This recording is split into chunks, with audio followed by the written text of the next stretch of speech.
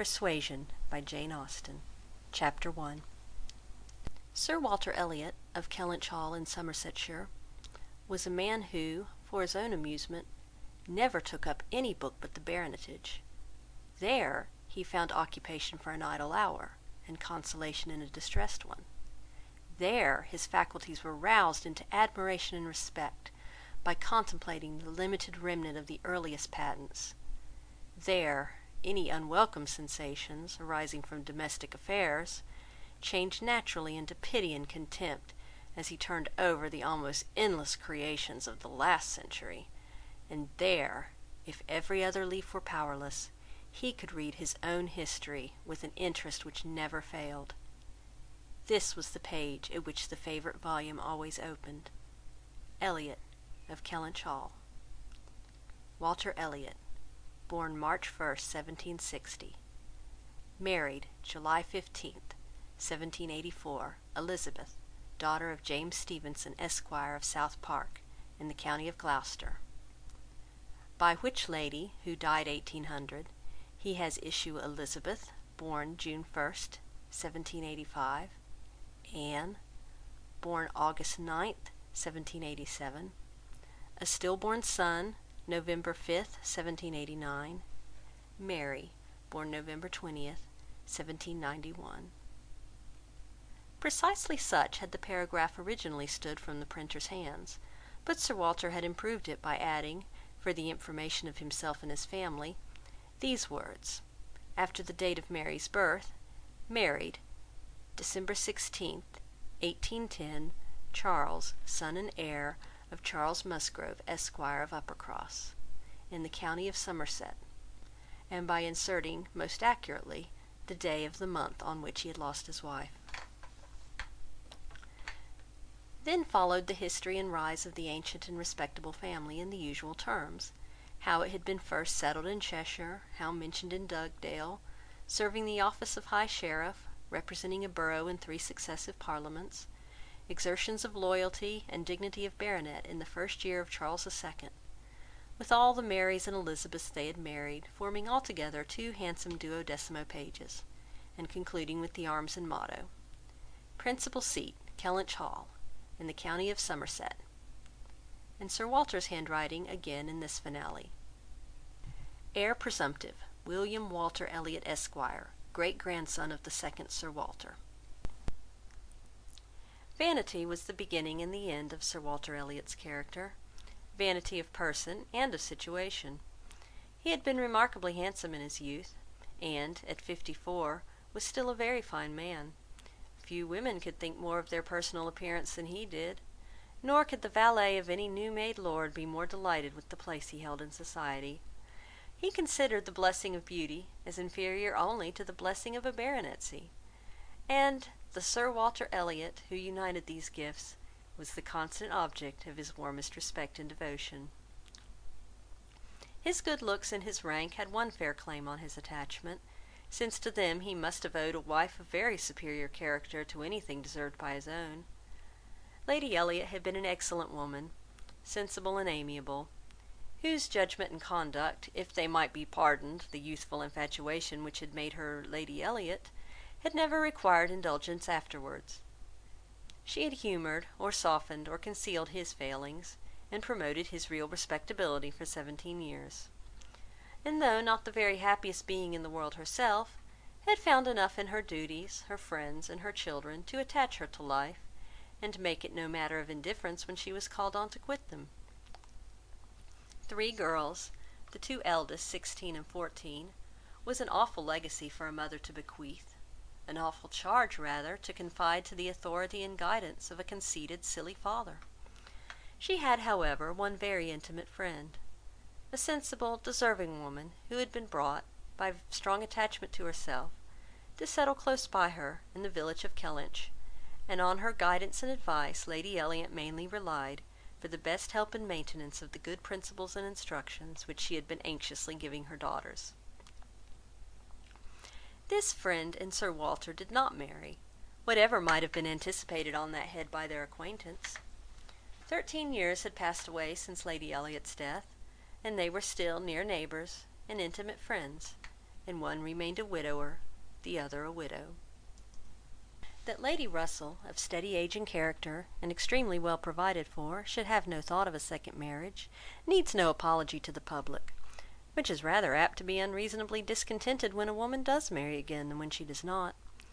But Sir Walter's continuing in singleness requires explanation. Be it known then, that Sir Walter, like a good father, having met with one or two private disappointments and very unreasonable applications, prided himself on remaining single for his dear daughter's sake. For one daughter, his eldest, he would really have given up anything which he had not been very much tempted to do.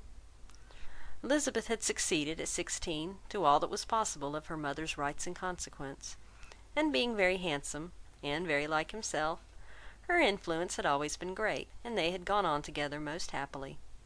His two other children were of very inferior value.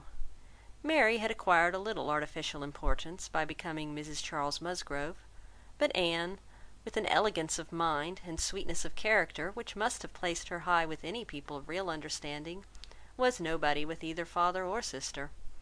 Her word had no weight, her convenience was always to give way.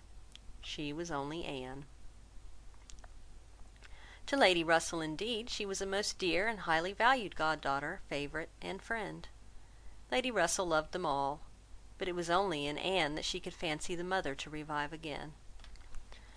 A few years before, Anne Elliot had been a very pretty girl, but her bloom had vanished early, and as even in its height her father had found little to admire in her, so totally different were her delicate features and mild dark eyes from his own, there could be nothing in them, now that she was faded and thin, to excite his esteem. He had never indulged much hope, he now had none, of ever reading her name in any other page of his favourite work. All equality of alliance must rest with Elizabeth. For Mary had merely connected herself with an old country family of respectability and large fortune, and had therefore given all the honour, and received none. Elizabeth would, one day or other, marry suitably. It sometimes happens that a woman is handsomer at 29 than she was 10 years before, and, generally speaking, if there has been neither ill health nor anxiety, it is a time of life at which scarcely any charm is lost. It was so with Elizabeth, still the same handsome Miss Elliot that she had begun to be 13 years ago, and Sir Walter might be excused, therefore, in forgetting her age, or, at least, be deemed only half a fool for thinking himself and Elizabeth as blooming as ever, amidst the wreck of the good looks of everybody else, for he could plainly see how old all the rest of his family and acquaintance were growing. Anne haggard, Mary coarse, every face in the neighbourhood worsting, and the rapid increase of the crow's foot about Lady Russell's temples had long been a distress to him. Elizabeth did not quite equal her father in personal contentment. 13 years had seen her mistress of Kellynch Hall, presiding and directing with a self-possession and decision which could never have given the idea of her being younger than she was. For 13 years had she been doing the honours, and laying down the domestic law at home, and leading the way to the chaise and four, and walking immediately after Lady Russell out of all the drawing-rooms and dining-rooms in the country. 13 winters revolving frosts had seen her opening every ball of credit which a scanty neighbourhood afforded, and 13 springs shewn their blossoms as she travelled up to London with her father for a few weeks' annual enjoyment of the great world. She had the remembrance of all this. She had the consciousness of being 29 to give her some regrets and some apprehensions. She was fully satisfied of being still quite as handsome as ever, but she felt her approach to the years of danger, and would have rejoiced to be certain of being properly solicited by baronet blood within the next 12 months or 2. Then might she again take up the book of books with as much enjoyment as in her early youth, but now she liked it not. Always to be presented with the date of her own birth, and see no marriage follow but that of a youngest sister, made the book an evil, and more than once, when her father had left it open on the table near her, had she closed it with averted eyes and pushed it away. She had had a disappointment, moreover, which that book, and especially the history of her own family, must ever present the remembrance of. The heir presumptive, the very William Walter Elliot, Esquire, whose rights had been so generously supported by her father, had disappointed her. She had, while a very young girl, as soon as she had known him to be, in the event of her having no brother, the future baronet, meant to marry him, and her father had always meant that she should. He had not been known to them as a boy, but soon after Lady Elliot's death Sir Walter had sought the acquaintance, and though his overtures had not been met with any warmth, he had persevered in seeking it, making allowance for the modest drawing back of youth, and, in one of their spring excursions to London, when Elizabeth was in her first bloom, Mr. Elliot had been forced into the introduction. He was at that time a very young man, just engaged in the study of the law, and Elizabeth had found him extremely agreeable, and every plan in his favour was confirmed. He was invited to Kellynch Hall, he was talked of and expected all the rest of the year, but he never came.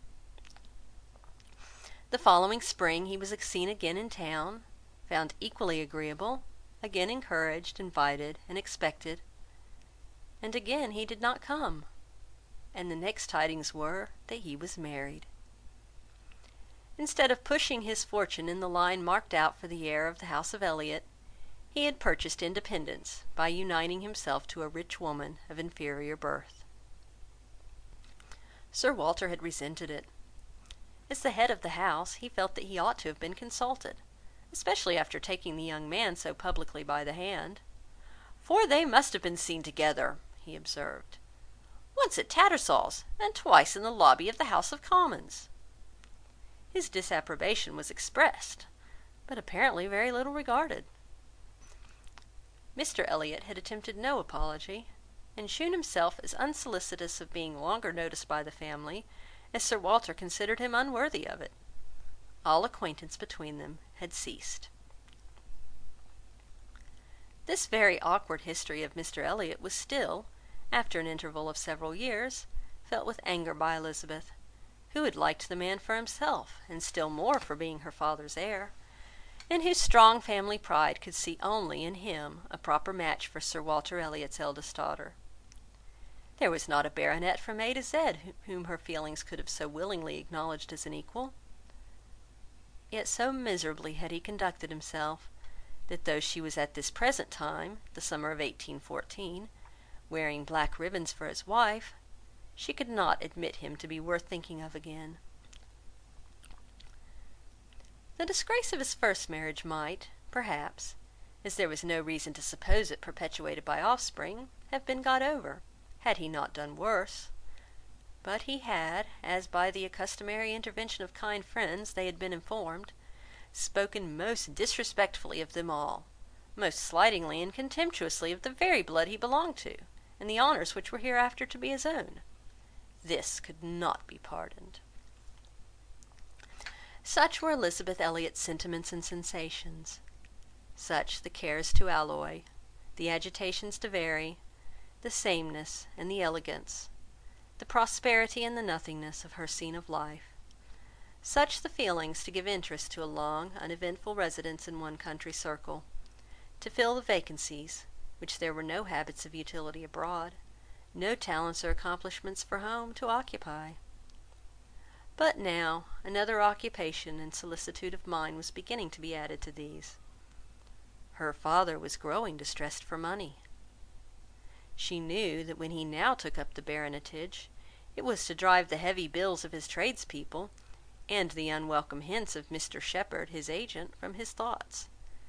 The Kellynch property was good, but not equal to Sir Walter's apprehension of the state required in its possessor. While Lady Elliot lived, there had been method, moderation, and economy, which had just kept him within his income, but with her had died all such right-mindedness, and from that period he had been constantly exceeding it. It had not been possible for him to spend less. He had done nothing but what Sir Walter Elliot was imperiously called on to do. But, blameless as he was not only growing dreadfully in debt, but was hearing of it so often that it became vain to attempt concealing it longer, even partially, from his daughter. He had given her some hints of it the last spring in town. He had gone so far even as to say, "Can we retrench? Does it occur to you that there is any one article in which we can retrench?" And Elizabeth, to do her justice, had, in the first ardour of female alarm, set seriously to think what could be done, and had finally proposed these two branches of economy: to cut off some unnecessary charities, and to refrain from new furnishing the drawing-room. To which expedient she had afterwards added the happy thought of their taking no present down to Anne, as had been the usual yearly custom.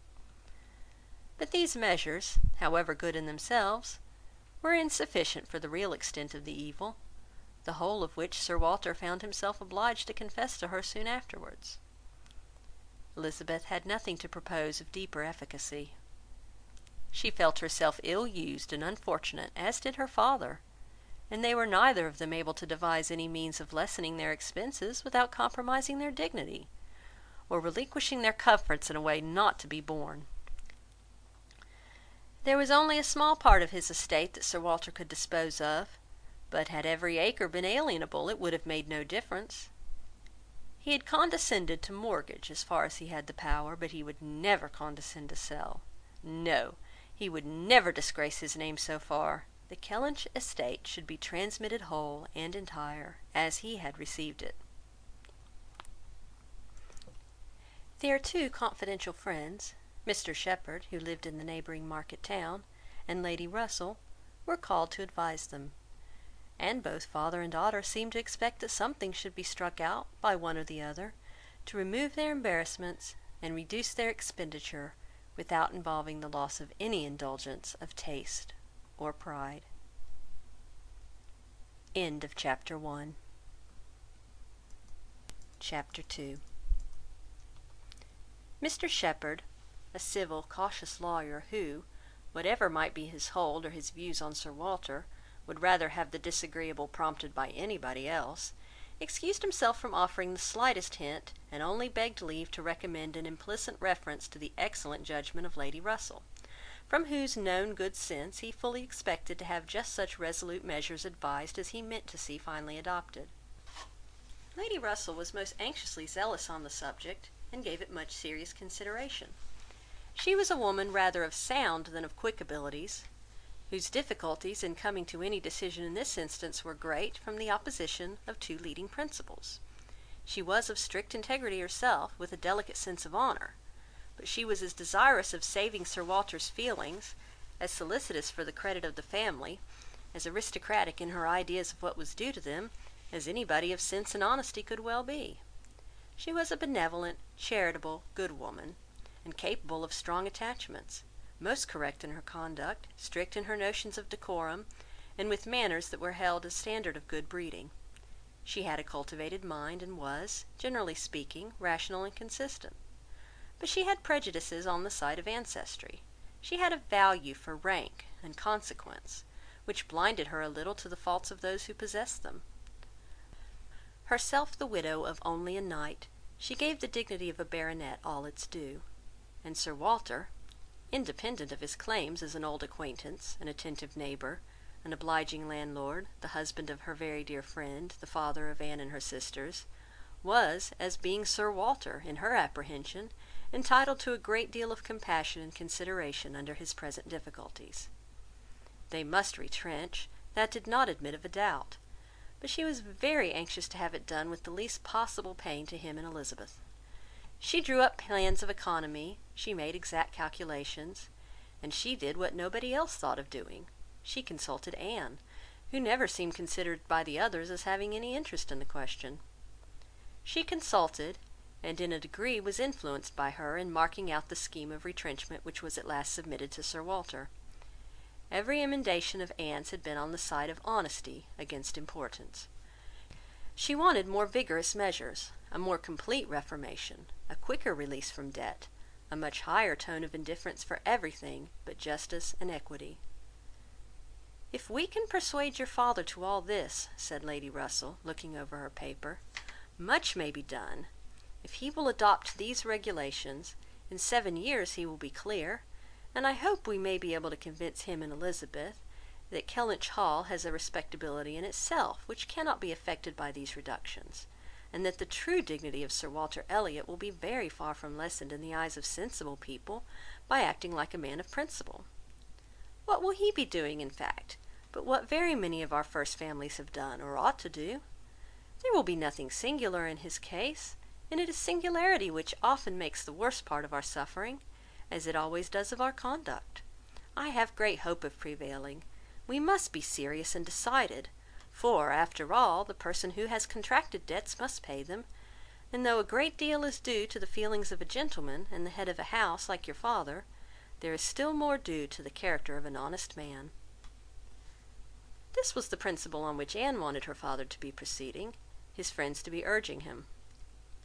She considered it as an act of indispensable duty to clear away the claims of creditors with all the expedition which the most comprehensive retrenchments could secure, and saw no dignity in anything short of it. She wanted it to be prescribed, and felt it as a duty. She rated Lady Russell's influence highly, and as to the severe degree of self-denial which her own conscience prompted, she believed there might be little more difficulty in persuading them to a complete than to half a reformation. Her knowledge of her father and Elizabeth inclined her to think that the sacrifice of one pair of horses would be hardly less painful than of both, and so on, through the whole list of Lady Russell's too gentle reductions. How Anne's more rigid requisitions might have been taken is of little consequence. Lady Russell's had no success at all. "Could not be put up with, were not to be borne." What? Every comfort of life knocked off? Journeys, London, servants, horses, table, contractions and restrictions everywhere.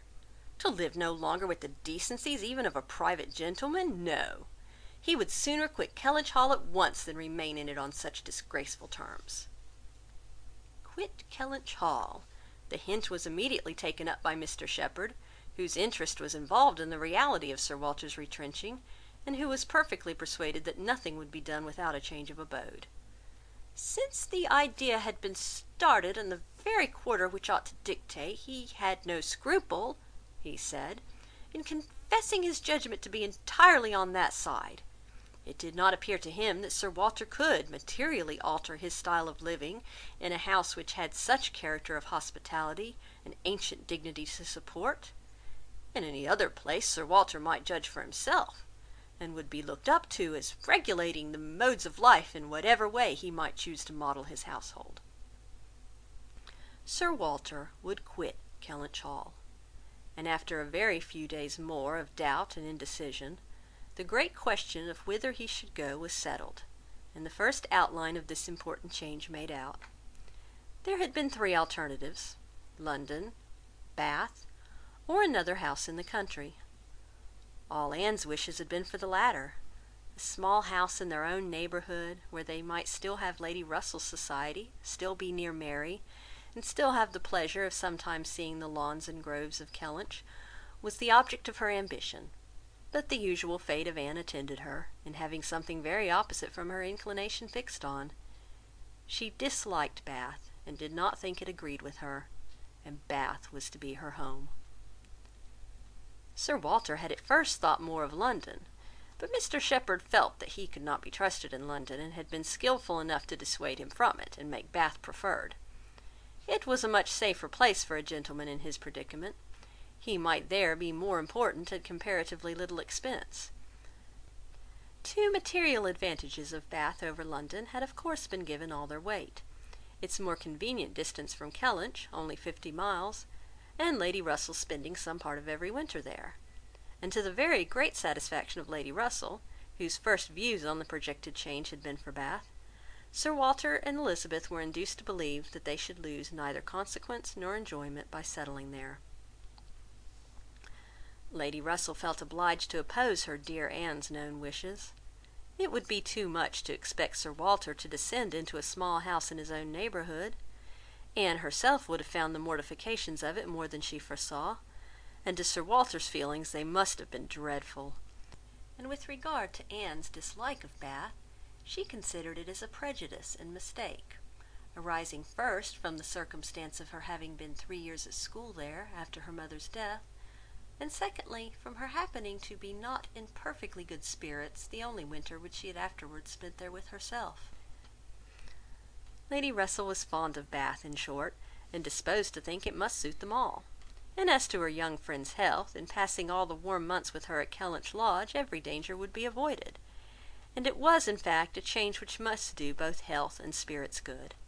Anne had been too little from home, too little seen. Her spirits were not high. A larger society would improve them. She wanted Anne to be more known. The undesirableness of any other house in the same neighbourhood for Sir Walter was certainly much strengthened by one part, and a very material part of the scheme, which had been happily engrafted on the beginning. He was not only to quit his home, but to see it in the hands of others, a trial of fortitude which stronger heads than Sir Walter's have found too much. Kellynch Hall was to be let. This, however, was a profound secret, not to be breathed beyond their own circle. Sir Walter could not have borne the degradation of being known to design letting his house. Mr Shepherd had once mentioned the word advertise, but never dared approach it again. Sir Walter spurned the idea of its being offered in any manner, forbade the slightest hint being dropped of his having such an intention, and it was only on the supposition of his being spontaneously solicited by some most unexceptionable applicant on his own terms, and as a great favour, that he would let it at all. How quick come the reasons for approving what we like! Lady Russell had another excellent one at hand for being extremely glad that Sir Walter and his family were to remove from the country. Elizabeth had been lately forming an intimacy which she wished to see interrupted. It was with the daughter of Mr Shepherd, who had returned, after an unprosperous marriage, to her father's house, with the additional burden of 2 children. She was a clever young woman, who understood the art of pleasing at least at Kellynch Hall, and who had made herself so acceptable to Miss Elliot as to have already been staying there more than once, in spite of all that Lady Russell, who thought it a friendship quite out of place, could hint of caution and reserve. Lady Russell, indeed, had scarcely any influence with Elizabeth, and seemed to love her rather because she would love her than because Elizabeth deserved it. She had never received from her more than outward attention, nothing beyond the observances of complaisance, had never succeeded in any point which she wanted to carry against previous inclination. She had been repeatedly very earnest in trying to get Anne included in the visit to London, sensibly open to all the injustice and all the discredit of the selfish arrangements which shut her out, and on many lesser occasions had endeavoured to give Elizabeth the advantage of her own better judgment and experience, but always in vain. Elizabeth would go her own way, and never had she pursued it in more decided opposition to Lady Russell than in this selection of Mrs Clay, turning from the society of so deserving a sister, to bestow her affection and confidence on one who ought to have been nothing to her but the object of distant civility. From situation, Mrs Clay was, in Lady Russell's estimate, a very unequal, and in her character she believed a very dangerous companion, and a removal that would leave Mrs Clay behind, and bring a choice of more suitable intimates within Miss Elliot's reach, was therefore an object of first-rate importance. End of Chapter 2. Chapter 3. "I must take leave to observe, Sir Walter," said Mr Shepherd one morning at Kellynch Hall, as he laid down the newspaper, "that the present juncture is much in our favour. This peace will be turning all the rich naval officers ashore. They will be all wanting a home.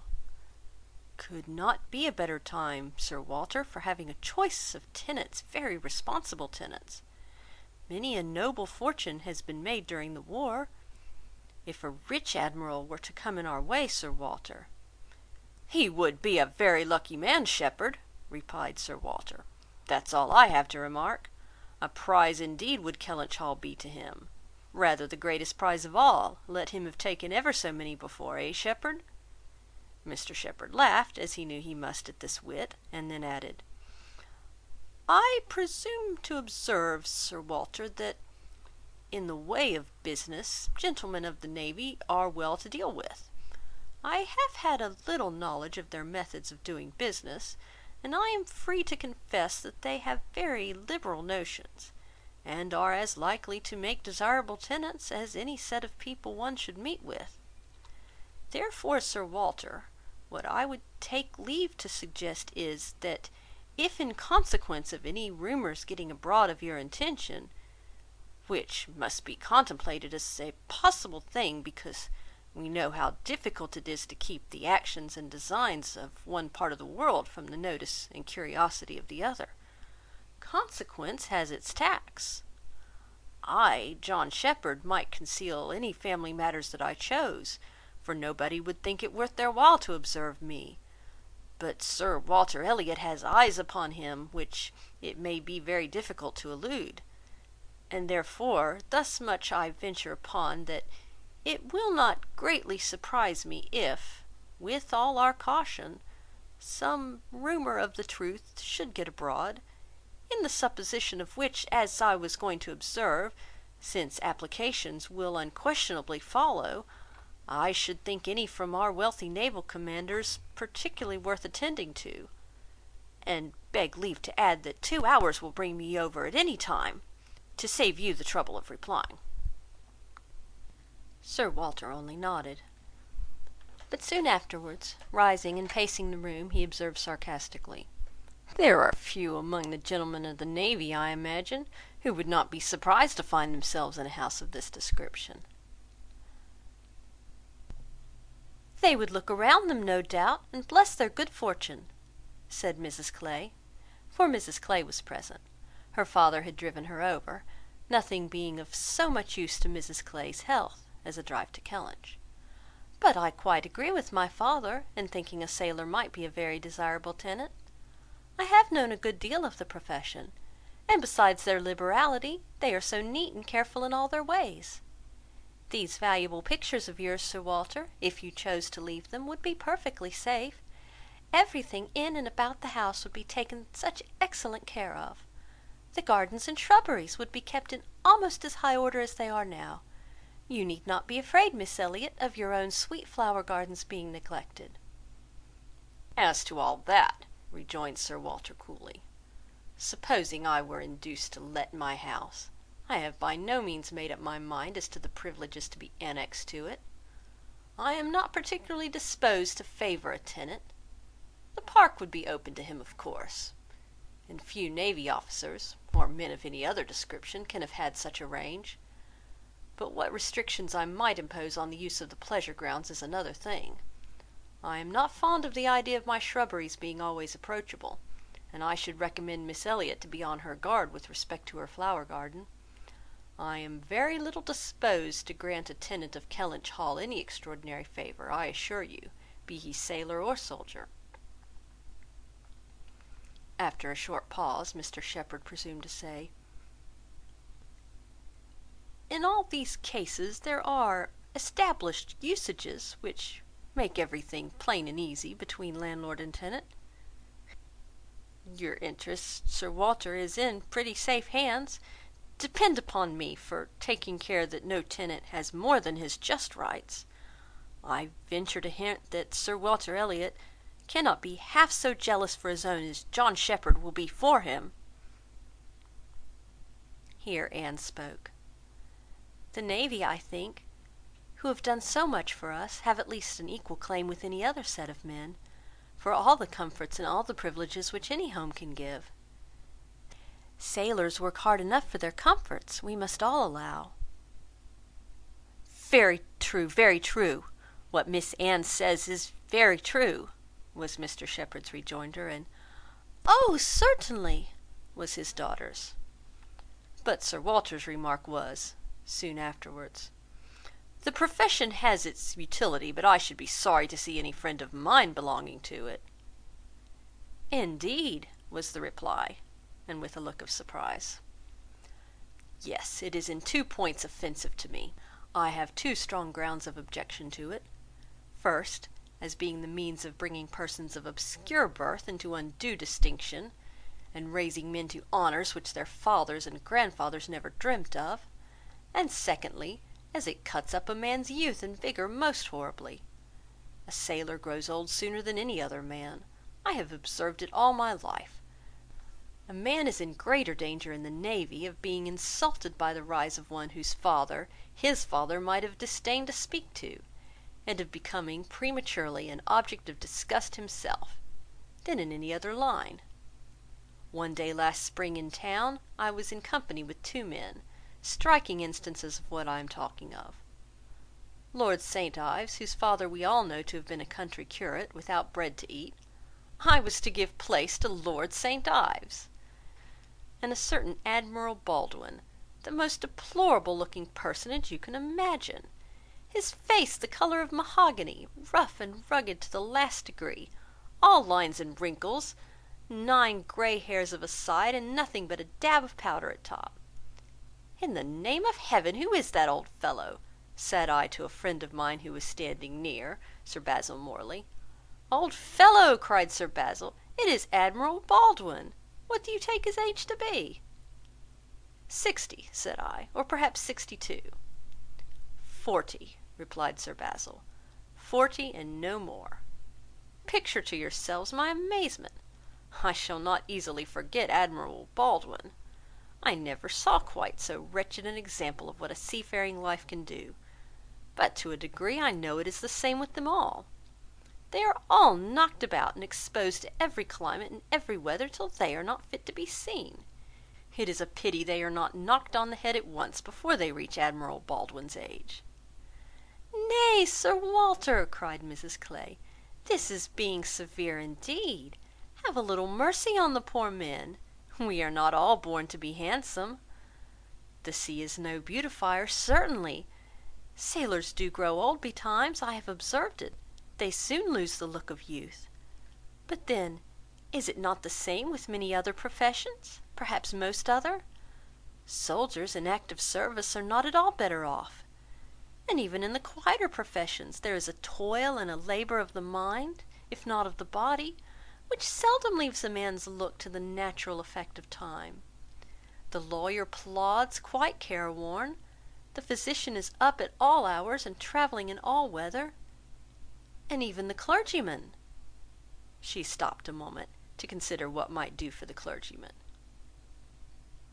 And even the clergyman, you know, is obliged to go into infected rooms, and expose his health and looks to all the injury of a poisonous atmosphere. In fact, as I have long been convinced, though every profession is necessary and honourable in its turn, it is only the lot of those who are not obliged to follow any, who can live in a regular way in the country, choosing their own hours, following their own pursuits, and living on their own property, without the torment of trying for more. It is only their lot, I say, to hold the blessings of health and a good appearance to the utmost. I know no other set of men but what lose something of their personableness when they cease to be quite young. It seemed as if Mr. Shepherd, in this anxiety to bespeak Sir Walter's good will towards a naval officer as tenant, had been gifted with foresight.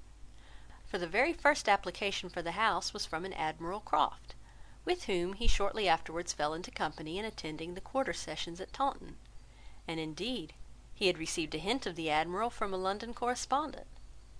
By the report which he hastened over to Kellynch to make, Admiral Croft was a native of Somersetshire, who, having acquired a very handsome fortune, was wishing to settle in his own country, and had come down to Taunton in order to look at some advertised places in that immediate neighbourhood, which, however, had not suited him. That accidentally hearing, "It was just as he had foretold," Mr. Shepherd observed. "Sir Walter's concerns could not be kept a secret." Accidentally hearing of the possibility of Kellynch Hall being to let, and understanding his, Mr. Shepherd's, connection with the owner, he had introduced himself to him in order to make the particular inquiries, and had, in the course of a pretty long conference, expressed as strong an inclination for the place as a man who knew it only by description could feel, and given Mr. Shepherd, in his explicit account of himself, every proof of his being a most responsible, eligible tenant. "And who is Admiral Croft?" was Sir Walter's cold, suspicious inquiry. Mr. Shepherd answered for his being of a gentleman's family, and mentioned a place, and Anne, after the little pause which followed, added, He is a rear admiral of the White. He was in the Trafalgar action, and has been in the East Indies since. He was stationed there, I believe, several years." "Then I take it for granted," observed Sir Walter, "that his face is about as orange as the cuffs and capes of my livery." Mr Shepherd hastened to assure him that Admiral Croft was a very hale, hearty, well-looking man, a little weather-beaten to be sure, but not much, and quite the gentleman in all his notions and behaviour, not likely to make the smallest difficulty about terms, only wanted a comfortable home, and to get into it as soon as possible, knew he must pay for his convenience, knew what rent a ready-furnished house of that consequence might fetch, should not have been surprised if Sir Walter had asked more, had inquired about the manor, would be glad of the deputation certainly, but made no great point of it, said he sometimes took out a gun, but never killed, quite the gentleman. Mr Shepherd was eloquent on the subject, pointing out all the circumstances of the Admiral's family which made him particularly desirable as a tenant. He was a married man, and without children, the very state to be wished for. A house was never taken good care of, Mr Shepherd observed, without a lady. He did not know whether furniture might not be in danger of suffering as much where there was no lady as where there were many children. A lady without a family was the very best preserver of furniture in the world. He had seen Mrs Croft too. She was at Taunton with the Admiral, and had been present almost all the time they were talking the matter over. "And a very well-spoken, genteel, shrewd lady she seemed to be," continued he. "Asked more questions about that house and terms and taxes than the Admiral himself, and seemed more conversant with business. And moreover, Sir Walter, I found she was not quite unconnected in this country, any more than her husband.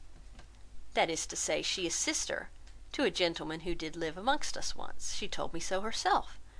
Sister to that gentleman who lived a few years back at Monkford. Bless me, what was his name?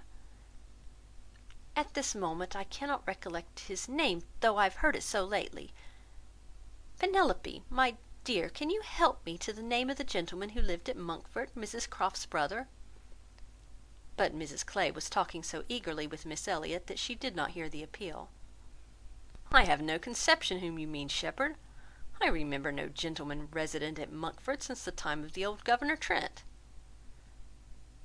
"Bless me, how very odd! I shall forget my own name soon, I suppose. A name that I am so very well acquainted with, knew the gentleman so well by sight, seen him 100 times, came to consult me once, I remember, about a trespass of one of his neighbours, farmer's man, breaking into his orchard. Walls torn down, apples stolen, caught in the fact, and afterwards, contrary to my judgment, submitted to an amicable compromise. Very odd indeed." After waiting another moment, "You mean Mr Wentworth, I suppose?"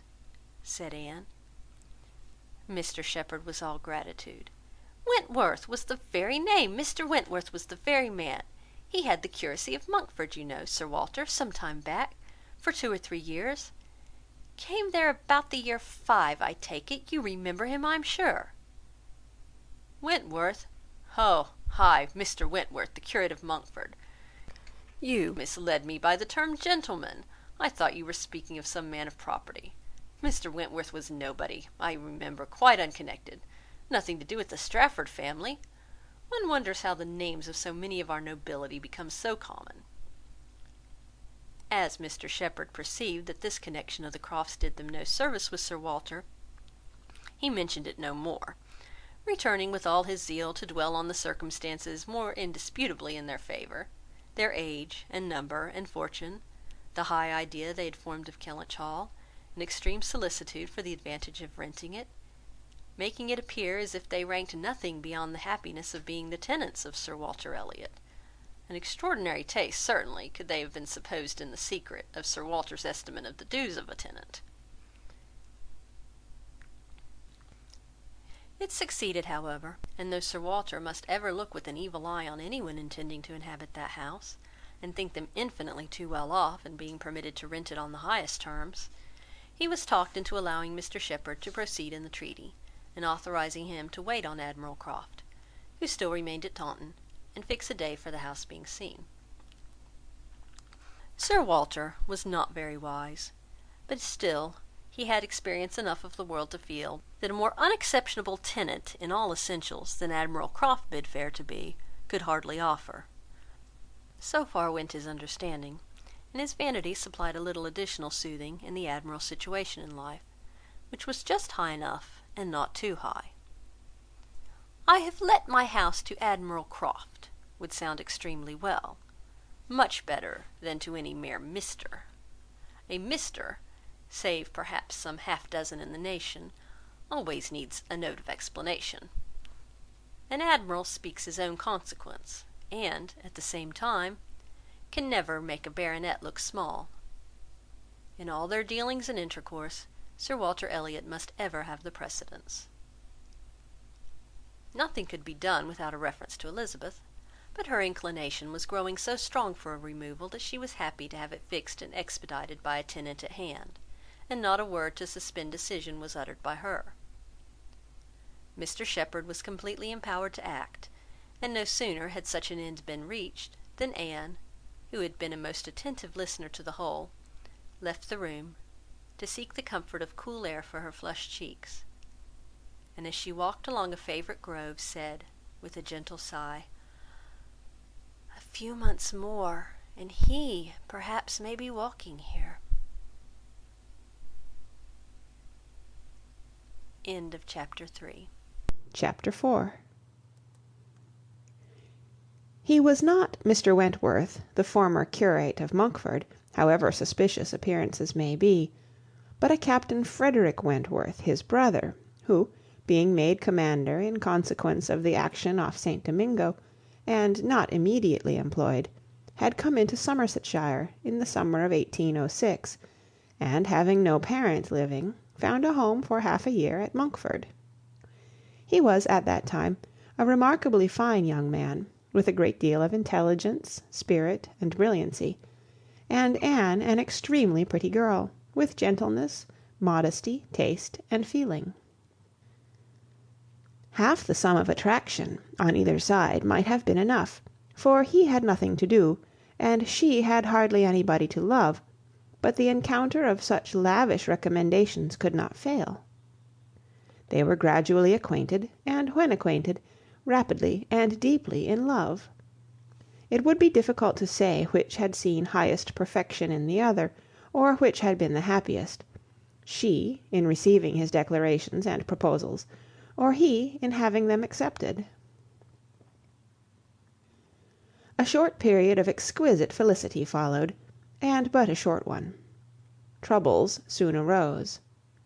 Sir Walter, on being applied to, without actually withholding his consent, or saying it should never be, gave it all the negative of great astonishment, great coldness, great silence, and a professed resolution of doing nothing for his daughter. He thought it a very degrading alliance, and Lady Russell, though with more tempered and pardonable pride, received it as a most unfortunate one. Anne Elliot, with all her claims of birth, beauty, and mind, to throw herself away at 19, involve herself at 19 in an engagement with a young man who had nothing but himself to recommend him, and no hopes of attaining affluence, but in the chances of a most uncertain profession, and no connections to secure even his farther rise in the profession, would be indeed a throwing away which she grieved to think of. Anne Elliot, so young, known to so few, to be snatched off by a stranger without alliance or fortune, or rather sunk by him into a state of most wearing, anxious, youth-killing dependence. It must not be, if by any fair interference of friendship, any representations from one who had almost a mother's love and mother's rights, it would be prevented. Captain Wentworth had no fortune. He had been lucky in his profession, but spending freely what had come freely, had realized nothing. But he was confident that he should soon be rich. Full of life and ardour, he knew that he should soon have a ship, and soon be on a station that would lead to everything he wanted. He had always been lucky. He knew he should be so still. Such confidence, powerful in its own warmth, and bewitching in the wit which often expressed it, must have been enough for Anne. But Lady Russell saw it very differently. His sanguine temper and fearlessness of mind operated very differently on her. She saw in it but an aggravation of the evil. It only added a dangerous character to himself. He was brilliant. He was headstrong. Lady Russell had little taste for wit, and of anything approaching to imprudence a horror. She deprecated the connection in every light. Such opposition as these feelings produced was more than Anne could combat. Young and gentle as she was, it might yet have been possible to withstand her father's ill will, though unsoftened by one kind word or look on the part of her sister, but Lady Russell, whom she had always loved and relied on, could not, with such steadiness of opinion, and such tenderness of manner, be continually advising her in vain. She was persuaded to believe the engagement a wrong thing, indiscreet, improper, hardly capable of success, and not deserving it. But it was not a merely selfish caution under which she acted in putting an end to it. Had she not imagined herself consulting his good even more than her own, she could hardly have given him up. The belief of being prudent and self-denying, principally for his advantage, was her chief consolation under the misery of a parting, a final parting, and every consolation was required, for she had to encounter all the additional pain of opinions on his side, totally unconvinced and unbending, and of his feeling himself ill-used by so forced a relinquishment. He had left the country in consequence. A few months had seen the beginning and the end of their acquaintance, but not with a few months ended Anne's share of suffering from it.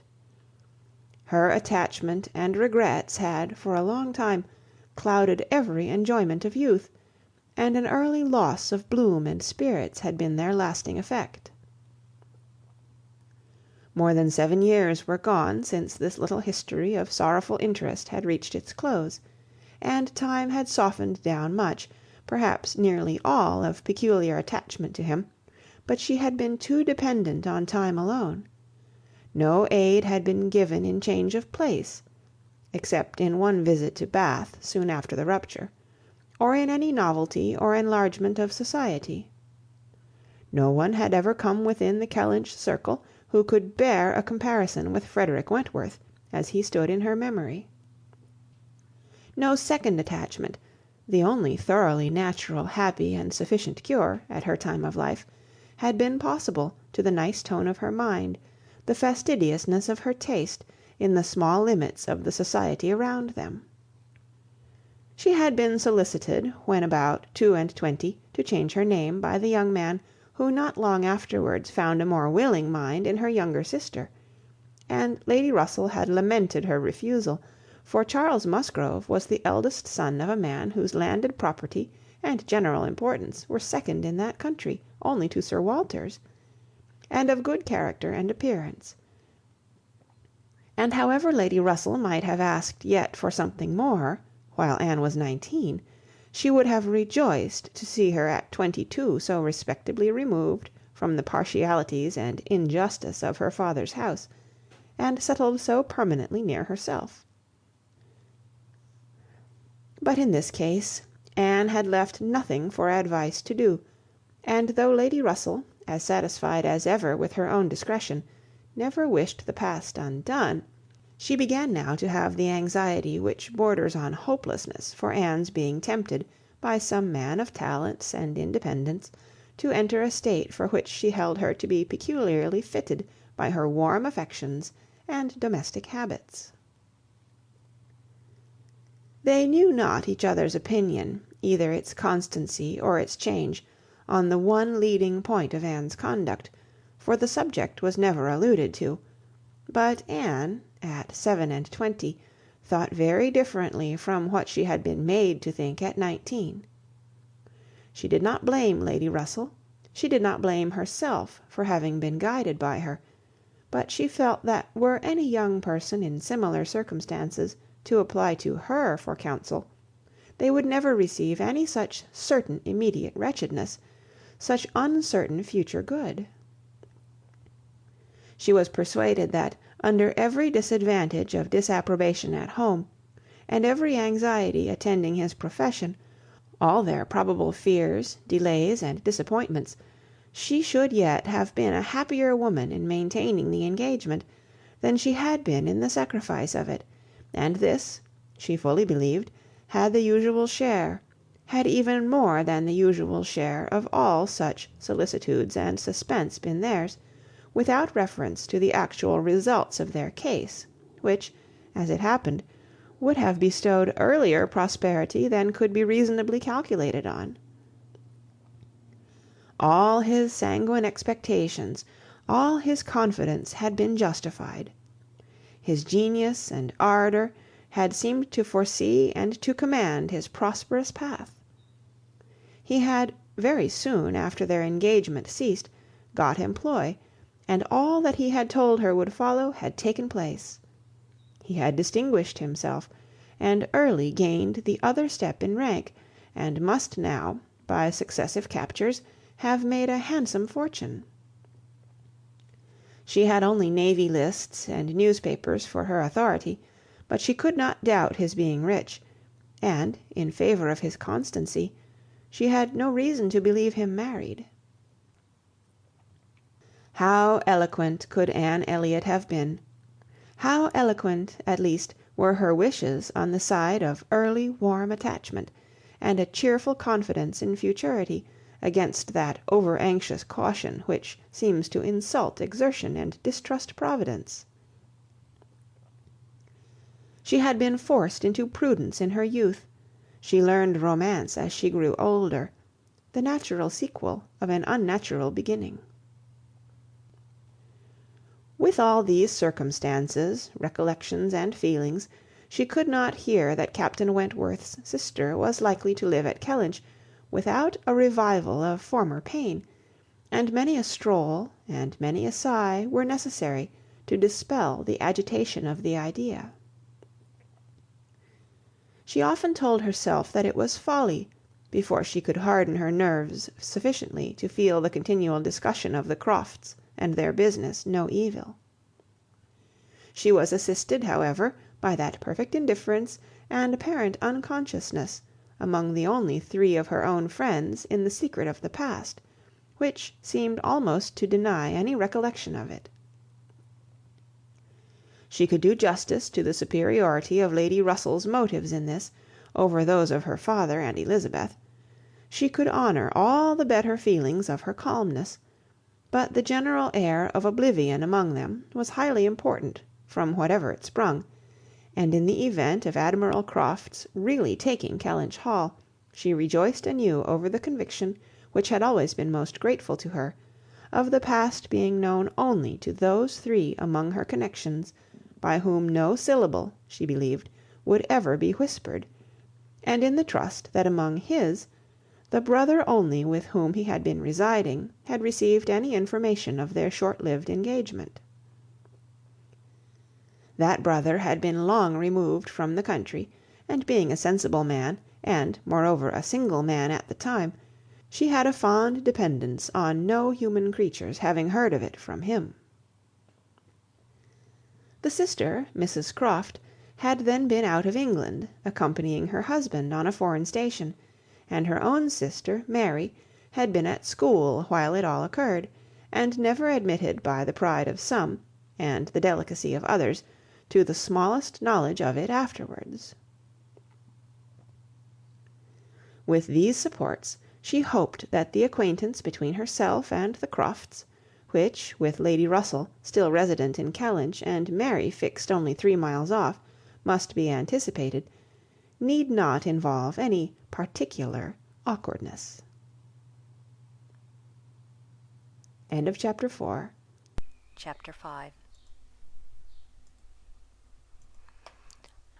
On the morning appointed for Admiral and Mrs Croft's seeing Kellynch Hall, Anne found it most natural to take her almost daily walk to Lady Russell's, and keep out of the way till all was over, when she found it most natural to be sorry she had missed the opportunity of seeing them. This meeting of the two parties proved highly satisfactory, and decided the whole business at once. Each lady was previously well disposed for an agreement, and saw nothing therefore but good manners in the other, and with regard to the gentleman, there was such a hearty good humour, such an open, trusting liberality on the Admiral's side, as could not but influence Sir Walter, who had besides been flattered into his very best and most polished behaviour by Mr Shepherd's assurances of his being known, by report, to the Admiral as a model of good breeding. The house and grounds and furniture were approved, the Crofts were approved, terms, times, everything and everybody was right, and Mr Shepherd's clerks were set to work, without there having been a single preliminary difference to modify all of that this indenture sheweth. Sir Walter, without hesitation, declared the Admiral to be the best-looking sailor he had ever met with, and went so far as to say, that if his own man might have had the arranging of his hair, he should not be ashamed of being seen with him anywhere.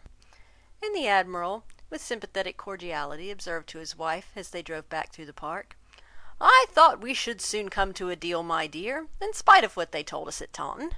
The Baronet will never set the Thames on fire, but there seems to be no harm in him." Reciprocal compliments, which would have been esteemed about equal. The Crofts were to have possession at Michaelmas, and as Sir Walter proposed removing to Bath in the course of the preceding month, there was no time to be lost in making every dependent arrangement. Lady Russell, convinced that Anne would not be allowed to be of any use or any importance in the choice of the house which they were going to secure, was very unwilling to have her hurried away so soon, and wanted to make it possible for her to stay behind till she might convey her to Bath herself after Christmas. But having engagements of her own which must take her from Kellynch for several weeks, she was unable to give the full invitation she wished, and Anne, though dreading the possible heats of September and all the white glare of Bath, and grieving to forego all the influence of so sweet and so sad of the autumnal months in the country, did not think that, everything considered, she wished to remain. It would be most right and most wise, and therefore must involve least suffering, to go with the others. Something occurred, however, to give her a different duty. Mary, often a little unwell, and always thinking a great deal of her own complaints, and always in the habit of claiming Anne when anything was the matter, was indisposed, and foreseeing that she should not have a day's health in all the autumn, entreated, or rather required her, for it was hardly entreaty, to come to Uppercross Cottage, and bear her company as long as she should want her, instead of going to Bath. "I cannot possibly do without Anne," was Mary's reasoning, and Elizabeth's reply was, "Then I'm sure Anne had better stay, for nobody will want her in Bath." To be claimed as a good, though in an improper style, is at least better than being rejected as no good at all, and Anne, glad to be thought of some use, glad to have anything marked out as a duty, and certainly not sorry to have the scene of it in the country, and her own dear country, readily agreed to stay. This invitation of Mary's removed all Lady Russell's difficulties, and it was consequently soon settled that Anne should not go to Bath till Lady Russell took her, and that all the intervening time should be divided between Uppercross Cottage and Kellynch Lodge.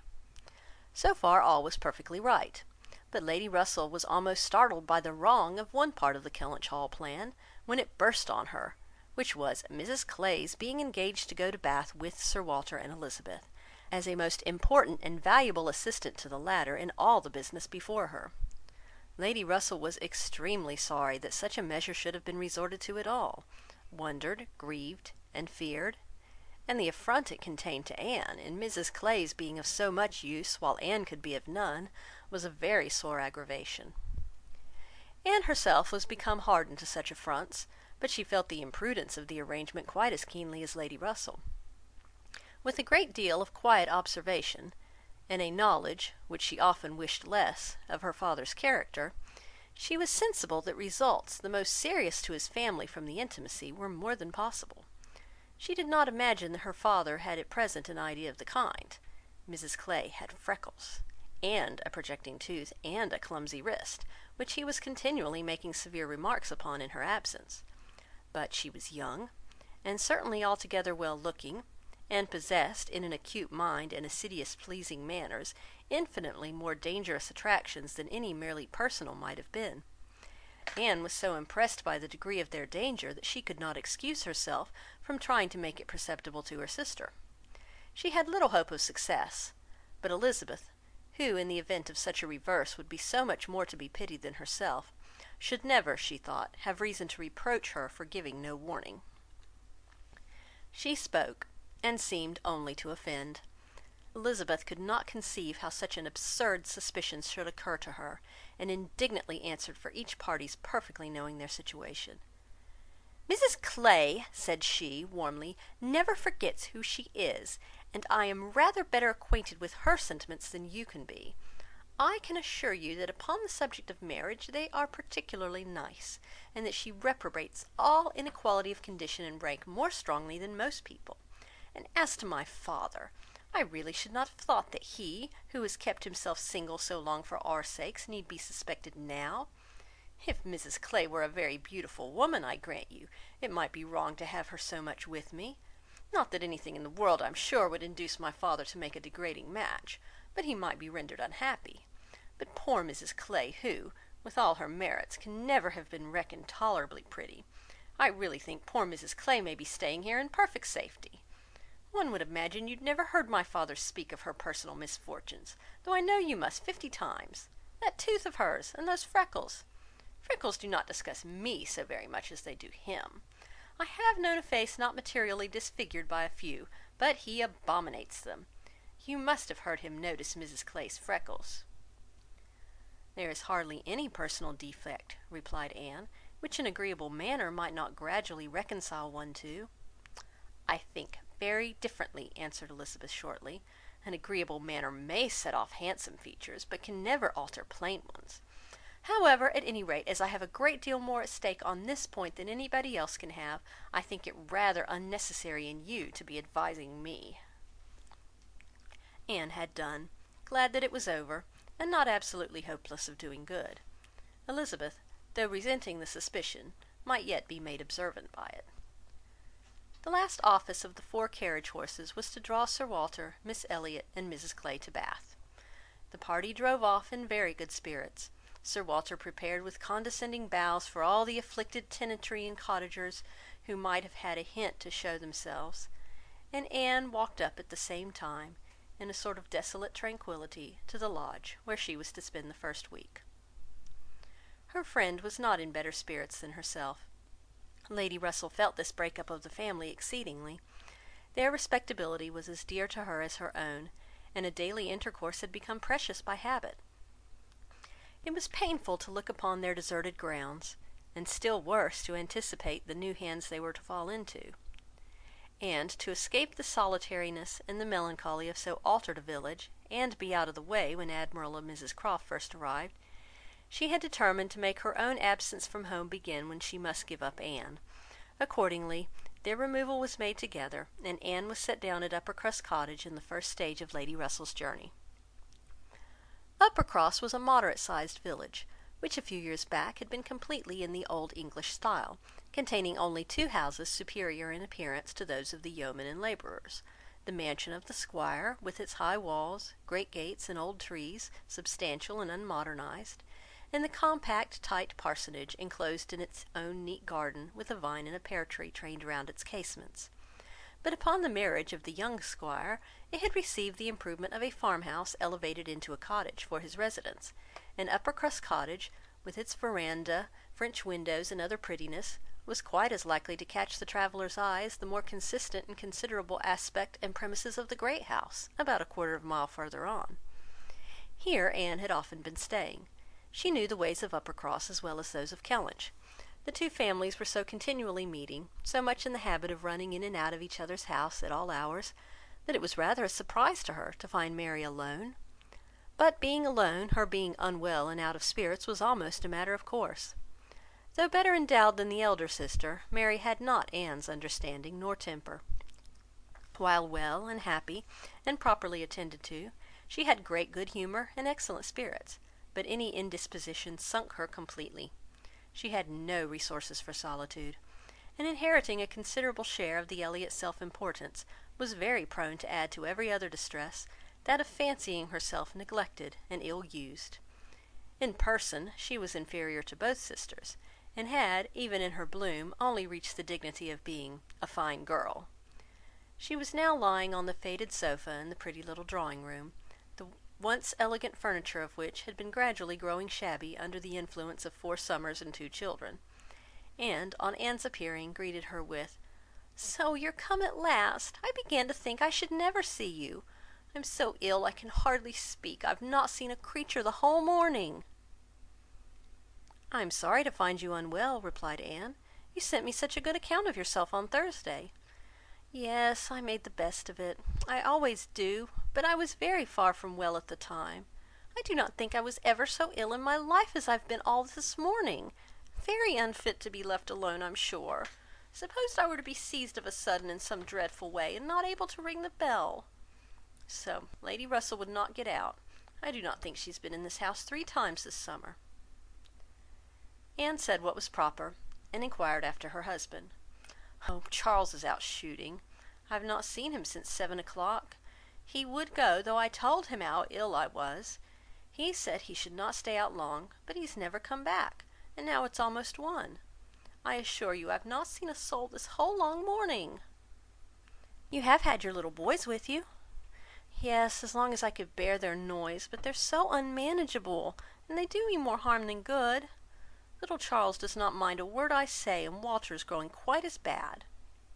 "Well, you will soon be better now," replied Anne cheerfully. "You know I always cure you when I come. How are your neighbours at the great house?" "I can give you no account of them. I have not seen one of them to-day, except Mr Musgrove, who just stopped and spoke through the window, but without getting off his horse. And though I told him how ill I was, not one of them have been near me.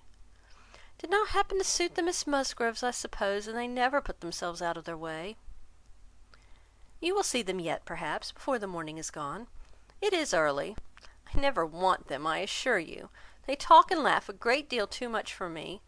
Oh, Anne, I am so very unwell. It was quite unkind of you not to come on Thursday."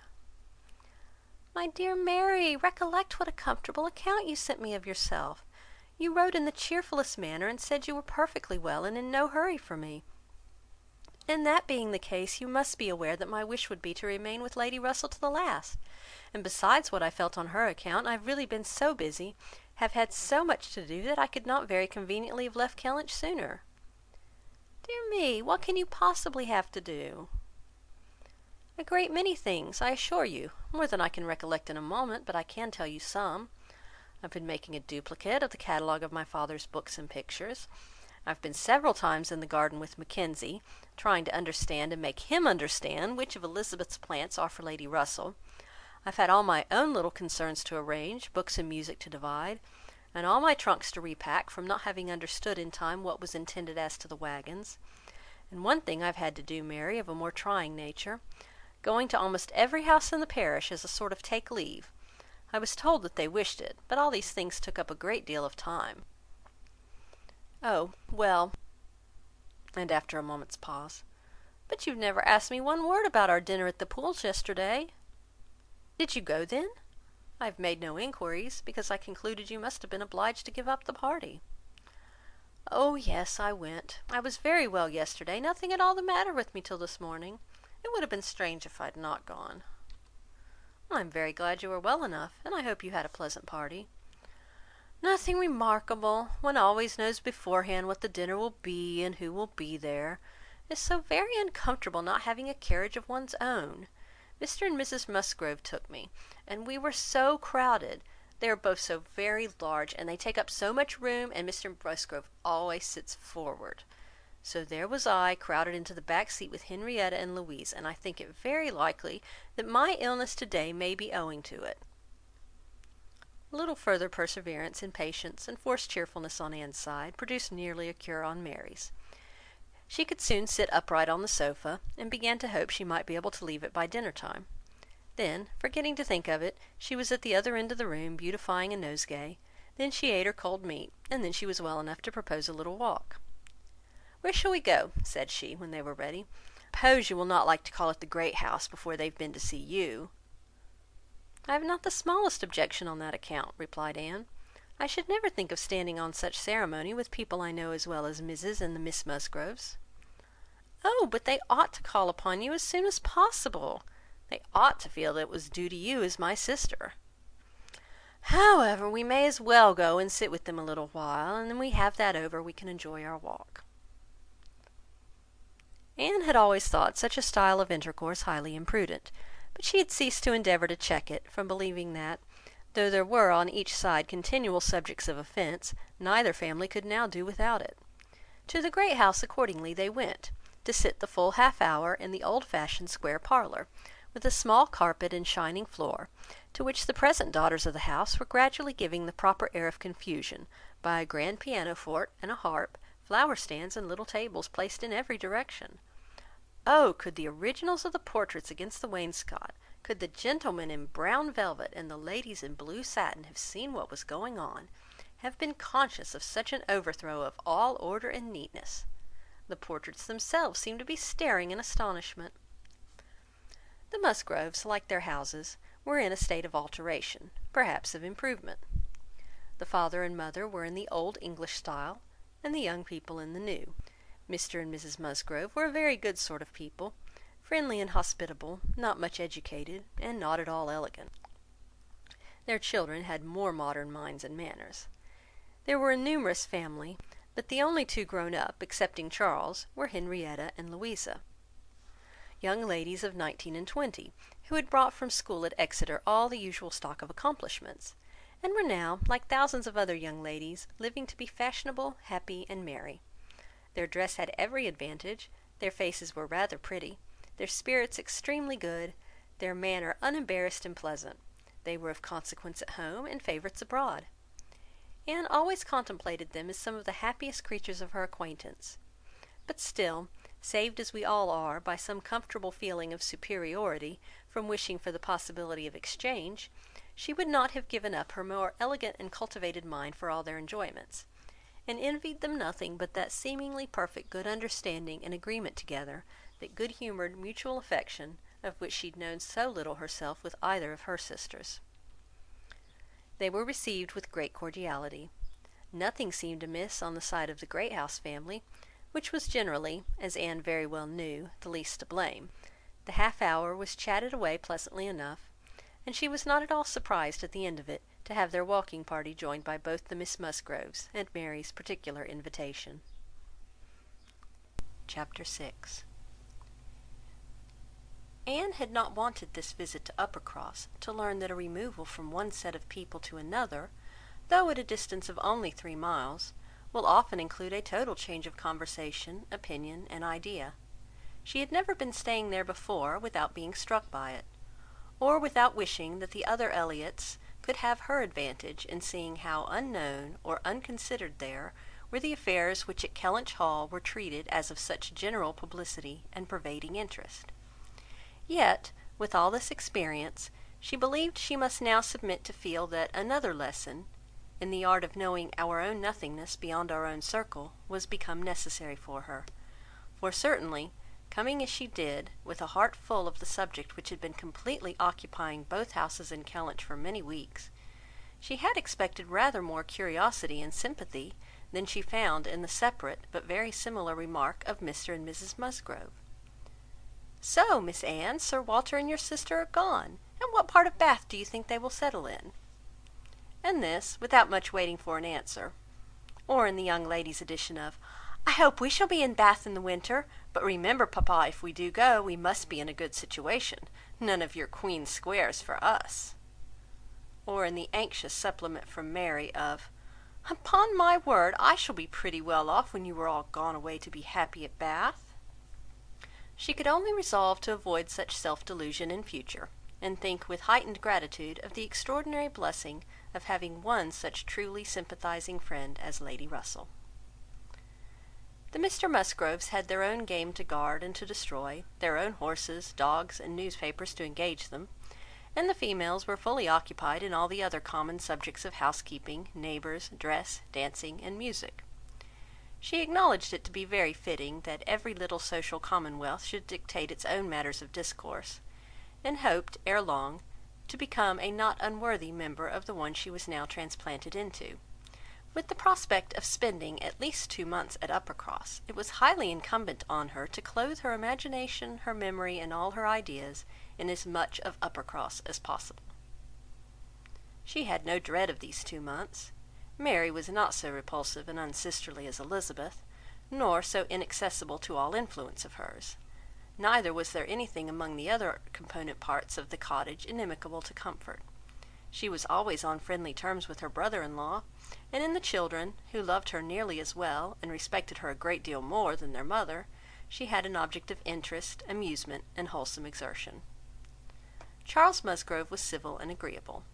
In sense and temper he was undoubtedly superior to his wife, but not of powers or conversation or grace to make the past, as they were connected together, at all a dangerous contemplation; though, at the same time, Anne could believe, with Lady Russell, that a more equal match might have greatly improved him, and that a woman of real understanding might have given more consequence to his character, and more usefulness, rationality, and elegance to his habits and pursuits.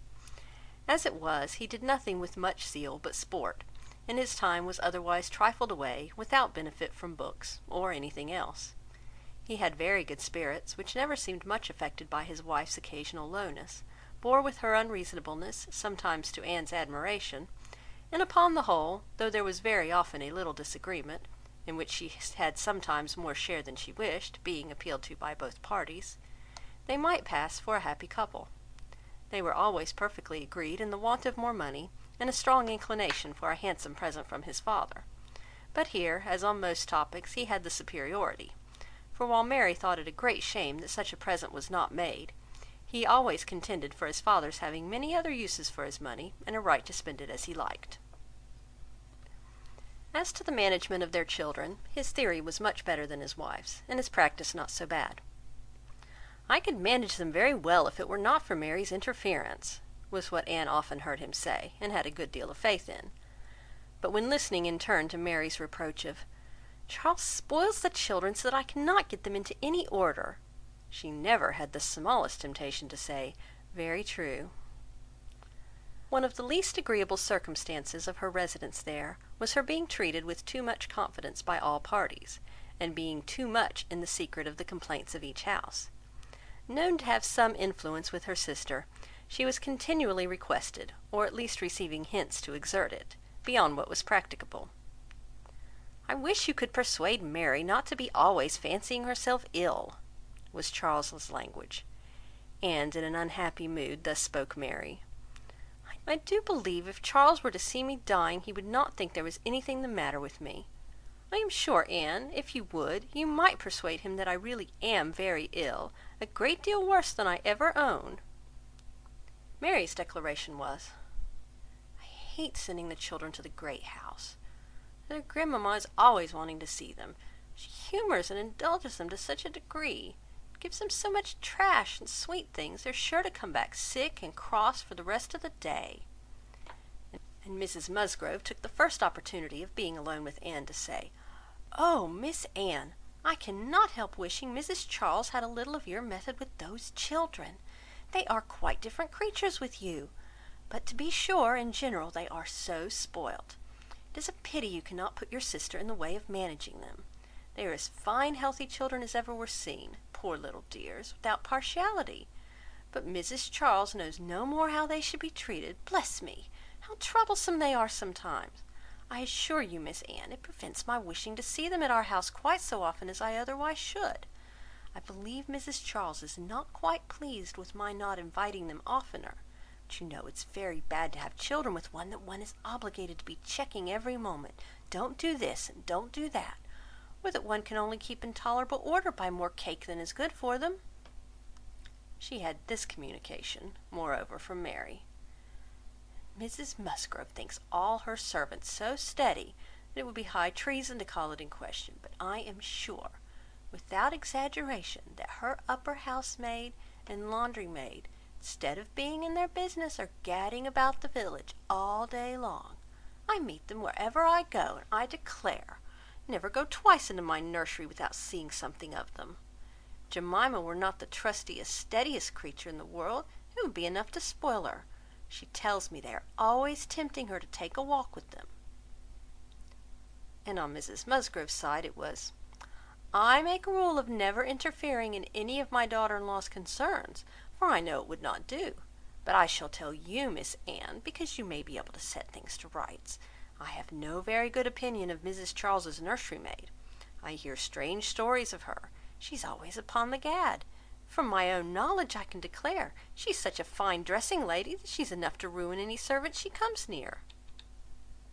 Mrs Charles quite swear by her, I know, but I just give you this hint, that you may be upon the watch, because if you see anything amiss, you need not be afraid of mentioning it." Again it was Mary's complaint that Mrs Musgrove was very apt not to give her the precedence that was her due, when they dined at the great house with other families. She did not see any reason why she was to be considered so much at home as to lose her place. And one day, when Anne was walking with only the Musgroves, one of them, after talking of rank, people of rank, and jealousy of rank, said, "I have no scruple of observing to you how nonsensical some persons are about their place, because all the world knows how easy and indifferent you are about it. I wish anybody could give Mary a hint that it would be a great deal better if she were not so very tenacious, especially if she would not be always putting herself forward to take place of mamma. Nobody doubts her right to have precedence of mamma, but it would be more becoming in her not to be always insisting on it. It's not that mamma cares about it least in the world, but I know it is taken notice of by many persons." How was Anne to set all these matters to rights? She could do little more than listen patiently, soften every grievance, and excuse each to the other, give them all hints of the forbearance necessary between such near neighbours, and make those hints broadest which were meant for her sister's benefit. In all other respects her visit began and proceeded very well. Her own spirits improved by change of place and subject, by being removed 3 miles from Kellynch. Mary's ailments lessened by having a constant companion, and their daily intercourse with the other family, since there was neither superior affection, confidence, nor employment in the cottage to be interrupted by it, was rather an advantage. It was certainly carried nearly as far as possible, for they met every morning, and hardly ever spent an evening asunder. But she believed they should not have done so well without the sight of Mr and Mrs Musgrove's respectable forms in their usual places, or without the talking, laughing, and singing of their daughters. She played a great deal better than either of the Miss Musgroves, but having no voice, no knowledge of the harp, and no fond parents to sit by and fancy themselves delighted, her performance was little thought of, only out of civility, or to refresh the others, as she was well aware. She knew that when she played she was giving pleasure only to herself, but this was no new sensation. Excepting one short period of her life, she had never, since the age of 14, never since the loss of her dear mother, known the happiness of being listened to, or encouraged by any just appreciation or real taste. In music, she had been always used to feel alone in the world, and Mr and Mrs Musgrove's fond partiality for their own daughter's performance, and total indifference to any other person's, gave her much more pleasure for their sakes than mortification for her own. The party at the great house was sometimes increased by other company. The neighbourhood was not large, but the Musgroves were visited by everybody, and had more dinner parties, and more callers, more visitors by invitation and by chance, than any other family. They were more completely popular. The girls were wild for dancing, and the evenings ended, occasionally, in an unpremeditated little ball. There was a family of cousins within a walk of Uppercross, in less affluent circumstances, who depended on the Musgroves for all their pleasures.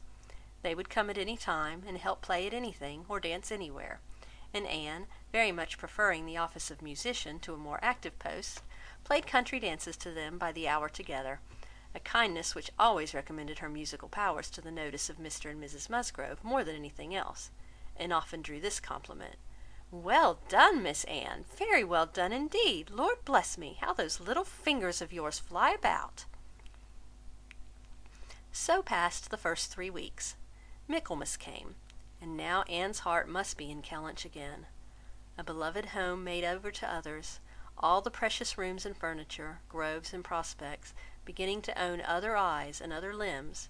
She could not think of much else on the 29th of September, and she had this sympathetic touch in the evening from Mary, who, on having occasion to note down the day of the month, exclaimed, "Dear me! Is not this the day the Crofts were to come to Kellynch? I'm glad I did not think of it before. How low it makes me!" The Crofts took possession with true naval alertness, and were to be visited. Mary deplored the necessity for herself. Nobody knew how much she should suffer. She should put it off as long as she could. But was not easy till she had talked Charles into driving her over on an early day, and was in a very animated, comfortable state of imaginary agitation when she came back. Anne had very sincerely rejoiced in there being no means of her going. She wished, however, to see the Crofts, and was glad to be within when the visit was returned. They came. The master of the house was not at home, but the two sisters were together, and as it chanced that Mrs Croft fell to the share of Anne, while the Admiral sat by Mary and made himself very agreeable by his good-humoured notice of her little boys, she was very well able to watch for a likeness, and if it failed her in the features, to catch it in the voice, or in the turn of sentiment and expression. Mrs Croft, though neither tall nor fat, had a squareness, uprightness, and vigour of form which gave importance to her person. She had bright dark eyes, good teeth, and altogether an agreeable face, though her reddened and weather-beaten complexion, the consequence of her having been almost as much at sea as her husband, made her seem to have lived some years longer in the world than her real 38. Her manners were open, easy, and decided, like one who had no distrust of herself, and no doubts of what to do, without any approach to coarseness, however, or any want of good humour.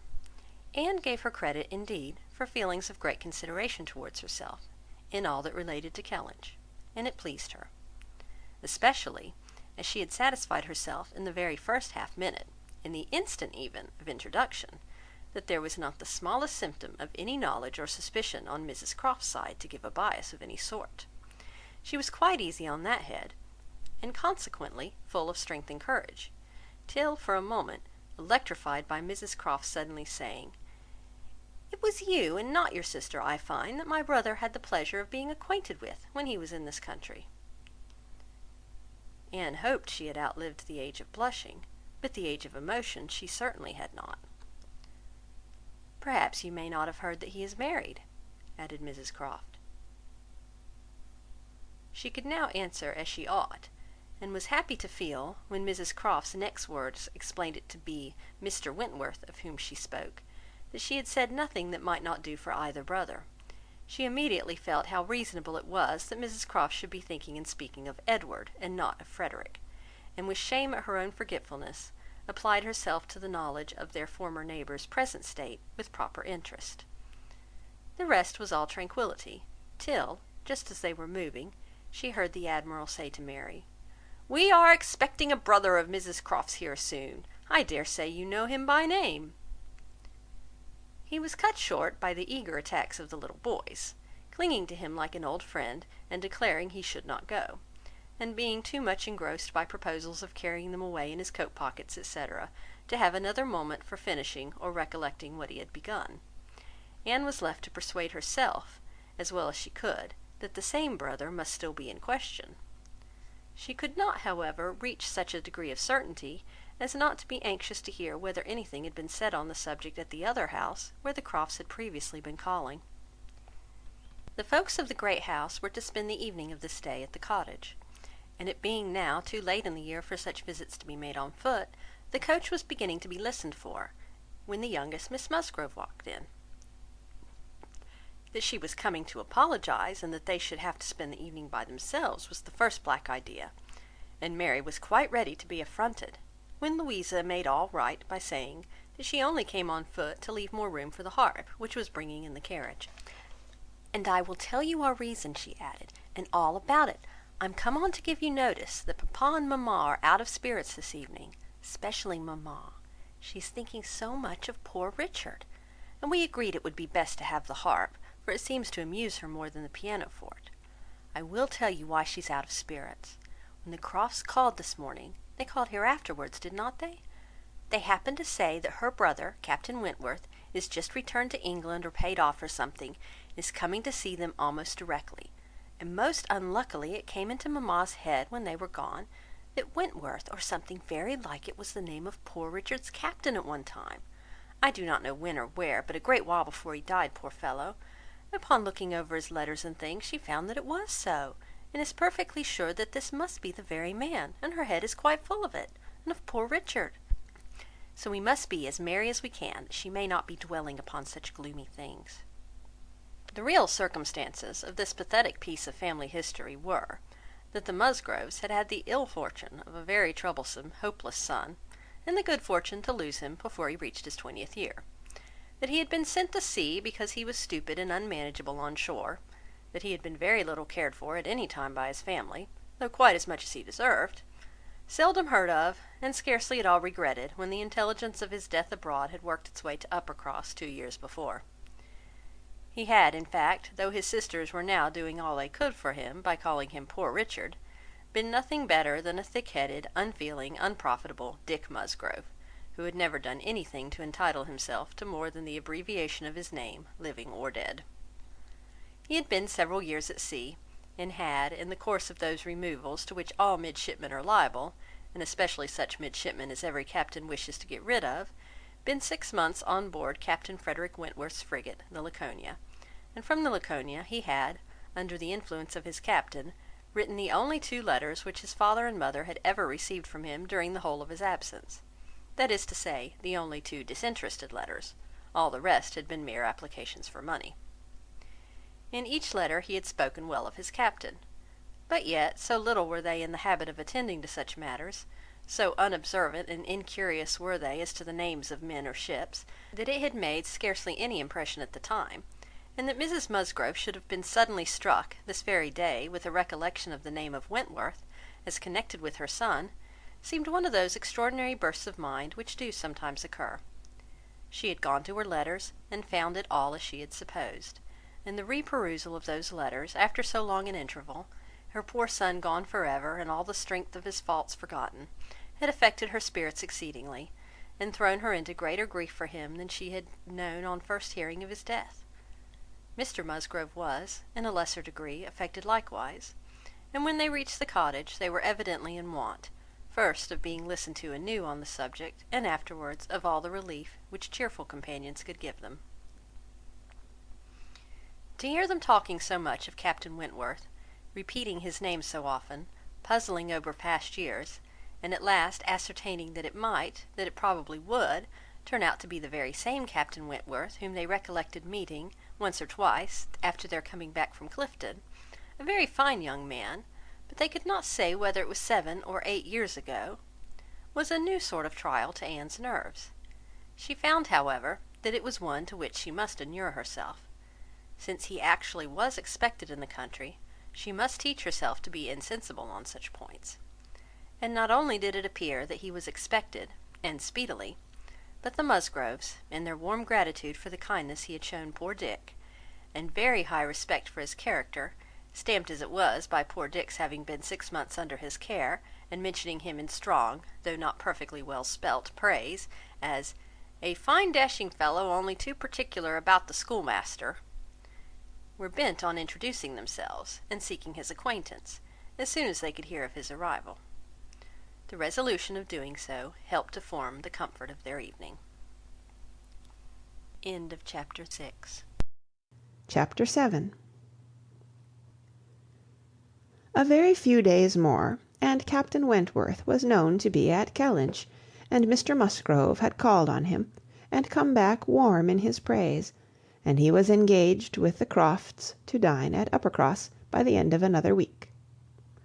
It had been a great disappointment to Mr Musgrove to find that no earlier day could be fixed, so impatient was he to show his gratitude by seeing Captain Wentworth under his own roof, and welcoming him to all that was strongest and best in his cellars. But a week must pass, only a week in Anne's reckoning, and then she supposed they must meet, and soon she began to wish that she could feel secure even for a week. Captain Wentworth made a very early return to Mr Musgrove's civility, and she was all but calling there in the same half hour. She and Mary were actually setting forward for the great house, where, as she afterwards learnt, they must inevitably have found him, when they were stopped by the eldest boy's being at that moment brought home in consequence of a bad fall. The child's situation put the visit entirely aside, but she could not hear of her escape with indifference, even in the midst of the serious anxiety which they afterwards felt on his account. His collar-bone was found to be dislocated, and such injury received in the back as roused the most alarming ideas. It was an afternoon of distress, and Anne had everything to do at once: the apothecary to send for, the father to have pursued and informed, the mother to support and keep from hysterics, the servants to control, the youngest child to banish, and the poor suffering one to attend and soothe, besides sending, as soon as she recollected it, proper notice to the other house, which brought her an accession rather of frightened enquiring companions than of very useful assistants. Her brother's return was the first comfort. He could take best care of his wife, and the second blessing was the arrival of the apothecary. Till he came and had examined the child, their apprehensions were the worse for being vague. They suspected great injury, but knew not where. But now the collar-bone was soon replaced, and though Mr. Robinson felt, and rubbed, and looked grave, and spoke low words both to the father and the aunt, still they were all to hope the best, and to be able to part and eat their dinner in tolerable ease of mind. And then it was, just before they parted, that the two young aunts were able so far to digress from their nephew's state as to give the information of Captain Wentworth's visit, staying 5 minutes behind their father and mother, to endeavour to express how perfectly delighted they were with him, how much handsomer, how infinitely more agreeable they thought him than any individual among their male acquaintance, who had been at all a favourite before. How glad they had been to hear papa invite him to stay dinner, how sorry when he said it was quite out of his power, and how glad again when he had promised, in reply to papa and mamma's farther pressing invitations, to come and dine with them on the morrow, actually on the morrow, and he had promised it in so pleasant a manner, as if he felt all the motive of their attention just as he ought. And in short, he had looked and said everything with such exquisite grace, that they could assure them all, their heads were both turned by him, and off they ran, quite as full of glee as of love, and apparently more full of Captain Wentworth than of little Charles.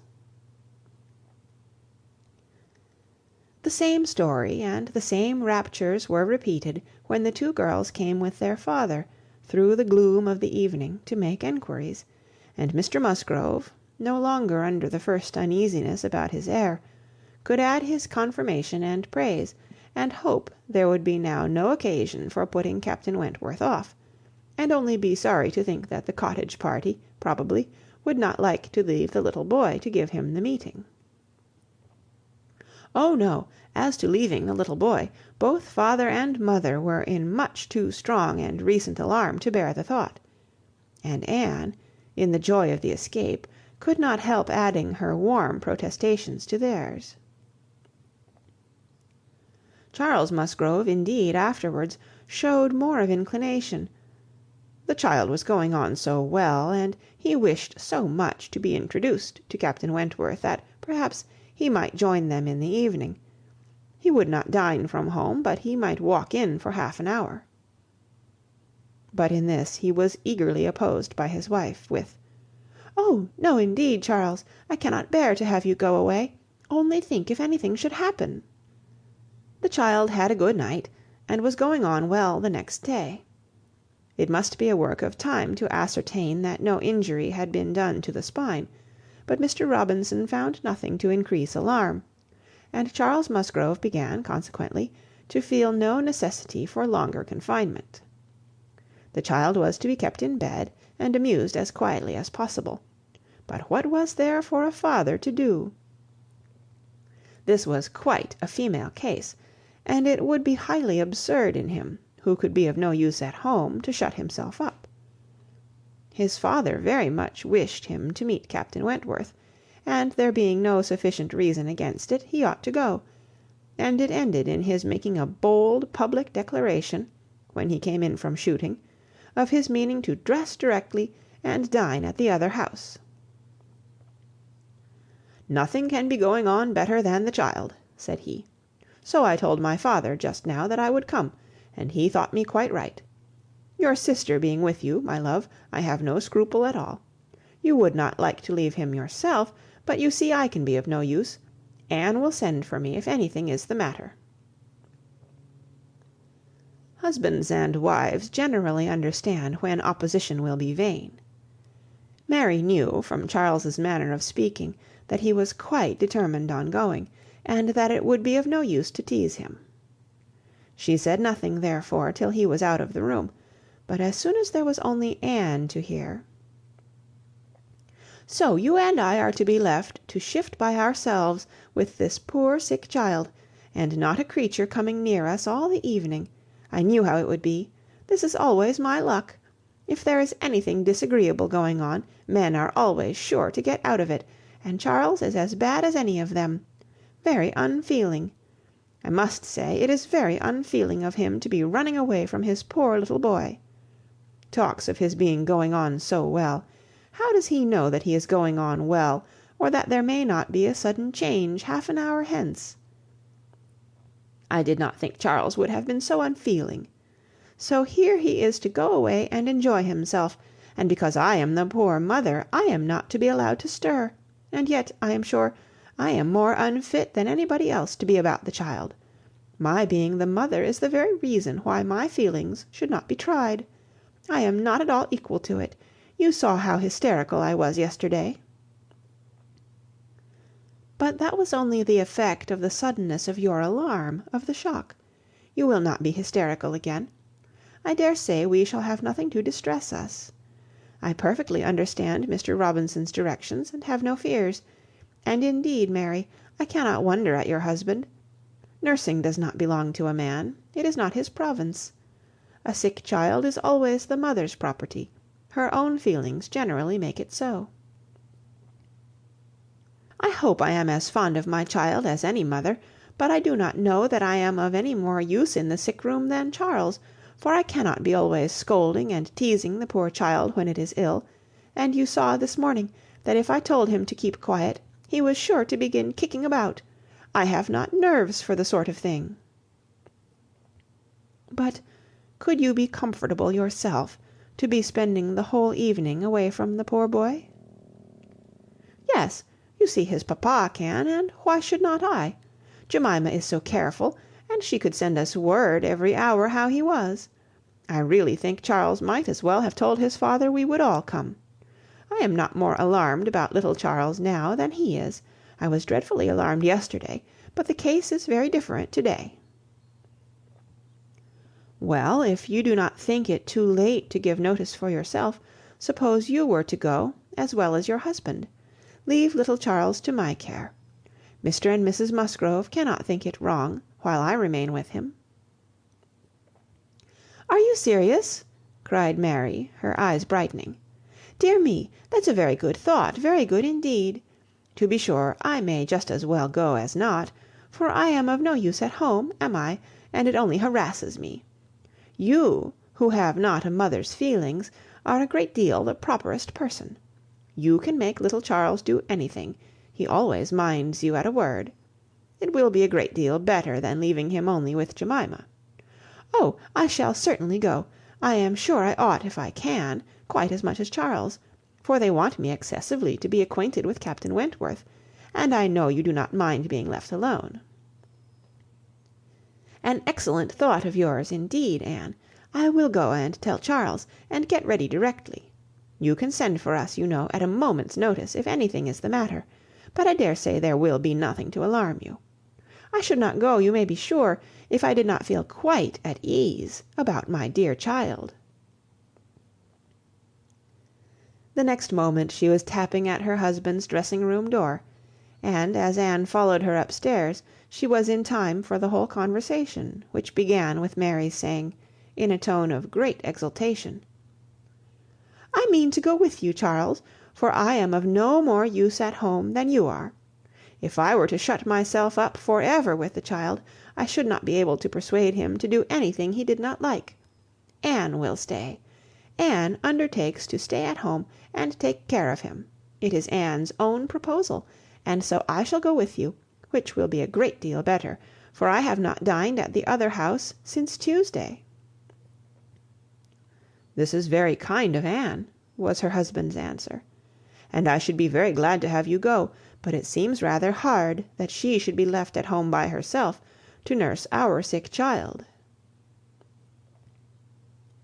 Anne was now at hand to take up her own cause, and the sincerity of her manner being soon sufficient to convince him, where conviction was at least very agreeable, he had no farther scruples as to her being left to dine alone, though he still wanted her to join them in the evening, when the child might be at rest for the night, and kindly urged her to let him come and fetch her; but she was quite unpersuadable, and this being the case, she had ere long the pleasure of seeing them set off together in high spirits.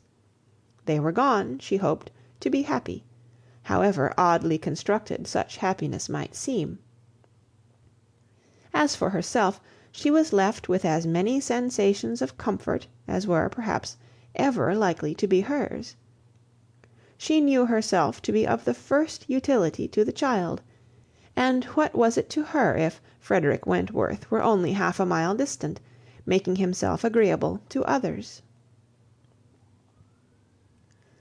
She would have liked to know how he felt as to a meeting. Perhaps indifferent, if indifference could exist under such circumstances. He must be either indifferent or unwilling. Had he wished ever to see her again, he need not have waited till this time. He would have done what she could not but believe that in his place she should have done long ago, when events had been early giving him the independence which alone had been wanting. Her brother and sister came back delighted with their new acquaintance, and their visit in general. There had been music, singing, talking, laughing, all that was most agreeable, charming manners in Captain Wentworth, no shyness or reserve. They seemed all to know each other perfectly, and he was coming the very next morning to shoot with Charles. He was to come to breakfast, but not at the cottage, though that had been proposed at first; but then he had been pressed to come to the great house instead, and he seemed afraid of being in Mrs. Charles Musgrove's way on account of the child, and therefore, somehow, they hardly knew how, it ended in Charles's being to meet him to breakfast at his father's. Anne understood it. He wished to avoid seeing her. He had inquired after her, she found, slightly, as might suit a former slight acquaintance, seeming to acknowledge such as she had acknowledged, actuated, perhaps, by the same view of escaping introduction when they were to meet.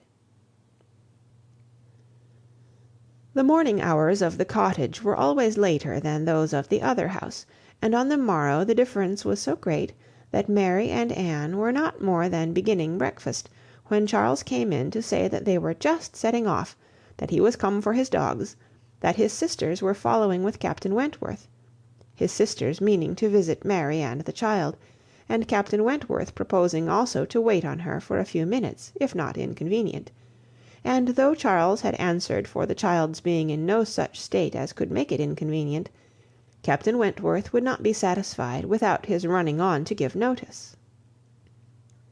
Mary, very much gratified by this attention, was delighted to receive him, while 1,000 feelings rushed on Anne, of which this was the most consoling, that it would soon be over.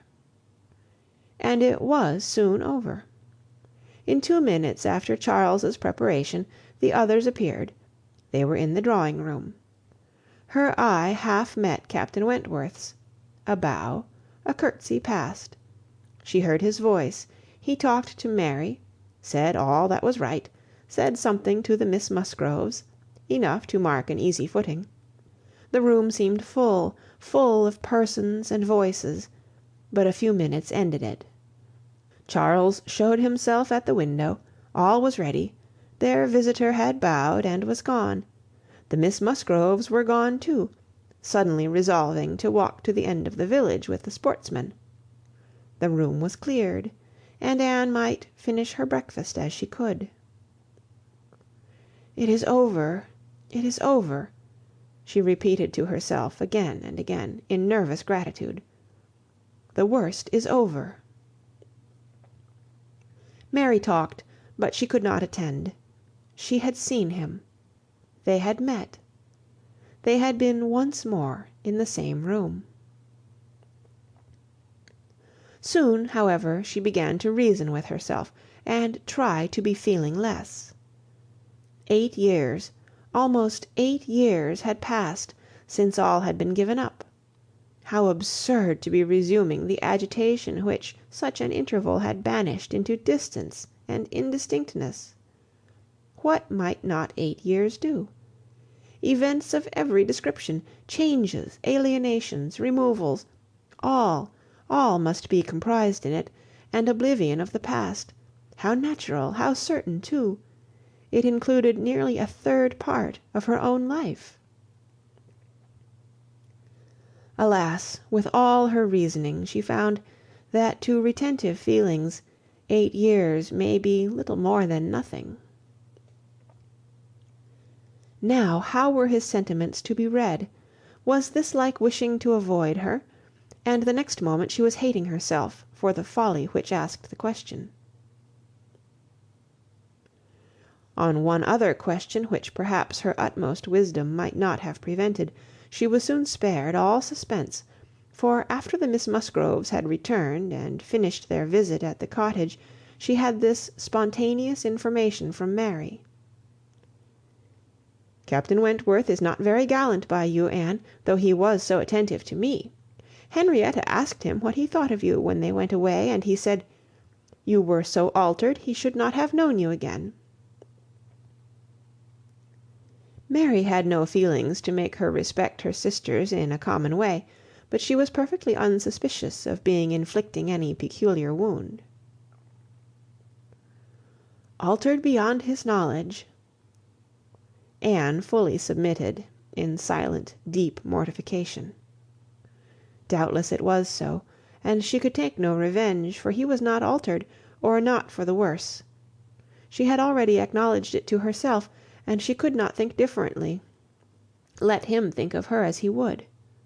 No, the years which had destroyed her youth and bloom had only given him a more glowing, manly, open look, in no respect lessening his personal advantages. She had seen the same Frederick Wentworth.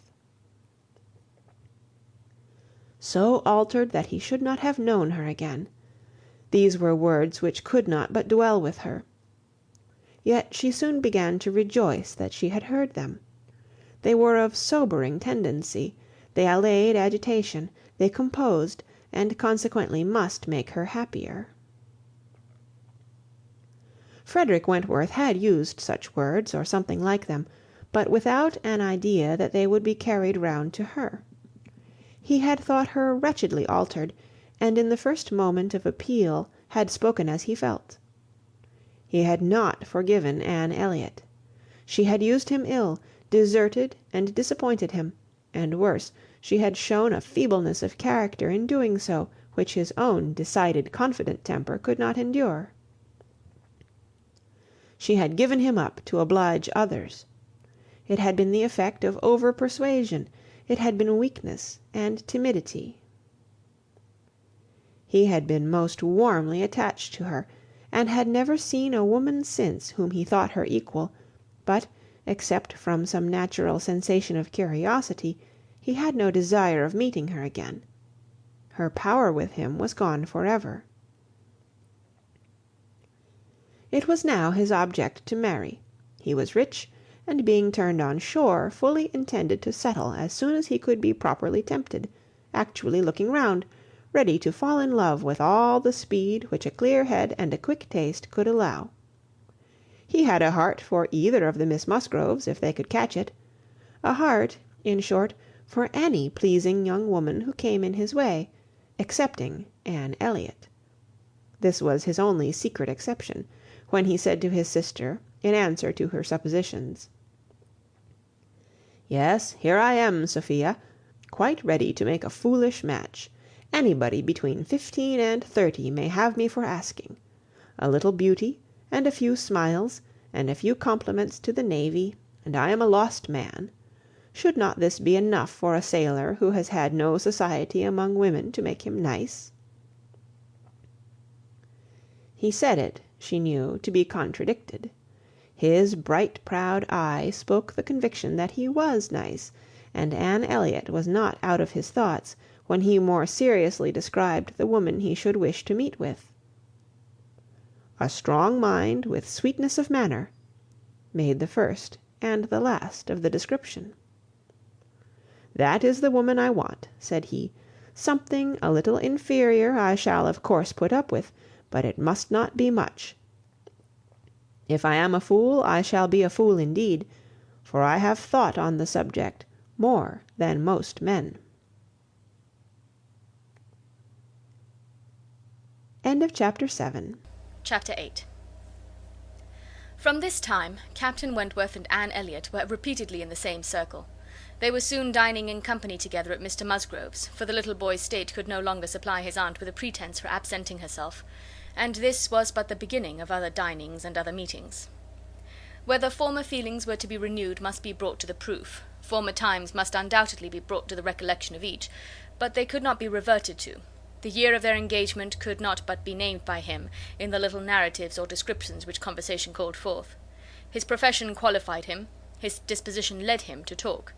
"And that was in the year 6. That happened before I went to sea in the year 6, occurred in the course of the first evening they spent together."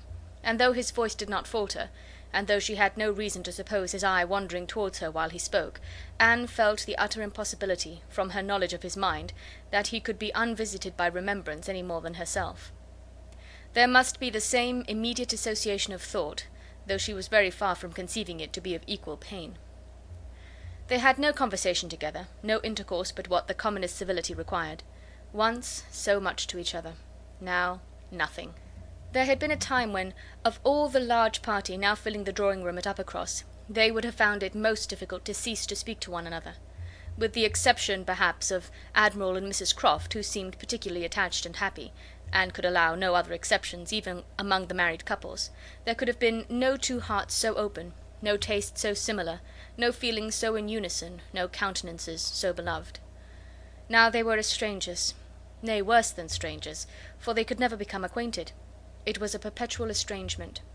When he talked, she heard the same voice, and discerned the same mind.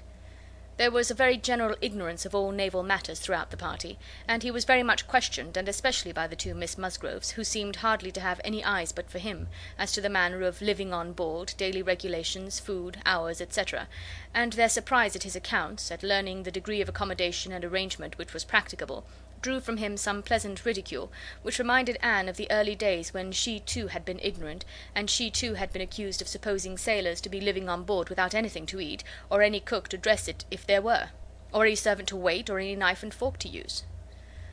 From thus listening and thinking she was roused by a whisper of Mrs Musgrove's, who, overcome by fond regrets, could not help saying, "Ah, Miss Anne, if it had pleased heaven to spare my poor son, I dare say he would have been just such another by this time." Anne suppressed a smile, and listened kindly, while Mrs Musgrove relieved her heart a little more, and for a few minutes, therefore, could not keep pace with the conversation of the others. When she could let her attention take its natural course again, she found the Miss Musgroves just fetching the navy list, their own navy list, the first that had ever been at Uppercross, and sitting down together to pore over it, with the professed view of finding out the ships that Captain Wentworth had commanded. "Your first was the Asp, I remember. We will look for the Asp. You will not find her there. Quite worn out and broken up. I was the last man who commanded her. Hardly fit for service then. Reported fit for home service for a year or two, and so I was sent off to the West Indies." The girls looked all amazement. "The Admiralty," he continued, "entertain themselves now and then with sending a few hundred men to sea in a ship not fit to be employed. But they have a great many to provide for, and among the thousands that may just as well go to the bottom as not, it is impossible for them to distinguish the very set who may be least missed." "Phoo, phoo!" cried the Admiral. "What stuff these young fellows talk! Never was a better sloop than the Asp in her day. For an old-built sloop you would not see her equal, Lucky fellow to get her. He knows there must have been 20 better men than himself applying for it at the same time. Lucky fellow to get anything so soon, with no more interest than his." "I felt my luck, Admiral, I assure you," replied Captain Wentworth seriously.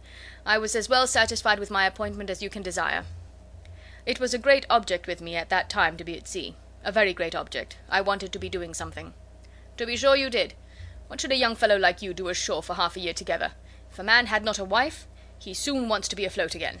"But, Captain Wentworth," cried Louisa, "how vexed you must have been when you came to the Asp to see what an old thing they had given you."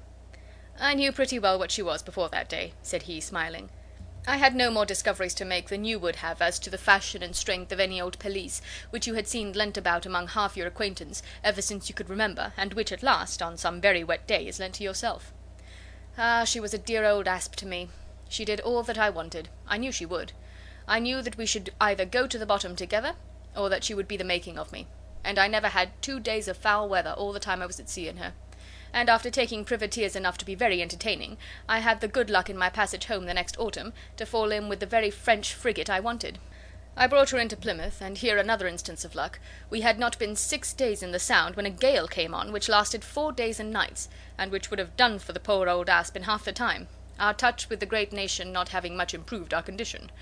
24 hours later, and I should only have been a gallant Captain Wentworth in a small paragraph at one corner of the newspapers, and being lost in only a sloop, nobody would have thought about me. Anne's shudderings were to herself alone, but the Miss Musgroves could be as open as they were sincere, in their exclamations of pity and horror. "And so then, I suppose," said Mrs. Musgrove in a low voice, as if thinking aloud, "so then he went away to the Laconia, and there he met with our poor boy. Charles, my dear," beckoning him to her, "do ask Captain Wentworth where it was he first met with your poor brother. I always forgot." "It was at Gibraltar, mother, I know. Dick had been left ill at Gibraltar with a recommendation from his former captain to Captain Wentworth." "Oh, but, Charles, tell Captain Wentworth he need not be afraid of mentioning poor Dick before me, for it would be rather a pleasure to hear of him talked of by such a good friend." Charles, being somewhat more mindful of the probabilities of the case, only nodded in reply and walked away.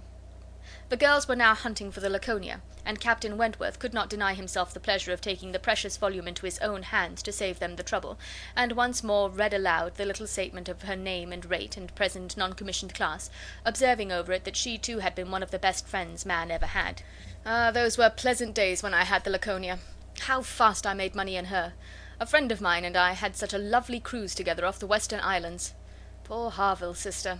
You know how much he wanted money. Worse than myself. He had a wife. Excellent fellow.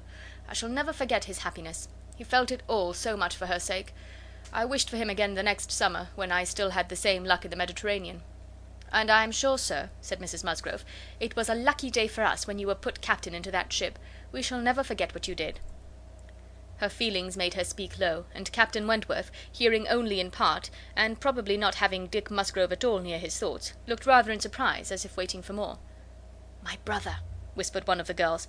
"Mamma is thinking of poor Richard." "Poor dear fellow," continued Mrs. Musgrove. "He was grown so steady and such an excellent correspondent while he was under your care. Ah, it would have been a happy thing if he had never left you. I assure you, Captain Wentworth, we are very sorry he ever left you." There was a momentary expression in Captain Wentworth's face at this speech, a certain glance of his bright eye and curl of his handsome mouth, which convinced Anne that instead of sharing in Mrs. Musgrove's kind wishes as to her son, he had probably been at some pains to get rid of him. But it was too transient an indulgence of self-amusement to be detected by any who understood him less than herself. In another moment he was perfectly collected and serious, and almost instantly afterwards, coming up to the sofa on which she and Mrs. Musgrove were sitting, took a place by the latter, and entered into conversation with her in a low voice about her son, doing it with so much sympathy and natural grace as showed the kindest consideration for all that was real and unabsurd in the parent's feelings. They were actually on the same sofa, for Mrs. Musgrove had most readily made room for him. They were divided only by Mrs. Musgrove. It was no insignificant barrier, indeed. Mrs. Musgrove was of a comfortable, substantial size, infinitely more fitted by nature to express good cheer and good humour than tenderness and sentiment, and while the agitations of Anne's slender form and pensive face may be considered as very completely screened, Captain Wentworth should be allowed some credit for the self-command with which he attended to her large fat sighings over the destiny of a son whom alive nobody had cared for. Personal size and mental sorrow have certainly no necessary proportions. A large bulky figure has as good a right to be in deep affliction as the most graceful set of limbs in the world. But fair or not fair, there are unbecoming conjunctions which reason will patronize in vain, which taste cannot tolerate, which ridicule will seize. The Admiral, after taking 2 or 3 refreshing turns about the room with his hands behind him, being called to order by his wife, now came up to Captain Wentworth, and without any observation of what he might be interrupting, thinking only of his own thoughts, began with: "If you had been a week later at Lisbon last spring, Frederick, you would have been asked to give a passage to Lady Mary Grierson and her daughters." "Should I? I am glad I was not a week later, then." He defended himself, though, professing that he would never willingly admit any ladies on board a ship of his, excepting for a ball or a visit, which a few hours might comprehend. "But if I know myself," said he, "this is from no want of gallantry towards them. It is rather from feeling how impossible it is, with all one's efforts and all one's sacrifices, to make the accommodations on board such as women ought to have. There can be no want of gallantry, Admiral, in rating the claims of women to every personal comfort high, and this is what I do. I hate to hear of women on board, or to see them on board, and no ship under my command shall ever convey a family of ladies anywhere, if I can help it." This brought his sister upon him. "Oh, Frederick, but I cannot believe it of you. All idle refinement! Women may be as comfortable on board as in the best house in England. I believe I have lived as much on board as most women, and I know nothing superior to the accommodations of a man-of-war. I declare I have not a comfort or an indulgence about me, even at Kellynch Hall," with a kind bow to Anne, "beyond what I have always had in most of the ships I have lived in, and they have been 5 altogether." "Nothing to the purpose," replied her brother. "You were living with your husband, and were the only woman on board." "But you yourself brought Mrs Harville, her sister, her cousin, and her 3 children round from Portsmouth to Plymouth. Where was this superfine, extraordinary sort of gallantry of yours then?" "All merged in my friendship, Sophia. I would assist any brother's officer's wife that I could, and I would bring anything of Harville's from the world's end if he wanted it. But do not imagine that I did not feel it an evil in itself. Depend upon it, they were all perfectly comfortable. I might not like them the better for that, perhaps. Such a number of women and children have no right to be comfortable on board." "My dear Frederick, you are talking quite idly. Pray, what would become of us poor sailors' wives, who often want to be conveyed to one port or another after our husbands, if everybody had your feelings?" "My feelings, you see, did not prevent my taking Mrs Harville and all her family to Plymouth." "But I hate to hear you talking so like a fine gentleman, and as if women were all fine ladies instead of rational creatures. We none of us expect to be in smooth water all our days." "Ah, my dear," said the Admiral, "when he had got a wife he will sing a different tune. When he is married, if we have the good luck to live to another war, we shall see him do as you and I, and a great many others have done. We shall have him very thankful to anybody that will bring him his wife." "Aye, that we shall." "Now I have done," cried Captain Wentworth. "When once married people begin to attack me with, 'Oh, you will think very differently when you are married,' I can only say, 'No, I shall not,' and then they say again, 'Yes, you will,' and there is an end of it." He got up and moved away. "What a great traveller you must have been, ma'am," said Mrs Musgrove to Mrs Croft. "Pretty well, ma'am, in the 15 years of my marriage, though many women have done more. I have crossed the Atlantic 4 times, and have been once to the East Indies and back again, and only once, besides being in different places about home, Cork and Lisbon and Gibraltar, but I never went beyond the Straits, and never was in the West Indies. We do not call Bermuda or Bahama, you know, the West Indies." Mrs Musgrove had not a word to say in dissent. She could not accuse herself of ever having called them anything in the whole course of her life. "And I do assure you, ma'am," pursued Mrs Croft, "that nothing can exceed the accommodations of a man-of-war. I speak, you know, of the higher rates.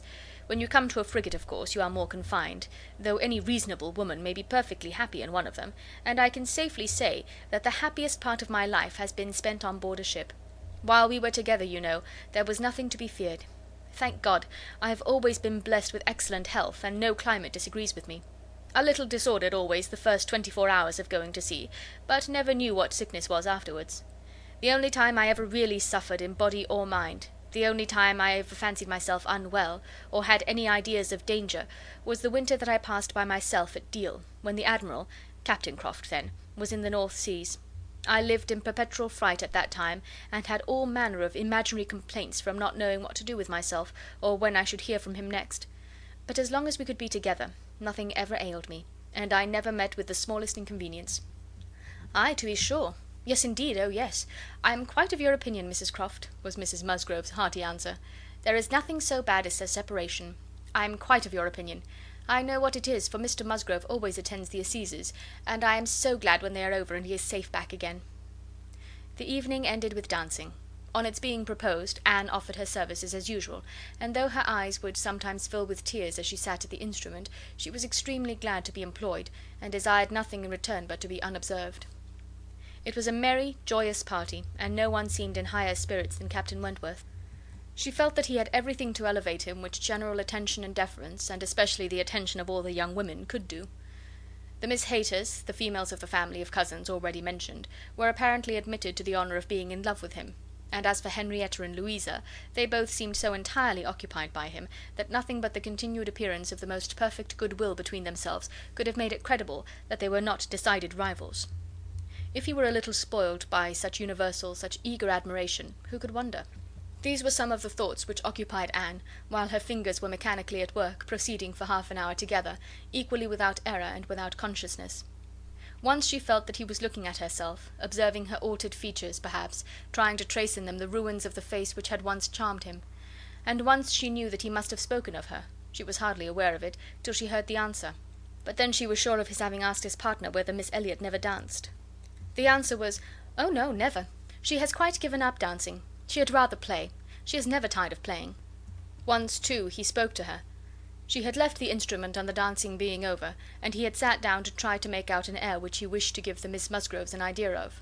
Unintentionally she returned to that part of the room, he saw her, and instantly rising, said with studied politeness, "I beg your pardon, madam, this is your seat," and though she immediately drew back with a decided negative, he was not to be induced to sit down again.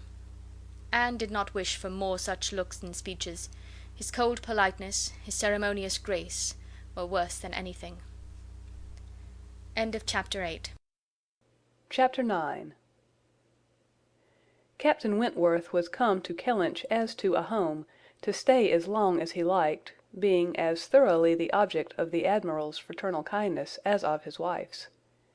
He had intended, on first arriving, to proceed very soon into Shropshire, and visit the brother settled in that country, but the attractions of Uppercross induced him to put this off. There was so much of friendliness, and of flattery, and of everything most bewitching in his reception there, the old were so hospitable, the young so agreeable, that he could not but resolve to remain where he was, and take all the charms and perfections of Edward's wife upon credit a little longer. It was soon Uppercross with him almost every day. The Musgroves could hardly be more ready to invite than he to come, particularly in the morning, when he had no companion at home, for the Admiral and Mrs Croft were generally out of doors together, interesting themselves in their new possessions, their grass, and their sheep, and dawdling about in a way not endurable to a third person, or driving out in a gig lately added to their establishment. Hitherto there had been but one opinion of Captain Wentworth among the Musgroves and their dependencies. It was unvarying, warm admiration everywhere, but this intimate footing was not more than established when a certain Charles Hayter returned among them to be a good deal disturbed by it, and to think Captain Wentworth very much in the way. Charles Hayter was the eldest of all the cousins, and a very amiable, pleasing young man, between whom and Henrietta there had been a considerable appearance of attachment previous to Captain Wentworth's introduction. He was in orders, and, having a curacy in the neighbourhood where residence was not required, lived at his father's house, only 2 miles from Uppercross. A short absence from home had left his fair one unguarded by his attentions at this critical period, and when he came back he had the pain of finding very altered manners, and of seeing Captain Wentworth. Mrs Musgrove and Mrs Hayter were sisters. They had each had money, but their marriages had made a material difference in their degree of consequence. Mr Hayter had some property of his own, but it was insignificant compared with Mr Musgrove's, and while the Musgroves were in the first class of society in the country, the young Hayters would, from their parents' inferior, retired, and unpolished way of living, and their own defective education, have been hardly in any class at all but for their connection with Uppercross, this eldest son, of course, excepted, who had chosen to be a scholar and a gentleman, and who was very superior in cultivation and manners to all the rest. The two families had always been on excellent terms, there being no pride on one side and no envy on the other, and only such a consciousness of superiority in the Miss Musgroves as made them pleased to improve their cousins. Charles's attentions to Henrietta had been observed by her father and mother without any disapprobation. It would not be a great match for her, but if Henrietta liked him, and Henrietta did seem to like him. Henrietta fully thought so herself before Captain Wentworth came, but from that time cousin Charles had been very much forgotten. Which of the two sisters was preferred by Captain Wentworth was as yet quite doubtful as far as Anne's observation reached. Henrietta was perhaps the prettiest, Louisa had the higher spirits, and she knew not now whether the more gentle or the more lively character were most likely to attract him. Mr. and Mrs. Musgrove, either from seeing little or from an entire confidence in the discretion of both their daughters and of all the young men who came near them, seemed to leave everything to take its chance. There was not the smallest appearance of solicitude or remark about them in the mansion house, but it was different at the cottage. The young couple there were more disposed to speculate and wonder, and Captain Wentworth had not been above 4 or 5 times in the Miss Musgroves' company, and Charles Hayter had but just reappeared, when Anne had to listen to the opinions of her brother and sister as to which was the one liked best. Charles gave it for Louisa, Mary for Henrietta, but quite agreeing that to have him marry either could be extremely delightful. Charles had never seen a pleasanter man in his life, and from what he had once heard Captain Wentworth himself say, was very sure that he had not made less than £20,000 by the war. Here was a fortune at once, besides which there would be the chance of what might be done in any future war, and he was sure Captain Wentworth was as likely a man to distinguish himself as any officer in the navy. Oh, it would be a capital match for either of his sisters. "Upon my word it would," replied Mary. "Dear me, if he should rise to any very great honours, if he should ever be made a baronet! Lady Wentworth sounds very well. That would be a noble thing indeed for Henrietta. She would take place of me then, and Henrietta would not dislike that. Sir Frederick and Lady Wentworth! It would be but a new creation, however, and I never think much of your new creations." It suited Mary best to think Henrietta the one preferred on the very account of Charles Hayter, whose pretensions she wished to see put an end to. She looked down very decidedly upon the Hayters, and thought it would be quite a misfortune to have the existing connection between the families renewed, very sad for herself and her children. "You know," said she, "I cannot think him at all a fit match for Henrietta, and considering the alliances which the Musgroves have made, she has no right to throw herself away. I do not think any young woman has a right to make a choice that may be disagreeable and inconvenient to the principal part of her family, and be giving bad connections to those who have not been used to them. And pray who is Charles Hayter? Nothing but a country curate. A most improper match for Miss Musgrove of Uppercross." Her husband, however, would not agree with her here, for, besides having a regard for his cousin, Charles Hayter was an eldest son, and he saw things as an eldest son himself. "Now you are talking nonsense, Mary," was therefore his answer.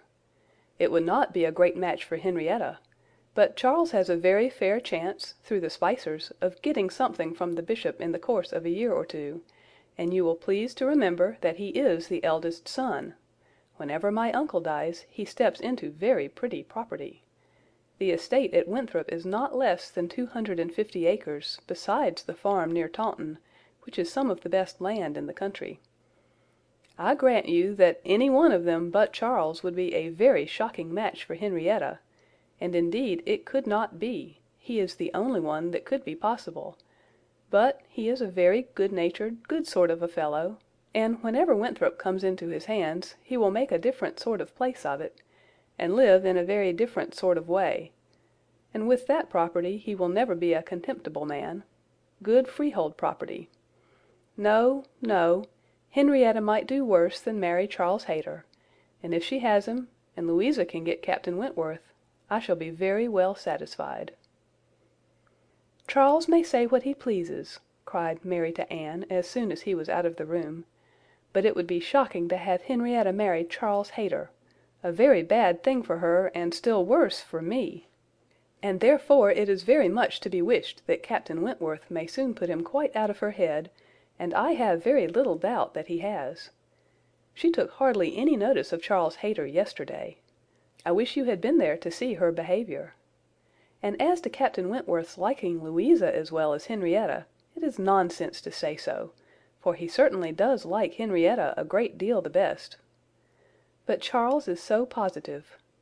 I wish you had been with us yesterday, for then you might have decided between us, and I am sure you would have thought as I did, unless you had been determined to give it against me." A dinner at Mr Musgrove's had been the occasion when all these things should have been seen by Anne, but she had stayed at home under the mixed plea of a headache of her own, and some return of indisposition in little Charles. She had thought only of avoiding Captain Wentworth, but an escape from being appealed to as umpire was now added to the advantages of a quiet evening. As to Captain Wentworth's views, she deemed it of more consequence that he should know his own mind early enough not to be endangering the happiness of either sister, or impeaching his own honour, than that he should prefer Henrietta to Louisa, or Louisa to Henrietta. Either of them would, in all probability, make him an affectionate, good-humoured wife. With regard to Charles Hayter, she had delicacy which must be pained by any lightness of conduct in a well-meaning young woman, and a heart to sympathize in any of the sufferings it occasioned. But if Henrietta found herself mistaken in the nature of her feelings, the alteration could not be understood too soon. Charles Hayter had met with much to disquiet and mortify him in his cousin's behaviour. She had too old a regard for him to be so wholly estranged as might in 2 meetings extinguish every past hope, and leave him nothing to do but to keep away from Uppercross. But there was such a change as became very alarming, when such a man as Captain Wentworth was to be regarded as the probable cause. He had been absent only 2 Sundays, and when they parted, had left her interested, even to the height of his wishes, in his prospect of soon quitting his present curacy, and obtaining that of Uppercross instead. It had then seemed the object nearest her heart, that Dr Shirley, the rector, who for more than 40 years had been zealously discharging all the duties of his office, but was now growing too infirm for many of them, should be quite fixed on engaging a curate, should make his curacy quite as good as he could afford, and should give Charles Hayter the promise of it. The advantage of his having to come only to Uppercross, instead of going 6 miles another way, of his having, in every respect, a better curacy, of his belonging to their dear Dr Shirley, and of dear good Dr Shirley's being relieved from the duty which he could no longer get through without most injurious fatigue, had been a great deal, even to Louisa, but had been almost everything to Henrietta. When he came back, alas! the zeal of the business was gone by. Louisa could not listen at all to his account of a conversation which he had just held with Dr Shirley. She was at a window looking out for Captain Wentworth, and even Henrietta had at best only a divided attention to give, and seemed to have forgotten all the former doubt and solicitude of the negotiation. "Well, I am very glad indeed, but I always thought you would have it. I always thought you sure. It did not appear to me that, in short, you know, Dr Shirley must have a curate, and you had secured his promise. Is he coming, Louisa?" One morning, very soon after the dinner at the Musgroves, at which Anne had not been present, Captain Wentworth walked into the drawing-room at the cottage, where were only herself and the little invalid Charles, who was lying on the sofa. The surprise of finding himself almost alone with Anne Elliot deprived his manners of their usual composure. He started, and could only say, "I thought the Miss Musgroves had been here. Mrs Musgrove told me I should find them here," before he walked to the window to recollect himself, and feel how he ought to behave.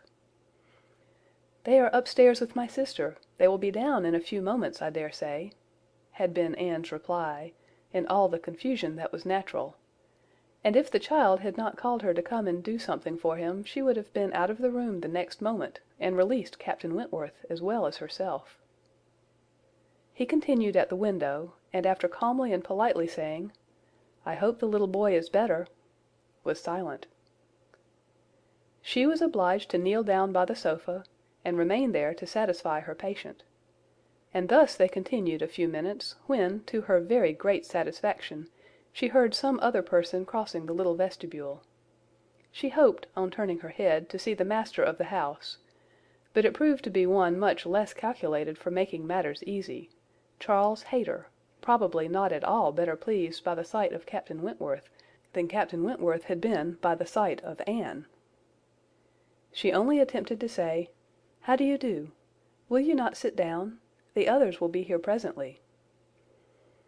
Captain Wentworth, however, came from his window, apparently not ill-disposed for conversation, but Charles Hayter soon put an end to his attempts by seating himself near the table, and taking up the newspaper, and Captain Wentworth returned to his window. Another minute brought another addition. The younger boy, a remarkable, stout, forward child, of 2 years old, having got the door opened for him by some one without, made his determined appearance among them, and went straight to the sofa to see what was going on, and put in his claim to anything good that might be giving away. There being nothing to eat, he could only have some play, and as his aunt would not let him tease his sick brother, he began to fasten himself upon her as she knelt in such a way that, busy as she was about Charles, she could not shake him off. She spoke to him, ordered, entreated, and insisted in vain. Once she did contrive to push him away, but the boy had the greater pleasure in getting upon her back again directly. "Walter," said she, "get down this moment. You are extremely troublesome. I am very angry with you." "Walter," cried Charles Hayter, "why do you not do as you are bid? Do you not hear your aunt speak? Come to me, Walter. Come to cousin Charles." But not a bit did Walter stir. In another moment, however, she found herself in the state of being released from him. Someone was taking him from her, though he had bent down her head so much that his little sturdy hands were unfastened from around her neck, and he was resolutely borne away, before she knew that Captain Wentworth had done it. Her sensations on the discovery made her perfectly speechless. She could not even thank him. She could only hang over little Charles with most disordered feelings. His kindness in stepping forward to her relief, the manner, the silence in which it had passed, the little particulars of the circumstance, with the conviction soon forced on her by the noise he was studiously making with the child, that he meant to avoid hearing her thanks, and rather sought to testify that her conversation was the last of his wants, produced such a confusion of varying, but very painful agitation, as she could not recover from, till enabled by the entrance of Mary and the Miss Musgroves to make over her little patient to their cares, and leave the room. She could not stay. It might have been an opportunity of watching the loves and jealousies of the four, they were now all together, but she could stay for none of it. It was evident that Charles Hayter was not well inclined towards Captain Wentworth. She had a strong impression of his having said, in a vexed tone of voice, after Captain Wentworth's interference, "You ought to have minded me, Walter. I told you not to tease your aunt," and could comprehend his regretting that Captain Wentworth should do what he ought to have done himself. But neither Charles Hayter's feelings, nor anybody's feelings, could interest her, till she had a little better arranged her own. She was ashamed of herself, quite ashamed of being so nervous, so overcome by such a trifle, but so it was, and it required a long application of solitude and reflection to recover her. End of Chapter 9. Chapter 10. Other opportunities of making her observations could not fail to occur. Anne had soon been in company with all the four together often enough to have an opinion, though too wise to acknowledge as much at home, where she knew it would have satisfied neither husband nor wife; for while she considered Louisa to be rather the favourite, she could not but think, as far as she might dare to judge from memory and experience, that Captain Wentworth was not in love with either. They were more in love with him. Yet there it was not love. It was a little fever of admiration, but it might, probably must, end in love with some. Charles Hayter seemed aware of being slighted, and yet Henrietta had sometimes the air of being divided between them. Anne longed for the power of representing to them all what they were about, and of pointing out some of the evils they were exposing themselves to. She did not attribute guile to any. It was the highest satisfaction to her to believe Captain Wentworth not in the least aware of the pain he was occasioning. There was no triumph, no pitiful triumph in his manner. He had, probably, never heard, and never thought of any claims of Charles Hayter. He was only wrong in accepting the attentions, for accepting must be the word, of two young women at once. After a short struggle, however, Charles Hayter seemed to quit the field. 3 days had passed without his coming once to Uppercross, a most decided change. He had even refused one regular invitation to dinner, and having been found on the occasion by Mr Musgrove with some large books before him, Mr and Mrs Musgrove were sure all could not be right, and talked with grave faces of his studying himself to death. It was Mary's hope and belief that he had received a positive dismissal from Henrietta, and her husband lived under the constant dependence of seeing him to-morrow. Anne could only feel that Charles Hayter was wise. One morning, about this time, Charles Musgrove and Captain Wentworth being gone a-shooting together, as the sisters in the cottage were sitting quietly at work, they were visited at the window by the sisters from the mansion house. It was a very fine November day, and the Miss Musgroves came through the little grounds, and stopped for no other purpose than to say that they were going to take a long walk, and therefore concluded Mary could not like to go with them, and when Mary immediately replied, with some jealousy at not being supposed a good walker, "Oh yes, I should like to join you very much. I am very fond of a long walk," Anne felt persuaded, by the looks of the two girls, that it was precisely what they did not wish, and admired again the sort of necessity which the family habits seemed to produce, of everything being to be communicated, and everything being to be done together, however undesired and inconvenient. She tried to dissuade Mary from going, but in vain, and that being the case, thought it best to accept the Miss Musgrove's much more cordial invitation to herself to go likewise, as she might be useful in turning back with her sister, and lessening the interference in any plan of their own. "I cannot imagine why they should suppose I should not like a long walk," said Mary, as she went upstairs. "Everybody is always supposing that I am not a good walker, and yet they would not have been pleased if we had refused to join them. When people come in this manner on purpose to ask us, how can one say no?" Just as they were setting off, the gentlemen returned. They had taken out a young dog, who had spoilt their sport, and sent them back early. Their time and strength and spirits were, therefore, exactly ready for this walk, and they entered into it with pleasure. Could Anne have foreseen such a junction, she would have stayed at home, but from some feelings of interest and curiosity, she fancied now that it was too late to retract, and the whole six set forward together in the direction chosen by the Miss Musgroves, who evidently considered the walk as under their guidance. Anne's object was, not to be in the way of anybody, and where the narrow paths across the fields made many separations necessary, to keep with her brother and sister. Her pleasure in the walk must arise from the exercise in the day, from the view of the last smiles of the year upon the tawny leaves and withered hedges, and from repeating to herself some few of the thousand poetical descriptions extant of autumn, that season of peculiar and inexhaustible influence on the mind of taste and tenderness, that season which had drawn from every poet, worthy of being read, some attempt at description, or some lines of feeling. She occupied her mind as much as possible in such like musings and quotations, but it was not possible that when within reach of Captain Wentworth's conversation with either of the Miss Musgroves, she should not try to hear it. Yet she caught very little remarkable. It was mere lively chat, such as any young persons on an intimate footing might fall into. He was more engaged with Louisa than Henrietta. Louisa certainly put more forward for notice than her sister. The distinction appeared to increase, and there was one speech of Louisa's which struck her. After one of the many praises of the day, which were continually bursting forth, Captain Wentworth added, "What glorious weather for the Admiral and my sister! They meant to take a long drive this morning. Perhaps we may hail them from some of these hills. They talked of coming into this side of the country. I wonder whereabouts they will upset to-day. Oh, it does happen very often, I assure you, but my sister makes nothing of it. She would as lieve be tossed out as not."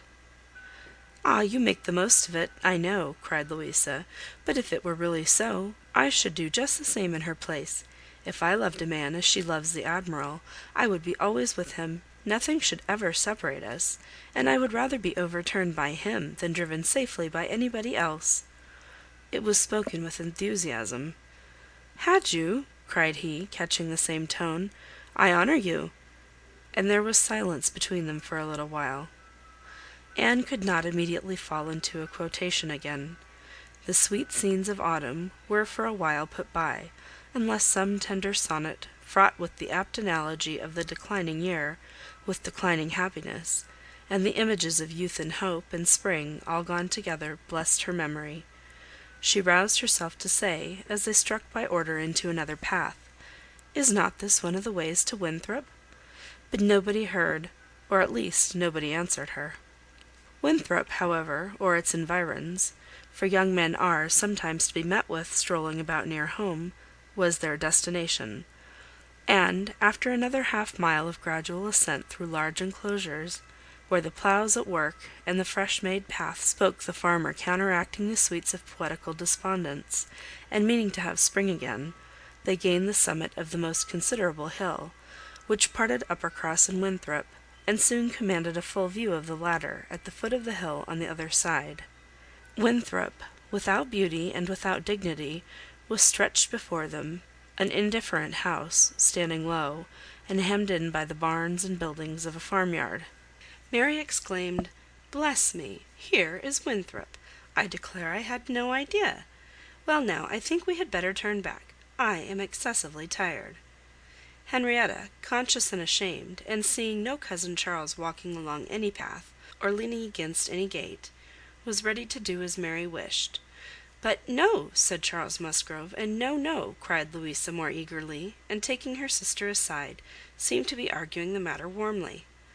Charles, in the meanwhile, was very decidedly declaring his resolution of calling on his aunt, now that he was so near, and very evidently, though more fearfully, trying to induce his wife to go too. But this was one of the points on which the lady shewed her strength, and when he recommended the advantage of resting herself a quarter of an hour at Winthrop, as she felt so tired, she resolutely answered, "Oh no, indeed! Walking up that hill again would do her more harm than any sitting down could do her good;" and, in short, her look and manner declared that go she would not. After a little succession of these sort of debates and consultations, it was settled between Charles and his two sisters that he and Henrietta should just run down for a few minutes to see their aunt and cousins, while the rest of the party waited for them at the top of the hill. Louisa seemed the principal arranger of the plan, and, as she went a little way with them down the hill, still talking to Henrietta, Mary took the opportunity of looking scornfully around her, and saying to Captain Wentworth, "It is very unpleasant having such connections, but I assure you I have never been in the house above twice in my life." She received no other answer than an artificial assenting smile, followed by a contemptuous glance, as he turned away, which Anne perfectly knew the meaning of. The brow of the hill, where they remained, was a cheerful spot. Louisa returned, and Mary, finding a comfortable seat for herself on the step of the stile, was very well satisfied so long as the others all stood about her; but when Louisa drew Captain Wentworth away, to try for a gleaning of nuts in an adjoining hedgerow, and they were gone by degrees quite out of sight and sound, Mary was happy no longer. She quarrelled with her own seat, was sure Louisa had got a much better somewhere, and nothing could prevent her from going to look for a better also. She turned through the same gate, but could not see them.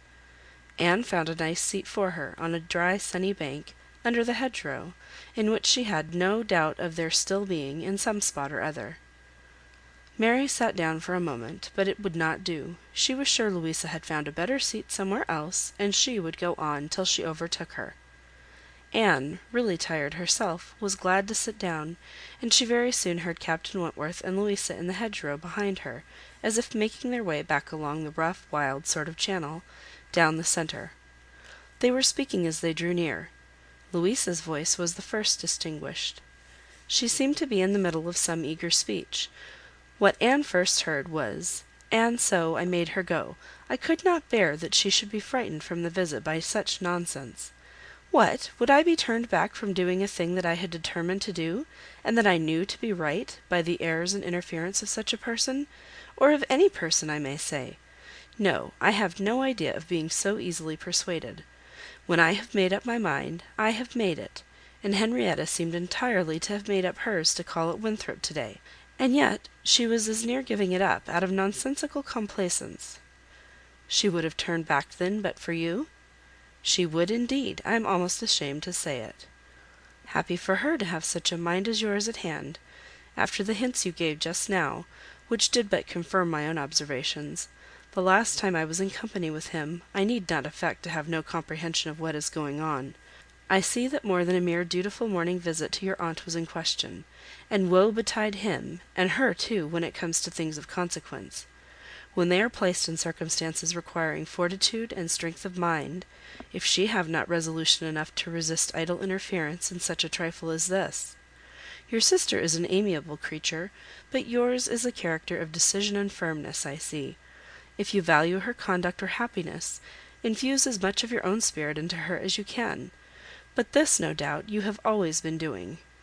It is the worst evil of too yielding and indecisive a character, that no influence over it can be depended on.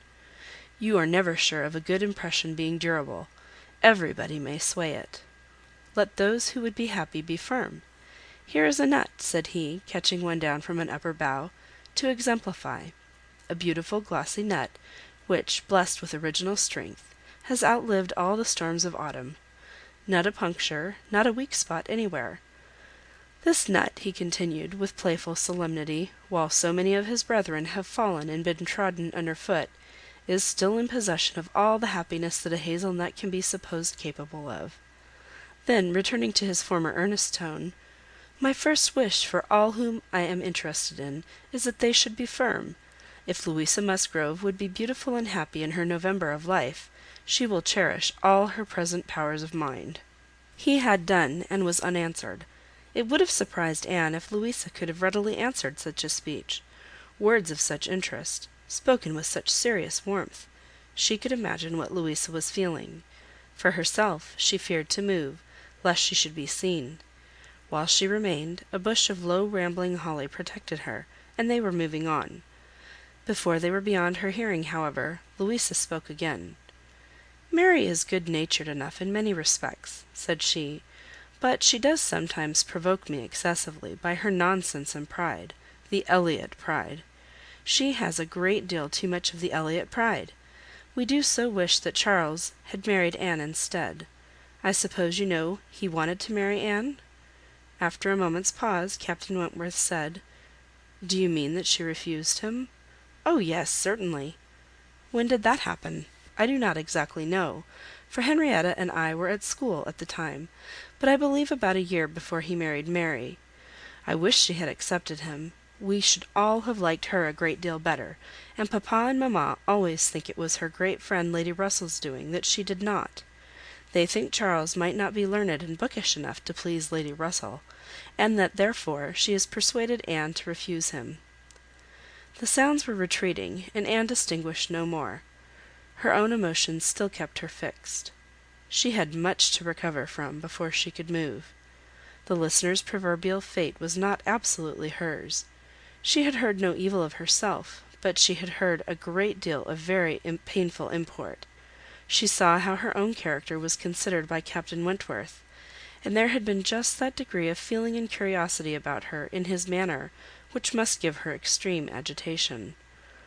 As soon as she could, she went after Mary, and having found and walked back with her to their former station by the stile, felt some comfort in their whole party being immediately afterwards collected, and once more in motion together. Her spirits wanted the solitude and silence which only numbers could give. Charles and Henrietta returned, bringing, as may be conjectured, Charles Hayter with them. The minutiae of the business Anne could not attempt to understand.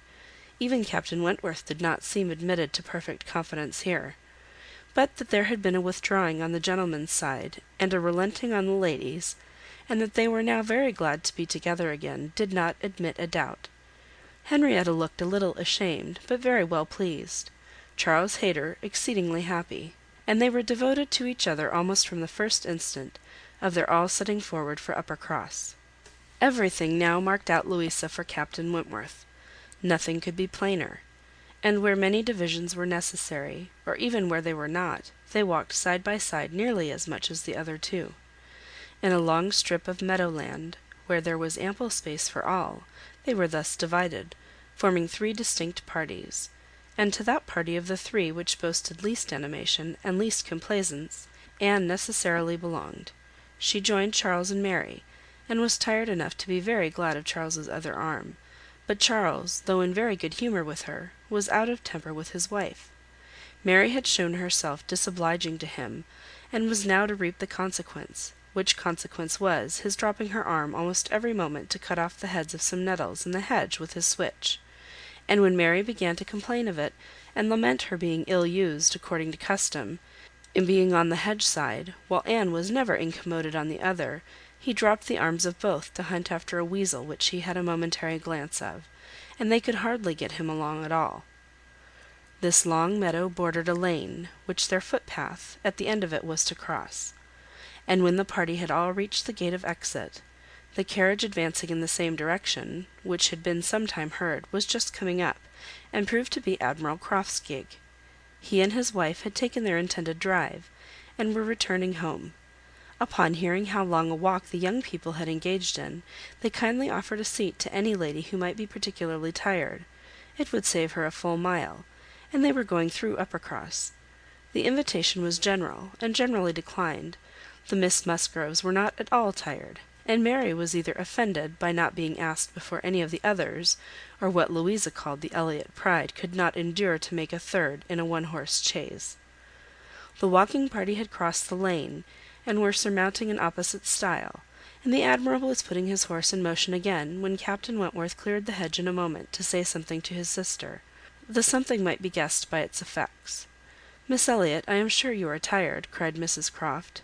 "Do let us have the pleasure of taking you home. Here is excellent room for 3, I assure you. If we were all like you, I believe we might sit 4. You must, indeed you must." Anne was still in the lane, and though instinctively beginning to decline, she was not allowed to proceed. The Admiral's kind urgency came in support of his wife's. They would not be refused. They compressed themselves into the smallest possible space to leave her a corner, and Captain Wentworth, without saying a word, turned to her, and quietly obliged her to be assisted into the carriage. Yes, he had done it. She was in the carriage, and felt that he had placed her there, that his will and his hands had done it, that she owed it to his perception of her fatigue, and his resolution to give her rest. She was very much affected by the view of his disposition towards her, which all these things made apparent. This little circumstance seemed to be the completion of all that had gone before. She understood him. He could not forgive her, but he could not be unfeeling. Though condemning her for the past, and considering it with high and unjust resentment, though perfectly careless of her, and though becoming attached to another, still he could not see her suffer without the desire of giving her relief. It was a remainder of former sentiment. It was an impulse of pure, though unacknowledged friendship. It was a proof of his own warm and amiable heart, which she could not contemplate without emotions so compounded of pleasure and pain, that she knew not which prevailed.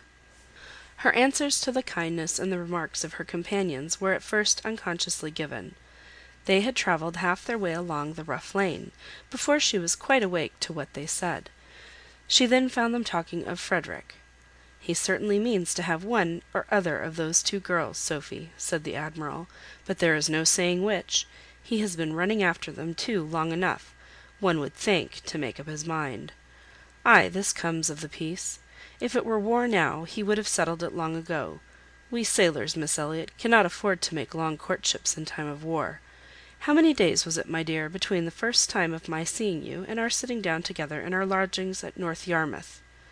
"We had better not talk about it, my dear," replied Mrs Croft pleasantly, "for if Miss Elliot were to hear how soon we came to an understanding, she would never be persuaded that we could be happy together. I had known you by character, however, long before." "Well, and I had heard of you as a very pretty girl, and what were we to wait for besides? I do not like having such things go so long in hand. I wish Frederick would spread a little more canvas, and bring us home one of these young ladies to Kellynch. Then there would always be company for them; and nice young ladies they both are. I hardly know one from the other." "Very good humoured, unaffected girls, indeed," said Mrs Croft, in a tone of calmer praise, such as made Anne suspect that her keener powers might not consider either of them as quite worthy of her brother. "And a very respectable family. One could not be connected with better people. My dear Admiral, that post! We shall certainly take that post."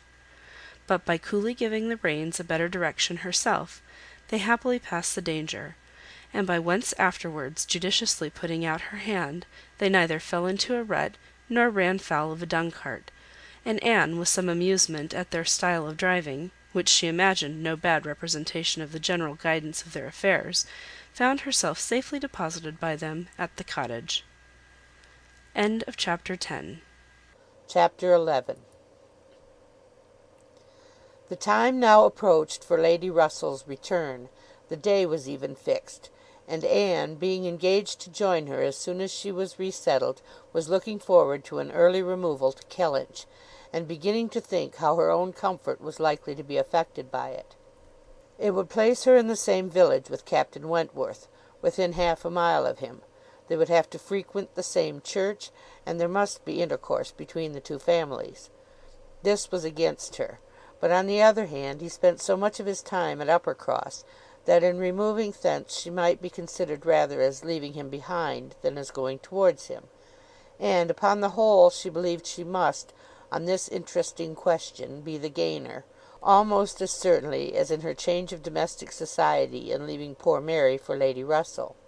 She wished it might be possible for her to avoid ever seeing Captain Wentworth at the Hall. Those rooms had witnessed former meetings which would be brought too painfully before her. But she was yet more anxious for the possibility of Lady Russell and Captain Wentworth never meeting anywhere. They did not like each other, and no renewal of acquaintance now could do any good; and were Lady Russell to see them together, she might think that he had too much self-possession, and she too little. These points formed her chief solicitude in anticipating her removal from Uppercross, where she felt she had been stationed quite long enough.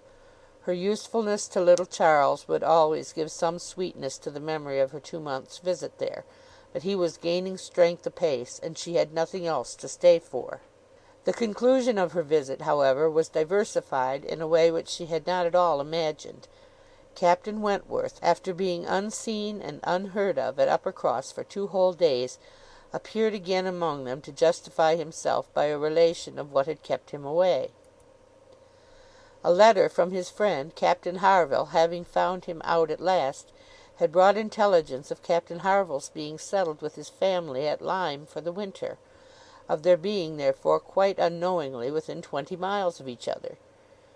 Captain Harville had never been in good health since a severe wound which he received 2 years before, and Captain Wentworth's anxiety to see him had determined him to go immediately to Lyme. He had been there for 24 hours. His acquittal was complete, his friendship warmly honoured, a lively interest excited for his friend, and his description of the fine country about Lyme so feelingly attended to by the party, that an earnest desire to see Lyme themselves, and a project for going thither, was the consequence. The young people were all wild to see Lyme. Captain Wentworth talked of going there again himself. It was only 17 miles from Uppercross. Though November, the weather was by no means bad; and, in short, Louisa, who was the most eager of the eager, having formed the resolution to go, and besides the pleasure of doing as she liked being now armed with the idea of merit in maintaining her own way, bore down all the wishes of her father and mother for putting it off till summer, and to Lyme they were to go, Charles, Mary, Anne, Henrietta, Louisa, and Captain Wentworth. The first heedless scheme had been to go in the morning and return at night. but to this Mr Musgrove, for the sake of his horses, would not consent. And when it came to be rationally considered, a day in the middle of November would not leave much time for seeing a new place, after deducting 7 hours, as the nature of the country required, for going and returning. They were consequently to stay the night there, and not to be expected back till the next day's dinner.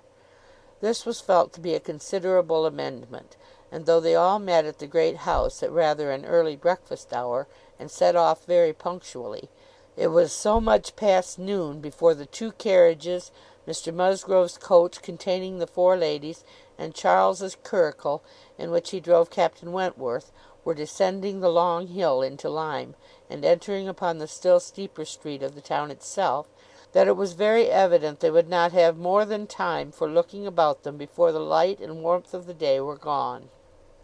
After securing accommodations and ordering a dinner at one of the inns, the next thing to be done was unquestionably to walk directly down to the sea.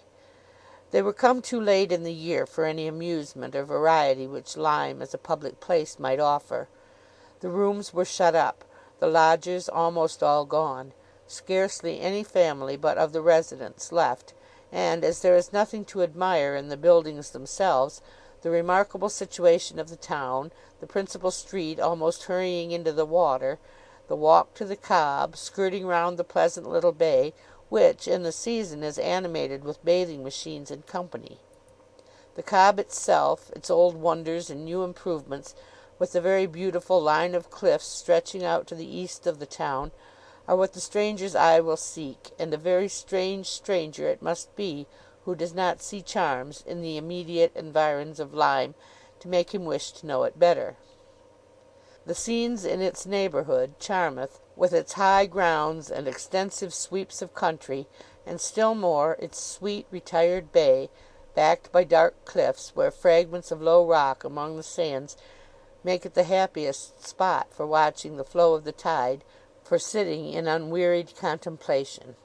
The woody varieties of the cheerful village of Up Lyme, and above all Pinny, with its great chasms between romantic rocks, where the scattered forest trees and orchards of luxuriant growth declare that many a generation must have passed away since the first partial falling of the cliff prepared the ground for such a state, where a scene so wonderful and so lovely is exhibited, as may more than equal any of the resembling scenes of the far-famed Isle of Wight. These places must be visited, and visited again, to make the worth of Lyme understood. The party from Uppercross, passing down by the now deserted and melancholy-looking rooms, and still descending, soon found themselves on the sea-shore, and lingering only, as all must linger and gaze on a first return to the sea, whoever deserved to look on it at all, proceeded towards the Cobb, equally their object in itself and on Captain Wentworth's account, for in a small house near the foot of an old pier of unknown date were the Harvilles settled. Captain Wentworth turned in to call on his friend, the others walked on, and he was to join them on the Cobb. They were by no means tired of wondering and admiring, and not even Louisa seemed to feel that they had parted with Captain Wentworth long, when they saw him coming after them, with 3 companions, all well known already by description, to be Captain and Mrs Harville, and a Captain Benwick who was staying with them. Captain Benwick had some time ago been first lieutenant of the Laconia, and the account which Captain Wentworth had given of him on his return from Lyme before, his warm praise of him as an excellent young man and an officer whom he had always valued highly, which must have stamped him well in the esteem of every listener, had been followed by a little history of his private life, which rendered him perfectly interesting in the eyes of all the ladies. He had been engaged to Captain Harville's sister, and was now mourning her loss. They had been a year or 2 waiting for fortune and promotion. Fortune came, his prize money as lieutenant being great. Promotion too came at last, but Fanny Harville did not live to know it. She had died the preceding summer while he was at sea. Captain Wentworth believed it impossible for man to be more attached to woman than poor Benwick had been to Fanny Harville, or to be more deeply afflicted under the dreadful change. He considered his disposition as of the sort which must suffer heavily, uniting very strong feelings with quiet, serious, and retiring manners, and a decided taste for reading and sedentary pursuits. To finish the interest of the story, the friendship between him and the Harvilles seemed, if possible, augmented by the event which closed all their views of alliance, and Captain Benwick was now living with them entirely. Captain Harville had taken his present house for half a year, his taste and his health and his fortune all directing him to a residence inexpensive and by the sea; and the grandeur of the country, and the retirement of Lyme in the winter, appeared exactly adapted to Captain Benwick's state of mind. The sympathy and good will excited towards Captain Benwick was very great. "And yet," said Anne to herself, as they now moved forward to meet the party, "he has not, perhaps, a more sorrowing heart than I have. I cannot believe his prospects so blighted for ever. He is younger than I am, younger in feeling, if not in fact, younger as a man. He will rally again, and be happy with another." They all met and were introduced. Captain Harville was a tall, dark man, with a sensible, benevolent countenance, a little lame, and from strong features and want of health, looking much older than Captain Wentworth. Captain Benwick looked and was the youngest of the three, and compared with either of them a little man. He had a pleasing face and a melancholy air, just as he ought to have, and drew back from conversation. Captain Harville, though not equalling Captain Wentworth in manners, was a perfect gentleman, unaffected, warm, and obliging. Mrs Harville, a degree less polished than her husband, seemed, however, to have the same good feelings, and nothing could be more pleasant than their desire of considering the whole party as friends of their own, because the friends of Captain Wentworth, or more kindly hospitable than their entreaties for their all promising to dine with them. The dinner, already ordered at the inn, was at last, though unwillingly, accepted as an excuse, but they seemed almost hurt that Captain Wentworth should have brought any such party to Lyme, without considering it as a thing of course that they should dine with them. There was so much attachment to Captain Wentworth in all this, and such a bewitching charm in a degree of hospitality so uncommon, so unlike the usual style of give and take invitations, and dinners of formality and display, that Anne felt her spirits not likely to be benefited by an increasing acquaintance among his brother officers. "These would have been all my friends," was her thought, and she had to struggle against a great tendency to lowness. On quitting the Cobb they all went indoors with their new friends, and found rooms so small as none but those who invite from the heart could think capable of accommodating so many. Anne had a moment's astonishment on the subject herself, but it was soon lost in the pleasanter feelings which sprang from the sight of all the ingenious contrivances and nice arrangements of Captain Harville, to turn the actual space to the best account, to supply the deficiencies of lodging house furniture, and defend the windows and doors against the winter storms to be expected. The varieties in the fitting up of the rooms, where the common necessaries provided by the owner, in the common indifferent plight, were contrasted with some few articles of a rare species of wood, excellently worked up, and with something curious and valuable, from all the distant countries Captain Harville had visited, were more than amusing to Anne, connected as it all was with his profession, the fruit of its labours, the effect of its influence on his habits, the picture of repose and domestic happiness it presented, made it to her a something more or less than gratification. Captain Harville was no reader, but he had contrived excellent accommodations, and fashioned very pretty shelves for a tolerable collection of well-bound volumes, the property of Captain Benwick. His lameness prevented him from taking much exercise, but a mind of usefulness and ingenuity seemed to furnish him with constant employment within. He drew, he varnished, he carpentered, he glued, he made toys for the children, he fashioned new netting needles, and pins with improvements, and if everything else was done, sat down to his large fishing net at one corner of the room. Anne thought she left great happiness behind her when they quitted the house, and Louisa, by whom she found herself walking, burst forth into raptures of admiration and delight on the character of the navy, their friendliness, their brotherliness, their openness, their uprightness, protesting that she was convinced of sailors having more worth and warmth than any other set of men in England, that they only knew how to live, and they only deserved to be respected and loved. They went back to dress and dine, and so well had the scheme answered already, that nothing was found amiss, though its being so entirely out of season, and the "no thoroughfare of Lyme," and the "no expectation of company," had brought many apologies from the heads of the inn. Anne found herself by this time growing so much more hardened to being in Captain Wentworth's company than she had at first imagined could ever be, that the sitting down to the same table with him now, and the interchange of the common civilities attending on it (they never got beyond), was become a mere nothing. The nights were too dark for the ladies to meet again till the morrow, but Captain Harville had promised them a visit in the evening, and he came, bringing his friend also, which was more than had been expected, it having been agreed that Captain Benwick had all the appearance of being oppressed by the presence of so many strangers. He ventured among them again, however, though his spirits certainly did not seem fit for the mirth of the party in general.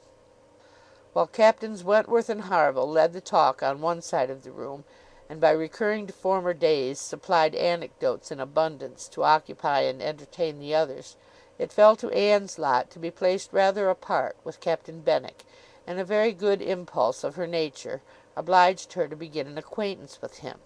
He was shy and disposed to abstraction, but the engaging mildness of her countenance and gentleness of her manners soon had their effect, and Anne was well repaid the first trouble of exertion.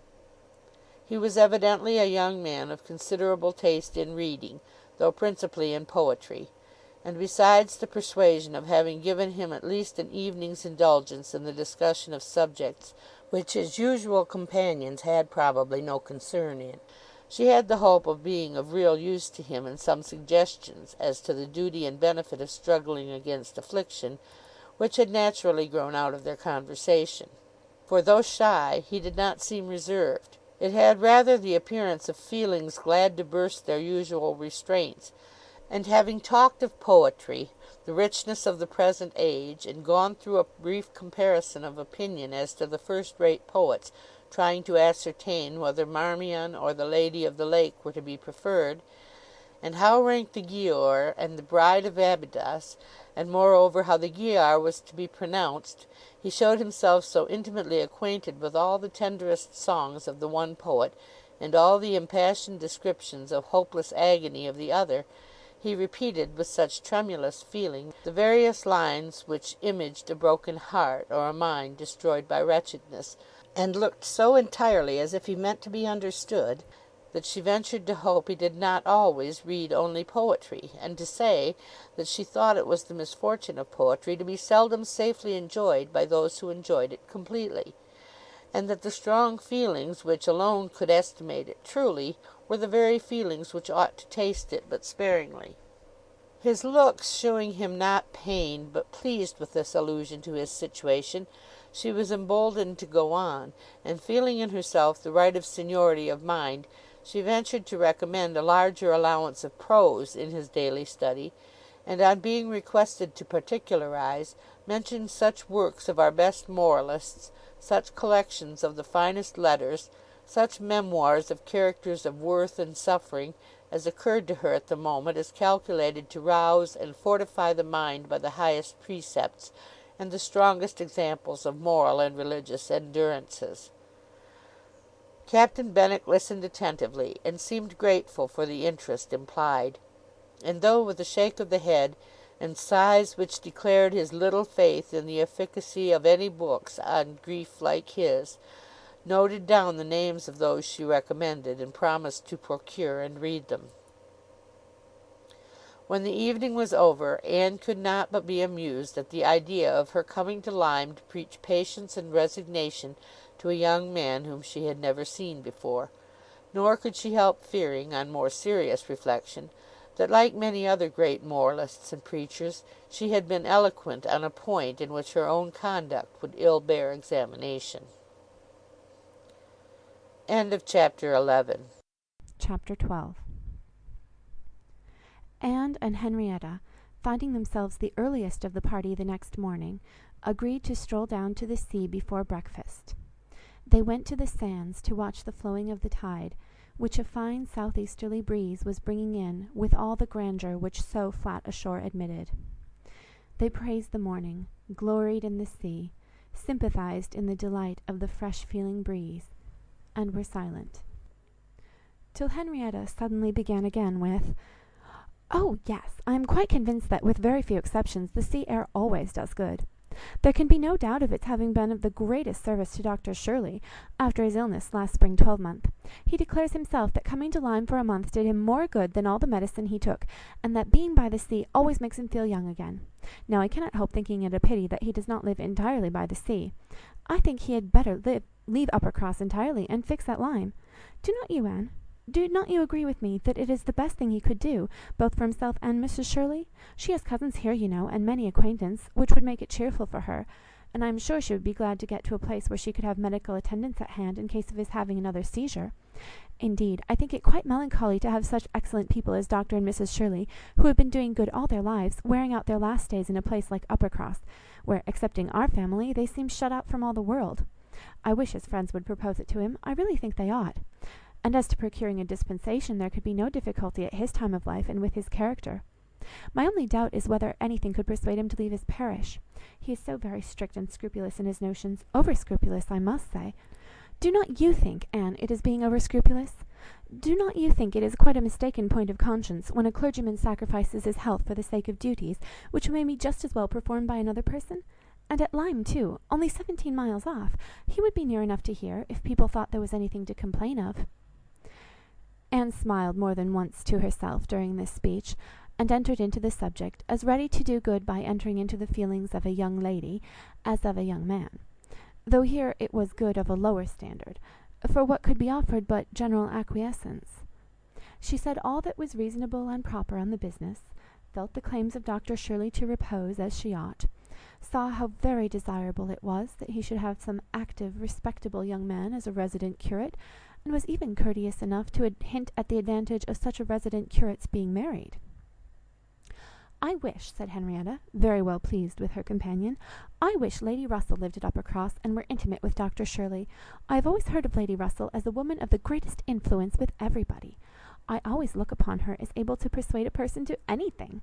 I am afraid of her, as I have told you before, quite afraid of her, because she is so very clever, but I respect her amazingly, and I wish we had such a neighbour at Uppercross."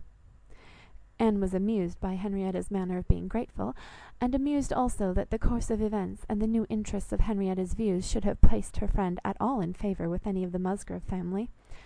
She had only time, however, for a general answer, and a wish that such another woman were at Uppercross, before all subjects suddenly ceased, on seeing Louisa and Captain Wentworth coming towards them. They came also for a stroll till breakfast was likely to be ready, but Louisa, recollecting immediately afterwards that she had to procure something at a shop, invited them all to go back with her into the town. They were all at her disposal. When they came to the steps leading upwards from the beach, a gentleman, at the same moment preparing to come down, politely drew back, and stopped to give them way. They ascended and passed him, and as they passed, Anne's face caught his eye, and he looked at her with a degree of earnest admiration, which she could not be insensible of. She was looking remarkably well, her very regular, very pretty features, having the bloom and freshness of youth restored by the fine wind which had been blowing on her complexion, and by the animation of eye which it had also produced. It was evident that the gentleman, completely a gentleman in manner, admired her exceedingly. Captain Wentworth looked round at her instantly in a way which shewed his noticing of it. He gave her a momentary glance, a glance of brightness, which seemed to say, "That man is struck with you, and even I, at this moment, see something like Anne Elliot again." After attending Louisa through her business, and loitering about a little longer, they returned to the inn, and Anne, in passing afterwards quickly from her own chamber to their dining room, had nearly run against the very same gentleman as he came out of an adjoining apartment. She had before conjectured him to be a stranger like themselves, and determined that a well-looking groom, who was strolling about near the two inns as they came back, should be his servant. Both master and man being in mourning assisted the idea. It was now proved that he belonged to the same inn as themselves, and this second meeting, short as it was, also proved again by the gentleman's looks that he thought hers very lovely, and by the readiness and propriety of his apologies that he was a man of exceedingly good manners. He seemed about 30, and though not handsome, had an agreeable person. Anne felt that she should like to know who he was. They had nearly done breakfast when the sound of a carriage, almost the first they had heard since entering Lyme, drew half the party to the window. It was a gentleman's carriage, a curricle, but only coming round from the stable yard to the front door. Somebody must be going away. It was driven by a servant in mourning. The word curricle made Charles Musgrove jump up, that he might compare it with his own. The servant in mourning roused Anne's curiosity, and the whole 6 were collected to look by the time the owner of the curricle was to be seen issuing from the door amidst the bows and civilities of the household, and taking his seat to drive off. "Ah!" cried Captain Wentworth, instantly, and with half a glance at Anne, "it is the very man we passed." The Miss Musgroves agreed to it, and having all kindly watched him as far up the hill as they could, they returned to the breakfast table. The waiter came into the room soon afterwards. "Pray," said Captain Wentworth immediately, "can you tell us the name of the gentleman who is just gone away?" "Yes, sir. A Mr. Elliot, a gentleman of large fortune, came in last night from Sidmouth. Dare say you heard the carriage, sir, while you were at dinner, and going on now for Crewkerne, on his way to Bath and London." Elliot! Many had looked on each other, and many had repeated the name, before all this had been got through, even by the smart rapidity of a waiter. "Bless me!" cried Mary, "it must be our cousin. It must be our Mr. Elliot, it must indeed. Charles, Anne, must it not? In mourning, you see, just as our Mr. Elliot must be. How very extraordinary! In the very same inn with us. Anne, must it not be our Mr. Elliot, my father's next heir? Pray, sir," turning to the waiter, did not his servant say whether he belonged to the Kellynch family?" "No, mum, he did not mention no particular family, but he said his master was a very rich gentleman, and would be a baronet some day." "There, you see!" cried Mary, in an ecstasy. "Just as I said, heir to Sir Walter Elliot. I was sure that would come out, if it was so. Depend upon it, that is a circumstance which his servants take care to publish wherever he goes." "But, Anne, only conceive how extraordinary! I wish I looked at him more. I wish we had been aware in time who it was, that he might have been introduced to us. What a pity we should not have been introduced to each other. Do you think he had the Elliot countenance? I hardly looked at him, I was looking at the horses, but I think he had something of the Elliot countenance. I wonder the arms did not strike me. Oh, the greatcoat was hanging over the panel, and hid the arms, so it did, otherwise I am sure I should have observed them, and the livery too. If the servant had not been in, one should have known him by the livery." "Putting all these very extraordinary circumstances together," said Captain Wentworth, "we must consider it to be the arrangement of Providence that you should not be introduced to your cousin." When she could command Mary's attention, Anne quietly tried to convince her that their father and Mr. Elliot had not, for many years, been on such terms as to make the power of attempting an introduction at all desirable. At the same time, however, it was a secret gratification to herself to have seen her cousin, and to know that the future owner of Kellynch was undoubtedly a gentleman, and had an air of good sense. She would not upon any account mention her having met with him the second time. Luckily, Mary did not much attend to their having passed close by him in their earlier walk, but she would have felt quite ill-used by Anne's having actually run against him in the passage, and received his very polite excuses, while she had never been near him at all. No, that cousinly little interview must remain a perfect secret. "Of course," said Mary, "you will mention our seeing Mr. Elliot the next time you write to Bath. I think my father certainly ought to hear of it. Do mention all about him." Anne avoided a direct reply, but it was just the circumstance which she considered as not merely unnecessary to be communicated, but as what ought to be suppressed. The offence which had been given her father many years back, she knew. Elizabeth's particular share in it she suspected, and that Mr. Elliot's idea always produced irritation in both was beyond a doubt. Mary never wrote to Bath herself. All the toil of keeping up a slow and unsatisfactory correspondence with Elizabeth fell on Anne. Breakfast had not been long over when they were joined by Captain and Mrs Harville and Captain Benwick, with whom they had appointed to take their last walk about Lyme. They ought to be setting off for Uppercross by 1, and in the meanwhile were to be all together and out of doors as long as they could. Anne found Captain Benwick getting near her as soon as they were all fairly in the street. Their conversation the preceding evening did not disincline him to seek her again, and they walked together some time, talking as before of Mr. Scott and Lord Byron, and still as unable as before, and as unable as any other two readers, to think exactly alike of the merits of either, till something occasioned an almost general change amongst their party, and instead of Captain Benwick, she had Captain Harville by her side. "Miss Elliot," said he, speaking rather low, "you have done a good deed in making that poor fellow talk so much. I wish he could have had such company oftener. It is bad for him, I know, to be shut up as he is, but what can we do? We cannot part." "No," said Anne, "that I can easily believe to be impossible, but in time, perhaps. We know what time does in every case of affliction, and you must remember, Captain Harville, that your friend may yet be called a young mourner. Only last summer, I understand." "Ay, true enough," with a deep sigh. "Only June, and not known to him, perhaps, so soon." "Not till the first week of August, when he came home from the Cape, just made into the Grappler. I was at Plymouth, dreading to hear of him. He sent in letters, but the Grappler was under orders for Portsmouth. There the news must follow him, but who was to tell it? Not I. I would as soon have been run up to the yardarm. Nobody could do it, but that good fellow," pointing to Captain Wentworth. "The Laconia had come into Plymouth the week before. No danger of her being sent to sea again. He stood his chance for the rest, wrote up for leave of absence, but without waiting the return, travelled night and day till he got to Portsmouth, rowed off to the Grappler that instant, and never left the poor fellow for a week. That's what he did, and nobody else could have saved poor James. You may think, Miss Elliot, whether he is dear to us." Anne did think on the question with perfect decision, and said as much in reply to as her own feeling could accomplish, or as his seemed able to bear, for he was too much affected to renew the subject, and when he spoke again it was of something totally different. Mrs Harville's giving it as her opinion that her husband would have quite walking enough by the time he reached home, determined the direction of all the party in what was to be their last walk. They would accompany them to their door, and then return and set off themselves. By all their calculations there was just time for this, but as they drew near the Cobb, there was such a general wish to walk along it once more, all were so inclined, and Louisa soon grew so determined, that the difference of a quarter of an hour, it was found, would be no difference at all. And so, with all the kind leave-taking, and all the kind interchange of invitations and promises which may be imagined, they parted from Captain and Mrs Harville at their own door, and still accompanied by Captain Benwick, who seemed to cling to them to the last, proceeded to make the proper adieus to the Cobb. Anne found Captain Benwick again drawing near her.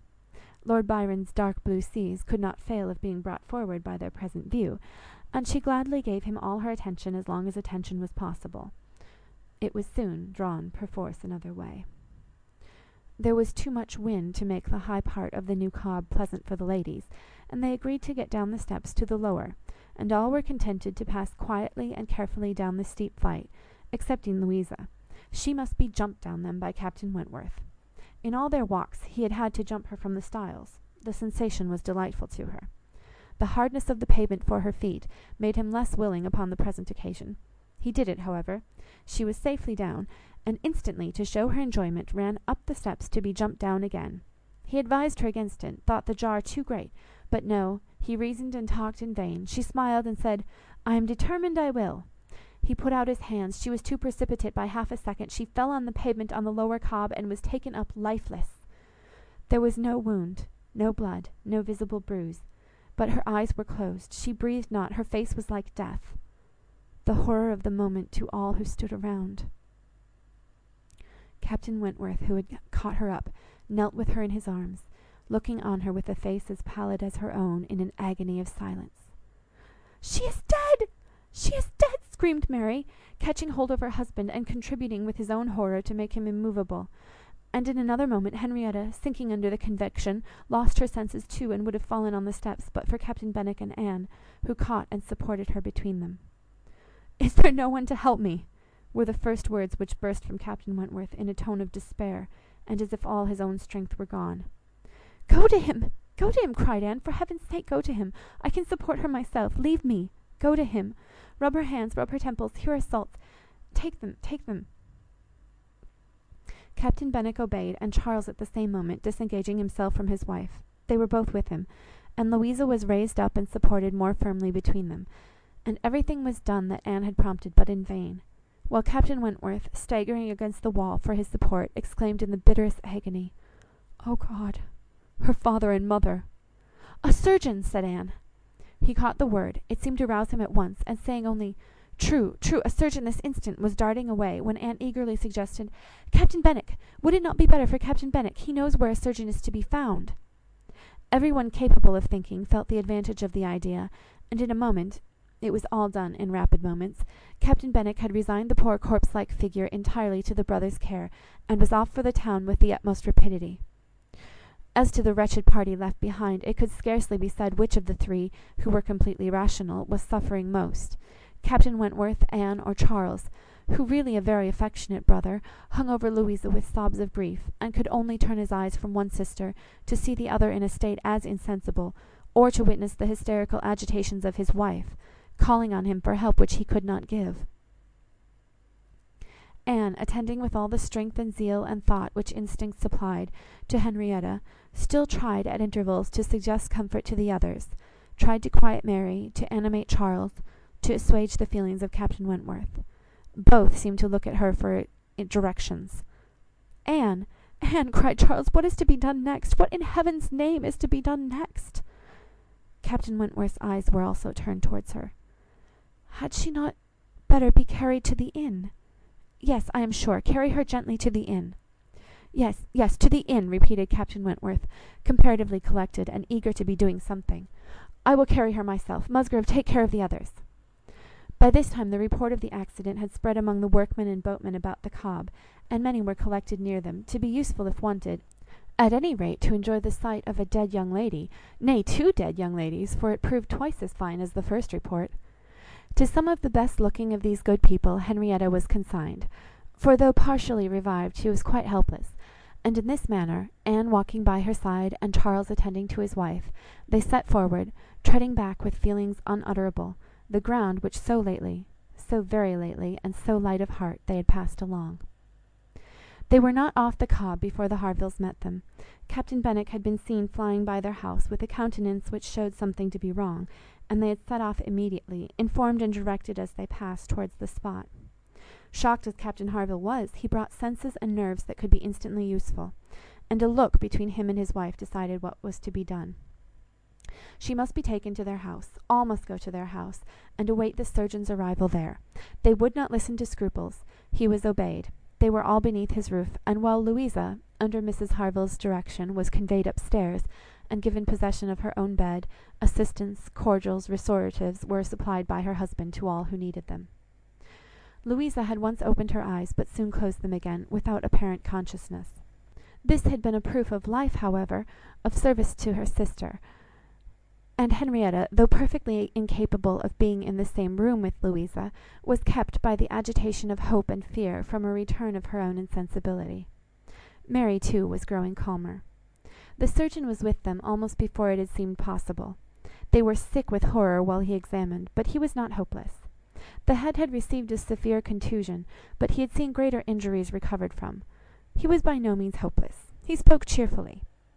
That he did not regard it as a desperate case, that he did not say a few hours must end it, was at first felt beyond the hope of most, and the ecstasy of such a reprieve, the rejoicing, deep and silent, after a few fervent ejaculations of gratitude to heaven had been offered, may be conceived.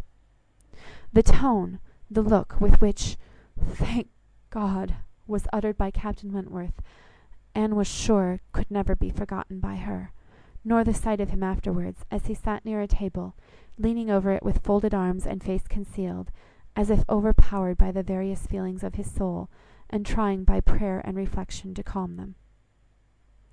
Louisa's limbs had escaped. There was no injury but to the head. It now became necessary for the party to consider what was best to be done as to their general situation. They were now able to speak to each other and consult. That Louisa must remain where she was, however distressing to her friends to be involving the Harvilles in such a trouble, did not admit a doubt. Her removal was impossible. The Harvilles silenced all scruples, and as much as they could, all gratitude. They had looked forward and arranged everything before the others began to reflect. Captain Benwick must give up his room to them and get another bed elsewhere, and the whole was settled. They were only concerned that the house could accommodate no more. And yet, perhaps, by putting the children away in the maid's room, or swinging a cot somewhere, they could hardly bear to think of not finding room for 2 or 3 besides, supposing they might wish to stay; though, with regard to any attendance on Miss Musgrove, there need not be the least uneasiness in leaving her to Mrs Harville's care entirely. Mrs Harville was a very experienced nurse, and her nursery maid, who had lived with her long, and gone about with her everywhere, was just such another. Between these two, she could want no possible attendance by day or night. And all this was said with a truth and sincerity of feeling irresistible. Charles, Henrietta, and Captain Wentworth were the 3 in consultation, and for a little while it was only an interchange of perplexity and terror. Uppercross, the necessity of some one's going to Uppercross, the news to be conveyed, how could it be broken to Mr and Mrs Musgrove, the lateness of the morning, an hour already gone since they ought to have been off, the impossibility of being in tolerable time. At first they were capable of nothing more to the purpose than such exclamations, but after a while Captain Wentworth, exerting himself, said, "We must be decided, and without the loss of another minute. Every minute is valuable. Some one must resolve on being off for Uppercross instantly. Musgrove, either you or I must go." Charles agreed, but declared his resolution of not going away. He would be as little encumbrance as possible to Captain and Mrs Harville, but as to leaving his sister in such a state, he neither ought nor would. So far it was decided, and Henrietta at first declared the same. She, however, was soon persuaded to think differently. The usefulness of her staying, she, who had not been able to remain in Louisa's room, or to look at her, without sufferings which made her worse than helpless. She was forced to acknowledge that she could do no good, yet was still unwilling to be away, till touched by the thought of her father and mother. She gave it up. She consented. She was anxious to be at home. The plan had reached this point, when Anne, coming quietly down from Louisa's room, could not but hear what followed, for the parlour door was open. "Then it is settled, Musgrove," cried Captain Wentworth, "that you stay, and that I take care of your sister home. But as to the rest, as to the others, if one stays to assist Mrs Harville, I think it need be only one. Mrs Charles Musgrove will of course wish to get back to her children, but if Anne will stay, no one so proper, so capable as Anne." She paused a moment to recover from the emotion of hearing herself so spoken of. The other 2 warmly agreed with what he said, and she then appeared. "You will stay, I am sure. You will stay and nurse her," cried he, turning to her and speaking with a glow, and yet a gentleness, which seemed almost restoring the past. She coloured deeply, and he recollected himself and moved away. She expressed herself most willing, ready, happy to remain. It was what she had been thinking of, and wishing to be allowed to do. A bed on the floor in Louisa's room would be sufficient for her, if Mrs Harville would but think so. One thing more, and all seemed arranged. Though it was rather desirable that Mr and Mrs Musgrove should be previously alarmed by some share of delay, yet the time required by the Uppercross horses to take them back would be a dreadful extension of suspense, and Captain Wentworth proposed, and Charles Musgrove agreed, that it would be much better for him to take a chaise from the inn, and leave Mr Musgrove's carriage and horses to be sent home the next morning early, when there would be the further advantage of sending an account of Louisa's night. Captain Wentworth now hurried off to get everything ready on his part, to be soon followed by the 2 ladies. When the plan was made known to Mary, however, there was an end of all peace in it. She was so wretched and so vehement, complained so much of injustice in being expected to go away instead of Anne, who was nothing to Louisa, while she was her sister, and had the best right to stay in Henrietta's stead. Why was she not to be as useful as Anne? And to go home without Charles, too, without her husband? No, it was too unkind.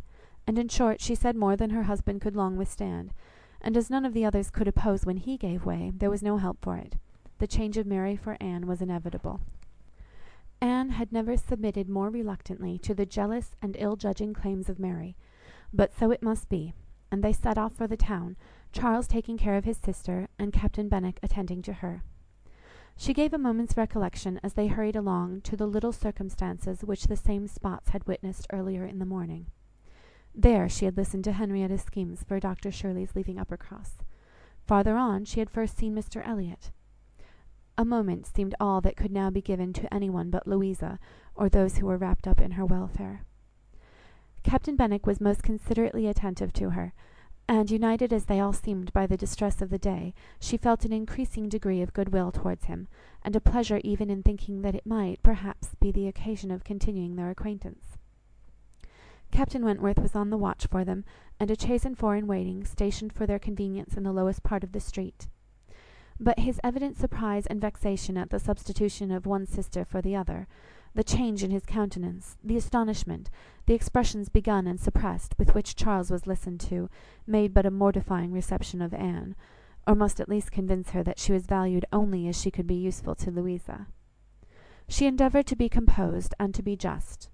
Without emulating the feelings of an Emma towards her Henry, she would have attended on Louisa with a zeal above the common claims of regard, for his sake, and she hoped he would not long be so unjust as to suppose she would shrink unnecessarily from the office of a friend. In the meanwhile she was in the carriage. He had handed them both in, and placed himself between them, and in this manner, under these circumstances, full of astonishment and emotion to Anne, she quitted Lyme. How the long stage would pass, how it was to affect their manners, what was to be their sort of intercourse, she could not foresee.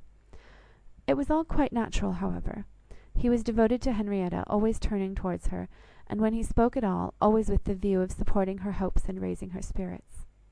In general, his voice and manner were studiously calm. To spare Henrietta from agitation seemed the governing principle. Once only, when she had been grieving over the last ill-judged, ill-fated walk to the Cobb, bitterly lamenting that it had ever been thought of, he burst forth, as if wholly overcome. "Don't talk of it, don't talk of it," he cried. "O God, that I had not given way to her at the fatal moment! Had I done as I ought! But so eager and so resolute! Dear sweet Louisa!" Anne wondered whether it ever occurred to him now to question the justness of his own previous opinion as to the universal felicity and advantage of firmness of character, and whether it might not strike him that, like all other qualities of the mind, it should have its proportions and limits. She thought it could scarcely escape him to feel that a persuadable temper might sometimes be as much in favour of happiness as a very resolute character. They got on fast. Anne was astonished to recognise the same hills and the same objects so soon. Their actual speed, heightened by some dread of the conclusion, made the road appear but half as long as on the day before. It was growing quite dusk, however, before they were in the neighbourhood of Uppercross, and there had been total silence among them for some time. Henrietta, leaning back in the corner, with a shawl over her face, giving the hope of her having cried herself to sleep, when, as they were going up their last hill, Anne found herself all at once addressed by Captain Wentworth. In a low, cautious voice, he said, "I have been considering what we had best do. She must not appear at first, she could not stand it. I have been thinking whether you had not better remain in the carriage with her, while I go in and break it to Mr. and Mrs. Musgrove. Do you think this is a good plan?" She did. He was satisfied, and said no more. But the remembrance of the appeal remained a pleasure to her, as a proof of friendship, and of deference for her judgment, a great pleasure, and when it became a sort of parting proof, its value did not lessen. When the distressing communication at Uppercross was over, and he had seen the father and mother quite as composed as could be hoped, and the daughter all the better for being with them, he announced his intention of returning in the same carriage to Lyme, and when the horses were baited, he was off. End of chapter 12. Chapter 13.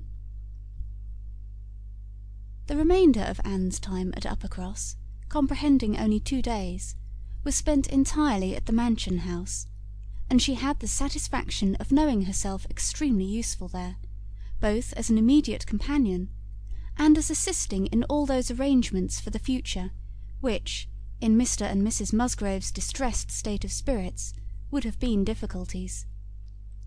They had an early account from Lyme the next morning. Louisa was much the same. No symptoms worse than before had appeared. Charles came a few hours afterwards, to bring a later and more particular account. He was tolerably cheerful. A speedy cure must not be hoped, but everything was going on as well as the nature of the case admitted. In speaking of the Harvilles, he seemed unable to satisfy his own sense of their kindness, especially of Mrs Harville's exertions as a nurse. She really left nothing for Mary to do. He and Mary had been persuaded to go early to their inn last night. Mary had been hysterical again this morning. When he came away, she was going to walk out with Captain Benwick, which he hoped would do her good. He almost wished she had been prevailed on to come home the day before, but the truth was that Mrs Harville left nothing for anybody to do. Charles was to return to Lyme the same afternoon, and his father had at first half a mind to go with him, but the ladies could not consent.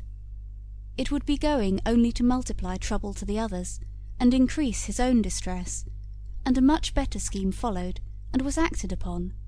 A chaise was sent for from Crewkerne, and Charles conveyed back a far more useful person in the old nursery maid of the family, one who, having brought up all the children, and seen the very last, the lingering and long-petted Master Harry, sent to school after his brothers, was now living in her deserted nursery to mend stockings and dress all the blains and bruises she could get near her, and who, consequently, was only too happy in being allowed to go and help nurse dear Miss Louisa. Vague wishes of getting Sarah thither had occurred before to Mrs Musgrove and Henrietta, but without Anne it would hardly have been resolved on and found practicable so soon. They were indebted the next day to Charles Hayter for all the minute knowledge of Louisa, which it was so essential to obtain every 24 hours. He made it his business to go to Lyme, and his account was still encouraging. The intervals of sense and consciousness were believed to be stronger. Every report agreed in Captain Wentworth's appearing fixed in Lyme. Anne was to leave them on the morrow, an event which they all dreaded. What should they do without her? They were wretched comforters for one another. And so much was said in this way, that Anne thought she could not do better than impart among them the general inclination to which she was privy, and persuaded them all to go to Lyme at once. She had little difficulty. It was soon determined that they would go to-morrow, fix themselves at the inn, or get into lodgings, as it suited, and there remain till dear Louisa could be moved. They must be taking off some trouble from the good people she was with. They might at least relieve Mrs Harville from the care of her own children, and in short, they were so happy in the decision that Anne was delighted with what she had done, and felt that she could not spend her last morning at Uppercross better than in assisting their preparations, and sending them off at an early hour, though her being left to the solitary range of the house was the consequence. She was the last, excepting the little boys at the cottage. She was the very last, the only remaining one of all that had filled and animated both houses, of all that had given Uppercross its cheerful character. A few days had made a change indeed. If Louisa recovered, it would all be well again. More than former happiness would be restored. There could not be a doubt, to her mind there was none, of what would follow her recovery. A few months hence, and the room now so deserted, occupied but by her silent, pensive self, might be filled again with all that was happy and gay, all that was glowing and bright in prosperous love, all that was most unlike Anne Elliot. An hour's complete leisure for such reflections as these, on a dark November day, a small thick rain almost blotting out the very few objects ever to be discerned from the windows, was enough to make the sound of Lady Russell's carriage exceedingly welcome. And yet, though desirous to be gone, she could not quit the mansion house, or look an adieu to the cottage, with its black, dripping, and comfortless verandah, nor even notice through the misty glasses the last humble tenements of the village, without a saddened heart. Scenes had passed in Uppercross which made it precious. It stood the record of many sensations of pain, once severe, but now softened, and of some instances of relenting feeling, some breathings of friendship and reconciliation, which could never be looked for again, and which could never cease to be dear. She left it all behind her, all but the recollection that such things had been. Anne had never entered Kellynch since her quitting Lady Russell's house in September. It had not been necessary, and the few occasions of its being possible for her to go to the Hall she had contrived to evade and escape from. Her first return was to resume her place in the modern and elegant apartments of the lodge, and to gladden the eyes of its mistress. There was some anxiety mixed with Lady Russell's joy in meeting her. She knew who had been frequenting Uppercross. But happily either Anne was so improved in plumpness and looks, or Lady Russell fancied her so, and Anne, in receiving her compliments on the occasion, had the amusement of connecting them with the silent admiration of her cousin, and of hoping that she was to be blessed with the second spring of youth and beauty. When they came to converse, she was soon sensible of some mental change. The subjects of which her heart had been full on leaving Kellynch, and which she had felt slighted, and been compelled to smother among the Musgroves, were now become but of secondary interest. She had lately lost sight even of her father and sister and Bath. Their concerns had been sunk under those of Uppercross, and when Lady Russell reverted to their former hopes and fears, and spoke her satisfaction in the house in Camden Place, which had been taken, and her regret that Mrs Clay should still be with them, Anne would have been ashamed to have it known how much more she was thinking of Lyme, and Louisa Musgrove, and all her acquaintance there, how much more interesting to her was the home and the friendship of the Harvilles and Captain Benwick than her own father's house in Camden Place, or her own sister's intimacy with Mrs Clay. She was actually forced to exert herself to meet Lady Russell with anything like the appearance of equal solicitude on topics which had by nature the first claim on her. There was a little awkwardness at first in their discourse on another subject. They must speak of the accident at Lyme. Lady Russell had not been arrived 5 minutes the day before, when a full account of the whole had burst on her, but still it must be talked of, she must make inquiries, she must regret the imprudence, lament the result, and Captain Wentworth's name must be mentioned by both. Anne was conscious of not doing it so well as Lady Russell. She could not speak the name, and look straight forward to Lady Russell's eye, till she had adopted the expedient of telling her briefly what she thought of the attachment between him and Louisa. When this was told, his name distressed her no longer. Lady Russell had only to listen composedly, and wish them happy, but internally her heart revelled in angry pleasure, in pleased contempt, that the man who, at 23, had seemed to understand somewhat of the value of an Anne Elliot, should, 8 years afterwards, be charmed by a Louisa Musgrove. The first 3 or 4 days passed most quietly, with no circumstance to mark them, excepting the receipt of a note or two from Lyme, which found their way to Anne, she could not tell how, and brought a rather improving account of Louisa. At the end of that period, Lady Russell's politeness could repose no longer, and the fainter self-threatenings of the past became in a decided tone, "I must call on Mrs Croft. I really must call upon her soon. Anne, have you courage to go with me and pay a visit in that house? It will be some trial to us both." Anne did not shrink from it. On the contrary, she truly felt as she said, in observing, "I think you are very likely to suffer the most of the two. Your feelings are less reconciled to the change than mine. By remaining in the neighbourhood, I am become inured to it." She could have said more on the subject, for she had in fact so high an opinion of the Crofts, and considered her father so very fortunate in his tenants, felt the parish to be so sure of a good example, and the poor of the best attention and relief, that however sorry and ashamed for the necessity of the removal, she could not but in conscience feel that they were gone who deserved not to stay, and that Kellynch Hall had passed into better hands than its owners. These convictions must unquestionably have their own pain, and severe was its kind, but they precluded that pain which Lady Russell would suffer in entering the house again, and returning through the well-known apartments. In such moments Anne had no power of saying to herself, "These rooms ought to belong only to us. Oh, how fallen in their destination, how unworthily occupied, an ancient family to be so driven away, strangers filling their place." No, except when she thought of her mother, and remembered where she had been used to sit and preside, she had no sigh of that description to heave.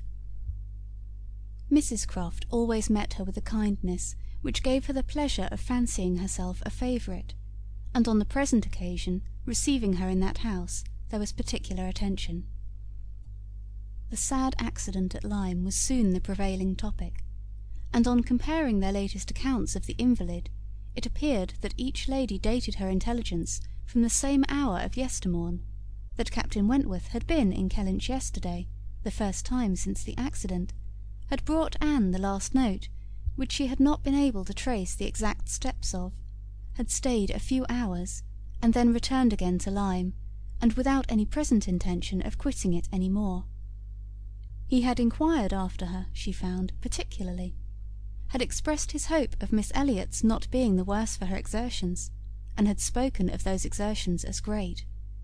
This was handsome, and gave her more pleasure than almost anything else could have done.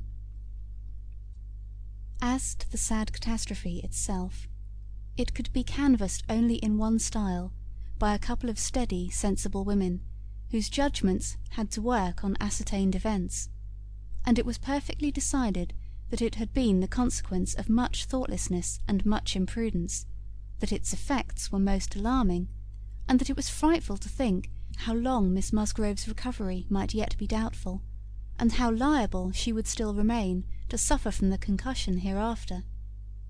The Admiral wound it up summarily by exclaiming, "Ay, a very bad business indeed.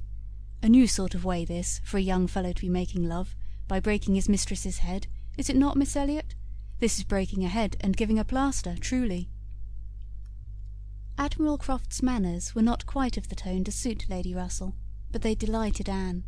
His goodness of heart and simplicity of character were irresistible. "Now, this must be very bad for you," said he, suddenly rousing from a little reverie, "to be coming and finding us here. I had not recollected it before, I declare, but it must be very bad. But now, do not stand upon ceremony. Get up and go over all the rooms in the house, if you like it." "Another time, sir. I thank you. Not now." "Well, whenever it suits you. You can slip in from the shrubbery at any time, and there you will find we keep our umbrellas hanging up by that door. A good place, is it not? But," checking himself, "you will not think it a good place, for yours were always kept in the butler's room. Ay, so it always is, I believe. One man's ways may be as good as another's, but we all like our own best. And so you must judge for yourself whether it would be better for you to go about the house or not." Anne, finding she might decline it, did so very gratefully. "We have made very few changes either," continued the Admiral, after thinking a moment. "Very few. We told you about the laundry door at Uppercross. That has been a very great improvement. The wonder was how any family upon earth could bear with the inconvenience of it opening as it did so long. You will tell Sir Walter what we have done, and that Mr Shepherd thinks it the greatest improvement the house ever had. Indeed, I must do ourselves the justice to say that the few alterations we have made have been all very much for the better. My wife should have the credit of them, however. I have done very little, besides sending away some of the large looking-glasses from my dressing-room, which was your father's. A very good man, and very much the gentleman, I am sure, but I should think, Miss Elliot," looking with serious reflection, "I should think he must be rather a dressy man for his time of life. Such a number of looking-glasses! Oh Lord, there was no getting away from oneself.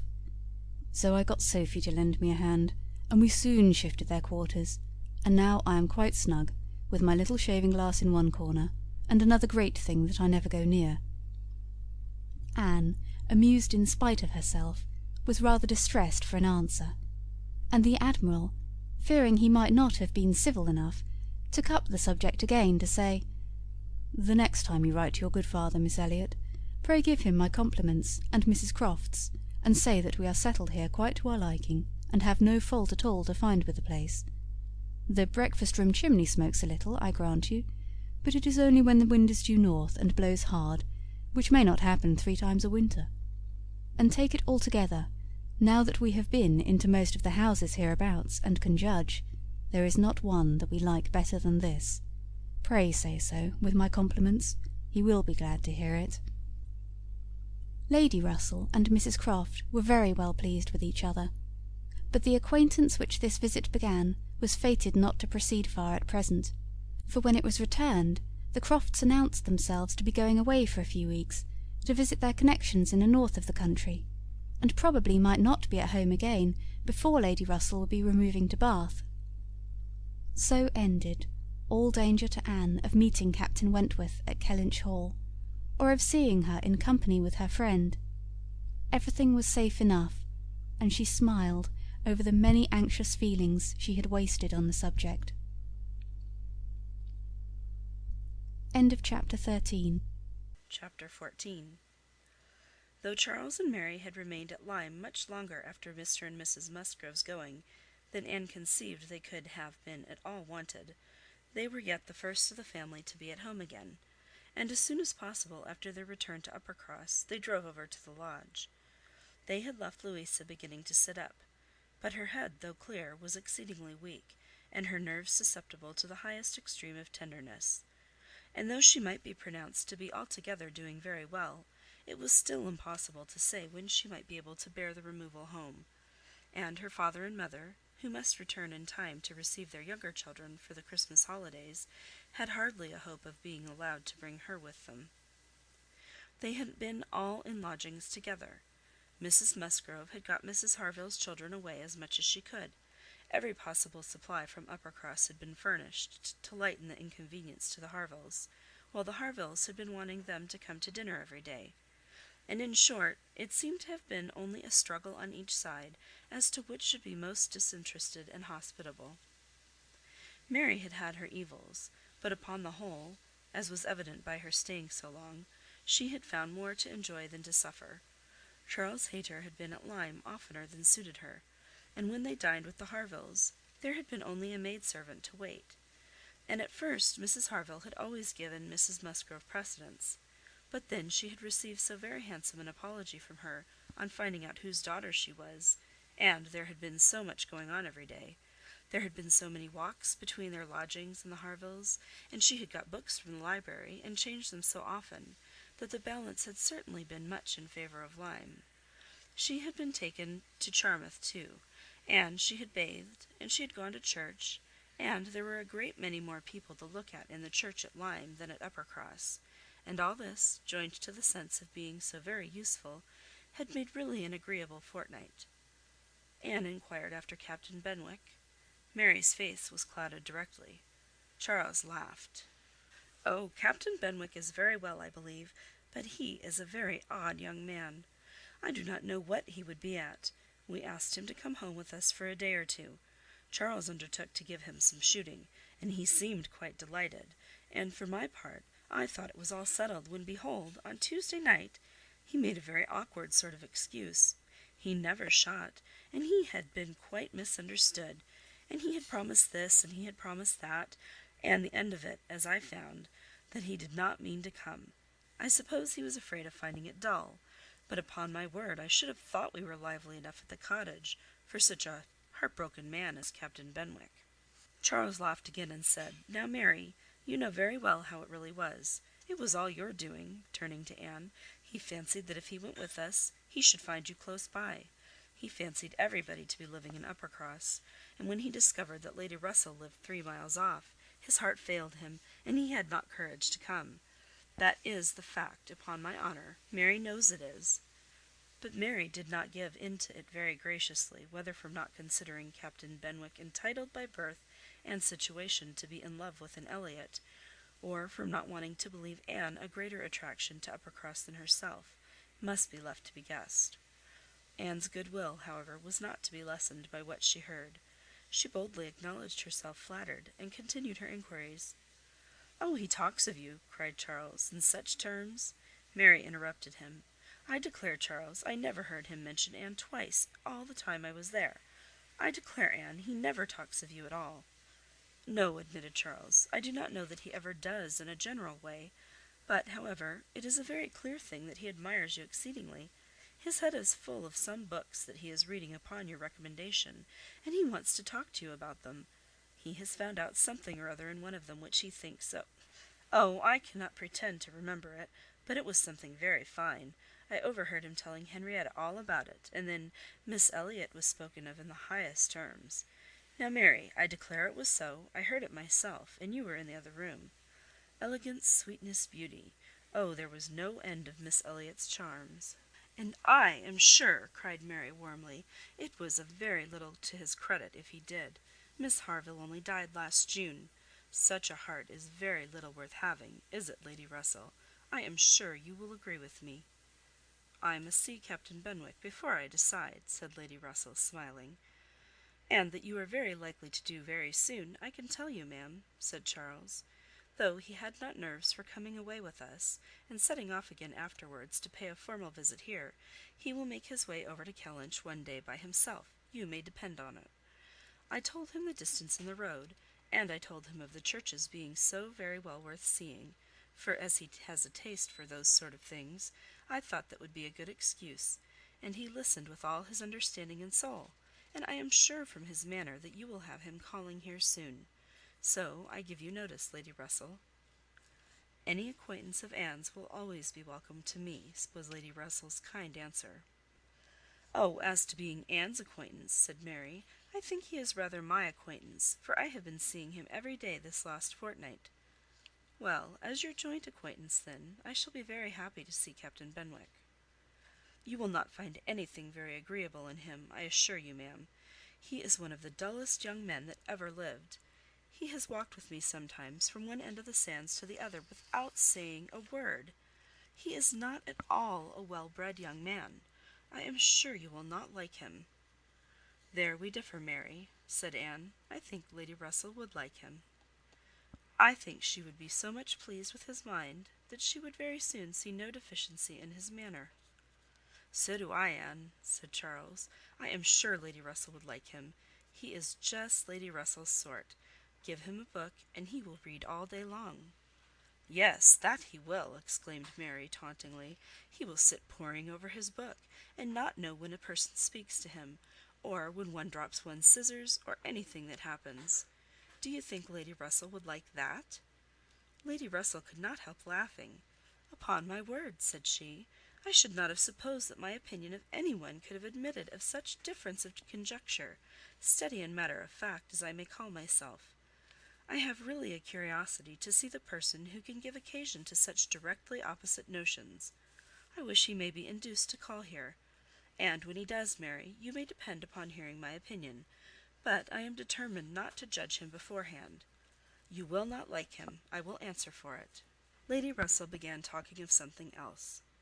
Mary spoke with animation of their meeting with, or rather missing, Mr Elliot so extraordinarily. "He is a man," said Lady Russell, "whom I have no wish to see. His declining to be on cordial terms with the head of his family has left a very strong impression in his disfavour with me." This decision checked Mary's eagerness, and stopped her short in the midst of the Elliot countenance. With regard to Captain Wentworth, though Anne hazarded no enquiries, there was voluntary communication sufficient. His spirits had been greatly recovering lately, as might be expected. As Louisa improved, he had improved, and he was now quite a different creature from what he had been the first week.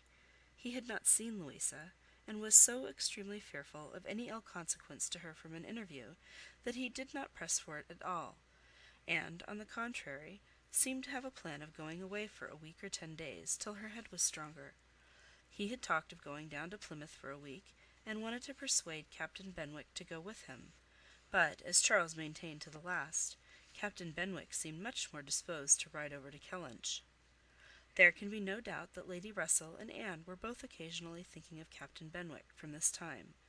Lady Russell could not hear the door-bell without feeling that it might be his herald, nor could Anne return from any stroll of solitary indulgence in her father's grounds, or any visit of charity in the village, without wondering whether she might see him or hear of him. Captain Benwick came not, however. He was either less disposed for it than Charles had imagined, or he was too shy, and after giving him a week's indulgence, Lady Russell determined him to be unworthy of the interest which he had been beginning to excite. The Musgroves came back to receive their happy boys and girls from school, bringing with them Mrs Harville's little children, to improve the noise of Uppercross, and lessen that of Lyme. Henrietta remained with Louisa, but all the rest of the family were again in their usual quarters. Lady Russell and Anne paid their compliments to them at once, when Anne could not but feel that Uppercross was already quite alive again. Though neither Henrietta, nor Louisa, nor Charles Hayter, nor Captain Wentworth were there, the room presented as strong a contrast as could be wished to the last state she had seen it in. Immediately surrounding Mrs Musgrove were the little Harvilles, whom she was sedulously guarding from the tyranny of the 2 children from the cottage, expressly arrived to amuse them.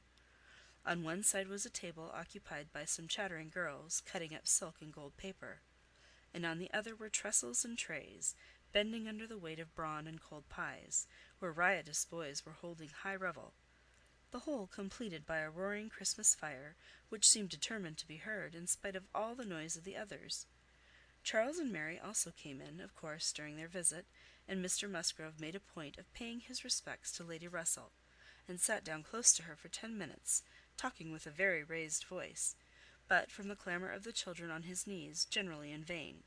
It was a fine family peace. Anne, judging from her own temperament, would have deemed such a domestic hurricane a bad restorative of the nerves, which Louisa's illness must have so greatly shaken.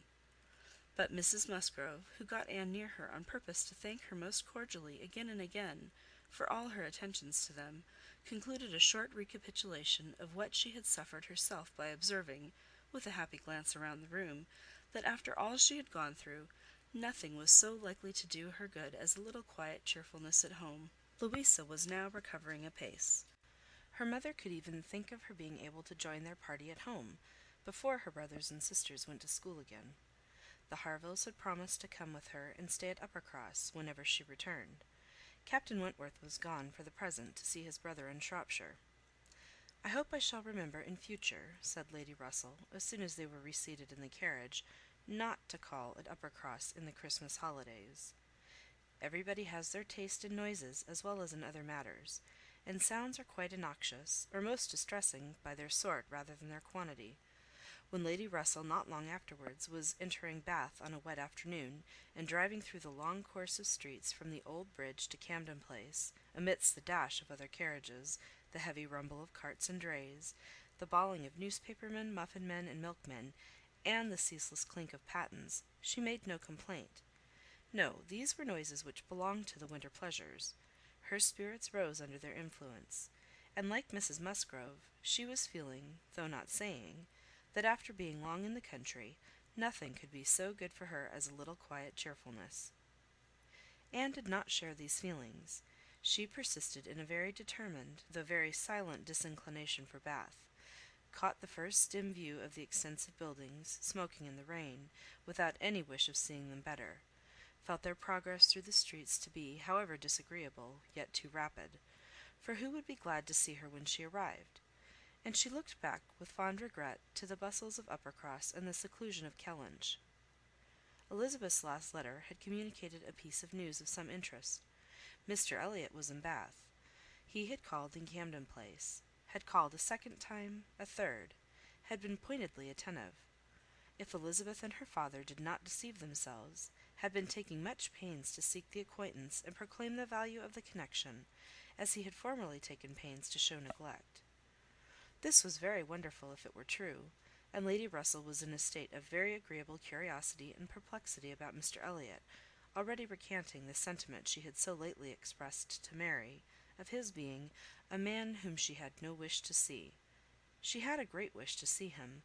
If he really sought to reconcile himself like a dutiful branch, he must be forgiven for having dismembered himself from the paternal tree. Anne was not animated to an equal pitch by the circumstance, but she felt that she would rather see Mr Elliot again than not, which was more than she could say for many other persons in Bath. She was put down in Camden Place, and Lady Russell then drove to her own lodgings in Rivers Street. End of chapter 14. Chapter 15. Sir Walter had taken a very good house in Camden Place, a lofty, dignified situation, such as becomes a man of consequence, and both he and Elizabeth were settled there, much to their satisfaction. Anne entered it with a sinking heart, anticipating an imprisonment of many months, and anxiously saying to herself, "Oh, when shall I leave you again?" A degree of unexpected cordiality, however, in the welcome she received, did her good. Her father and sister were glad to see her, for the sake of showing her the house and furniture, and met her with kindness. Her making a fourth, when they sat down to dinner, was noticed as an advantage. Mrs Clay was very pleasant and very smiling, but her courtesies and smiles were more a matter of course. Anne had always felt that she would pretend what was proper on her arrival, but the complaisance of the others was unlooked for. They were evidently in excellent spirits, and she was soon to listen to the causes. They had no inclination to listen to her. After laying out for some compliments of being deeply regretted in their old neighbourhood, which Anne could not pay, they had only a few faint inquiries to make, before the talk must be all their own. Uppercross excited no interest, Kellynch very little. It was all Bath. They had the pleasure of assuring her that Bath more than answered their expectations in every respect. Their house was undoubtedly the best in Camden Place.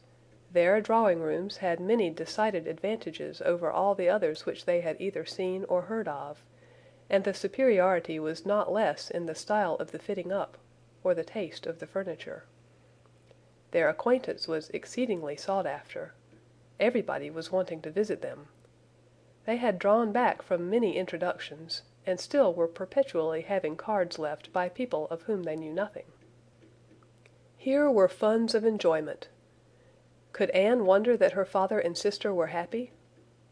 She might not wonder, but she must sigh that her father should feel no degradation in his change, should see nothing to regret in the duties and dignity of the resident landholder, should find so much to be vain of in the littlenesses of a town, and she must sigh, and smile, and wonder too, as Elizabeth threw open the folding doors, and walked with exultation from one drawing-room to the other, boasting of their space, at the possibility of that woman, who had been mistress of Kellynch Hall, finding extent to be proud of between two walls perhaps 30 feet asunder.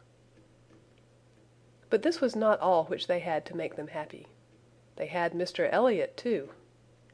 Anne had a great deal to hear of Mr Elliot. He was not only pardoned, they were delighted with him. He had been in Bath about a fortnight.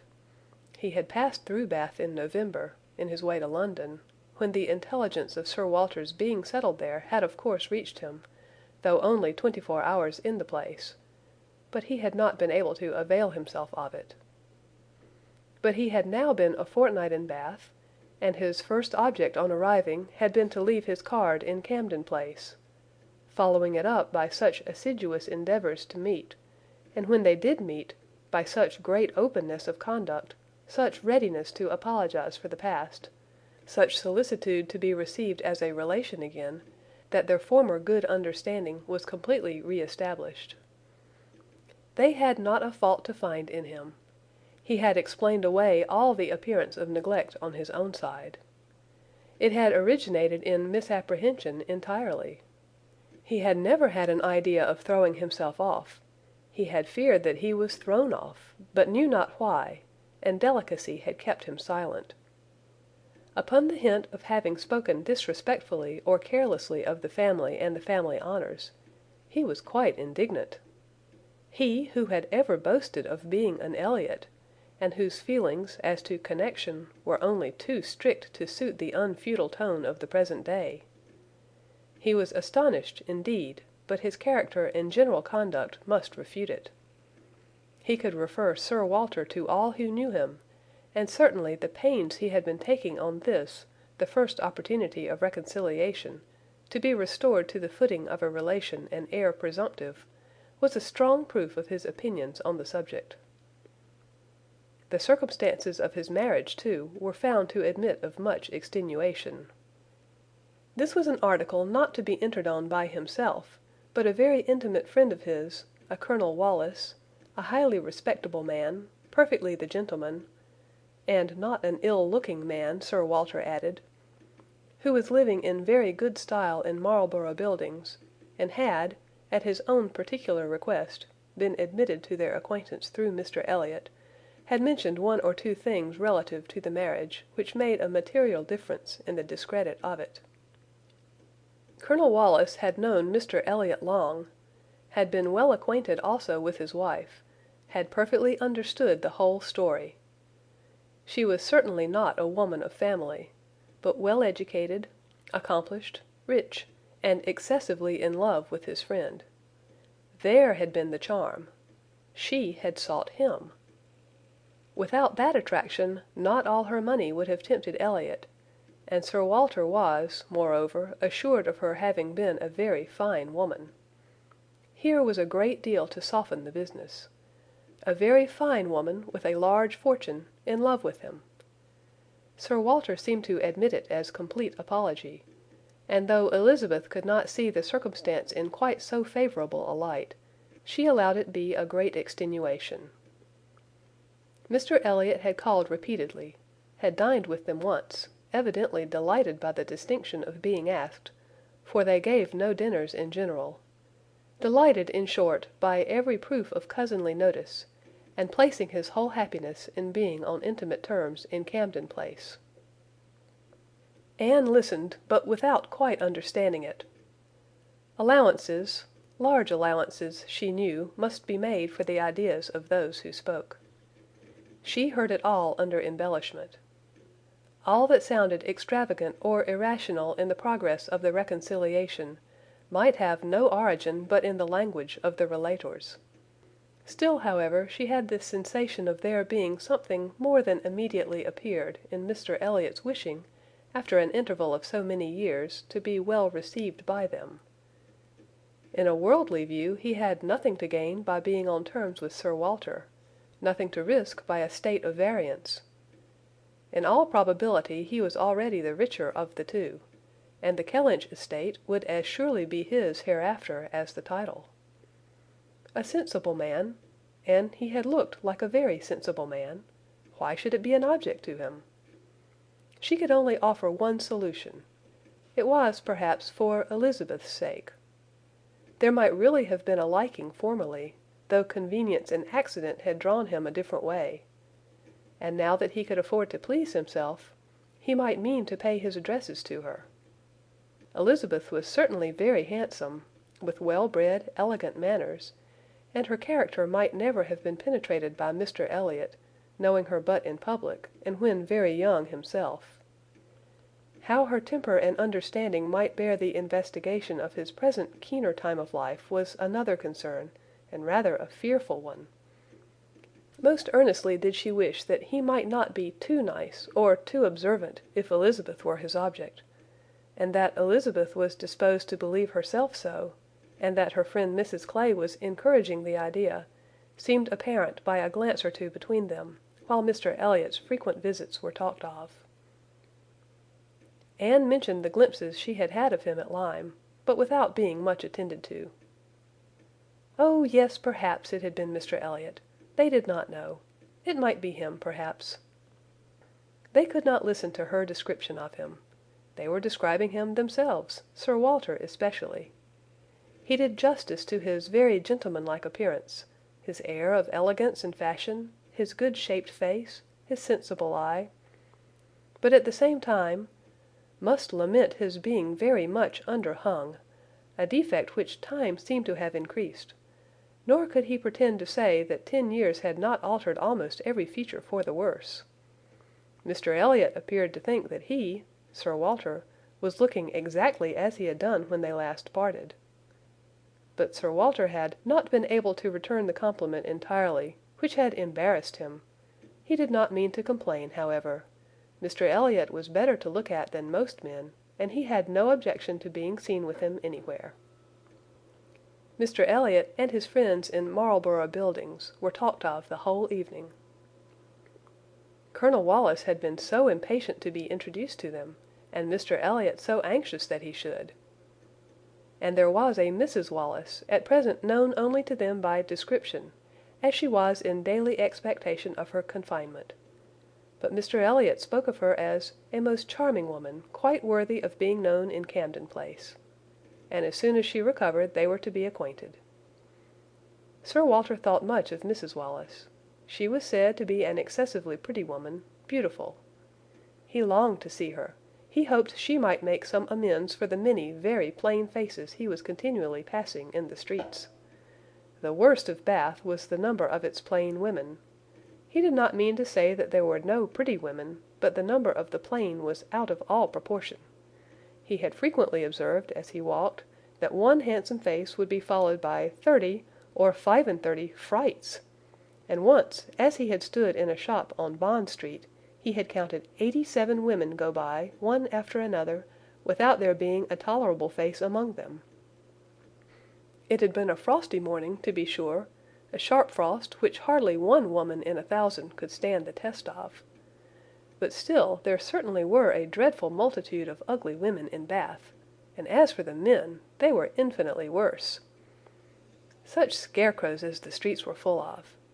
It was evident how little the women were used to the sight of anything tolerable, by the effect which a man of decent appearance produced. He had never walked anywhere arm in arm with Colonel Wallis, who was a fine military figure, though sandy-haired, without observing that every woman's eye was upon him, as every woman's eye was sure to be upon Colonel Wallis. Modest Sir Walter! He was not allowed to escape, however. His daughter and Mrs Clay united in hinting that Colonel Wallis's companion might have as good a figure as Colonel Wallis, and certainly was not sandy-haired. "How is Mary looking?" said Sir Walter, in the height of his good humour. "The last time I saw her she had a red nose, but I hope that may not happen every day."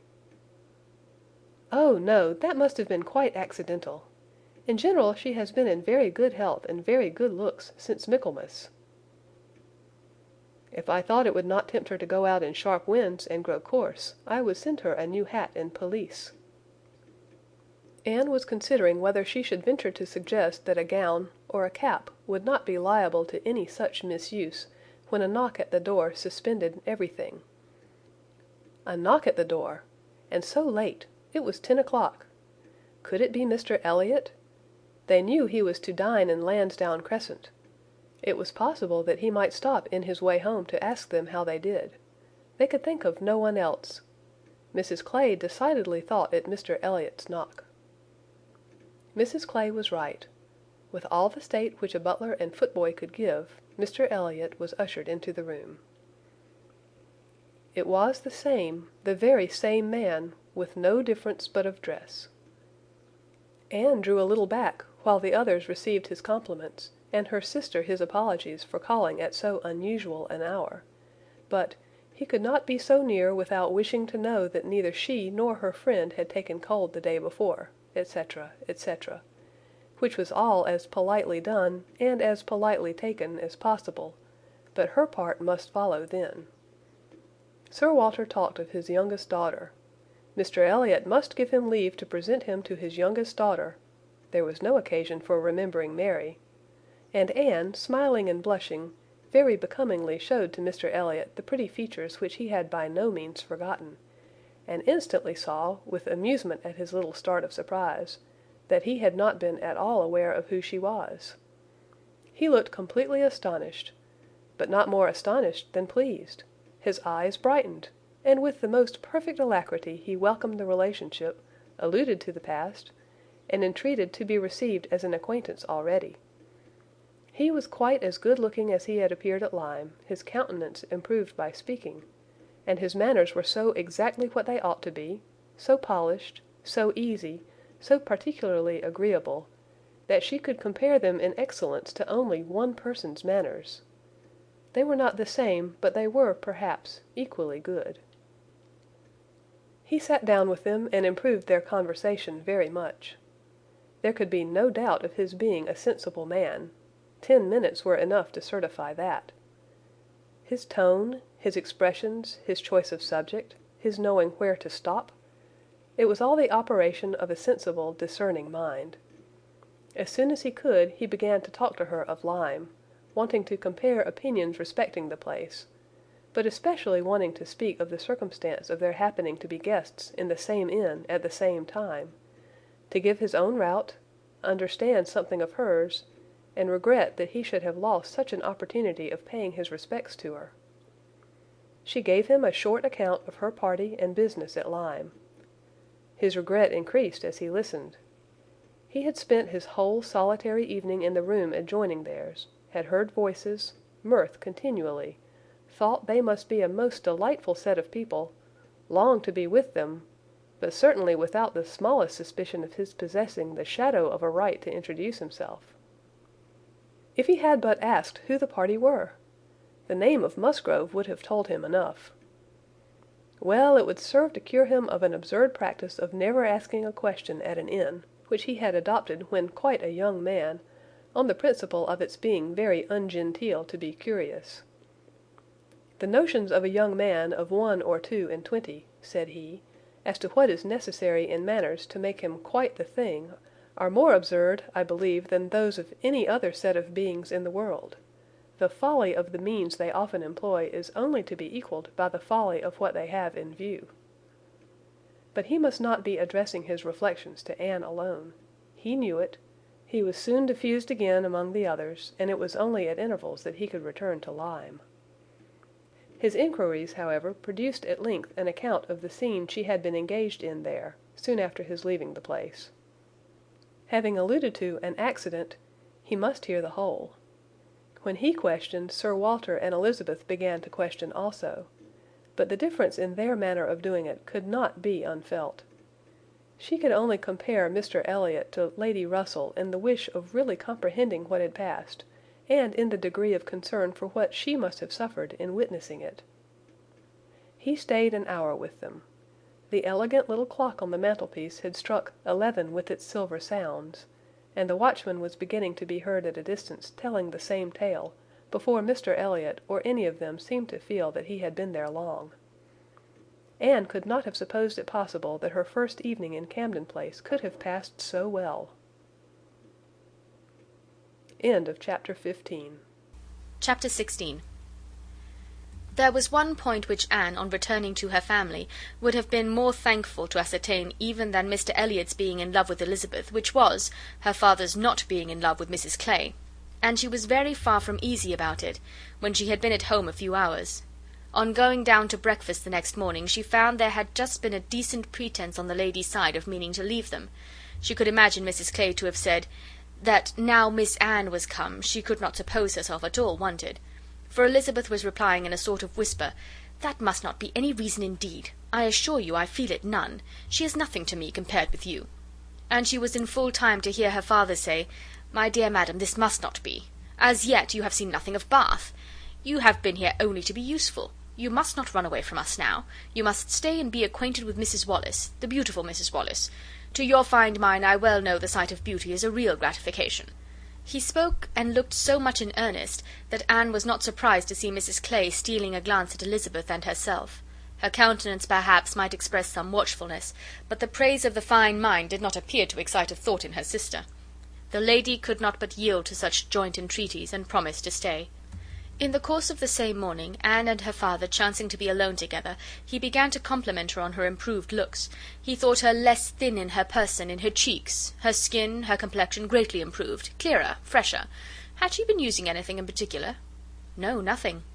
Merely Gowland, he supposed? No, nothing at all. Ha!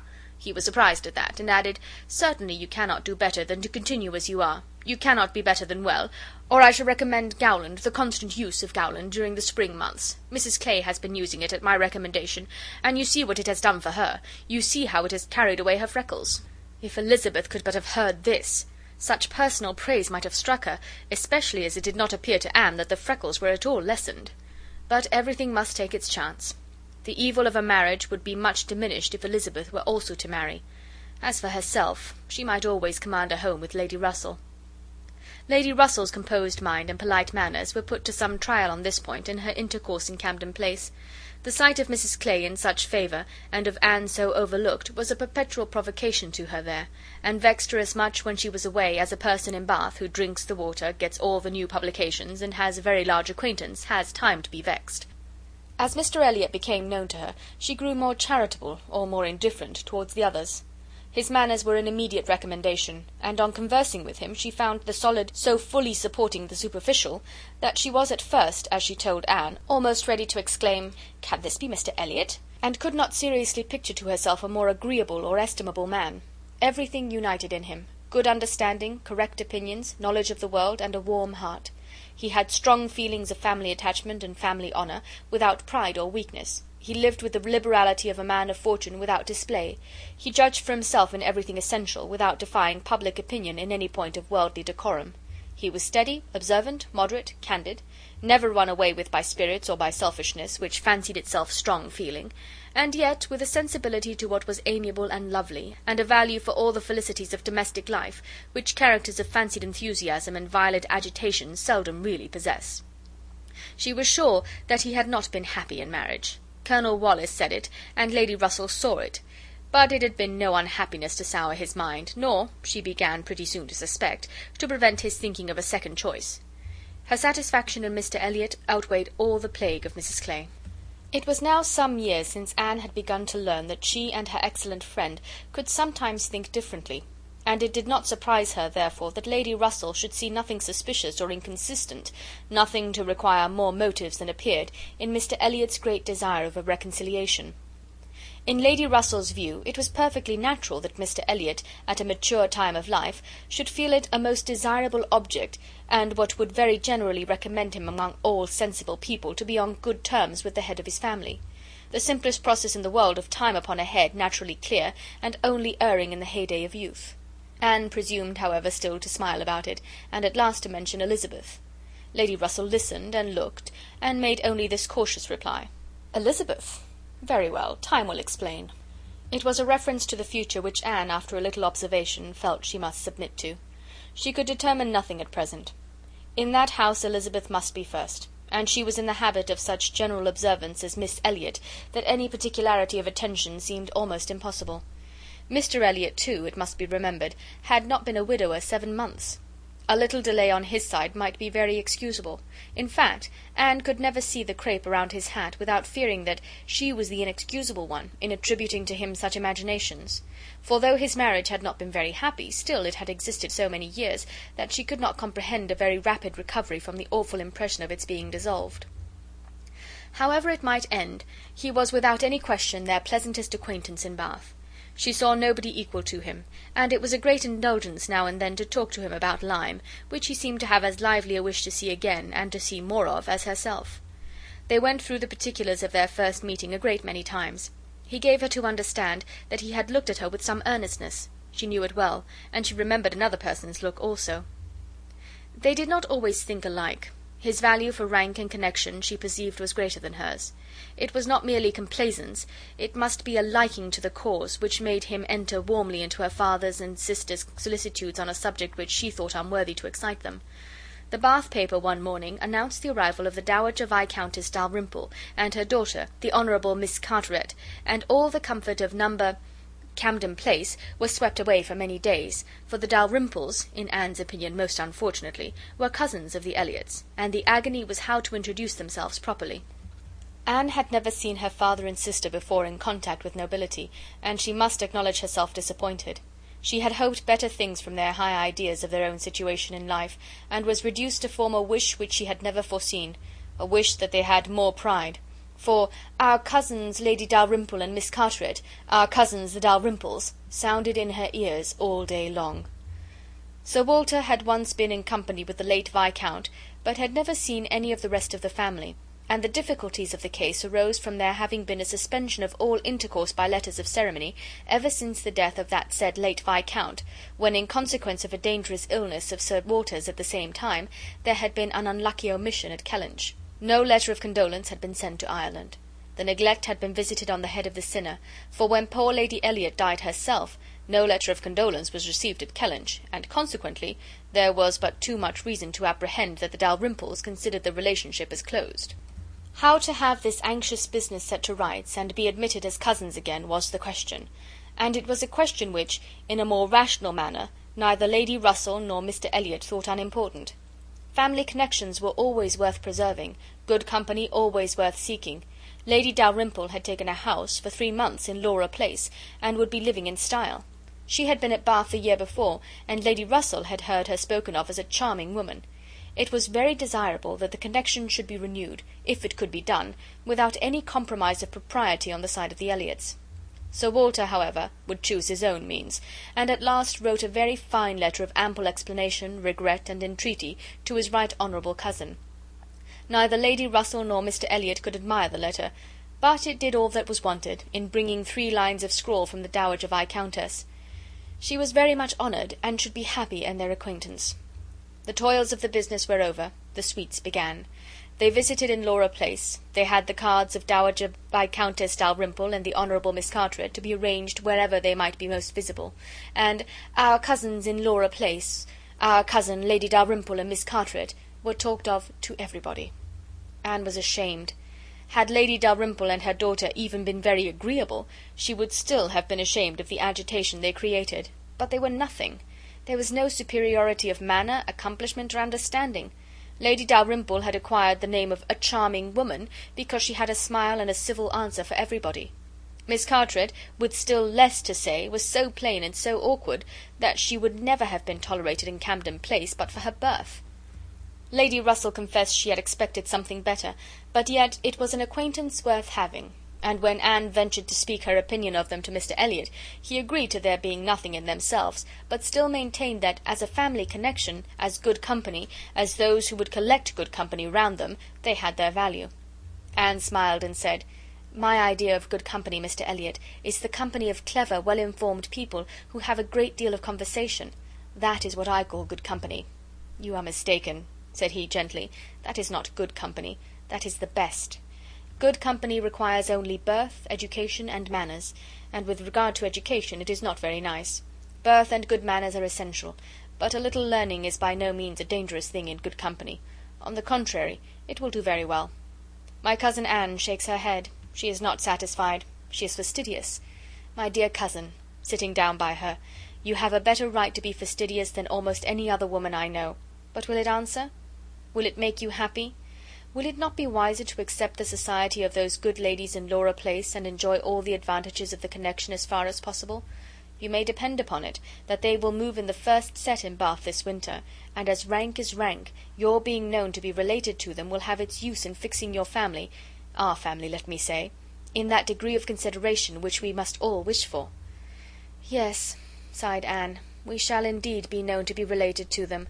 Then, recollecting herself, and not wishing to be answered, she added, "I certainly do think there has been by far too much trouble taken to procure the acquaintance. I suppose," smiling, "I have more pride than any of you. But I confess it does vex me that we should be so solicitous to have the relationship acknowledged, which we may be very sure is a matter of perfect indifference to them." "Pardon me, dear cousin, you are unjust in your own claims. In London, perhaps, in your present quiet style of living, it might be as you say. But in Bath, Sir Walter Elliot and his family will always be worth knowing, always acceptable as acquaintance." "Well," said Anne, "I certainly am proud, too proud to enjoy a welcome which depends so entirely upon place." "I love your indignation," said he. "It is very natural. But here you are in Bath, and the object is to be established here with all the credit and dignity which ought to belong to Sir Walter Elliot. You talk of being proud. I am called proud, I know, and I shall not wish to believe myself otherwise. For our pride, if investigated, would have the same object, I have no doubt, though the kind may seem a little different. In one point I am sure, my dear cousin," he continued, speaking lower, though there was no one else in the room, "in one point I am sure we must feel alike. We must feel that every addition to your father's society among his equals or superiors may be of use in diverting his thoughts from those who are beneath him." He looked as he spoke to the seat which Mrs Clay had been lately occupying, a sufficient explanation of what he particularly meant, and though Anne could not believe in their having the same sort of pride, she was pleased with him for not liking Mrs Clay, and her conscience admitted that his wishing to promote her father's getting great acquaintance was more than excusable in the view of defeating her. Chapter 16. Chapter 17. While Sir Walter and Elizabeth were assiduously pushing their good fortune in Laura Place, Anne was renewing an acquaintance of a very different description. She had called on her former governess, and had heard from her of there being an old schoolfellow in Bath, who had the two strong claims on her attention of past kindness and present suffering. Miss Hamilton, now Mrs. Smith, had shown her kindness in one of those periods of her life when it had been most valuable.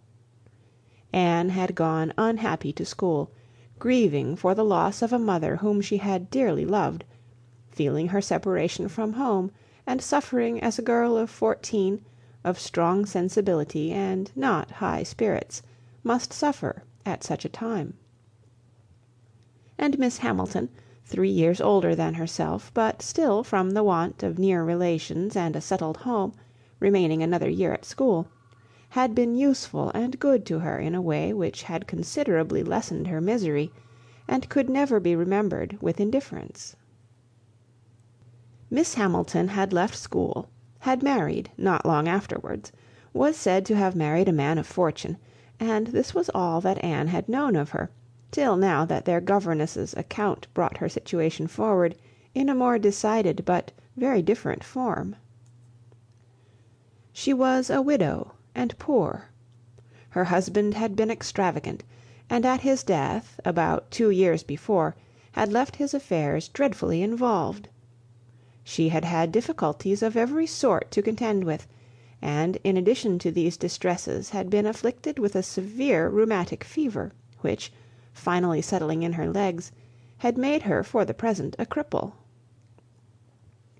She had come to Bath on that account, and was now in lodgings near the hot baths, living in a very humble way, unable even to afford herself the comfort of a servant, and of course almost excluded from society.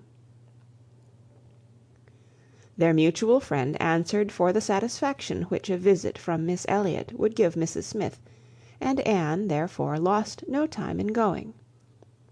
She mentioned nothing of what she had heard, or what she intended, at home. It would excite no proper interest there.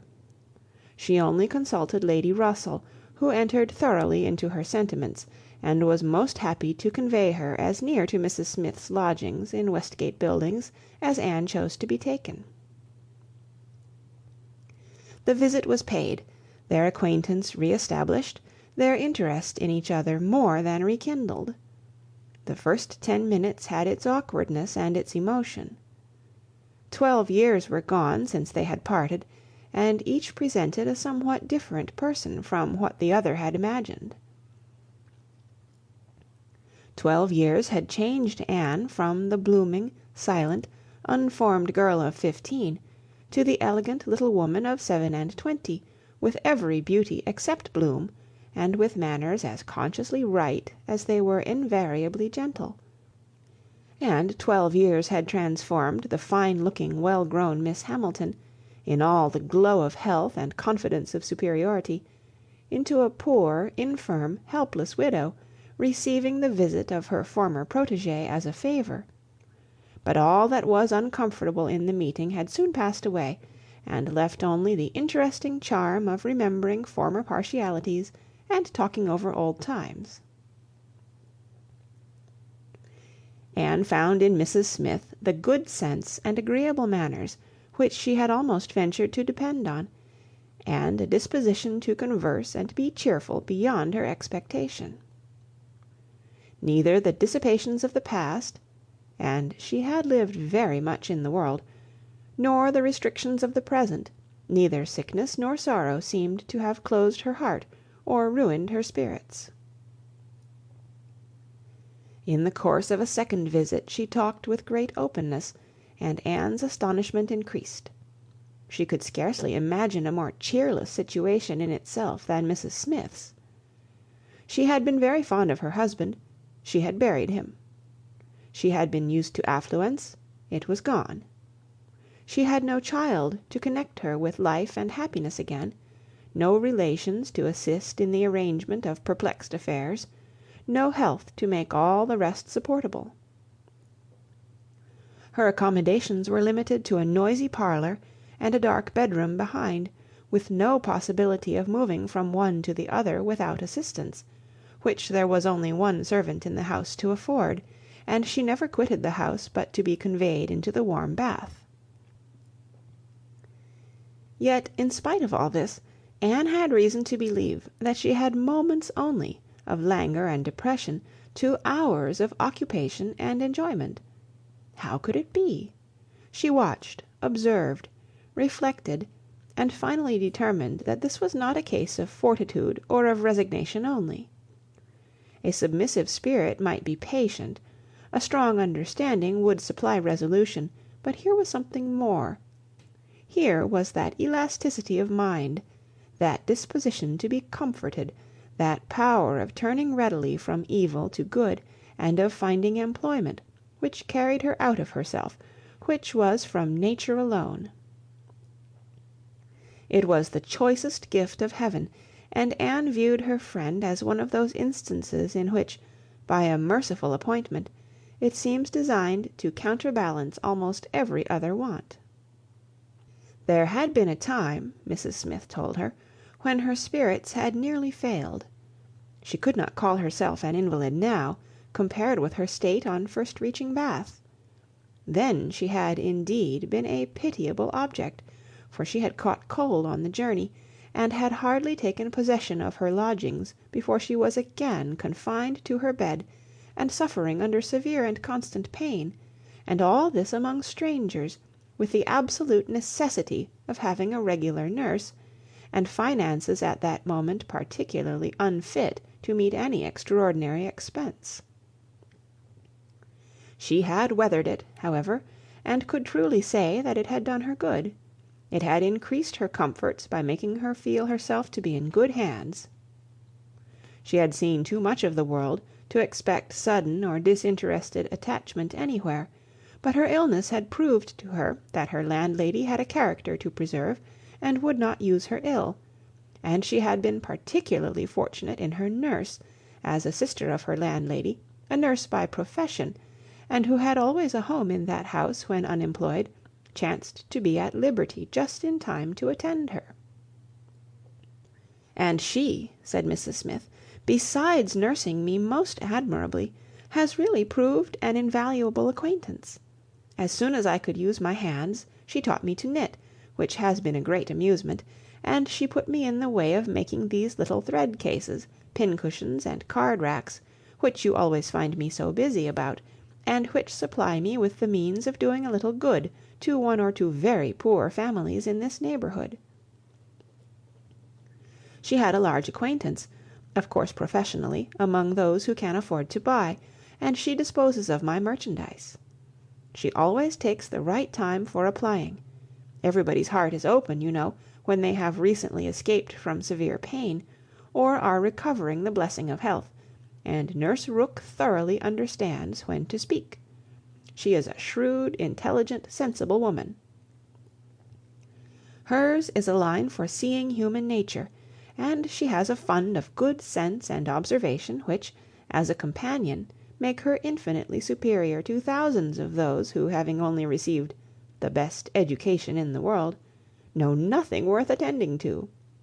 Call it gossip if you will, but when Nurse Rooke has half an hour's leisure to bestow on me, she is sure to have something to relate that is entertaining and profitable, something that makes one know one's species better. One likes to hear what is going on, to be au fait as to the newest modes of being trifling and silly. To me, who live so much alone, her conversation, I assure you, is a treat. Anne, far from wishing to cavil at the pleasure, replied, "I can easily believe it. Women of that class have great opportunities, and if they are intelligent may be well worth listening to. Such varieties of human nature as they are in the habit of witnessing. And it is not merely in its follies that they are well read, for they see it occasionally under every circumstance that can be most interesting or affecting. What instances must pass before them of ardent, disinterested, self-denying attachment, of heroism, fortitude, patience, resignation, of all the conflicts and all the sacrifices that ennoble us most. A sick chamber may often furnish the worth of volumes." "Yes," said Mrs. Smith more doubtingly, "sometimes it may, though I fear its lessons are not often in the elevated style you describe. Here and there human nature may be great in times of trial, but generally speaking, it is its weakness and not its strength that appears in a sick chamber. It is selfishness and impatience rather than generosity and fortitude that one hears of. There is so little real friendship in the world, and, unfortunately, speaking low and tremulously, there are so many who forget to think seriously till it is almost too late. Anne saw the misery of such feelings.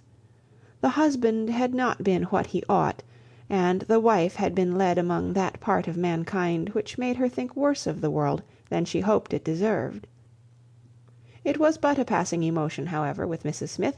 She shook it off, and soon added in a different tone, "I do not suppose the situation my friend Mrs. Rooke is in at present will furnish much either to interest or edify me. She is only nursing Mrs. Wallis of Marlborough Buildings, a mere pretty, silly, expensive, fashionable woman, I believe, and of course will have nothing to report but of lace and finery. I mean to make my profit of Mrs. Wallis, however. She has plenty of money, and I intend she shall buy all the high-priced things I have in hand now." Anne had called several times on her friend before the existence of such a person was known in Camden Place. At last it became necessary to speak of her. Sir Walter, Elizabeth, and Mrs Clay returned one morning from Laura Place, with a sudden invitation from Lady Dalrymple for the same evening, and Anne was already engaged to spend that evening in Westgate Buildings.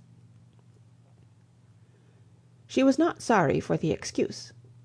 They were only asked, she was sure, because Lady Dalrymple, being kept at home by a bad cold, was glad to make use of the relationship which had been so pressed on her, and she declined on her own account with great alacrity.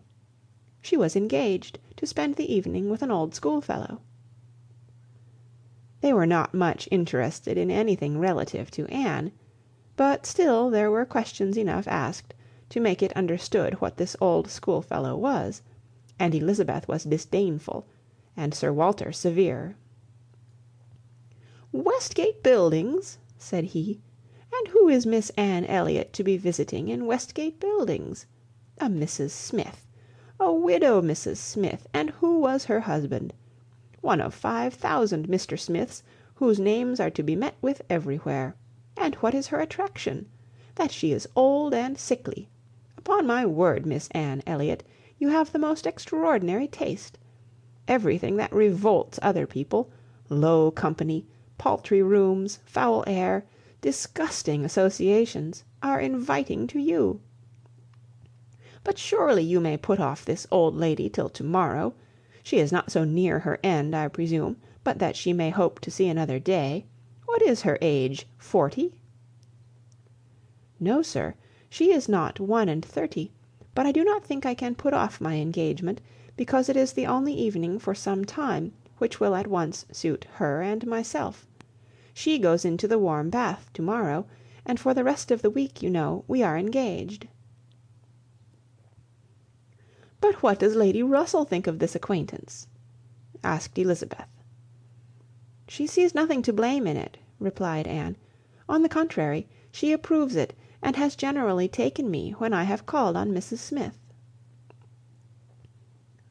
"Westgate Buildings must have been rather surprised by the appearance of a carriage drawn up near its pavement," observed Sir Walter. "Sir Henry Russell's widow, indeed, has no honours to distinguish her arms, but still it is a handsome equipage, and no doubt is well known to convey a Miss Elliot."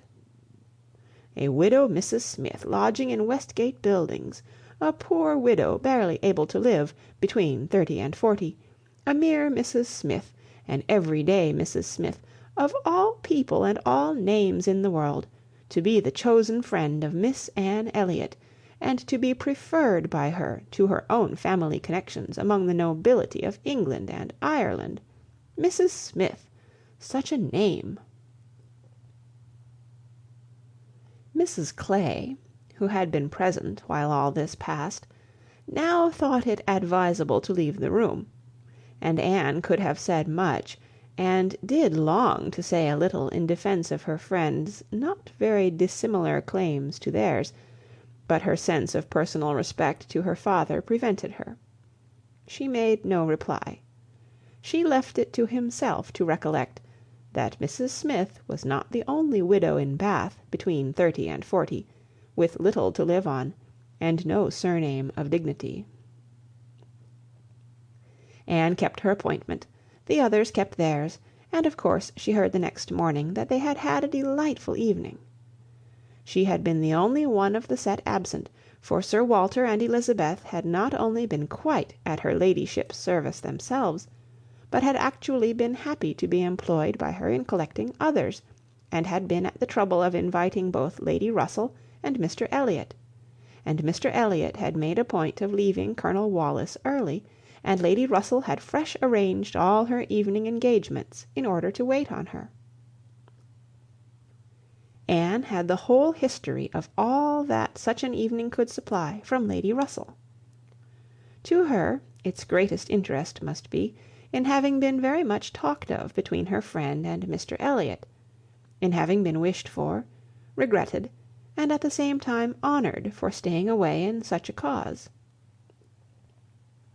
Her kind, compassionate visits to this old schoolfellow, sick and reduced, seemed to have quite delighted Mr. Elliot. He thought her a most extraordinary young woman, in her temper, manners, mind, a model of female excellence. He could meet even Lady Russell in a discussion of her merits, and Anne could not be given to understand so much by her friend, could not know herself to be so highly rated by a sensible man, without many of those agreeable sensations which her friend meant to create. Lady Russell was now perfectly decided in her opinion of Mr. Elliot. She was as much convinced of his meaning to gain Anne in time as of his deserving her, and was beginning to calculate the number of weeks which would free him from all the remaining restraints of widowhood, and leave him at liberty to exert his most open powers of pleasing. She would not speak to Anne with half the certainty she felt on the subject. She would venture on little more than hints of what might be hereafter, of a possible attachment on his side, of the desirableness of the alliance, supposing such attachment to be real and returned. Anne heard her, and made no violent exclamations. She only smiled, blushed, and gently shook her head. "I am no matchmaker, as you well know," said Lady Russell, "being much too well aware of the uncertainty of all human events and calculations. I only mean that if Mr. Elliot should some time hence pay his addresses to you, and if you should be disposed to accept him, I think there would be every possibility of your being happy together. A most suitable connection everybody must consider it, but I think it might be a very happy one." "Mr. Elliot is an exceedingly agreeable man, and in many respects I think highly of him," said Anne, "but we should not suit." Lady Russell let this pass, and only said in rejoinder, "I own that to be able to regard you as the future mistress of Kellynch, the future Lady Elliot, to look forward and see you occupying your dear mother's place, succeeding to all her rights and all her popularity, as well as to all her virtues, would be the highest possible gratification to me. You are your mother's self in countenance and disposition, and if I might be allowed to fancy you such as she was, in situation and name and home, presiding and blessing in the same spot, and only superior to her in being more highly valued, my dearest Anne, it would give me more delight than is often felt at my time of life." Anne was obliged to turn away, to rise, to walk to a distant table, and, leaning there in pretended employment, try to subdue the feelings this picture excited. For a few moments her imagination and her heart were bewitched. The idea of becoming what her mother had been, of having the precious name of Lady Elliot, first revived in herself, of being restored to Kellynch, calling it her home again, her home for ever, was a charm which she could not immediately resist. Lady Russell said not another word, willing to leave the matter to its own operation, and believing that, could Mr Elliot at that moment with propriety have spoken for himself, she believed, in short, what Anne did not believe. The same image of Mr Elliot speaking for himself brought Anne to composure again. The charm of Kellynch and of Lady Elliot all faded away. She never could accept him.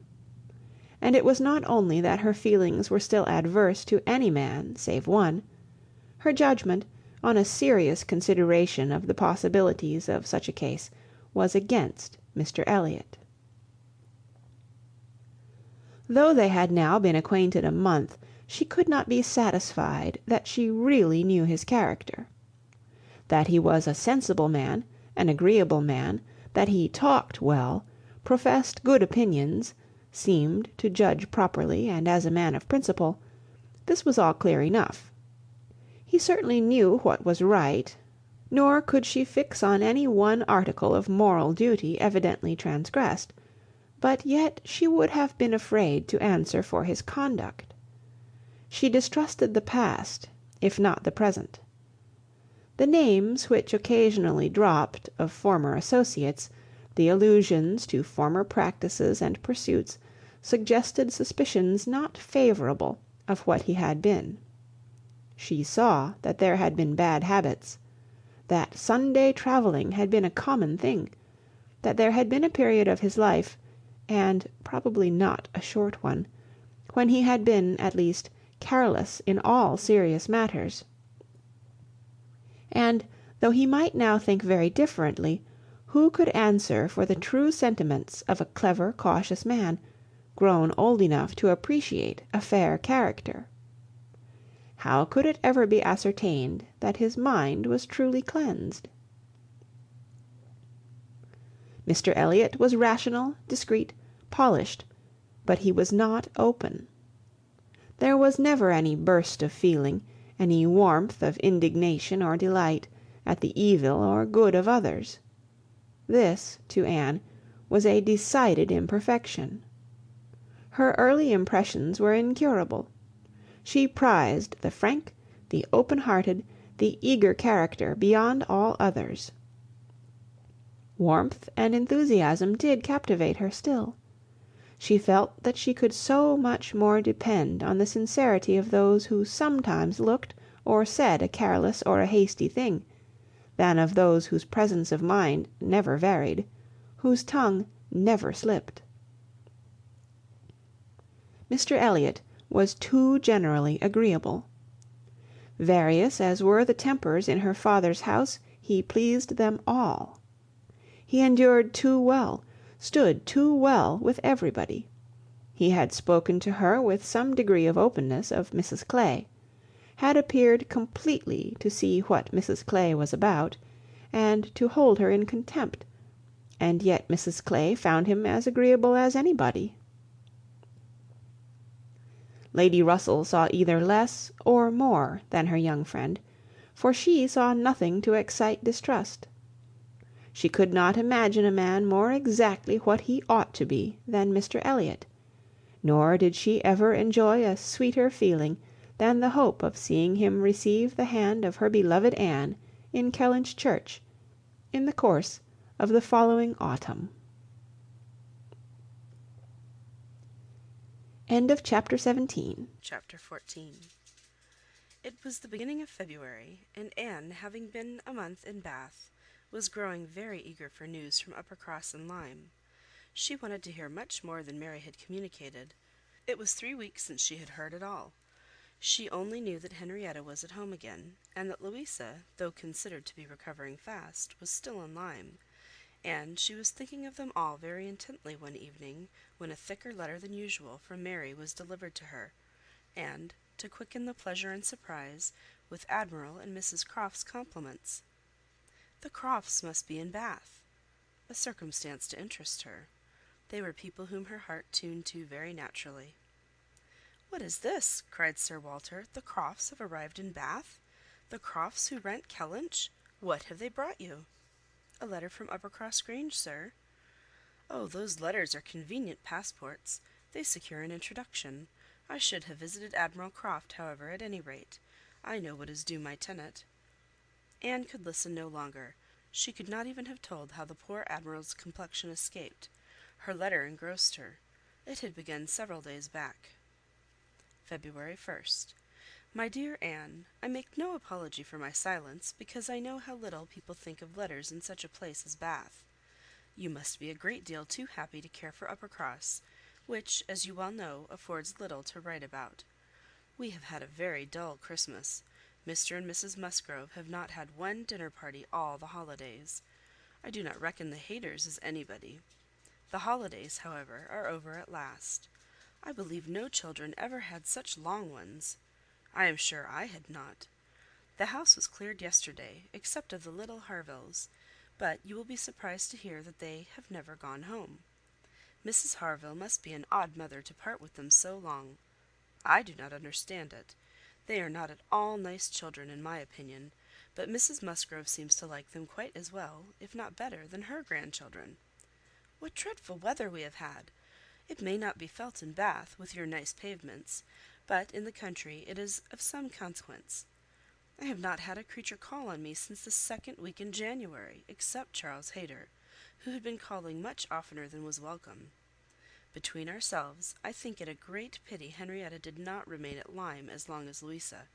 It would have kept her a little out of his way. The carriage is gone to-day, to bring Louisa and the Harvilles to-morrow. We are not asked to dine with them, however, till the day after. Mrs. Musgrove is so afraid of her being fatigued by the journey, which is not very likely, considering the care that will be taken of her, and it would be much more convenient to me to dine there to-morrow. I am glad you find Mr. Elliot so agreeable, and wish I could be acquainted with him too, but I have my usual luck. I am always out of the way when anything desirable is going on, always the last of my family to be noticed. What an immense time Mrs. Clay has been staying with Elizabeth! Does she never mean to go away? But perhaps if she were to leave the room vacant, we might not be invited. Let me know what you think of this. I do not expect my children to be asked, you know. I can leave them at the great house very well for a month or 6 weeks. I have this moment heard that the Crofts are going to Bath almost immediately. They think the Admiral gouty. Charles heard it quite by chance. They have not had the civility to give me any notice, or of offering to take anything. I do not think they improve at all as neighbours. We see nothing of them, and this is really an instance of gross inattention. Charles joins me in love and everything proper. Yours affectionately, Mary M. I am sorry to say that I am very far from well, and Jemima has just told me that the butcher says there is a bad sore throat very much about. I dare say I shall catch it, and my sore throats, you know, are always worse than anybody's. So ended the first part, which had been afterwards put into an envelope, containing nearly as much more. I kept my letter open that I might send you word how Louisa bore her journey, and now I am extremely glad I did, having a great deal to add. In the first place, I had a note from Mrs. Croft yesterday, offering to convey anything to you. A very kind, friendly note indeed, addressed to me just as it ought. I shall therefore be able to make my letter as long as I like. The Admiral does not seem very ill, and I sincerely hope Bath will do him all the good he wants. I shall be truly glad to have them back again. Our neighbourhood cannot spare such a pleasant family. But now for Louisa. I have something to communicate that will astonish you not a little. She and the Harvilles came on Tuesday very safely, and in the evening we went to ask her how she did, when we were rather surprised not to find Captain Benwick of the party, for he had been invited as well as the Harvilles. And what do you think was the reason? Neither more nor less than his being in love with Louisa, and not choosing to venture to Uppercross till he had had an answer from Mr. Musgrove, for it was all settled between him and her before she came away, and he had written to her father by Captain Harville. True, upon my honour! Are you not astonished? I shall be surprised at least if you ever received a hint of it, for I never did. Mrs. Musgrove protests solemnly that she knew nothing of the matter. We are all very well pleased, however, for though it is not equal to her marrying Captain Wentworth, it is infinitely better than Charles Hayter, and Mr Musgrove has written his consent, and Captain Benwick is expected to-day. Mrs Harville says her husband feels a good deal on his poor sister's account. But, however, Louisa is a great favourite with both. Indeed, Mrs Harville and I quite agree that we love her the better for having nursed her. Charles wonders what Captain Wentworth will say. But if you remember, I never thought him attached to Louisa. I never could see anything of it. And this is the end, you see, of Captain Benwick's being supposed to be an admirer of yours. How Charles could take such a thing into his head was always incomprehensible to me. I hope he will be more agreeable now.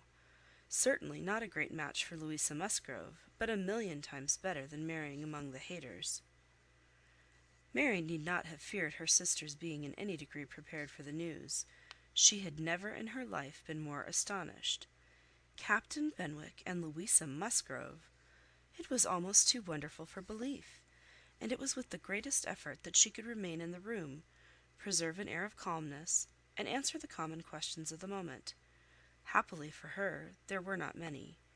Sir Walter wanted to know whether the Crofts travelled with 4 horses, and whether they were likely to be situated in such a part of Bath as it might suit Miss Elliot and himself to visit in, but had little curiosity beyond. "How is Mary?" said Elizabeth, and without waiting for an answer, "and pray what brings the Crofts to Bath?" "They come on the Admiral's account. He is thought to be gouty." "Gout and decrepitude," said Sir Walter. "Poor old gentleman." "Have they any acquaintance here?" asked Elizabeth. "I do not know, but I can hardly suppose that, at Admiral Croft's time of life, and in his profession, he should not have many acquaintance in such a place as this." "I suspect," said Sir Walter coolly, "that Admiral Croft will be best known in Bath as the renter of Kellynch Hall. Elizabeth, may we venture to present him and his wife in Laura Place?" "Oh no, I think not. Situated as we are with Lady Dalrymple, cousins, we ought to be very careful not to embarrass her with acquaintance she might not approve. If we were not related, it would not signify; but as cousins, she would feel scrupulous as to any proposal of ours. We had better leave the Crofts to find their own level. There are several odd-looking men walking about here, who, I am told, are sailors. The Crofts will associate with them." This was Sir Walter and Elizabeth's share of interest in the letter.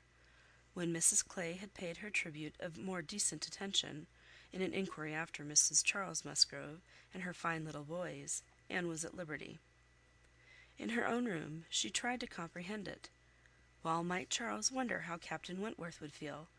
Perhaps he had quitted the field, had given Louisa up, had ceased to love, had found he did not love her.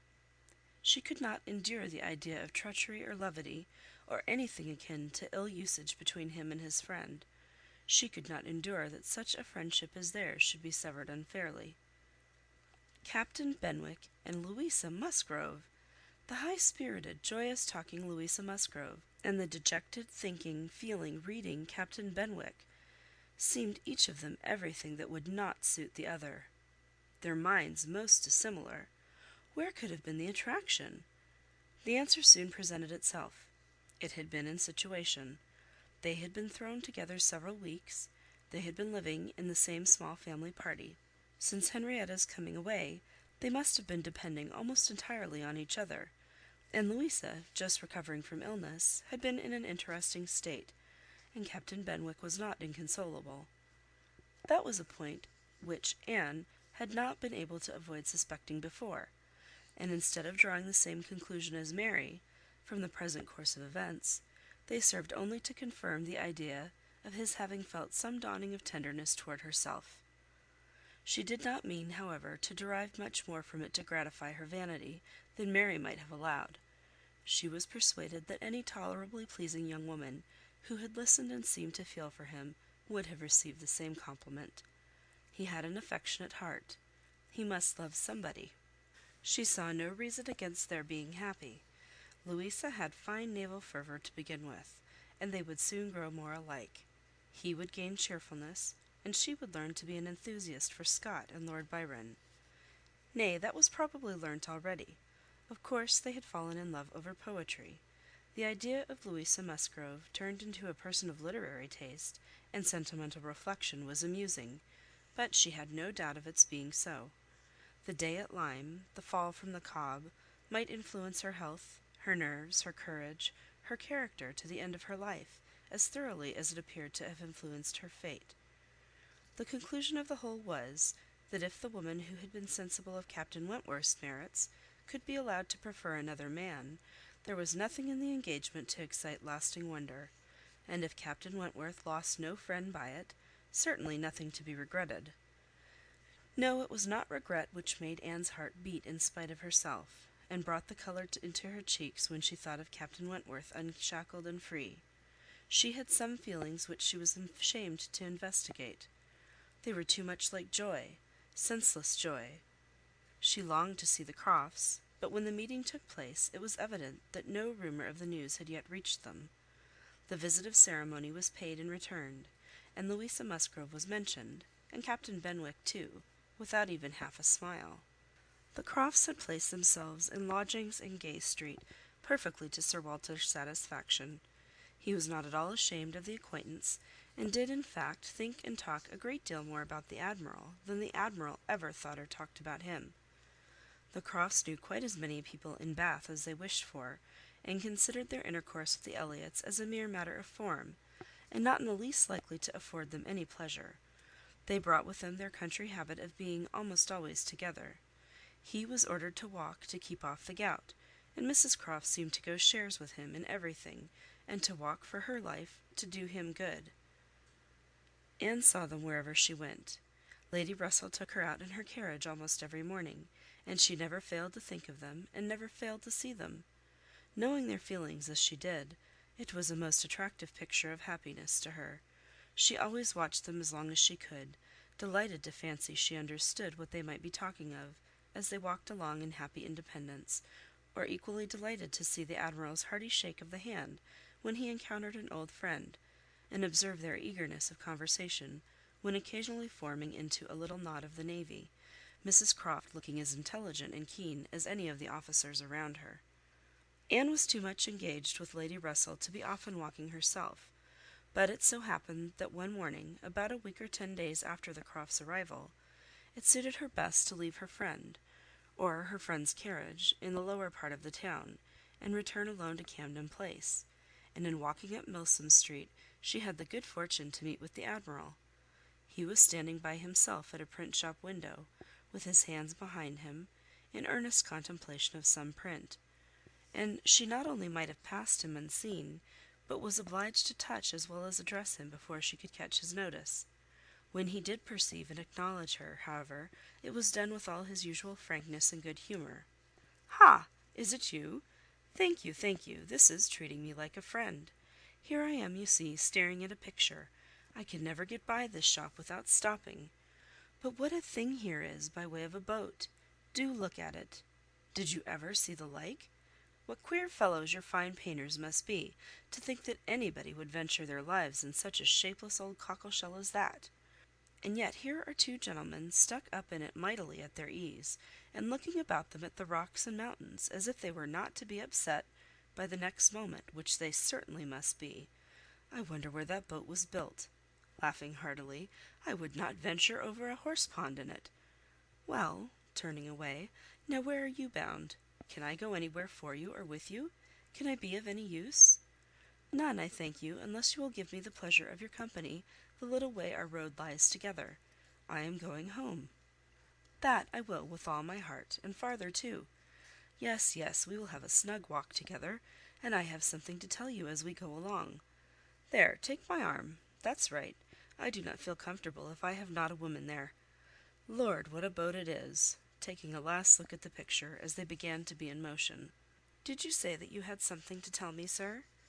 "Yes, I have, presently. But here comes a friend, Captain Bridgen. I shall only say how do you do as we pass, however. I shall not stop. How do you do? Bridgen stares to see anybody with me but my wife. She, poor soul, is tied by the leg. She has a blister on one of her heels, as large as a 3-shilling piece. If you look across the street, you will see Admiral Brand coming down and his brother. Shabby fellows, both of them. I am glad they are not on this side of the way. Sophie cannot bear them. They played me a pitiful trick once, got away with some of my best men. I will tell you the whole story another time. There comes old Sir Archibald Drew, and his grandson. Look, he sees us. He kisses his hand to you. He takes you for my wife. Ah, the peace has come too soon for that younger. Poor old Sir Archibald! How do you like Bath, Miss Elliot? It suits us very well. We are always meeting with some old friend or other, the streets full of them every morning, sure to have plenty of chat, and then we get away from them all, and shut ourselves in our lodgings, and draw in our chairs, and are as snug as if we were at Kellynch, nay, or as we used to be even at North Yarmouth and Deal. We do not like our lodgings here the worse, I can tell you, for putting us in mind of those that we first had at North Yarmouth. The wind blows through one of the cupboards just in the same way. When they were got a little farther, Anne ventured to press again for what he had to communicate. She hoped when clear of Milsom Street to have her curiosity gratified, but she was still obliged to wait, for the Admiral had made up his mind not to begin till they had gained the greater space and quiet of Belmont, and, as she was not really Mrs Croft, she must let him have his own way. As soon as they were fairly ascending Belmont, he began. "Well, now you shall hear something that will surprise you, but first of all you must tell me the name of the young lady I am going to talk about. That young lady, you know, that we have all been so concerned for, the Miss Musgrove, that all this has been happening to. Her Christian name. I always forget her Christian name." Anne had been ashamed to appear to comprehend so soon as she really did, but now she could safely suggest the name of Louisa. Ay, Miss Louisa Musgrove, that is the name. I wish young ladies had not such a number of fine Christian names. I should never be out if they were all Sophies, or something of that sort. Well, this Miss Louisa, we all thought, you know, was to marry Frederick. He was courting her week after week. The only wonder was, what they could be waiting for, till the business at Lyme came. Then, indeed, it was clear enough that they must wait till her brain was set to right. But even then there was something odd in their way of going on. Instead of staying at Lyme, he went off to Plymouth, and then he went off to see Edward. When we came back from Minehead, he was gone down to Edward's, and there he has been ever since. We have seen nothing of him since November. Even Sophie could not understand it. But now the matter has taken the strangest turn of all, for this young lady, this same Miss Musgrove, instead of being to marry Frederick, is to marry James Benwick. You know James Benwick. A little. I am a little acquainted with Captain Benwick. Well, she is to marry him. Nay, most likely they are married already, for I do not know what they should wait for. I thought Captain Benwick a very pleasing young man, said Anne, and I understand that he bears an excellent character. Oh, yes, there is not a word to be said against James Benwick. He is only a commander, it is true, made last summer, and these are bad times for getting on, but he has not another fault that I know of. An excellent, good-hearted fellow, I assure you. A very active, zealous officer, too, which is more than you would think for, perhaps, for that soft sort of manner does not do him justice. Indeed, you are mistaken there, sir. I should never augur want of spirit from Captain Benwick's manners. I thought them particularly pleasing, and I will answer for it, they would generally please. Well, ladies are the best judges. But James Benwick is rather too piano for me, and though very likely it is all our partiality, Sophie and I cannot help thinking Frederick's manners better than his. There is something about Frederick more to our taste. Anne was caught. She had only meant to oppose the too common idea of spirit and gentleness being incompatible with each other, not at all to represent Captain Benwick's manners as the very best that could possibly be. And, after a little hesitation, she was beginning to say, I was not entering into any comparison of the two friends, but the Admiral interrupted her with, and the thing is certainly true. It is not a mere bit of gossip. We have had it from Frederick himself. His sister had a letter from him yesterday, in which he tells us of it, and he had just had it in a letter from Harville, written upon the spot from Uppercross. I fancy they are all at Uppercross. This was an opportunity which Anne could not resist. She said, therefore, I hope, Admiral, I hope there is nothing in the style of Captain Wentworth's letter to make you and Mrs Croft particularly uneasy. It did seem, last autumn, as if there were an attachment between him and Louisa Musgrove, but I hope it may be understood to have worn out on each side equally, and without violence. I hope his letter does not breathe the spirit of an ill-used man. Not at all, not at all. There is not an oath or a murmur from beginning to end." Anne looked down to hide her smile. "No, no, Frederick is not a man to whine and complain. He has too much spirit for that. If the girl likes another man better, it is very fit she should have him." "Certainly.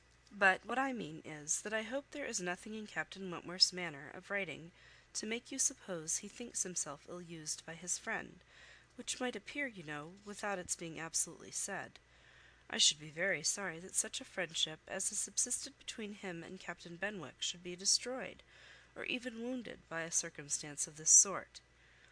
Yes, yes, I understand you, but there is nothing at all of that nature in the letter. He does not give the least fling at Benwick, does not so much as say, "I wonder at it. I have a reason of my own for wondering at it." No, you would not guess from his way of writing that he had ever thought of this Miss what's her name for himself. He very handsomely hopes that they will be happy together, and there is nothing very unforgiving in that, I think. Anne did not receive the perfect conviction which the Admiral meant to convey, but it would have been useless to press the inquiry further. She therefore satisfied herself with commonplace remarks or quiet attention, and the Admiral had it all his own way. "Poor Frederick," said he at last, "now he must begin all over again with somebody else. I think we must get him to Bath. Sophie must write and beg him to come to Bath. Here are pretty girls enough, I am sure. It would be of no use to go to Uppercross again, for that other Miss Musgrove, I find, is bespoke by her cousin, the young parson. Do not you think, Miss Elliot, we had better try to get him to Bath?" End of chapter 18. Chapter 19. While Admiral Croft was taking this walk with Anne, and expressing his wish of getting Captain Wentworth to Bath, Captain Wentworth was already on his way thither. Before Mrs Croft had written, he was arrived, and the very next time Anne walked out, she saw him. Mr Elliot was attending his two cousins and Mrs Clay. They were in Milsom Street. It began to rain, not much, but enough to make shelter desirable for women, and quite enough to make it very desirable for Miss Elliot to have the advantage of being conveyed home in Lady Dalrymple's carriage, which was seen waiting at a little distance. She, Anne, and Mrs Clay therefore turned into Mollyns, while Mr Elliot stepped to Lady Dalrymple to request her assistance. He soon joined them again, successful of course. Lady Dalrymple would be most happy to take them home, and would call for them in a few minutes. Her ladyship's carriage was a barouche, and did not hold more than 4 with any comfort. Miss Carteret was with her mother. Consequently, it was not reasonable to expect accommodation for all the 3 Camden Place ladies. There could be no doubt as to Miss Elliot. Whoever suffered inconvenience, she must suffer none. But it occupied a little time to settle the point of civility between the other two. The rain was a mere trifle, and Anne was most sincere in preferring a walk with Mr Elliot. But the rain was also a mere trifle to Mrs Clay. She would hardly allow it even to drop at all, and her boots were so thick, much thicker than Miss Anne's, and in short, her civility rendered her quite as anxious to be left to walk with Mr Elliot as Anne could be, and it was discussed between them with a generosity so polite and so determined that the others were obliged to settle it for them, Miss Elliot maintaining that Mrs Clay had a little cold already, and Mr Elliot deciding on appeal that his cousin Anne's boots were rather the thickest. It was fixed accordingly that Mrs Clay should be of the party in the carriage, and they had just reached this point when Anne, as she sat near the window, descried most decidedly and distinctly Captain Wentworth walking down the street. Her start was perceptible only to herself, but she instantly felt that she was the greatest simpleton in the world, the most unaccountable and absurd. For a few minutes she saw nothing before her. It was all confusion. She was lost, and when she had scolded back her senses, she found the others still waiting for the carriage, and Mr Elliot, always obliging, just setting off for Union Street on a commission of Mrs Clay's. She now felt a great inclination to go to the outer door. She wanted to see if it rained. Why was she to suspect herself of another motive? Captain Wentworth must be out of sight. She left her seat. She would go. One half of her should not be always so much wiser than the other half, or always suspecting the other of being worse than it was. She would see if it rained. She was sent back, however, in a moment, by the entrance of Captain Wentworth himself, among a party of gentlemen and ladies, evidently his acquaintance, and whom he must have joined a little below Milsom Street. He was more obviously struck and confused by the sight of her than she had ever observed before. He looked quite red. For the first time since their renewed acquaintance, she felt that she was betraying the least sensibility of the two. She had the advantage of him in the preparation of the last few moments. All the overpowering, blinding, bewildering first effects of strong surprise were over with her. Still, however, she had enough to feel. It was agitation, pain, pleasure, a something between delight and misery. He spoke to her and then turned away. The character of his manner was embarrassment. She could not have called it either cold or friendly, or anything so certainly as embarrassed. After a short interval, however, he came towards her and spoke again. Mutual enquiries on common subjects passed, neither of them probably much the wiser for what they heard, and Anne continuing fully sensible of his being less at ease than formerly. They had, by dint of being so very much together, got to speak to each other with a considerable portion of apparent indifference and calmness, but he could not do it now. Time had changed him, or Louisa had changed him. There was consciousness of some sort or other. He looked very well, not as if he had been suffering in health or spirits, and he talked of Uppercross, of the Musgroves, nay, even of Louisa, and had even a momentary look of his own arch significance as he named her. But yet it was Captain Wentworth not comfortable, not easy, not able to feign that he was. It did not surprise, but it grieved Anne to observe that Elizabeth would not know him. She saw that he saw Elizabeth, that Elizabeth saw him, that there was complete internal recognition on each side. She was convinced that he was ready to be acknowledged as an acquaintance, expecting it, and she had the pain of seeing her sister turn away with unalterable coldness. Lady Dalrymple's carriage, for which Miss Elliot was growing very impatient, now drew up. The servant came in to announce it. It was beginning to rain again, and altogether there was a delay and a bustle and a talking which must make all the little crowd in the shop understand that Lady Dalrymple was calling to convey Miss Elliot. At last Miss Elliot and her friend, unattended but by the servant, for there was no cousin returned, were walking off, and Captain Wentworth, watching them, turned again to Anne, and by manner rather than words was offering his services to her. "I am much obliged to you," was her answer, "but I am not going with them. The carriage would not accommodate so many. I walk. I prefer walking." "But it rains." "Oh, very little. Nothing that I regard." After a moment's pause he said, "Though I came only yesterday, I have equipped myself properly for Bath already, you see," pointing to a new umbrella. "I wish you would make use of it, if you are determined to walk, though I think it would be more prudent to let me get you a chair." She was very much obliged to him, but declined it all, repeating her conviction that the rain would come to nothing at present, and adding, "I am only waiting for Mr Elliot. He will be here in a moment, I am sure." She had hardly spoken the words when Mr Elliot walked in. Captain Wentworth recollected him perfectly. There was no difference between him and the man who had stood on the steps at Lyme, admiring Anne as she passed, except in the air and look and manner of the privileged relation and friend. He came in with eagerness, appeared to see and think only of her, apologized for his stay, was grieved to have kept her waiting, and anxious to get her away without further loss of time, and before the rain increased. And in another moment they walked off together, her arm under his, a gentle and embarrassed glance and a good morning to you being all that she had time for as she passed away. As soon as they were out of sight, the ladies of Captain Wentworth's party began talking of them. "Mr Elliot does not dislike his cousin, I fancy." "Oh no, that is clear enough. One can guess what will happen there. He is always with them, half lives in the family, I believe. What a very good-looking man!"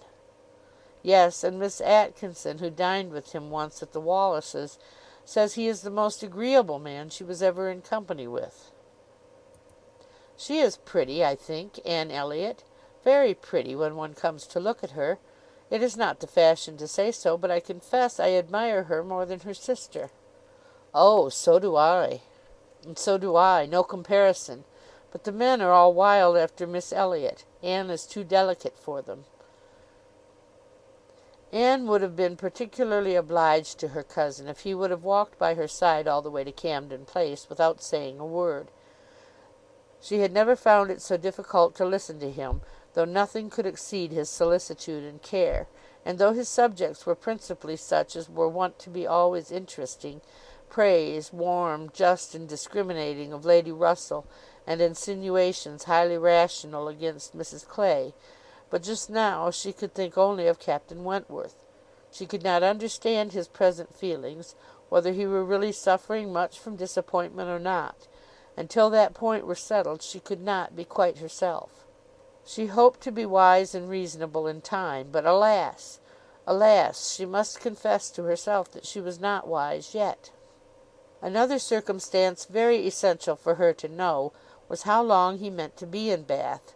He had not mentioned it, or she could not recollect it. He might be only passing through, but it was more probable that he should be come to stay.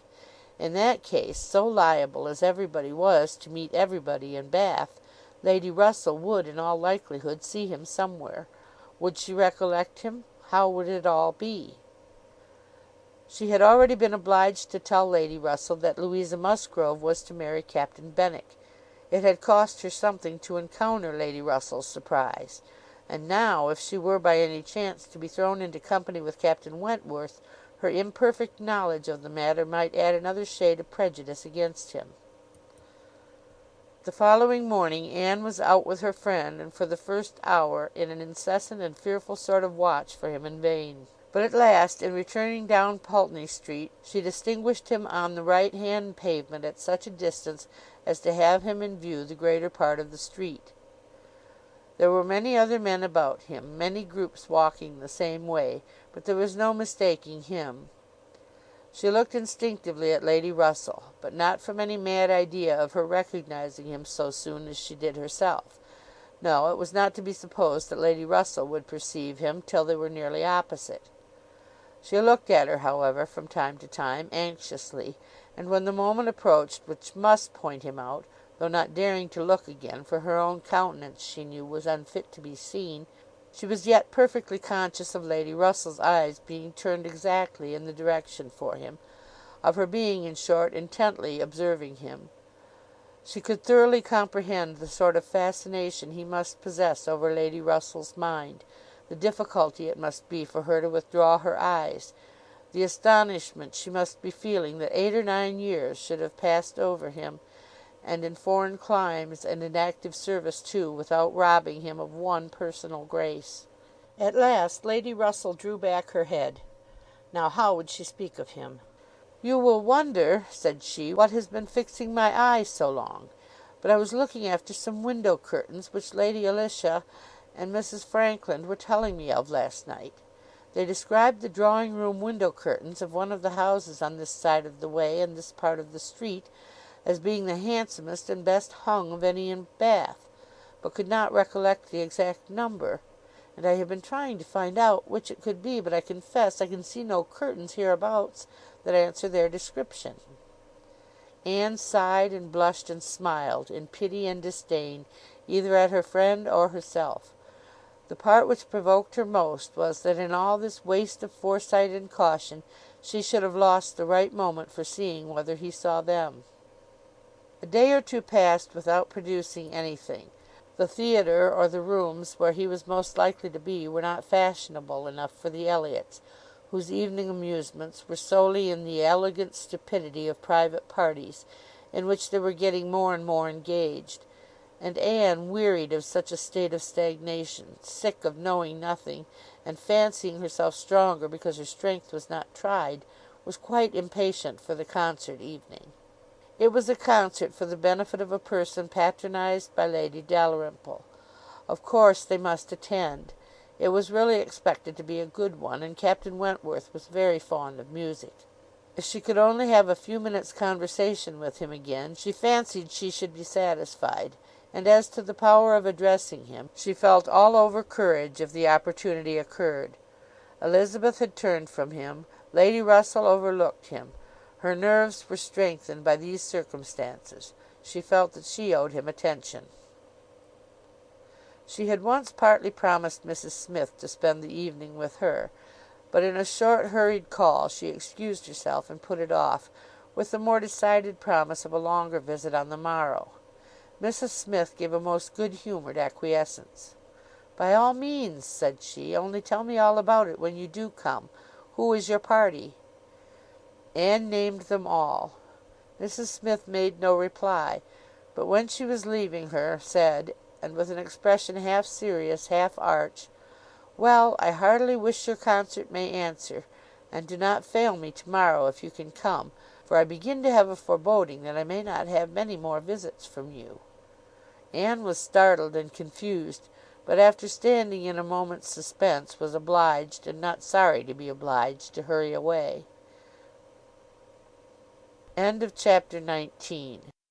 Chapter 20. Sir Walter, his 2 daughters, and Mrs Clay were the earliest of all their party at the rooms in the evening, and as Lady Dalrymple must be waited for, they took their station by one of the fires in the octagon room. But hardly were they so settled when the door opened again, and Captain Wentworth walked in alone. Anne was the nearest to him, and making yet a little advance, she instantly spoke. He was preparing only to bow and pass on, but her gentle "How do you do?" brought him out of the straight line to stand near her, and make enquiries in return, in spite of the formidable father and sister in the background. Their being in the background was a support to Anne.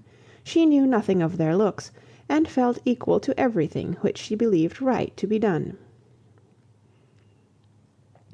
While they were speaking, a whispering between her father and Elizabeth caught her ear.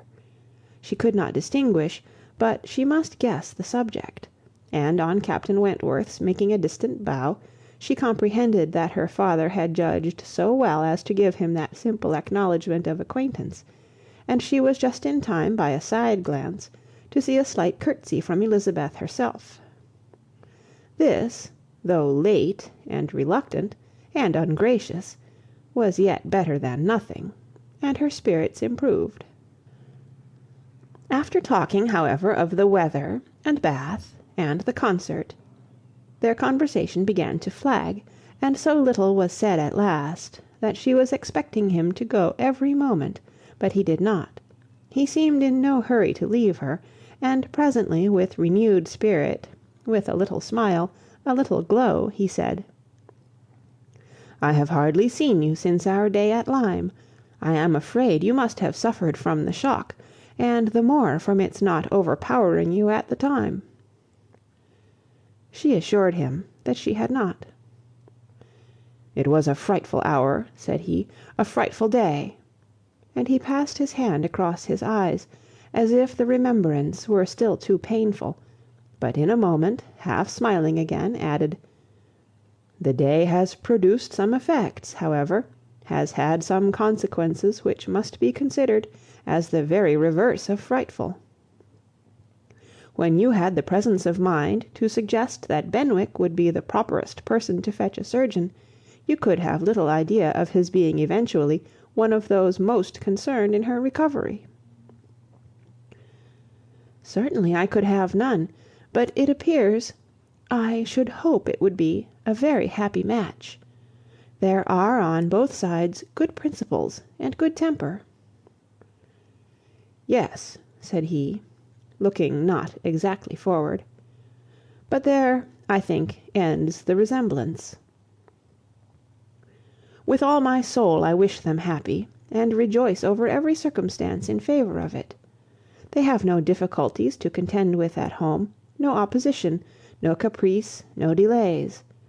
The Musgroves are behaving like themselves, most honourably and kindly, only anxious with true parental hearts to promote their daughter's comfort. All this is much, very much in favour of their happiness, more than perhaps—" He stopped. A sudden recollection seemed to occur, and to give him some taste of that emotion which was reddening Anne's cheeks and fixing her eyes on the ground. After clearing his throat, however, he proceeded thus: "I confess that I do think there is a disparity, too great a disparity, and in a point no less essential than mind. I regard Louisa Musgrove as a very amiable, sweet-tempered girl, and not deficient in understanding, but Benwick is something more. He is a clever man, a reading man, and I confess that I do consider his attaching himself to her with some surprise. Had it been the effect of gratitude, had he learnt to love her because he believed her to be preferring him, it would have been another thing. But I have no reason to suppose it so. It seems, on the contrary, to have been a perfectly spontaneous, untaught feeling on his side, and this surprises me. A man like him, in his situation, with a heart pierced, wounded, almost broken. Fanny Harville was a very superior creature, and his attachment to her was indeed attachment. A man does not recover from such a devotion of the heart to such a woman. He ought not. He does not. Either from the consciousness, however, that his friend had recovered, or from other consciousness, he went no farther, and Anne, who, in spite of the agitated voice in which the latter part had been uttered, and in spite of all the various noises of the room, the almost ceaseless slam of the door, and ceaseless buzz of persons walking through, had distinguished every word, was struck, gratified, confused, and beginning to breathe very quick, and feel 100 things in a moment.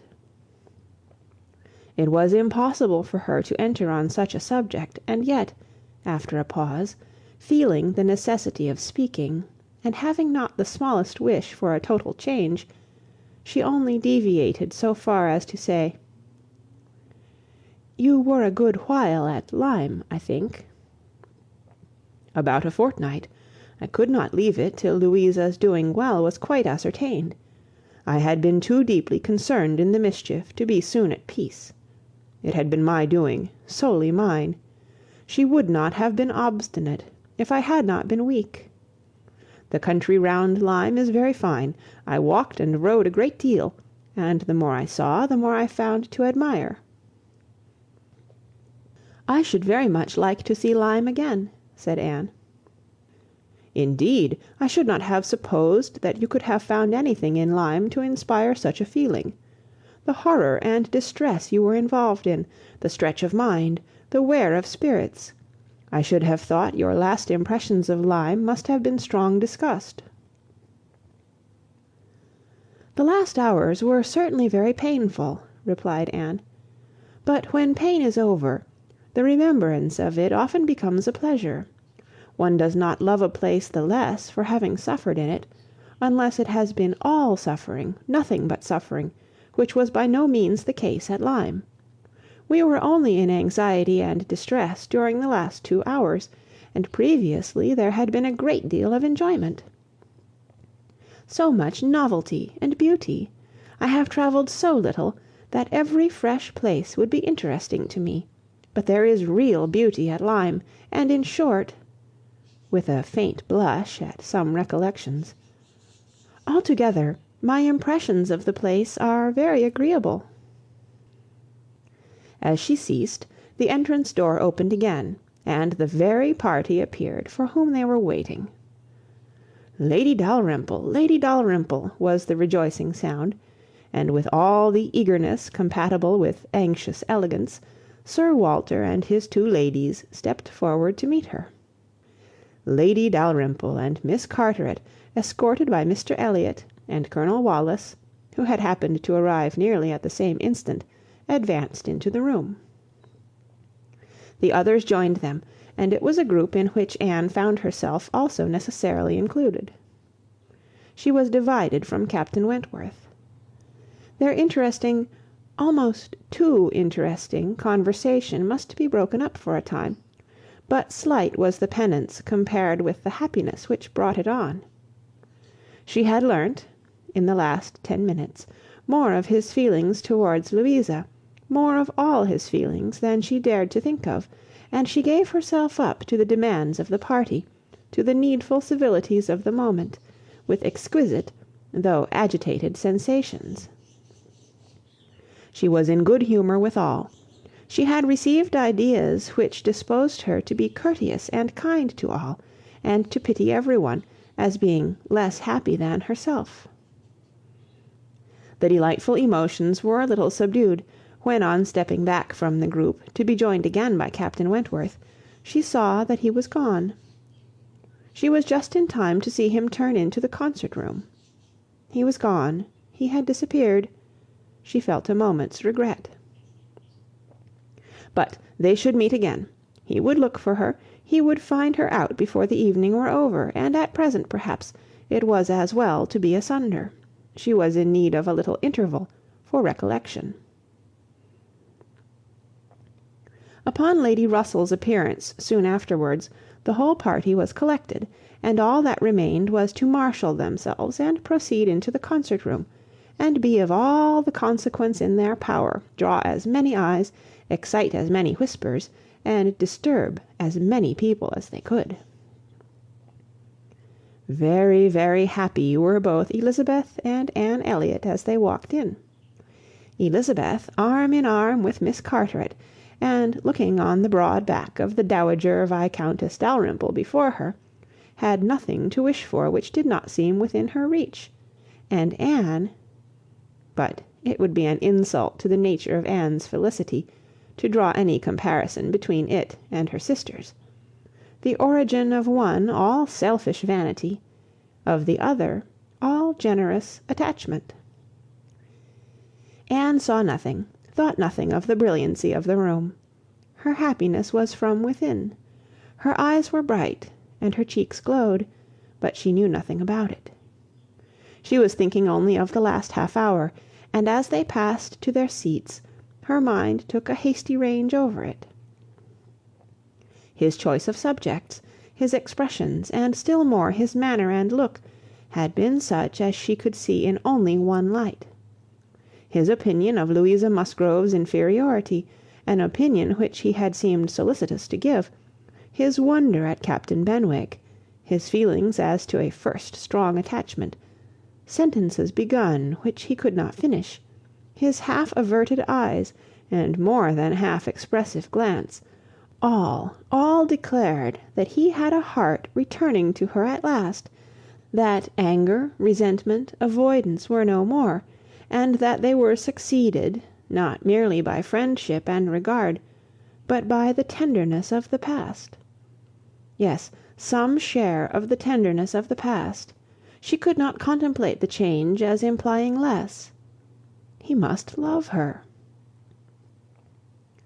These were thoughts, with their attendant visions, which occupied and flurried her too much to leave her any power of observation, and she passed along the room without having a glimpse of him, without even trying to discern him. When their places were determined on, and they were all properly arranged, she looked round to see if he should happen to be in the same part of the room, but he was not. Her eye could not reach him, and the concert being just opening, she must consent for a time to be happy in a humbler way. The party was divided and disposed of on 2 contiguous benches. Anne was among those on the foremost, and Mr Elliot had manoeuvred so well, with the assistance of his friend Colonel Wallis, as to have a seat by her. Miss Elliot, surrounded by her cousins, and the principal object of Colonel Wallis's gallantry, was quite contented. Anne's mind was in a most favourable state for the entertainment of the evening. It was just occupation enough. She had feelings for the tender, spirits for the gay, attention for the scientific, and patience for the wearisome. and had never liked a concert better, at least during the first act. Towards the close of it, in the interval succeeding an Italian song, she explained the words of the song to Mr. Elliot. They had a concert bill between them. "This," said she, "is nearly the sense, or rather the meaning of the words, for certainly the sense of an Italian love song must not be talked of, but it is as nearly the meaning as I can give, for I do not pretend to understand the language. I am a very poor Italian scholar." "Yes, yes, I see you are. I see you know nothing of the matter. You have only knowledge enough of the language to translate at sight these inverted, transposed, curtailed Italian lines into clear, comprehensible, elegant English. You need not say anything more of your ignorance. Here is complete proof." I will not oppose such kind politeness, but I should be sorry to be examined by a real proficient. "I have not had the pleasure of visiting in Camden Place so long," replied he, "without knowing something of Miss Anne Elliot, and I do regard her as one who is too modest for the world in general to be aware of half her accomplishments, and too highly accomplished for modesty to be natural in any other woman." For shame, this is too much flattery. I forget what we are to have next," turning to the bill.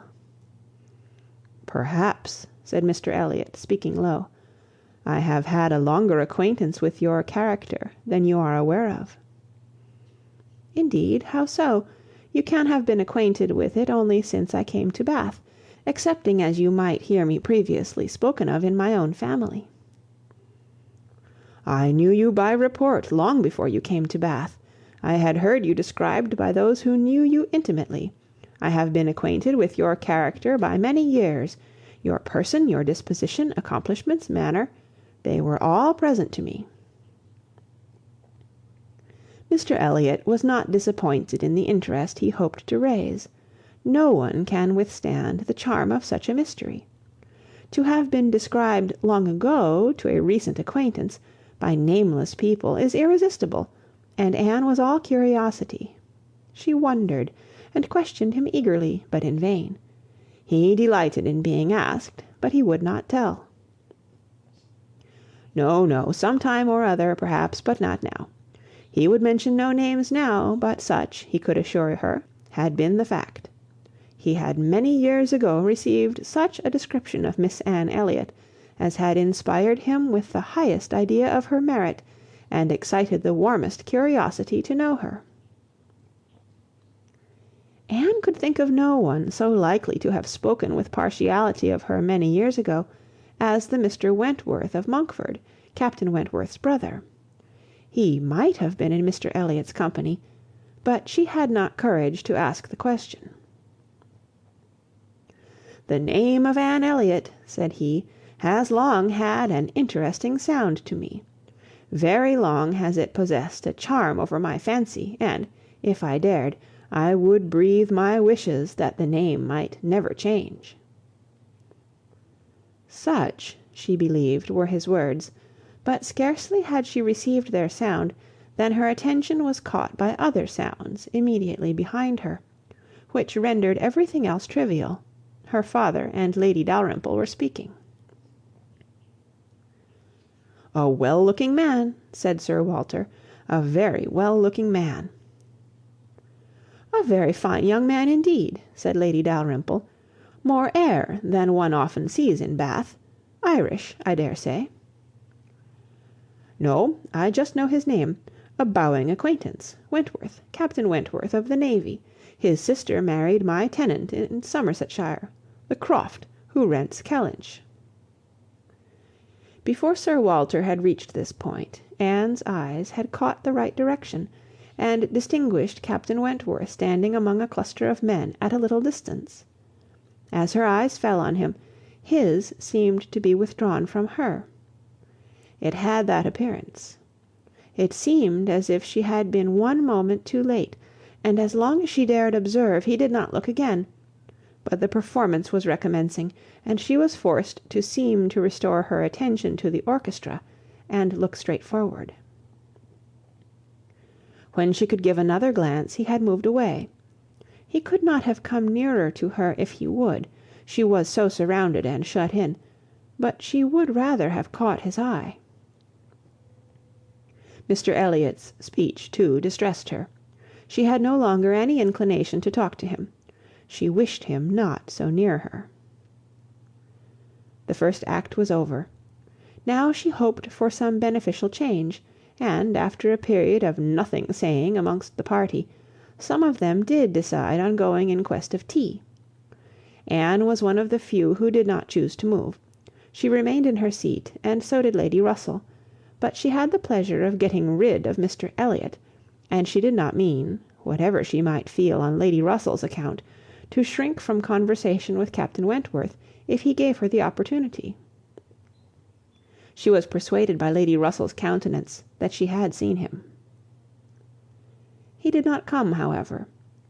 Anne sometimes fancied she discerned him at a distance, but he never came. The anxious interval wore away unproductively. The others returned, the room filled again, benches were reclaimed and repossessed, and another hour of pleasure, or of penance, was to be sat out, another hour of music was to give delight, or the gapes, as real or affected taste for it prevailed. To Anne it chiefly wore the prospect of an hour of agitation. She could not quit that room in peace without seeing Captain Wentworth once more, without the interchange of one friendly look. In resettling themselves, there were now many changes, the result of which were favourable for her. Colonel Wallis declined sitting down again, and Mr. Elliot was invited by Elizabeth and Miss Carteret, in a manner not to be refused, to sit between them, and by some other removals and a little scheming of her own, Anne was enabled to place herself much nearer the end of the bench than she had been before, much more within reach of a passer-by. She could not do so without comparing herself with Miss Larolles, the inimitable Miss Larolles, but still she did it, and not with much happier effect, though by what seemed prosperity in the shape of an early abdication in her next neighbours, she found herself at the very end of the bench, before the concert closed. Such was her situation, with a vacant space at hand, when Captain Wentworth was again in sight. She saw him not far off. He saw her too, yet he looked grave, and seemed irresolute, and only by very slow degrees came at last near enough to speak to her. She felt that something must be the matter. The change was indubitable. The difference between his present air and what it had been in the octagon room was strikingly great. Why was it? She thought of her father, of Lady Russell. Could there have been any unpleasant glances? He began by speaking of the concert gravely, more like the Captain Wentworth of Uppercross, owned himself disappointed, had expected singing, and, in short, must confess that he should not be sorry when it was over. Anne replied, and spoke in defence of the performance so well, and yet in allowance for his feelings so pleasantly, that his countenance improved, and he replied again with almost a smile. They talked for a few minutes more. The improvement held. He even looked down towards the bench, as if he saw a place on it well worth occupying, when at that moment a touch on her shoulder obliged Anne to turn round. It came from Mr. Elliot. He begged her pardon, but she must be applied to explain Italian again. Miss Carteret was very anxious to have a general idea of what was next to be sung. Anne could not refuse, but never had she sacrificed to politeness with a more suffering spirit. A few minutes, though as few as possible, were inevitably consumed, and when her own mistress again, when able to turn and look as she had done before, she found herself accosted by Captain Wentworth, in a reserved yet hurried sort of farewell. He must wish her good night. He was going. He should get home as fast as he could. "Is not this song worth staying for?" said Anne, suddenly struck by an idea which made her yet more anxious to be encouraging. "No," he replied impressively, "there is nothing worth my staying for." And he was gone directly. Jealousy of Mr Elliot! It was the only intelligible motive. Captain Wentworth jealous of her affection! Could she have believed it a week ago, 3 hours ago? For a moment the gratification was exquisite, but alas, there were very different thoughts to succeed. How was such jealousy to be quieted? How was the truth to reach him? How, in all the peculiar disadvantages of their respective situations, would he ever learn of her real sentiments? It was misery to think of Mr Elliot's attentions. Their evil was incalculable. End of chapter 20. Chapter 21. Anne recollected with pleasure the next morning her promise of going to Mrs Smith, meaning that it should engage her from home at the time when Mr Elliot would be most likely to call, for to avoid Mr Elliot was almost a first object. She felt a great deal of goodwill towards him. In spite of the mischief of his attentions, she owed him gratitude and regard, perhaps compassion. She could not help thinking much of the extraordinary circumstances attending their acquaintance, of the right which he seemed to have to interest her, by everything in situation, by his own sentiments, by his early prepossession. It was altogether very extraordinary, flattering but painful. There was much to regret. How she might have felt had there been no Captain Wentworth in the case was not worth enquiry, for there was a Captain Wentworth, and be the conclusion of the present suspense good or bad, her affection would be his for ever. Their union, she believed, could not divide her more from other men than their final separation.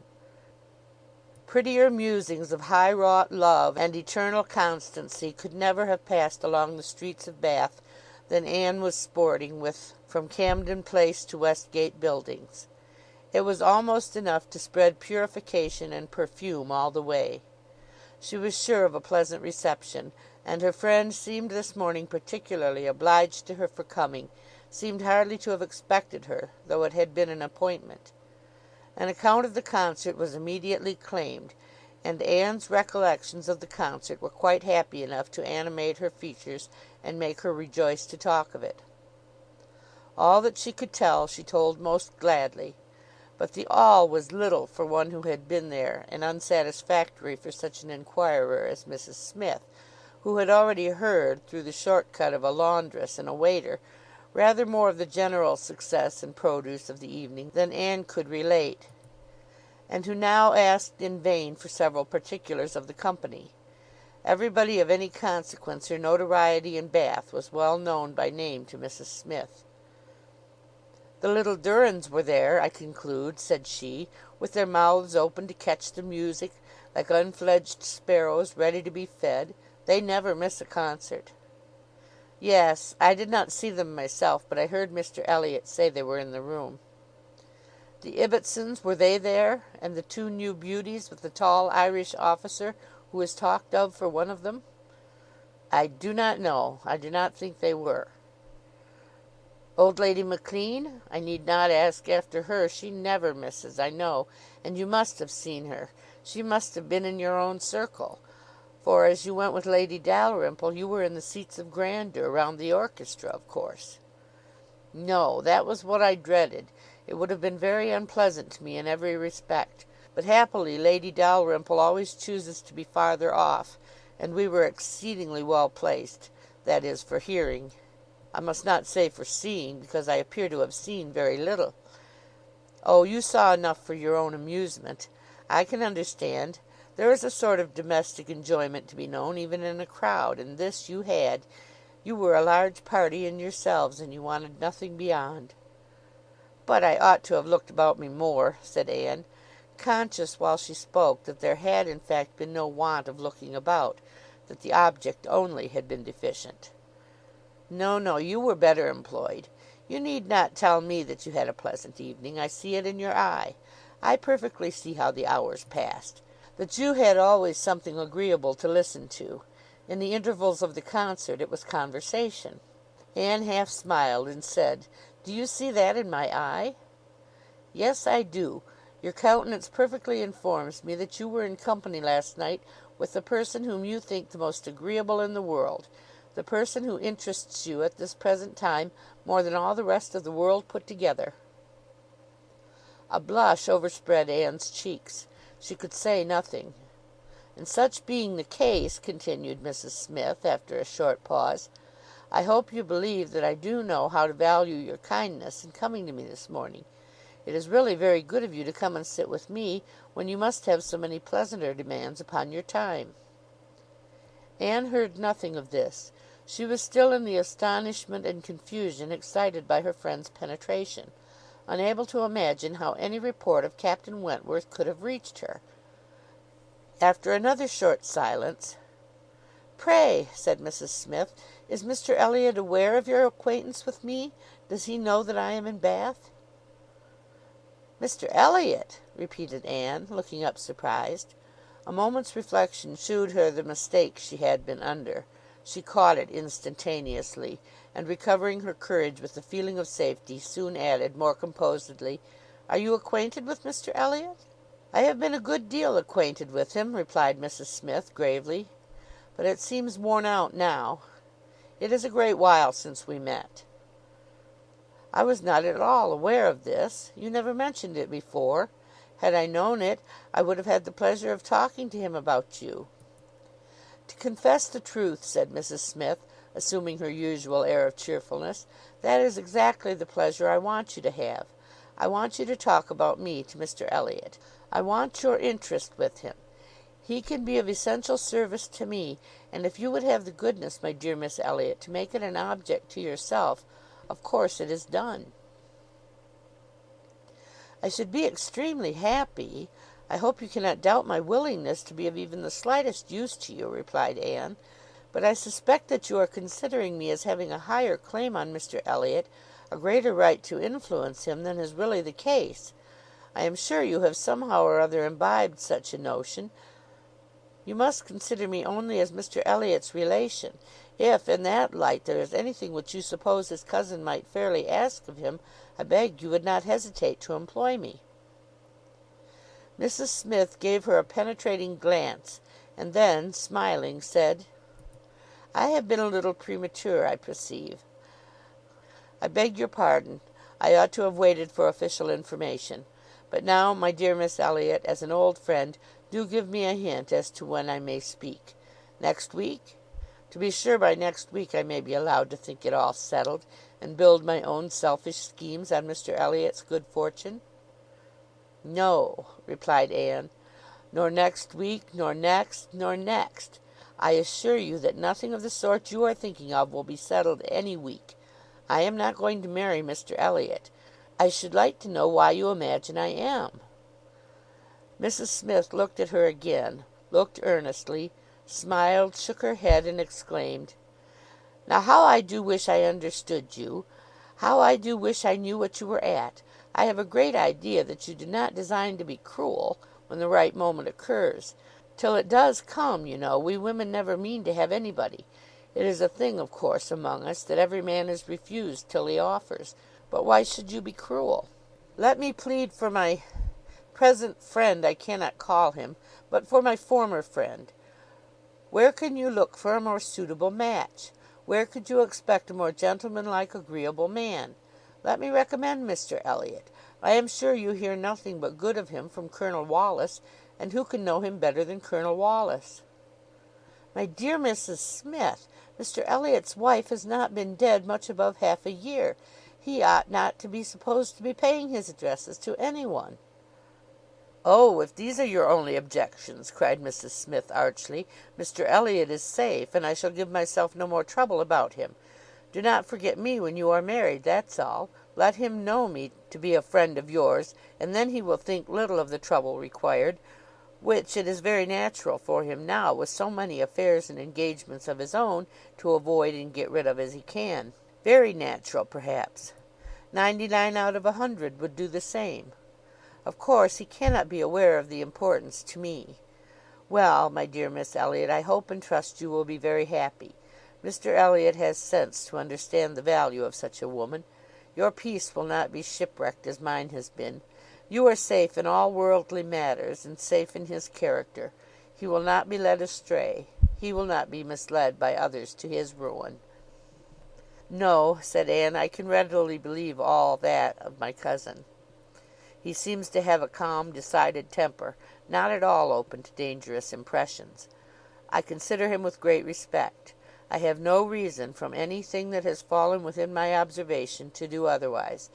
But I have not known him long, and he is not a man, I think, to be known intimately soon. Will not this manner of speaking of him, Mrs Smith, convince you that he is nothing to me? Surely this must be calm enough, and upon my word he is nothing to me. Should he ever propose to me, which I have very little reason to imagine he has any thought of doing, I shall not accept him. I assure you I shall not. I assure you, Mr Elliot had not the share which you have been supposing in whatever pleasure the concert of last night might afford.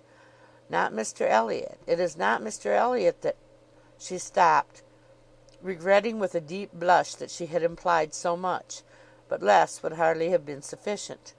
Mrs Smith would hardly have believed so soon in Mr Elliot's failure, but from the perception of there being a somebody else. As it was, she instantly submitted, and with all the semblance of seeing nothing beyond; and Anne, eager to escape farther notice, was impatient to know why Mrs Smith should have fancied she was to marry Mr Elliot, where she could have received the idea, or from whom she could have heard it.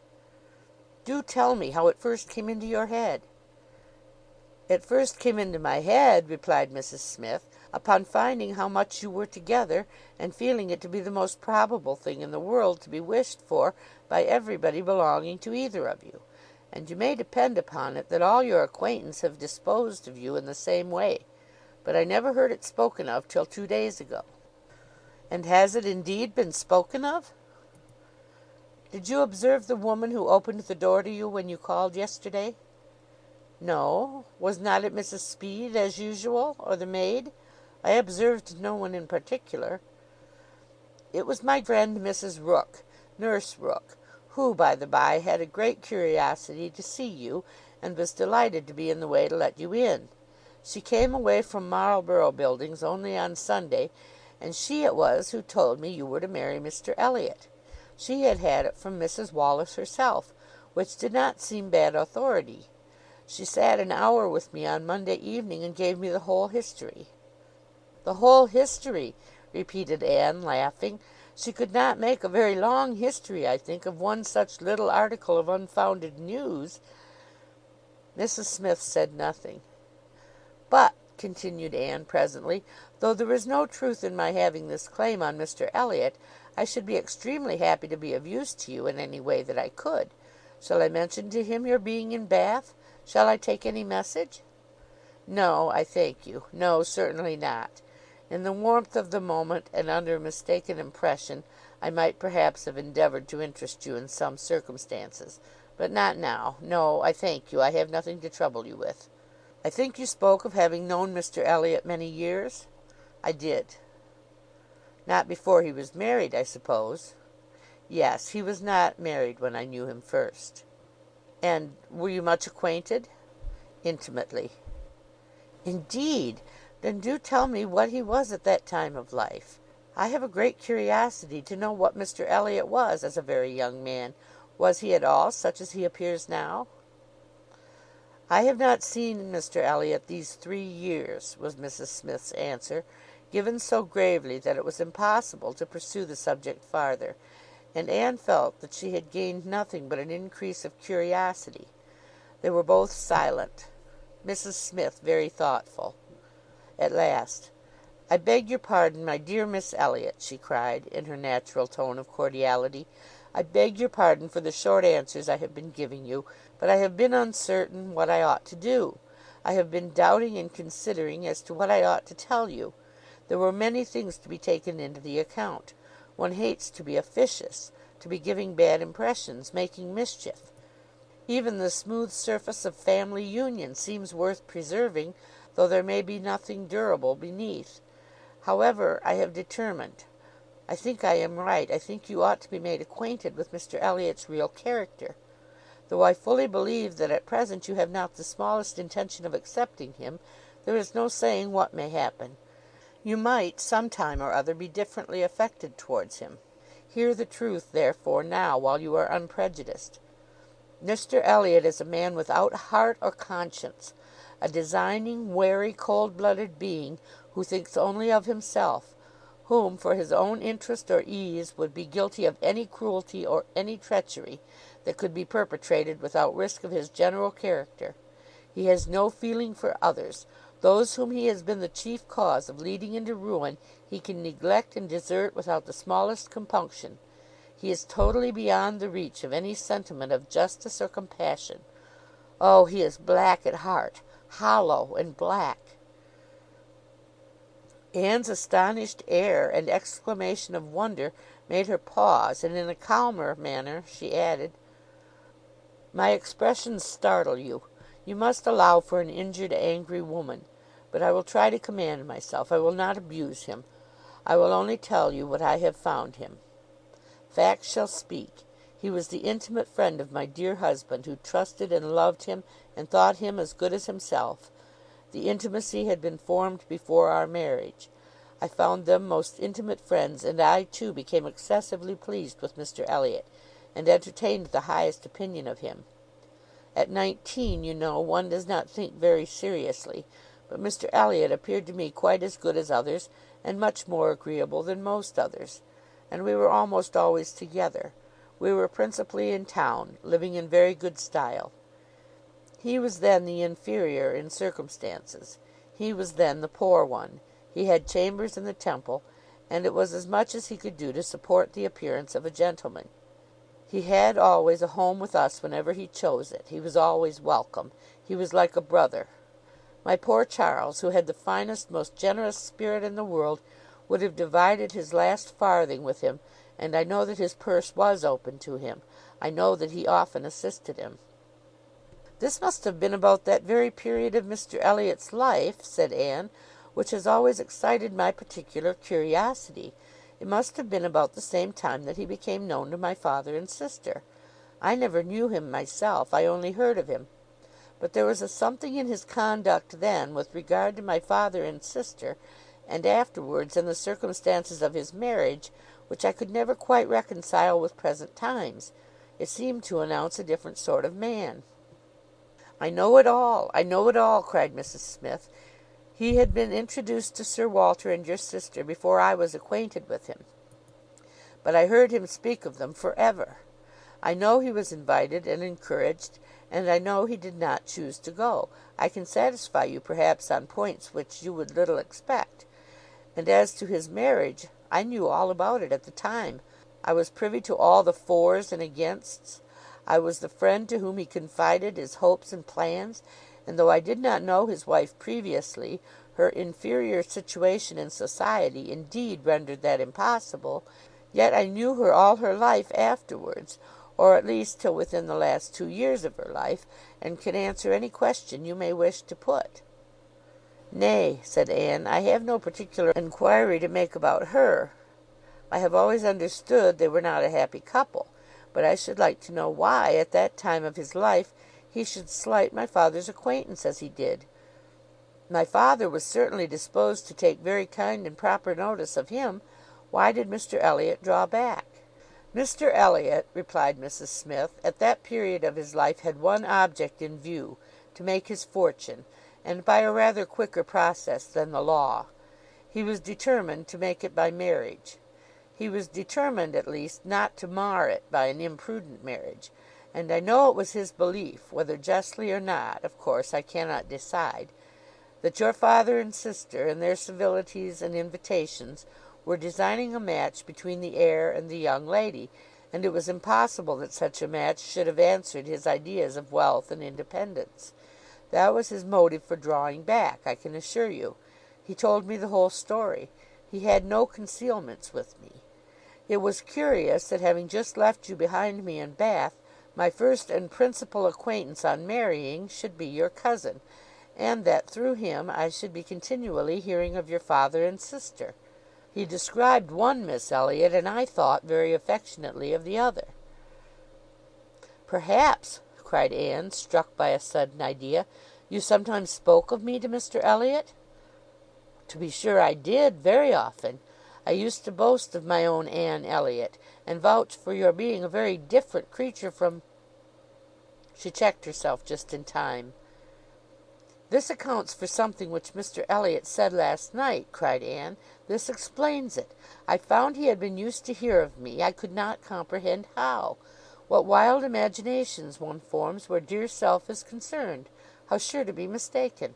But I beg your pardon, I have interrupted you. Mr Elliot married then completely for money? The circumstances, probably, which first opened your eyes to his character." Mrs Smith hesitated a little here. "Oh, those things are too common. When one lives in the world, a man or woman's marrying for money is too common to strike one as it ought. I was very young, and associated only with the young, and we were a thoughtless, gay set, without any strict rules of conduct. We lived for enjoyment. I think differently now. Time and sickness and sorrow have given me other notions, but at that period, I must own, I saw nothing reprehensible in what Mr Elliot was doing. To do the best for himself passed as a duty." "But was she not a very low woman?" "Yes, which I objected to, but he would not regard. Money, money was all that he wanted. Her father was a grazier, her grandfather had been a butcher, but that was all nothing. She was a fine woman, had had a decent education, was brought forward by some cousins, thrown by chance into Mr Elliot's company, and fell in love with him. And not a difficulty or a scruple was there on his side with respect to her birth. All his caution was spent in being secured of the real amount of her fortune before he committed himself. Depend upon it, whatever esteem Mr Elliot may have for his own situation in life now, as a young man he had not the smallest value for it. His chance for the Kellynch estate was something, but all the honour of the family he held as cheap as dirt. I have often heard him declare that if baronetcies were saleable, anybody should have his for £50, arms and motto, name and livery included. But I will not pretend to repeat half that I used to hear him say on that subject. It would not be fair. And yet you ought to have proof, for what is all this but assertion? And you shall have proof." "Indeed, my dear Mrs Smith, I want none," cried Anne. "You have asserted nothing contradictory to what Mr Elliot appeared to be some years ago. This is all in confirmation, rather, of what we used to hear and believe. I am more curious to know why he should be so different now. But for my satisfaction, if you will have the goodness to ring for Mary— Stay, I am sure you will have the still greater goodness of going yourself into my bedroom, and bringing me the small inlaid box which you will find on the upper shelf of the closet." Anne, seeing her friend to be earnestly bent on it, did as she was desired. The box was brought and placed before her, and Mrs Smith, sighing over it as she unlocked it, said— "This is full of papers belonging to him, to my husband. A small portion only of what I had to look over when I lost him. The letter I am looking for was one written by Mr Elliot to him before our marriage, and happened to be saved. Why, one can hardly imagine. But he was careless and immethodical, like other men, about those things. And when I came to examine his papers, I found it with others still more trivial, from different people scattered here and there, while many letters and memorandums of real importance had been destroyed. Here it is. I would not burn it, because, being even then very little satisfied with Mr Elliot, I was determined to preserve every document of former intimacy. I have now another motive for being glad that I can produce it." This was the letter, directed to Charles Smith, Esquire, Tunbridge Wells, and dated from London as far back as July, 1803. "Dear Smith, I have received yours. Your kindness almost overpowers me. I wish nature had made such hearts as yours more common, but I have lived 23 years in the world, and have seen none like it. At present, believe me, I have no need of your services, being in cash again. Give me joy. I have got rid of Sir Walter and Miss. They are gone back to Kellynch, and almost made me swear to visit them this summer. But my first visit to Kellynch will be with a surveyor, to tell me how to bring it with best advantage to the hammer. The baronet, nevertheless, is not unlikely to marry again. He is quite fool enough. If he does, however, they will leave me in peace, which may be a decent equivalent for the reversion. He is worse than last year. I wish I had any name but Elliot. I am sick of it. The name of Walter I can drop, thank God, and I desire you will never insult me with my second W again, meaning, for the rest of my life, to be only yours truly, William Elliot. Such a letter could not be read without putting Anne in a glow, and Mrs Smith, observing the high colour in her face, said, "The language, I know, is highly disrespectful. Though I have forgot the exact terms, I have a perfect impression of the general meaning. But it shows you the man. Mark his professions to my poor husband. Can anything be stronger?" Anne could not immediately get over the shock and mortification of finding such words applied to her father.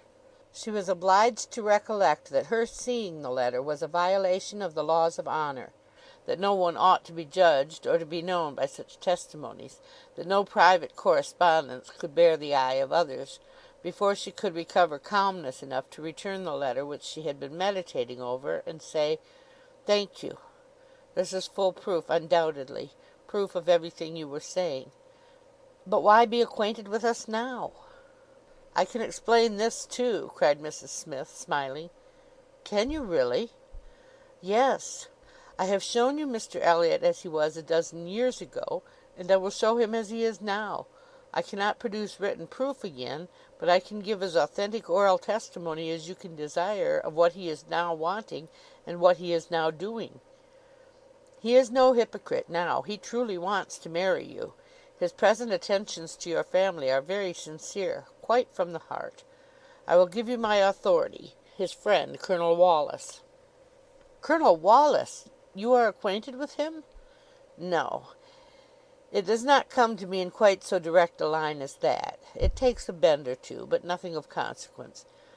The stream is as good as at first. The little rubbish it collects in the turnings is easily moved away. Mr Elliot talks unreservedly to Colonel Wallis of his views on you. Which said, Colonel Wallis I imagine to be, in himself, a sensible, careful, discerning sort of character. But Colonel Wallis has a very pretty, silly wife, to whom he tells things which he had better not, and he repeats it all to her. She, in the overflowing spirits of her recovery, repeats it all to her nurse, and the nurse, knowing my acquaintance with you, very naturally brings it all to me. On Monday evening my good friend Mrs Rooke let me thus much into the secrets of Marlborough Buildings. When I talked of a whole history, therefore, you see, I was not romancing so much as you supposed." "My dear Mrs Smith, your authority is deficient. This will not do. Mr Elliot's having any views on me will not in the least account for the efforts he made towards a reconciliation with my father. That was all prior to my coming to Bath. I found them on the most friendly terms when I arrived." "I know you did. I know it all perfectly. But—" "Indeed, Mrs Smith, we must not expect to get real information in such a line. Facts or opinions which are to pass through the hands of so many, to be misconceived by folly in one and ignorance in another, can hardly have much truth left. Only give me a hearing. You will soon be able to judge of the general credit due by listening to some particulars which you can yourself immediately contradict or confirm. Nobody supposes that you were his first inducement. He had seen you, indeed, before he came to Bath, and admired you, but without knowing it to be you. So says my historian, at least. Is this true? Did he see you last summer or autumn somewhere down in the West, to use her own words, without knowing it to be you?" "He certainly did. So far it is very true. At Lyme. I happened to be at Lyme." "Well," continued Mrs Smith triumphantly, "grant my friend the credit due to the establishment of the first point asserted. He saw you then at Lyme, and liked you so well as to be exceedingly pleased to meet with you again in Camden Place, as Miss Anne Elliot, and from that moment, I have no doubt, had a double motive in his visits there. But there was another and an earlier, which I will now explain. If there is anything in my story which you know to be either false or improbable, stop me. My account states that your sister's friend, The lady now staying with you, whom I have heard you mention, came to Bath with Miss Elliot and Sir Walter as long ago as September, in short, when they first came themselves, and has been staying there ever since. That she is a clever, insinuating, handsome woman, poor and plausible, and altogether such in situation and manner as to give a general idea, among Sir Walter's acquaintance, of her meaning to be Lady Elliot, and as general a surprise that Miss Elliot should be apparently blind to the danger. Here Mrs Smith paused a moment, but Anne had not a word to say, and she continued.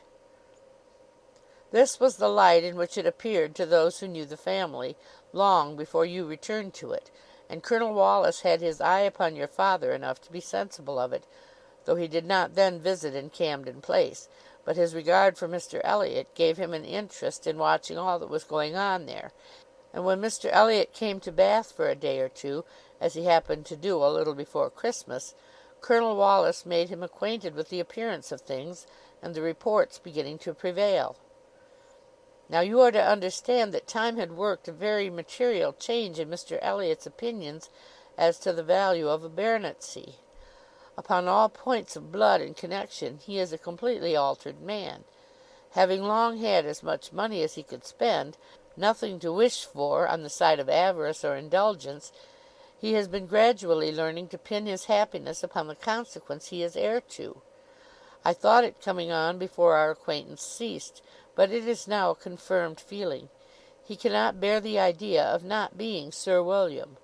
You may guess, therefore, that the news he heard from his friend could not be very agreeable, and you may guess what it produced: the resolution of coming back to Bath as soon as possible, and of fixing himself here for a time, with the view of renewing his former acquaintance, and recovering such a footing in the family as might give him the means of ascertaining the degree of his danger, and of circumventing the lady if he found it material. This was agreed upon between the two friends as the only thing to be done, and Colonel Wallis was to assist in every way that he could. He was to be introduced, and Mrs Wallis was to be introduced, and everybody was to be introduced. Mr Elliot came back accordingly, and on application was forgiven, as you know, and readmitted into the family, and there it was his constant object, and his only object, till your arrival added another motive, to watch Sir Walter and Mrs Clay. He omitted no opportunity of being with them, threw himself in their way, called at all hours, but I need not be particular on this subject. You can imagine what an artful man would do, and with this guide, perhaps, may recollect what you have seen him do. Yes, said Anne, you tell me nothing which does not accord with what I have known or could imagine. There is always something offensive in the details of cunning. The manoeuvres of selfishness and duplicity must ever be revolting, but I have heard nothing which really surprises me. I know those who would be shocked by such a representation of Mr Elliot, who would have difficulty in believing it, but I have never been satisfied. I have always wanted some other motive for his conduct than appeared. I should like to know his present opinion as to the probability of the event he has been in dread of, whether he considers the danger to be lessening or not.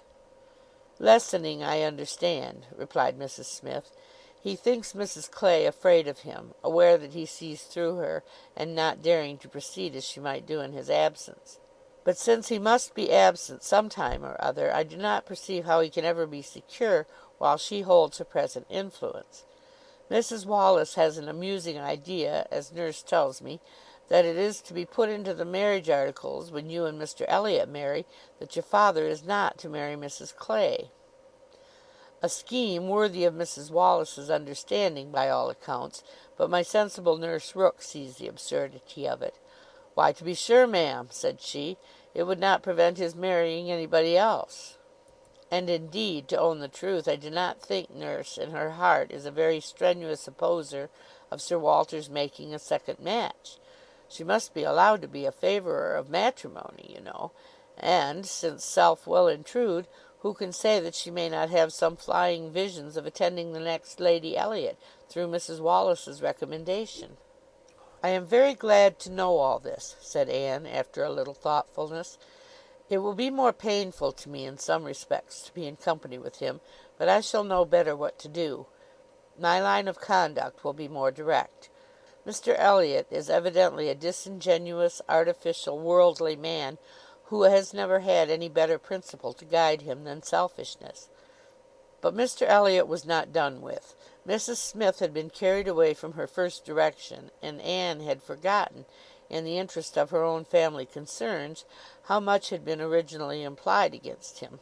But her attention was now called to the explanation of those first hints, and she listened to a recital which, if it did not perfectly justify the unqualified bitterness of Mrs Smith, proved him to have been very unfeeling in his conduct towards her, very deficient both in justice and compassion. She learned that, the intimacy between them continuing unimpaired by Mr Elliot's marriage, they had been as before always together, and Mr Elliot had led his friend into expenses much beyond his fortune. Mrs Smith did not want to take blame to herself, and was most tender of throwing any on her husband, but Anne could collect that their income had never been equal to their style of living, and that from the first there had been a great deal of general and joint extravagance. From his wife's account of him she could discern Mr Smith to have been a man of warm feelings, easy temper, careless habits, and not strong understanding, much more amiable than his friend, and very unlike him, led by him, and probably despised by him. Mr Elliot, raised by his marriage to great affluence, and disposed to every gratification of pleasure and vanity which could be commanded without involving himself, for with all his self-indulgence he had become a prudent man, and beginning to be rich just as his friend ought to have found himself to be poor, seemed to have had no concern at all for that friend's probable finances, but, on the contrary, had been prompting and encouraging expenses which could end only in ruin, and the Smiths accordingly had been ruined. The husband had died just in time to be spared the full knowledge of it. They had previously known embarrassments enough to try the friendship of their friends, and to prove that Mr Elliot's had better not be tried. But it was not till his death that the wretched state of his affairs was fully known. With a confidence in Mr Elliot's regard more creditable to his feelings than his judgment, Mr Smith had appointed him the executor of his will. But Mr Elliot would not act, and the difficulties and distress which this refusal had heaped on her, in addition to the inevitable sufferings of her situation, had been such as could not be related without anguish of spirit, or listened to without corresponding indignation. Anne was shewn some letters of his on the occasion, answers to urgent applications from Mrs Smith, which all breathed the same stern resolution of not engaging in a fruitless trouble, and under a cold civility the same hard-hearted indifference to any of the evils it might bring on her. It was a dreadful picture of ingratitude and inhumanity, and Anne felt at some moments that no flagrant open crime could have been worse. She had a great deal to listen to, all the particulars of past sad scenes, all the minutiae of distress upon distress, which in former conversations had been merely hinted at, were dwelt on now with a natural indulgence. Anne could perfectly comprehend the exquisite relief, and was only the more inclined to wonder at the composure of her friend's usual state of mind. There was one circumstance in the history of her grievances of particular irritation. She had good reason to believe that some property of her husband in the West Indies, which had been for many years under a sort of sequestration for the payment of its own encumbrances, might be recoverable by proper measures, and this property, though not large, would be enough to make her comparatively rich. But there was nobody to stir in it.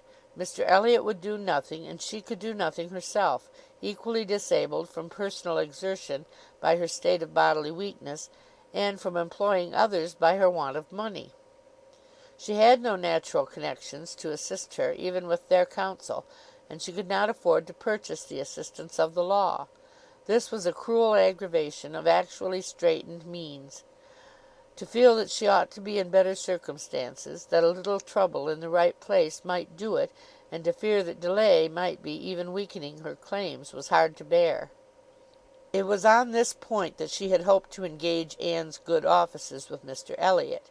She had previously, in the anticipation of their marriage, been very apprehensive of losing her friend by it, but on being assured that he could have made no attempt of that nature, since he did not even know her to be in Bath, it immediately occurred that something might be done in her favour by the influence of the woman he loved, and she had been hastily preparing to interest Anne's feelings, as far as the observances due to Mr Elliot's character would allow, when Anne's refutation of the supposed engagement changed the face of everything, and while it took from her the new-formed hope of succeeding in the object of her first anxiety, left her at least the comfort of telling the whole story her own way. After listening to this full description of Mr Elliot, Anne could not but express some surprise at Mrs Smith's having spoken of him so favourably in the beginning of their conversation. She had seemed to recommend and praise him. "My dear," was Mrs Smith's reply, "there was nothing else to be done.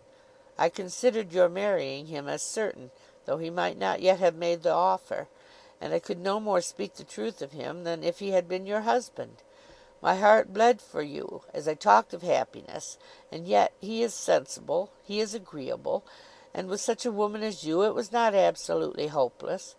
He was very unkind to his first wife. They were wretched together, but she was too ignorant and giddy for respect, and he had never loved her. I was willing to hope that you must fare better." Anne could just acknowledge within herself such a possibility of having been induced to marry him as made her shudder at the idea of the misery which must have followed.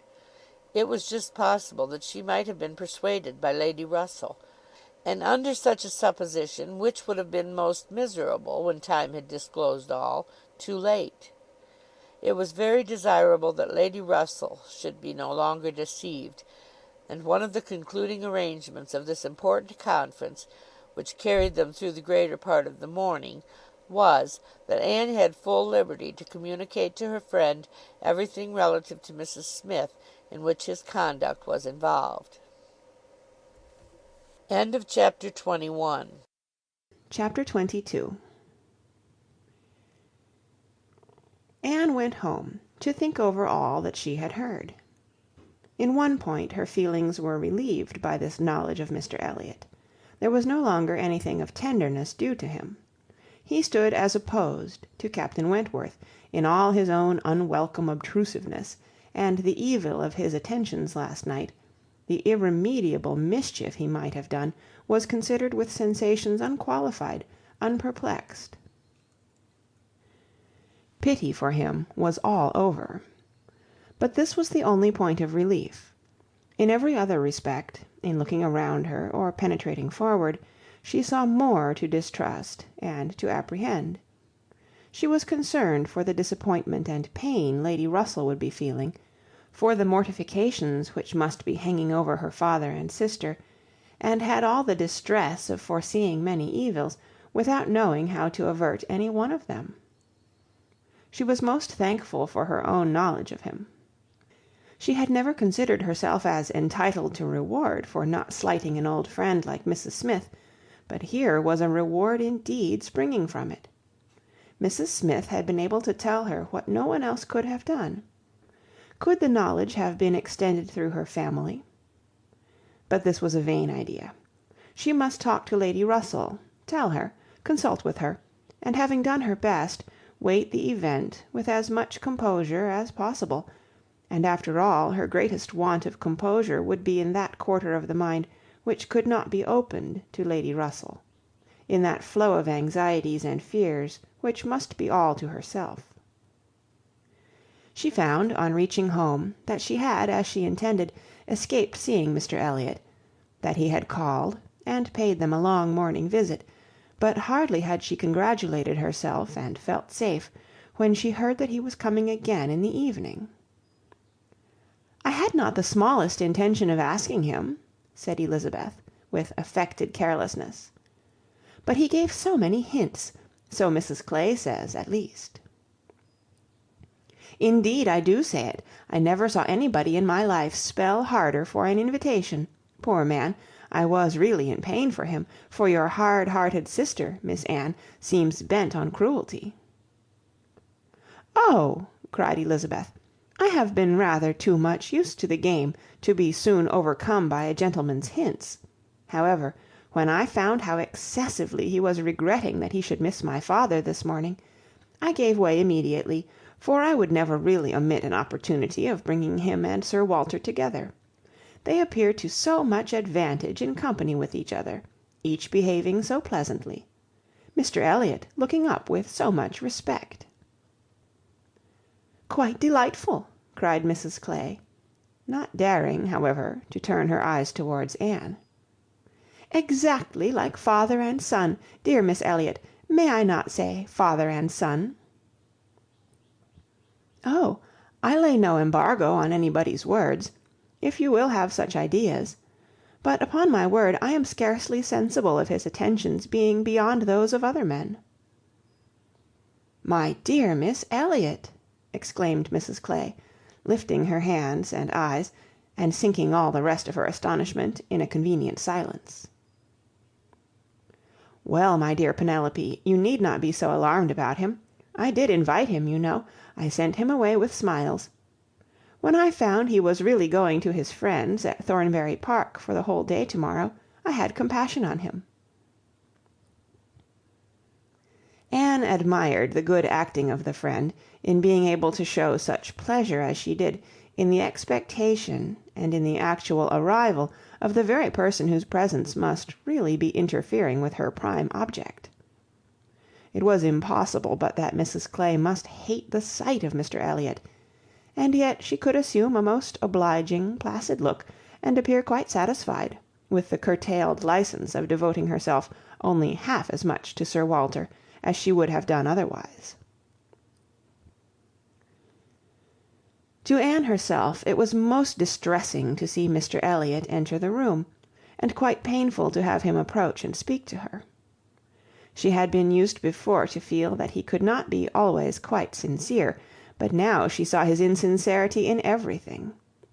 His attentive deference to her father, contrasted with his former language, was odious, and when she thought of his cruel conduct towards Mrs Smith, she could hardly bear the sight of his present smiles and mildness, or the sound of his artificial good sentiments. She meant to avoid any such alteration of manners as might provoke a remonstrance on his side.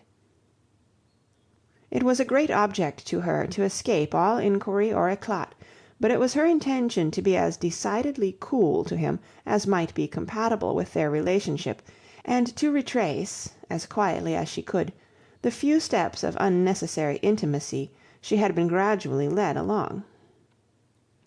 She was accordingly more guarded and more cool than she had been the night before. He wanted to animate her curiosity again as to how and where he could have heard her formerly praised, wanted very much to be gratified by more solicitation, but the charm was broken. He found that the heat and animation of a public room was necessary to kindle his modest cousin's vanity. He found, at least, that it was not to be done now, by any of those attempts which he could hazard among the too commanding claims of the others. He little surmised that it was a subject acting now exactly against his interest, bringing immediately to her thoughts all those parts of his conduct which were least excusable. She had some satisfaction in finding that he was really going out of Bath the next morning, going early, and that he would be gone the greater part of 2 days. He was invited again to Camden Place the very evening of his return, but from Thursday to Saturday evening his absence was certain. It was bad enough that a Mrs Clay should be always before her, but that a deeper hypocrite should be added to their party seemed the destruction of everything like peace and comfort. It was so humiliating to reflect on the constant deception practised on her father and Elizabeth, to consider the various sources of mortification preparing for them. Mrs Clay's selfishness was not so complicated nor so revolting as his, and Anne would have compounded for the marriage at once, with all its evils, to be clear of Mr Elliot's subtleties in endeavouring to prevent it. On Friday morning she meant to go very early to Lady Russell, and accomplish the necessary communication, and she would have gone directly after breakfast, but that Mrs Clay was also going out on some obliging purpose of saving her sister trouble, which determined her to wait till she might be safe from such a companion. She saw Mrs Clay fairly off, therefore, before she began to talk of spending the morning in River Street. "Very well," said Elizabeth. "I have nothing to send but my love. Oh, you may as well take back that tiresome book she would lend me, and pretend I have read it through. I really cannot be plaguing myself for ever with all the new poems and states of the nation that come out. Lady Russell quite bores one with her new publications. You need not tell her so, but I thought her dress hideous the other night. I used to think she had some taste in dress, but I was ashamed of her at the concert. Something so formal and arranged in her air, and she sits so upright. My best love, of course." "And mine," added Sir Walter. "Kindest regards, and you may say that I mean to call upon her soon. Make a civil message, but I shall only leave my card. Morning visits are never fair by women at her time of life, who make themselves up so little. If she would only wear rouge, she would not be afraid of being seen, but last time I called, I observed the blinds were let down immediately."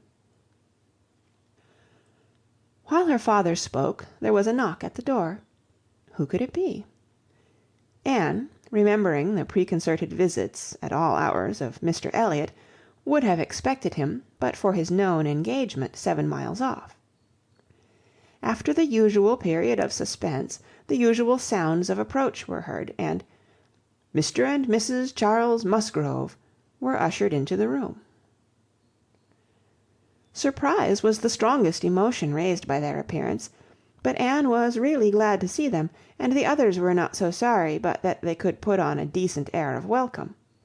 And as soon as it became clear that these, their nearest relations, were not arrived with any views of accommodation in that house, Sir Walter and Elizabeth were able to rise in cordiality and do the honours of it very well. They were come to Bath for a few days with Mrs Musgrove, and were at the White Hart. So much was pretty soon understood, but till Sir Walter and Elizabeth were walking Mary into the other drawing-room, and regaling themselves with her admiration, Anne could not draw upon Charles's brain for a regular history of their coming, or an explanation of some smiling hints of particular business, which had been ostentatiously dropped by Mary, as well as of some apparent confusion as to whom their party consisted of. She then found that it consisted of Mrs Musgrove, Henrietta, and Captain Harville, beside their 2 selves. He gave her a very plain, intelligible account of the whole, a narration in which she saw a great deal of most characteristic proceeding. The scheme had received its first impulse by Captain Harville's wanting to come to Bath on business. He had begun to talk of it a week ago, and by way of doing something, as shooting was over, Charles had proposed coming with him, and Mrs Harville had seemed to like the idea of it very much, as an advantage to her husband, but Mary could not bear to be left, and had made herself so unhappy about it, that for a day or two everything seemed to be in suspense, or at an end. But then it had been taken up by his father and mother. His mother had some old friends in Bath whom she wanted to see. It was thought a good opportunity for Henrietta to come and buy wedding clothes for herself and her sister. And in short, it ended in being his mother's party, that everything might be comfortable and easy to Captain Harville, and he and Mary were included in it by way of general convenience. They had arrived late the night before. Mrs Harville, her children, and Captain Benwick remained with Mr Musgrove and Louisa at Uppercross. Anne's only surprise was, that affairs should be in forwardness enough for Henrietta's wedding clothes to be talked of. She had imagined such difficulties of fortune to exist there as must prevent the marriage from being near at hand, but she learned from Charles that, very recently, since Mary's last letter to herself, Charles Hayter had been applied to by a friend to hold a living for a youth who could not possibly claim it under many years, and that on the strength of his present income, with almost a certainty of something more permanent long before the term in question, the two families had consented to the young people's wishes, and that their marriage was likely to take place in a few months, quite as soon as Louisa's. "And a very good living it was," Charles added. "Only 25 miles from Uppercross, and in a very fine country, a fine part of Dorsetshire. In the centre of some of the best preserves in the kingdom, surrounded by 3 great proprietors, each more careful and jealous than the other, and to 2 of the 3 at least Charles Hayter might get a special recommendation. Not that he will value it as he ought," he observed. "Charles is too cool about sporting. That's the worst of him." "I am extremely glad indeed," cried Anne, "particularly glad that this should happen, and that of 2 sisters, who both deserve equally well, and who have always been such good friends, the pleasant prospect of one should not be dimming those of the other. That they should be so equal in their prosperity and comfort. I hope your father and mother are quite happy with regard to both." "Oh yes, my father would be well pleased if the gentleman were richer, but he has no other fault to find. Money, you know, coming down with money. 2 daughters at once, it cannot be a very agreeable operation, and it straitens him as to many things. However, I do not mean to say they have not a right to it. It is very fit they should have daughters' shares, and I am sure he has always been a very kind, liberal father to me. Mary does not above half like Henrietta's match. She never did, you know, but she does not do him justice, nor think enough about Winthrop. I cannot make her attend to the value of the property. It is a very fair match, as times go, and I have liked Charles Hayter all my life, and I shall not leave off now." "Such excellent parents as Mr. and Mrs. Musgrove," exclaimed Anne, "should be happy in their children's marriages. They do everything to confer happiness, I am sure. What a blessing to young people to be in such hands! Your father and mother seem so totally free from all those ambitious feelings which have led to so much misconduct and misery, both in young and old. I hope you think Louisa perfectly recovered now?" He answered rather hesitatingly, "Yes, I believe I do. Very much recovered, but she is altered. There is no running or jumping about, no laughing or dancing. It is quite different. If one happens only to shut the door a little hard, she starts and wriggles like a young dabchick in the water, and Benwick sits at her elbow reading verses or whispering to her all day long." Anne could not help laughing. "That cannot be much to your taste, I know," said she, "but I do believe him to be an excellent young man." "To be sure he is, nobody doubts it, and I hope you do not think I am so illiberal as to want every man to have the same objects and pleasures as myself. I have a great value for Benwick, and when one can but get him to talk, he has plenty to say. His reading has done him no harm, for he has fought as well as read. He is a brave fellow. I got more acquainted with him last Monday than ever I did before. We had a famous set to at rat-hunting all the morning in my father's great barns, and he played his part so well that I have liked him the better ever since."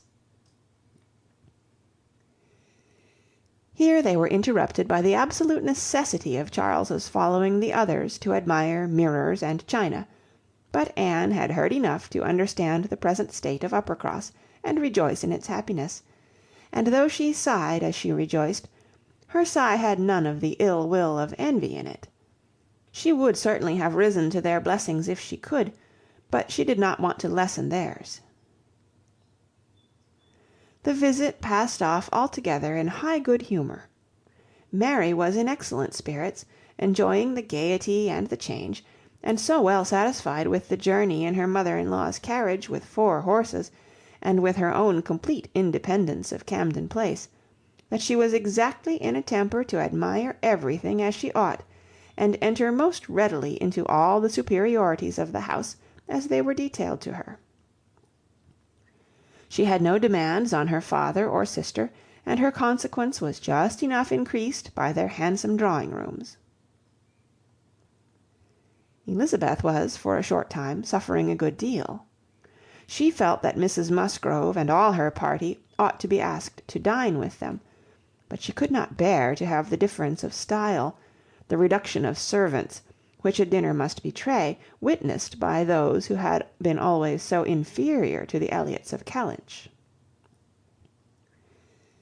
It was a struggle between propriety and vanity, but vanity got the better, and then Elizabeth was happy again.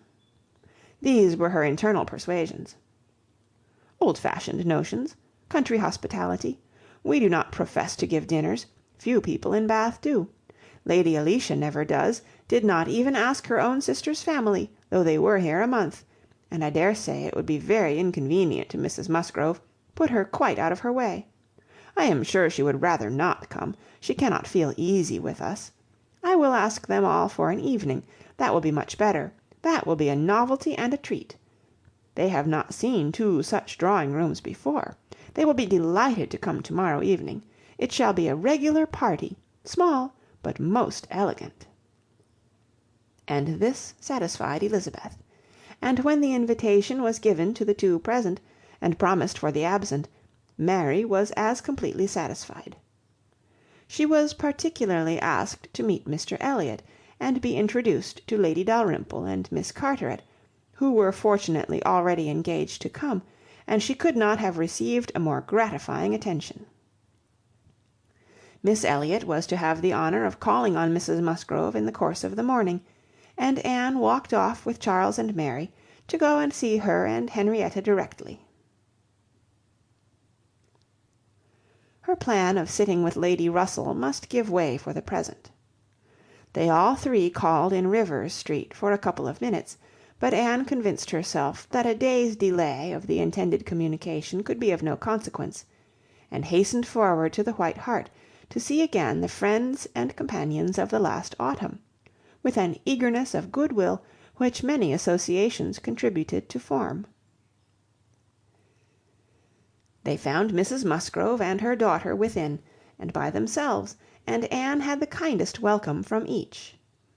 Henrietta was exactly in that state of recently improved views, of fresh-formed happiness, which made her full of regard and interest for everybody she had ever liked before at all, and Mrs Musgrove's real affection had been won by her usefulness when they were in distress. It was a heartiness and a warmth, and a sincerity which Anne delighted in the more, from the sad want of such blessings at home. She was entreated to give them as much of her time as possible, invited for every day and all day long, or rather claimed as part of the family, and in return she naturally fell into all her wonted ways of attention and assistance, and on Charles's leaving them together, was listening to Mrs Musgrove's history of Louisa, and to Henrietta's of herself, giving opinions on business, and recommendations to shops, with intervals of every help which Mary required, from altering her ribbon to settling her accounts, from finding her keys and assorting her trinkets, to trying to convince her that she was not ill-used by anybody, which Mary, well amused as she generally was, in her station at a window overlooking the entrance to the pump-room, could not but have her moments of imagining. A morning of thorough confusion was to be expected. A large party in a hotel ensured a quick-changing, unsettled scene. 5 minutes brought a note, the next a parcel, and Anne had not been there half an hour when their dining-room, spacious as it was, seemed more than half filled.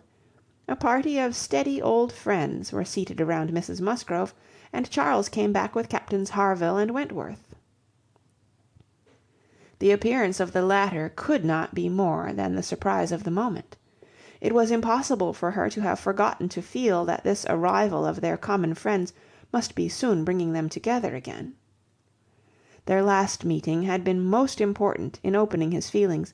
She had derived from it a delightful conviction, but she feared from his looks that the same unfortunate persuasion which had hastened him away from the concert-room still governed.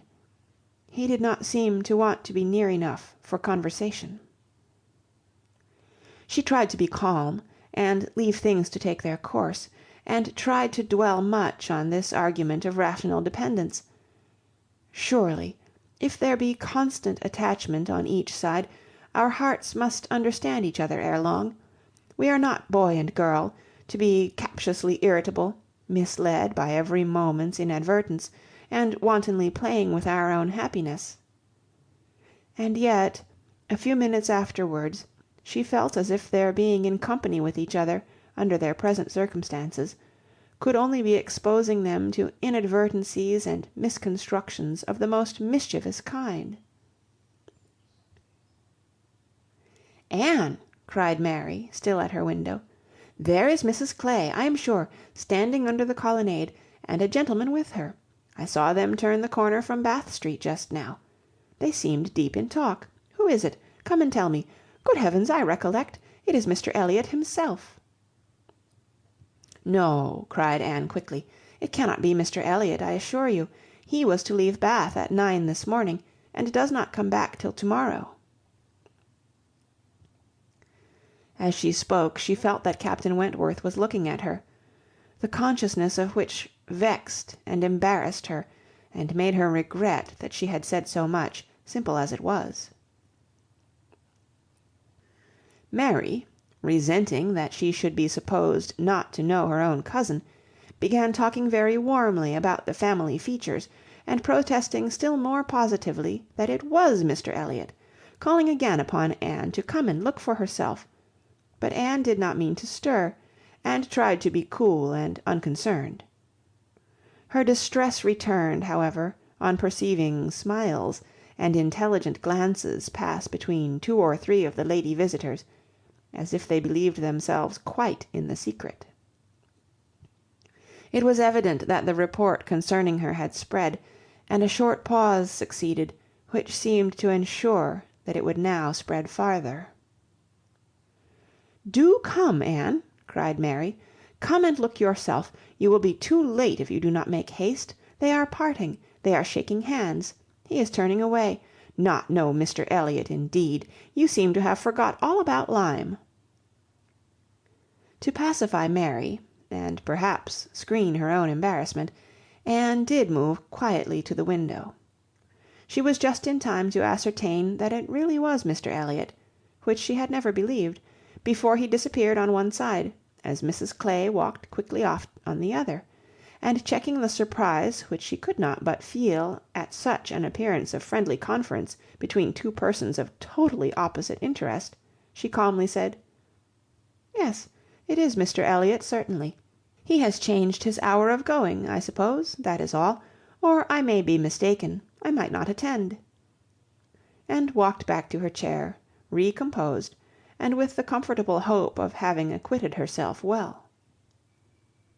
The visitors took their leave, and Charles, having civilly seen them off, and then made a face at them, and abused them for coming, began with, "Well, mother, I have done something for you that you will like. I have been to the theatre, and secured a box for to-morrow night. Ain't I a good boy? I know you love a play, and there is room for us all. It holds 9. I have engaged Captain Wentworth. Anne will not be sorry to join us, I am sure. We all like a play. Have not I done well, mother?"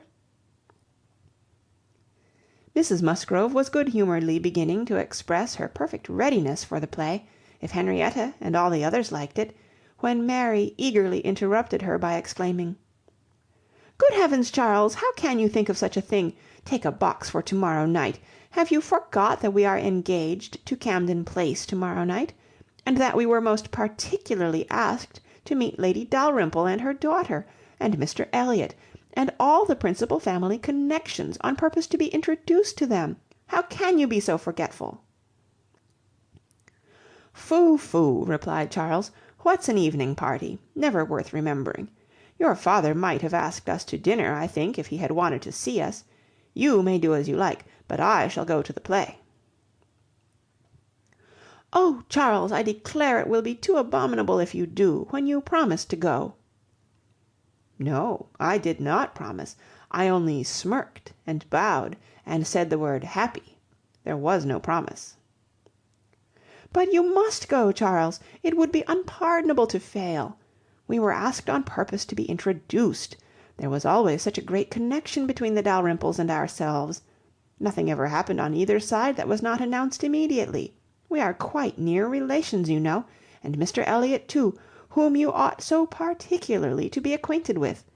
Every attention is due to Mr Elliot. Consider, my father's heir, the future representative of the family."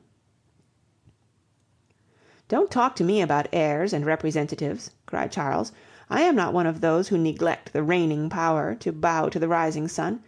If I would not go for the sake of your father, I should think it scandalous to go for the sake of his heir. What is Mr Elliot to me?" The careless expression was life to Anne, who saw that Captain Wentworth was all attention, looking and listening with his whole soul, and that the last words brought his inquiring eyes from Charles to herself. Charles and Mary still talked on in the same style, he half serious and half jesting, maintaining the scheme for the play, and she, invariably serious, most warmly opposing it, and not omitting to make it known that, however determined to go to Camden Place herself, she should not think herself very well used if they went to the play without her. Mrs Musgrove interposed. "We had better put it off. Charles, you had much better go back and change the box for Tuesday.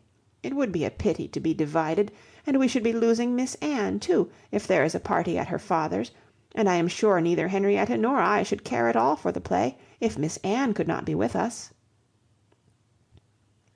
Anne felt truly obliged to her for such kindness, and quite as much so for the opportunity it gave her of decidedly saying, "If it depended only on my inclination, ma'am, the party at home, excepting on Mary's account, would not be the smallest impediment. I have no pleasure in the sort of meeting, and should be too happy to change it for a play, and with you. But it had better not be attempted, perhaps."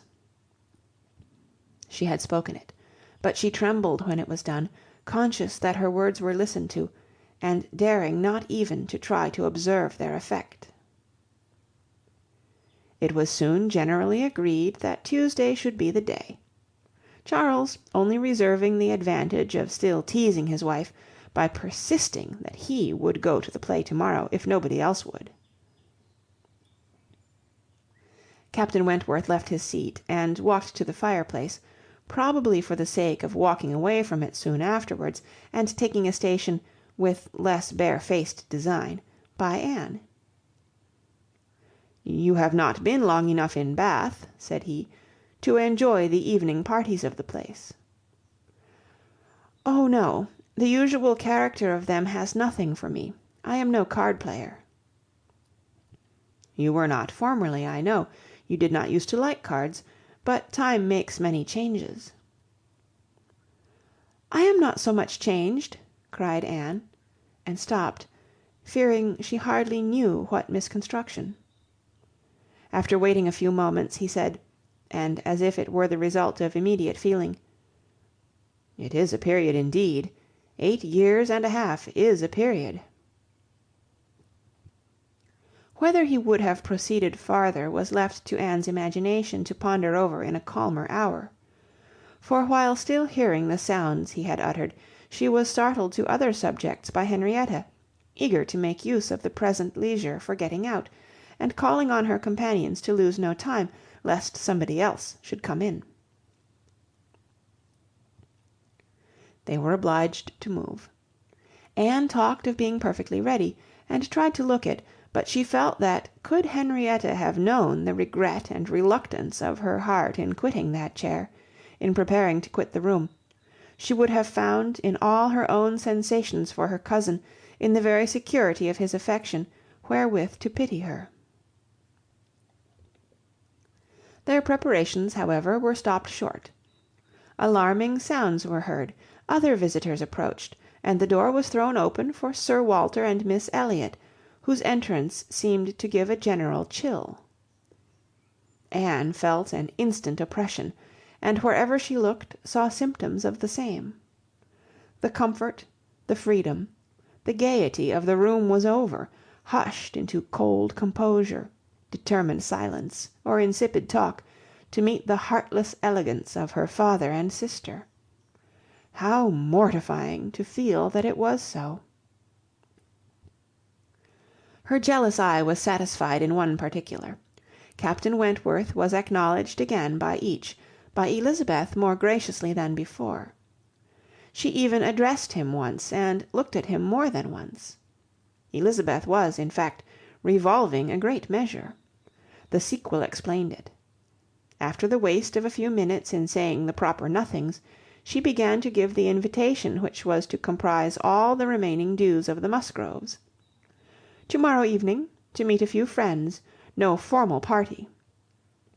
It was all said very gracefully, and the cards with which she had provided herself, the Miss Elliot at home, were laid on the table, with a courteous, comprehensive smile to all, and one smile and one card more decidedly for Captain Wentworth.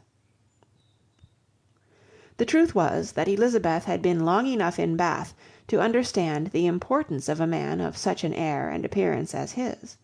The past was nothing. The present was that Captain Wentworth would move about well in her drawing-room. The card was pointedly given, and Sir Walter and Elizabeth arose and disappeared. The interruption had been short, though severe, and ease and animation returned to most of those they left as the door shut them out, but not to Anne. She could think only of the invitation she had with such astonishment witnessed, and of the manner in which it had been received, a manner of doubtful meaning, of surprise rather than gratification, of polite acknowledgment rather than acceptance. She knew him. She saw a disdain in his eye, and could not venture to believe that he had determined to accept such an offering as an atonement for all the insolence of the past. Her spirits sank. He held the card in his hand after they were gone, as if deeply considering it. "Only think of Elizabeth's including everybody," whispered Mary, very audibly. "I do not wonder Captain Wentworth is delighted. You see he cannot put the card out of his hand." Anne caught his eye, saw his cheeks glow, and his mouth form itself into a momentary expression of contempt, and turned away, that she might neither see nor hear more to vex her. The party separated. The gentlemen had their own pursuits, the ladies proceeded on their own business, and they met no more while Anne belonged to them. She was earnestly begged to return and dine, and give them all the rest of the day, but her spirits had been so long exerted, that at present she felt unequal to more, and fit only for home, where she might be sure of being as silent as she chose. Promising to be with them the whole of the following morning, therefore, she closed the fatigues of the present by a toilsome walk to Camden Place, there to spend the evening chiefly in listening to the busy arrangements of Elizabeth and Mrs Clay for the morrow's party, the frequent enumeration of the persons invited, and the continually improving detail of all the embellishments which were to make it the most completely elegant of its kind in Bath, while harassing herself with the never-ending question of whether Captain Wentworth would come or not. They were reckoning him as certain, but with her it was a gnawing solicitude never appeased for 5 minutes together. She generally thought he would come, because she generally thought he ought, but it was a case which she could not so shape into any positive act of duty or discretion, as inevitably to defy the suggestions of very opposite feelings. She only roused herself from the broodings of this restless agitation to let Mrs Clay know that she had been seen with Mr Elliot 3 hours after his being supposed to be out of Bath; for having watched in vain for some intimation of the interview from the lady herself, she determined to mention it, and it seemed to her there was guilt in Mrs Clay's face as she listened. It was transient, cleared away in an instant, but Anne could imagine she read there the consciousness of having, by some complication of mutual trick, or some overbearing authority of his, been obliged to attend, perhaps for half an hour, to his lectures and restrictions on her designs on Sir Walter. She exclaimed, however, with a very tolerable imitation of nature, "Oh, dear, very true! Only think, Miss Elliot, to my great surprise I met with Mr Elliot in Bath Street. I was never more astonished. He turned back and walked with me to the pump yard. He had been prevented setting off for Thornbury, but I really forget by what, for I was in a hurry and could not much attend, and I can only answer for his being determined not to be delayed in his return. He wanted to know how early he might be admitted to-morrow. He was full of to-morrow, and it is very evident that I have been full of it too, ever since I entered the house, and learnt the extension of your plan and all that had happened, or my seeing him could never have gone so entirely out of my head. End of chapter 22. Chapter 23. One day only had passed since Anne's conversation with Mrs. Smith, but a keener interest had succeeded, and she was now so little touched by Mr. Elliot's conduct, except by its effect in one quarter, that it became a matter of course the next morning still to defer her explanatory visit in Rivers Street. She had promised to be with the Musgroves from breakfast to dinner. Her faith was plighted, and Mr. Elliot's character, like the Sultaness Scheherazade's head, must live another day. She could not keep her appointment punctually, however. The weather was unfavourable, and she had grieved over the rain on her friend's account, and felt it very much on her own, before she was able to attempt the walk. When she reached the White Hart and made her way to the proper apartment, she found herself neither arriving quite in time, nor the first to arrive. The party before her were Mrs. Musgrove talking to Mrs. Croft, and Captain Harville to Captain Wentworth, and she immediately heard that Mary and Henrietta, too impatient to wait, had gone out the moment it had cleared, but would be back again soon, and that the strictest injunctions had been left with Mrs. Musgrove to keep her there till they returned. She had only to submit, sit down, be outwardly composed, and feel herself plunged at once in all the agitations which she had merely laid her account of tasting a little before the morning closed. There was no delay, no waste of time. She was deep in the happiness of such misery, or the misery of such happiness, instantly. 2 minutes after her entering the room, Captain Wentworth said, "We will write the letter we were talking of, Harville, now, if you will give me materials." Materials were at hand, on a separate table. He went to it, and nearly turning his back to them all, was engrossed by writing. Mrs. Musgrove was giving Mrs. Croft the history of her eldest daughter's engagement, and just in that inconvenient tone of voice which was perfectly audible while it pretended to be a whisper. Anne felt that she did not belong to the conversation, and yet, as Captain Harville seemed thoughtful and not disposed to talk, she could not avoid hearing many undesirable particulars, such as how Mr. Musgrove and my brother Hayter had met again and again to talk it over, what my brother Hayter had said one day, and what Mr. Musgrove had proposed the next, and what had occurred to my sister Hayter, and what the young people had wished, and what I said at first I never could consent to, but was afterwards persuaded to think might do very well, and a great deal in the same style of open-hearted communication, minutiae which, even with every advantage of taste and delicacy, which good Mrs. Musgrove could not give, could be properly interesting only to the principals. Mrs. Croft was attending with great good humour, and whenever she spoke at all, it was very sensibly. Anne hoped the gentlemen might each be too much self-occupied to hear. "And so, madam, all these things considered," said Mrs. Musgrove in her powerful whisper, "though we could have wished it different, yet altogether we did not think it fair to stand out any longer, for Charles Hayter was quite wild about it, and Henrietta was pretty near as bad, and so we thought they had better marry at once and make the best of it, as many others have done before them. At any rate, said I, it will be better than a long engagement."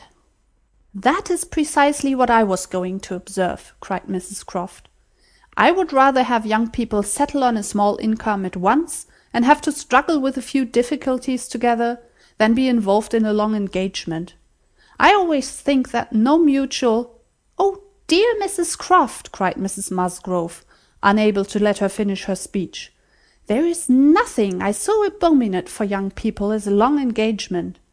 It is what I always protested against for my children.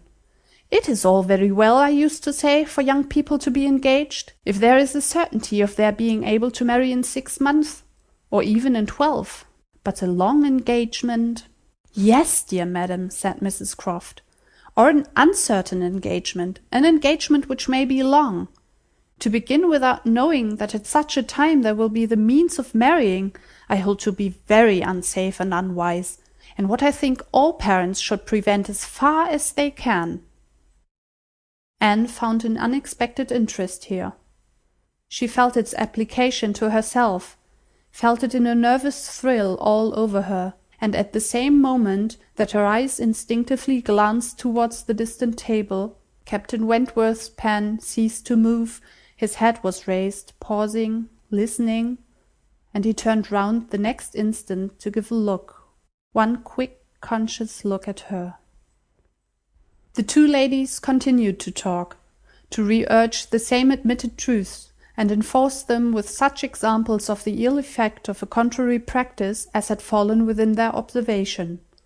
But Anne heard nothing distinctly. It was only a buzz of words in her ear. Her mind was in confusion. Captain Harville, who had in truth been hearing none of it, now left his seat and moved to a window, and Anne, seeming to watch him, though it was from throughout absence of mind, became gradually sensible that he was inviting her to join him where he stood. He looked at her with a smile and a little motion of the head, which expressed, "Come to me, I have something to say," and the unaffected, easy kindness of manner which denoted the feelings of an older acquaintance than he really was, strongly enforced the invitation. She roused herself and went to him. The window at which he stood was at the other end of the room from where the two ladies were sitting, and though nearer to Captain Wentworth's table, not very near. As she joined him, Captain Harville's countenance reassumed the serious, thoughtful expression which seemed its natural character. "Look here," said he, unfolding a parcel in his hand and displaying a small miniature painting. "Do you know who that is?" "Certainly, Captain Benwick." "Yes, and you may guess who it is for. But," in a deep tone, "it was not done for her. Miss Elliot, do you remember our walking together at Lyme and grieving for him? I little thought then— but no matter. This was drawn at the Cape. He met with a clever young German artist at the Cape, and in compliance with a promise to my poor sister, sat to him and was bringing it home for her.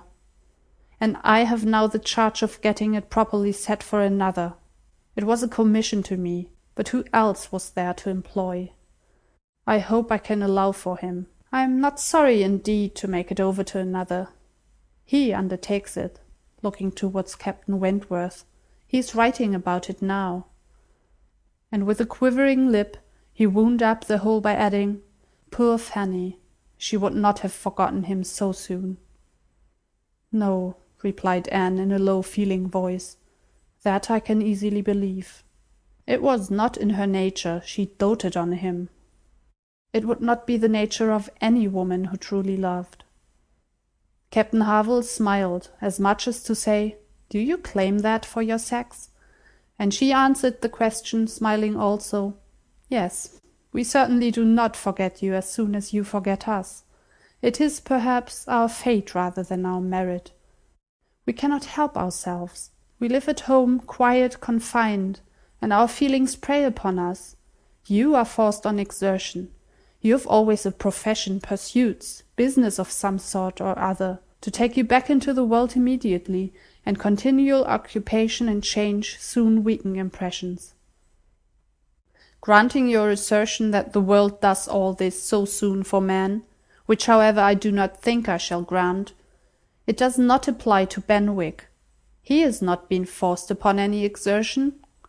The peace turned him on shore at the very moment, and he has been living with us in our little family circle ever since." "True," said Anne, "very true. I did not recollect. But what shall we say now, Captain Harville? If the change be not from outward circumstances, It must be from within. It must be nature, man's nature, which has done the business for Captain Benwick. No, no, it is not man's nature. I will not allow it to be more man's nature than woman's to be inconsistent and forget those they do love or have loved. I believe the reverse. I believe in a true analogy between our bodily frames and our mental, and that as our bodies are the strongest, so are our feelings, capable of bearing most rough usage, and riding out the heaviest weather. Your feelings may be the strongest, replied Anne, but the same spirit of analogy will authorize me to assert that ours are the most tender. Man is more robust than woman, but he is not longer lived, which exactly explains my view of the nature of their attachments. Nay, it would be too hard upon you if it were otherwise. You have difficulties and privations and dangers enough to struggle with. You are always labouring and toiling, exposed to every risk and hardship.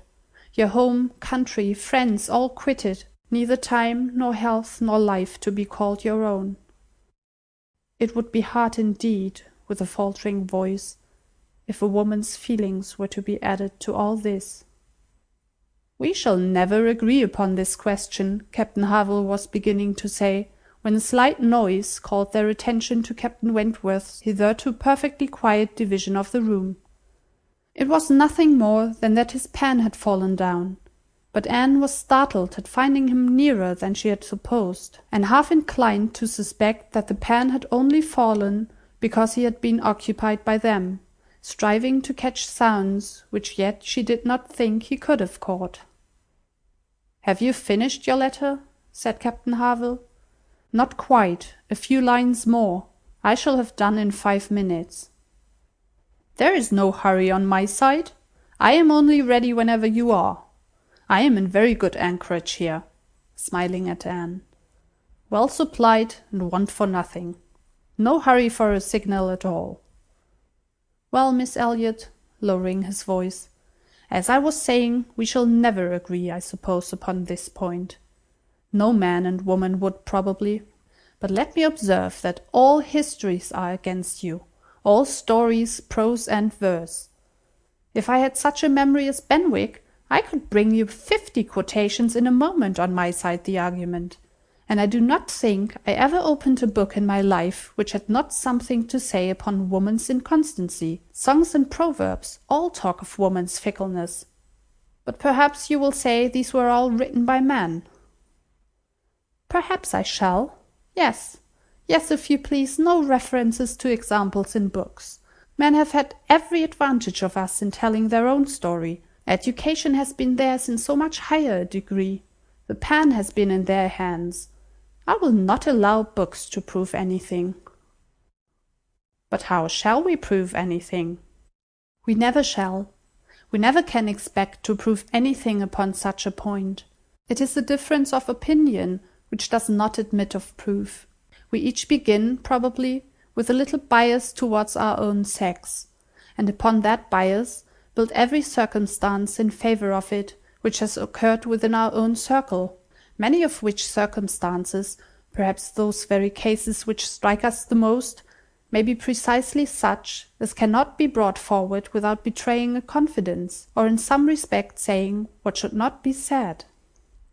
"Ah," cried Captain Harville, in a tone of strong feeling, "if I could but make you comprehend what a man suffers when he takes a last look at his wife and children, and watches the boat that he has sent them off in as long as it is in sight, and then turns away and says, 'God knows whether we ever meet again,' and then, if I could convey to you the glow of his soul when he does see them again, when, coming back after a 12-month's absence, perhaps, and obliged to put into another port, he calculates how soon it be possible to get them there, pretending to deceive himself and saying, 'They cannot be here till such a day,' but all the while hoping for them 12 hours sooner, and seeing them arrive at last, as if heaven had given them wings by many hours sooner still.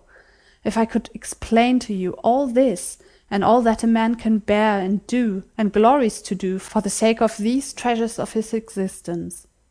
I speak, you know, only of such men as have hearts," pressing his own with emotion. "Oh," cried Anne eagerly, "I hope I do justice to all that is felt by you, and by those who resemble you. God forbid that I should undervalue the warm and faithful feelings of any of my fellow creatures. I should deserve utter contempt if I dared to suppose that true attachment and constancy were known only by woman. No, I believe you capable of everything great and good in your married lives. I believe you equal to every important exertion and to every domestic forbearance, so long as, if I may be allowed the expression, so long as you have an object. I mean, while the woman you love lives, and lives for you. All the privilege I claim for my own sex, it is not a very enviable one, you need not covet it, is that of loving longest when existence, or when hope is gone." She could not immediately have uttered another sentence. Her heart was too full, her breath too much oppressed. "You are a good soul," cried Captain Harville, putting his hand on her arm quite affectionately. "There is no quarrelling with you, and when I think of Benwick, my tongue is tied." Their attention was called towards the others. Mrs Croft was taking leave. "Here, Frederick, you and I part company, I believe," she said. "I am going home, and you have an engagement with your friend. To-night we may have the pleasure of all meeting again at your party," turning to Anne. "We had your sister's card yesterday, and I understood Frederick had a card too, though I did not see it. And you are disengaged, Frederick, are you not, as well as ourselves?" Captain Wentworth was folding up a letter in great haste, and either could not or would not answer fully. "Yes," said he, "very true. Here we separate, but Harville and I shall soon be after you. That is, Harville, if you are ready, I am in half a minute. I know you will not be sorry to be off. I shall be at your service in half a minute." Mrs Croft left them, and Captain Wentworth, having sealed his letter with great rapidity, was indeed ready, and had even a hurried, agitated air which shewed impatience to be gone. Anne knew not how to understand it. She had the kindest "Good morning, God bless you," from Captain Harville, but from him not a word nor a look. He had passed out of the room without a look. She had only time, however, to move closer to the table where he had been writing, when footsteps were heard returning. The door opened, it was himself. He begged their pardon, but he had forgotten his gloves, and instantly crossing the room to the writing-table, he drew out a letter from under the scattered paper, placed it before Anne, with eyes of glowing entreaty fixed on her for a time, and hastily collecting his gloves, was again out of the room almost before Mrs Musgrove was aware of his being in it, the work of an instant. The revolution which one instant had made in Anne was almost beyond expression. The letter, with a direction hardly legible to Miss A.E., was evidently the one which he had been folding so hastily. While supposed to be writing only to Captain Benwick, he had been also addressing her. On the contents of that letter depended all which this world could do for her. Anything was possible, anything might be defied rather than suspense. Mrs Musgrove had little arrangements of her own at her own table. To their protection she must trust, and sinking into the chair which he had occupied, succeeding to the very spot where he had leaned and written, her eyes devouring the following words: "I can listen no longer in silence. I must speak to you by such means as are within my reach. You pierce my soul. I am half agony, half hope. Tell me not that I am too late, that such precious feelings are gone for ever. I offer myself to you again with a heart even more your own than when you almost broke it 8 years and a half ago. Dare not say that man forgets sooner than woman, that his love has an earlier death. I have loved none but you. Unjust I may have been, weak and resentful I have been, but never inconstant. You alone have brought me to Bath. For you alone I think and plan. Have you not seen this? Can you fail to have understood my wishes? I had not waited even these 10 days, could I have read your feelings, as I think you must have penetrated mine. I can hardly write. I am every instant hearing something which overpowers me. You sing your voice, but I can distinguish the tones of that voice when they would be lost on others. Too good, too excellent creature! You do us justice, indeed. You do believe that there is true attachment and constancy among men. Believe it to be most fervent, most undeviating in F.W. I must go, uncertain of my fate, but I shall return hither or follow your party as soon as possible. A word, a look will be enough to decide whether I enter your father's house this evening or never.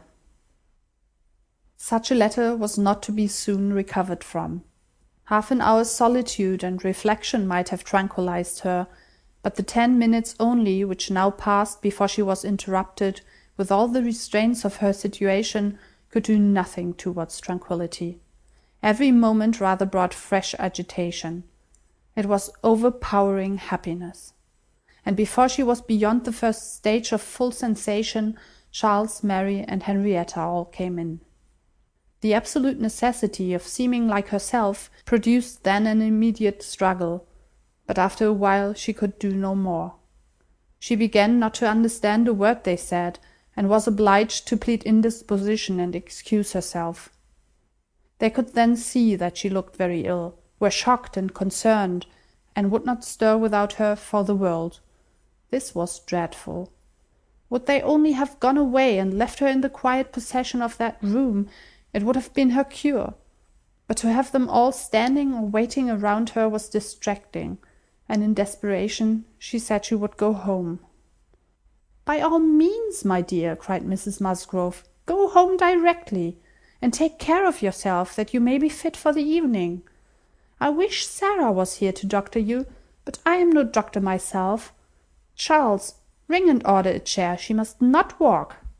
But the chair would never do. Worse than all, to lose the possibility of speaking 2 words to Captain Wentworth in the course of her quiet, solitary progress up the town, and she felt almost certain of meeting him, could not be borne.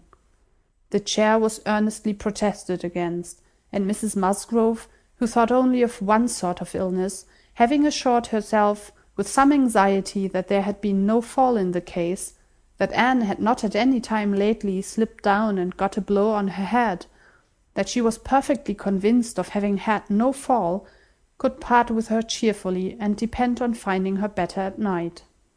Anxious to omit no possible precaution, Anne struggled and said, "I am afraid, madam, that it is not perfectly understood.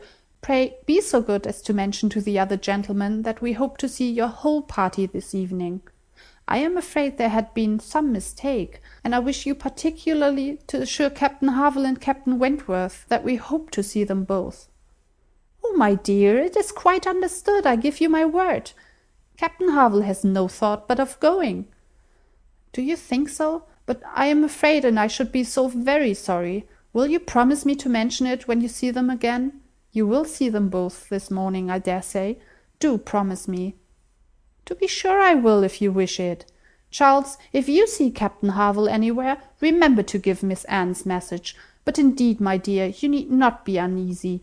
Captain Harville holds himself quite engaged, I'll answer for it, and Captain Wentworth the same, I dare say." Anne could do no more, but her heart prophesied some mischance to damp the perfection of her felicity. It could not be very lasting, however. Even if he did not come to Camden Place himself, it would be in her power to send an intelligible sentence by Captain Harville. Another momentary vexation occurred. Charles, in his real concern and good nature, would go home with her. There was no preventing him. This was almost cruel, but she could not be long ungrateful. He was sacrificing an engagement at a gunsmith to be of use to her, and she set off with him with no feeling but gratitude apparent. They were on Union Street, when a quicker step behind, a something of familiar sound, gave her 2 moments' preparation for the sight of Captain Wentworth. He joined them, but as if irresolute whether to join or to pass on, said nothing, only looked. Anne could command herself enough to receive that look, and not repulsively. The cheeks, which had been pale, now glowed, and the movements which had hesitated were decided. He walked beside her. Presently, struck by a sudden thought, Charles said, "Captain Wentworth, which way are you going? Only to Gay Street or farther up the town?" "I hardly know," replied Captain Wentworth, surprised. "Are you going as high as Belmont? Are you going near Camden Place? Because if you are, I shall have no scruple in asking you to take my place, and give Anne your arm to her father's door. She is rather done for this morning, and must not go so far without help, and I ought to be at that fellow's in Market Place.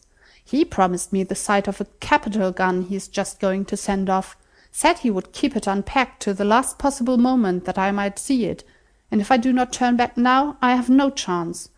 By his description, a good deal like the second-sized double barrel of mine, which you shot with one day round Winthrop." There could not be an objection. There could be only the most proper alacrity, a most obliging compliance for public view, and smiles reigned in and spirits dancing in private rapture. In half a minute Charles was at the bottom of Union Street again, and the other two proceeding together, and soon words enough had passed between them to decide their direction towards the comparatively quiet and retired gravel walk, where the power of conversation would make the present hour a blessing indeed, and prepare it for all the immortality which the happiest recollections of their own future lives could bestow. There they exchanged again those feelings and those promises which had once before seemed to secure everything, but which had been followed by so many, many years of division and estrangement. There they returned again into the past, more exquisitely happy perhaps in their reunion than when it had been first projected, more tender, more tried, more fixed in a knowledge of each other's character, truth, and attachment, more equal to act, more justified in acting. And there, as they slowly paced the gradual ascent, heedless of every group around them, seeing neither sauntering politicians, bustling housekeepers, flirting girls, nor nursery maids and children, they could indulge in those retrospections and acknowledgments, and especially in those explanations of what had directly preceded the present moment, which were so poignant and so ceaseless in interest. All the little variations of the last week were gone through, and of yesterday and to-day there could scarcely be an end. She had not mistaken him. Jealousy of Mr. Elliot had been the retarding weight, the doubt, the torment. That had begun to operate in the very hour of first meeting her in Bath. That had returned, after a short suspension, to ruin the concert, and that had influenced him in everything he had said and done, or omitted to say and do in the last 24 hours. It had been gradually yielding to the better hopes which her looks or words or actions occasionally encouraged. It had been vanquished at last by those sentiments and those tones which had reached him while she talked with Captain Harville, and under the irresistible governance of which he had seized a sheet of paper and poured out his feelings. Of what he had then written nothing was to be retracted or qualified. He persisted in having loved none but her. She had never been supplanted. He never even believed himself to see her equal. Thus much indeed he was obliged to acknowledge, that he had been constant unconsciously, nay, unintentionally, that he had meant to forget her and believed it to be done. He had imagined himself indifferent when he had only been angry, and he had been unjust to her merits because he had been a sufferer from them. Her character was now fixed on his mind as perfection itself, maintaining the loveliest medium of fortitude and gentleness, but he was obliged to acknowledge that only at Uppercross had he learned to do her justice, and only at Lyme had he begun to understand himself. At Lyme he had received lessons of more than one sort. The passing admiration of Mr. Elliot had at least roused him, and the scenes on the Cobb and at Captain Harville's had fixed her superiority. In his preceding attempts to attach himself to Louisa Musgrove, the attempts of angry pride, he protested that he had for ever felt it to be impossible, that he had not cared, could not care for Louisa, though till that day, till the leisure for reflection which followed it, he had not understood the perfect excellence of the mind with which Louisa's could so ill bear a comparison, or the perfect unrivalled hold it possessed over his own. There he had learned to distinguish between the steadiness of principle and the obstinacy of self-will, between the darings of heedlessness and the resolution of a collected mind. There he had seen everything to exalt in his estimation the woman he had lost, and there begun to deplore the pride, the folly, the madness of resentment, which had kept him from trying to regain her when thrown in his way. From that period his penance had become severe. He had no sooner been free from the horror and remorse attending the first few days of Louisa's accident, no sooner begun to feel himself alive again, than he had begun to feel himself, though alive, not at liberty. "I found," said he, "that I was considered by Harville an engaged man, that neither Harville nor his wife entertained a doubt of our mutual attachment. I was startled and shocked. To a degree I could contradict this instantly, but when I began to reflect that others might have felt the same, her own family, nay, perhaps herself, I was no longer at my own disposal. I was hers in honour if she wished it. I had been unguarded. I had not thought seriously on this subject before. I had not considered that my excessive intimacy must have its danger of ill consequence in many ways, and that I had no right to be trying whether I could attach myself to either of the girls at the risk of raising even an unpleasant report, were there no other ill effects. I had been grossly wrong and must abide the consequences." He found too late, in short, that he had entangled himself, and that precisely as he became fully satisfied of his not caring for Louisa at all, he must regard himself as bound to her if her sentiments for him were what the Harvilles supposed. It determined him to leave Lyme and await her complete recovery elsewhere. He would gladly weaken by any fair means whatever feelings or speculations concerning him might exist, and he went therefore to his brother's, meaning after a while to return to Kellynch and act as circumstances might require. "I was 6 weeks with Edward," said he, "and saw him happy. I could have no other pleasure. I deserved none. He inquired after you very particularly, asked even if you were personally altered, little suspecting that to my eye you could never alter." Anne smiled and let it pass. It was too pleasing a blunder for a reproach. It is something for a woman to be assured, in her 28th year, that she has not lost one charm of earlier youth, but the value of such homage was inexpressibly increased to Anne by comparing it with former words, and feeling it to be the result, not the cause, of a revival of his warm attachment.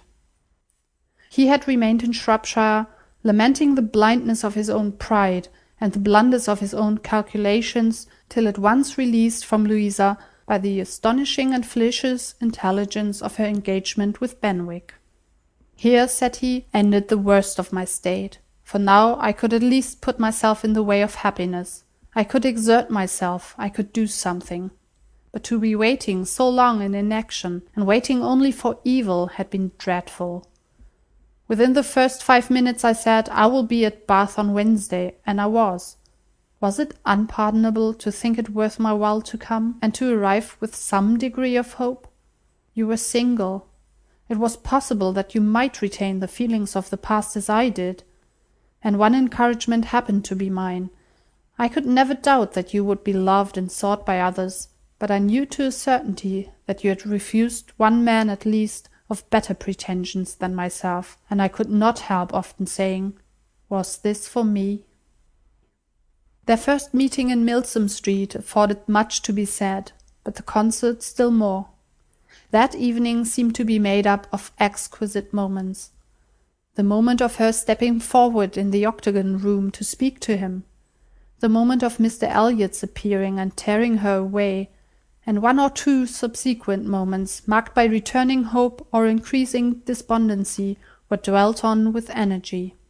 "To see you," cried he, "in the midst of those who could not be my well-wishers, to see your cousin close by you, conversing and smiling, and feel all the horrible eligibilities and proprieties of the match, to consider it as the certain wish of every being who could hope to influence you, even if your own feelings were reluctant or indifferent, to consider what powerful supports would be his. Was it not enough to make the fool of me which I appeared? How could I look on without agony? Was not the very sight of the friend who sat behind you, Was not the recollection of what had been, the knowledge of her influence, the indelible, immovable impression of what Persuasion had once done, was it not all against me? You should have distinguished, replied Anne. You should not have suspected me now. The case is so different, and my age is so different. If I was wrong in yielding to Persuasion once, remember that it was to persuasion exerted on the side of safety, not of risk. When I yielded, I thought it was to duty, but no duty could be called inerrant here. In marrying a man indifferent to me, all risk would have been incurred and all duty violated. Perhaps I ought to have reasoned thus, he replied, but I could not. I could not derive benefit from the late knowledge I had acquired of your character. I could not bring it into play. It was overwhelmed, buried, lost in those earlier feelings which I had been smarting under year after year. I could think of you only as one who had yielded, who had given me up, who had been influenced by any one rather than by me. I saw you with the very person who had guided you in that year of misery. I had no reason to believe her of less authority now. The force of habit was to be added. I should have thought, said Anne, that my manner to yourself might have spared you of much or all of this. No, no. Your manner might be only the ease which your engagement to another man would give. I left you in this belief, and yet I was determined to see you again. My spirits rallied with the morning, and I felt that I had still a motive of remaining here. At last Anne was at home again, and happier than anyone in that house could have conceived. All the surprise and suspense, and every other painful part of the morning dissipated by this conversation. She re-entered the house so happy as to be obliged to find an alloy in some momentary apprehensions of its being impossible to last. An interval of meditation, serious and grateful, was the best corrective of everything dangerous in such high-wrought felicity, and she went to her room and grew steadfast and fearless in the thankfulness of her enjoyment. The evening came. The drawing-rooms were lighted up. The company assembled. It was but a card-party. It was but a mixture of those who had never met before and those who met too often. A commonplace business, too numerous for intimacy, too small for variety. But Anne had never found an evening shorter. Glowing and lovely in sensibility and happiness, and more generally admired than she thought about or cared for, she had cheerful or forbearing feelings for every creature around her.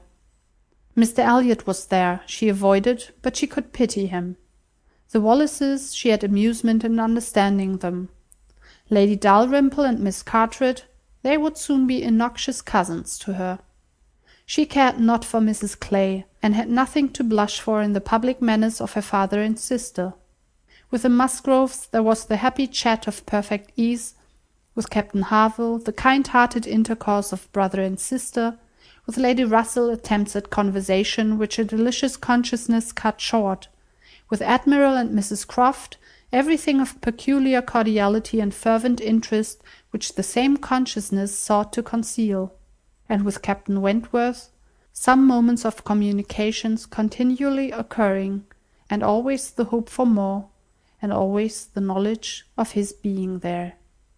It was in one of these short meetings, each apparently occupied in admiring a fine display of greenhouse plants, that she said, "I have been thinking over the past, and trying impartially to judge of the right and wrong, I mean with regard to myself, and I must believe that I was right, much as I suffered from it, that I was perfectly right in being guided by the friend whom you will love better than you do now.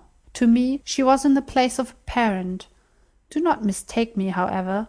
I am not saying that she did not err in her advice. It was perhaps one of those cases in which advice is good or bad only as the event decides, and for myself I certainly never should in any circumstance of tolerable similarity give such advice. But I mean that I was right in submitting to her, and that if I had done otherwise, I should have suffered more in continuing the engagement than I did even in giving it up, because I should have suffered in my conscience. I have now, as far as such a sentiment is allowable in human nature, nothing to reproach myself with, and if I mistake not, a a strong sense of duty is no bad part of a woman's portion. He looked at her, looked at Lady Russell, and looking again at her, replied, as if in cool deliberation, "Not yet, but there are hopes of her being forgiven in time. I trust to being in charity with her soon. But I too have been thinking over the past, and a question has suggested itself, whether there may not have been one person more my enemy than that lady, my own self. Tell me if, when I returned to England in the year 8, with a few £1,000 and was posted into the Laconia, if I had then written to you, would you have answered my letter? Would you, in short, have renewed the engagement then?" "Would I?" was all her answer, but the accent was decisive enough. "Good God!" he cried, "you would! It is not that I did not think of it, or desire it as what could alone crown all my other success, but I was proud, too proud to ask again. I did not understand you. I shut my eyes, and would not understand you, or do you justice. This is a recollection which ought to make me forgive every one sooner than myself. 6 years of separation and suffering might have been spared. It is a sort of pain, too, which is new to me. I have been used to the gratification of believing myself to earn every blessing that I enjoyed. I have valued myself on honourable toils and just rewards. Like other great men under reverses," he added with a smile, "I must endeavour to subdue my mind to my fortune. I must learn to brook being happier than I deserve." End of chapter 23. Chapter 24. Who can be in doubt of what followed? When any two young people take it into their heads to marry, they are pretty sure, by perseverance, to carry their point, be they ever so poor, or ever so imprudent, or ever so little likely to be necessary to each other's ultimate comfort. This may be bad morality to conclude with, but I believe it to be the truth, and if such parties succeed, how should a Captain Wentworth and an Anne Elliot, with the advantage of maturity of mind, consciousness of right, and one independent fortune between them, fail of bearing down every opposition? They might, in fact, have borne down a great deal more than they met with, for there was little to distress them beyond the want of graciousness and warmth. Sir Walter made no objection, and Elizabeth did nothing worse than look cold and unconcerned. Captain Wentworth, with £25,000, and as high in his profession as merit and activity could place him, was no longer nobody. He was now esteemed quite worthy to address the daughter of a foolish, spendthrift baronet, who had not the principle or sense enough to maintain himself in the situation in which Providence had placed him, and who could give his daughter at present but a small part of the share of £10,000, which must be hers hereafter. Sir Walter, indeed, though he had no affection for Anne, and no vanity flattered to make him really happy on the occasion, was very far from thinking it a bad match for her. On the contrary, when he saw more of Captain Wentworth, saw him repeatedly by daylight, and eyed him well, he was very much struck by his personal claims, and felt that his superiority of appearance might be not unfairly balanced against her superiority of rank, and all this, assisted by his well-sounding name, enabled Sir Walter at last to prepare his pen, with a very good grace, for the insertion of the marriage in the volume of honour. The only one among them whose opposition of feeling could excite any serious anxiety was Lady Russell. Anne knew that Lady Russell must be suffering some pain in understanding and relinquishing Mr Elliot, and be making some struggles to become truly acquainted with and do justice to Captain Wentworth. This, however, was what Lady Russell had now to do. She must learn to feel that she had been mistaken with regard to both, that she had been unfairly influenced by appearances in each, that because Captain Wentworth's manners had not suited her own ideas, she had been too quick in suspecting them to indicate a character of dangerous impetuosity, and that because Mr Elliot's manners had precisely pleased her in their propriety and correctness, their general politeness and suavity, she had been too quick in receiving them as the certain result of the most correct opinions and well-regulated mind. There was nothing less for Lady Russell to do than to admit that she had been pretty completely wrong, and to take up a new set of opinions and of hopes. There is a quickness of perception in some, a nicety in the discernment of character, a natural penetration, in short, which no experience in others can equal, and Lady Russell had been less gifted in this part of understanding than her young friend. But she was a very good woman, and if her second object was to be sensible and well-judging, her first was to see Anne happy. She loved Anne better than she loved her own abilities, and when the awkwardness of the beginning was over, found little hardship in attaching herself as a mother to the man who was securing the happiness of her other child. Of all the family, Mary was probably the one most immediately gratified by the circumstance. It was creditable to have a sister married, and she might flatter herself with having been greatly instrumental to the connection, by keeping Anne with her in the autumn; and as her own sister must be better than her husband's sisters, it was very agreeable that Captain Wentworth should be a richer man than either Captain Benwick or Charles Hayter. She had something to suffer, perhaps, when they came into contact again, in seeing Anne restored to the rights of seniority, and the mistress of a very pretty landaulet, but she had a future to look forward to of powerful consolation. Anne had no Uppercross Hall before her, no landed estate, no headship of a family, and if they could but keep Captain Wentworth from being made a baronet, she would not change situations with Anne. It would be well for the eldest sister if she were equally satisfied with her situation, for a change is not very probable there. She had soon the mortification of seeing Mr Elliot withdraw, and no one of proper condition has since presented himself to raise even the unfounded hopes which sunk with him. The news of his cousin Anne's engagement burst on Mr Elliot most unexpectedly. It deranged his best plan of domestic happiness, his best hope of keeping Sir Walter single by the watchfulness which a son-in-law's rights could have given.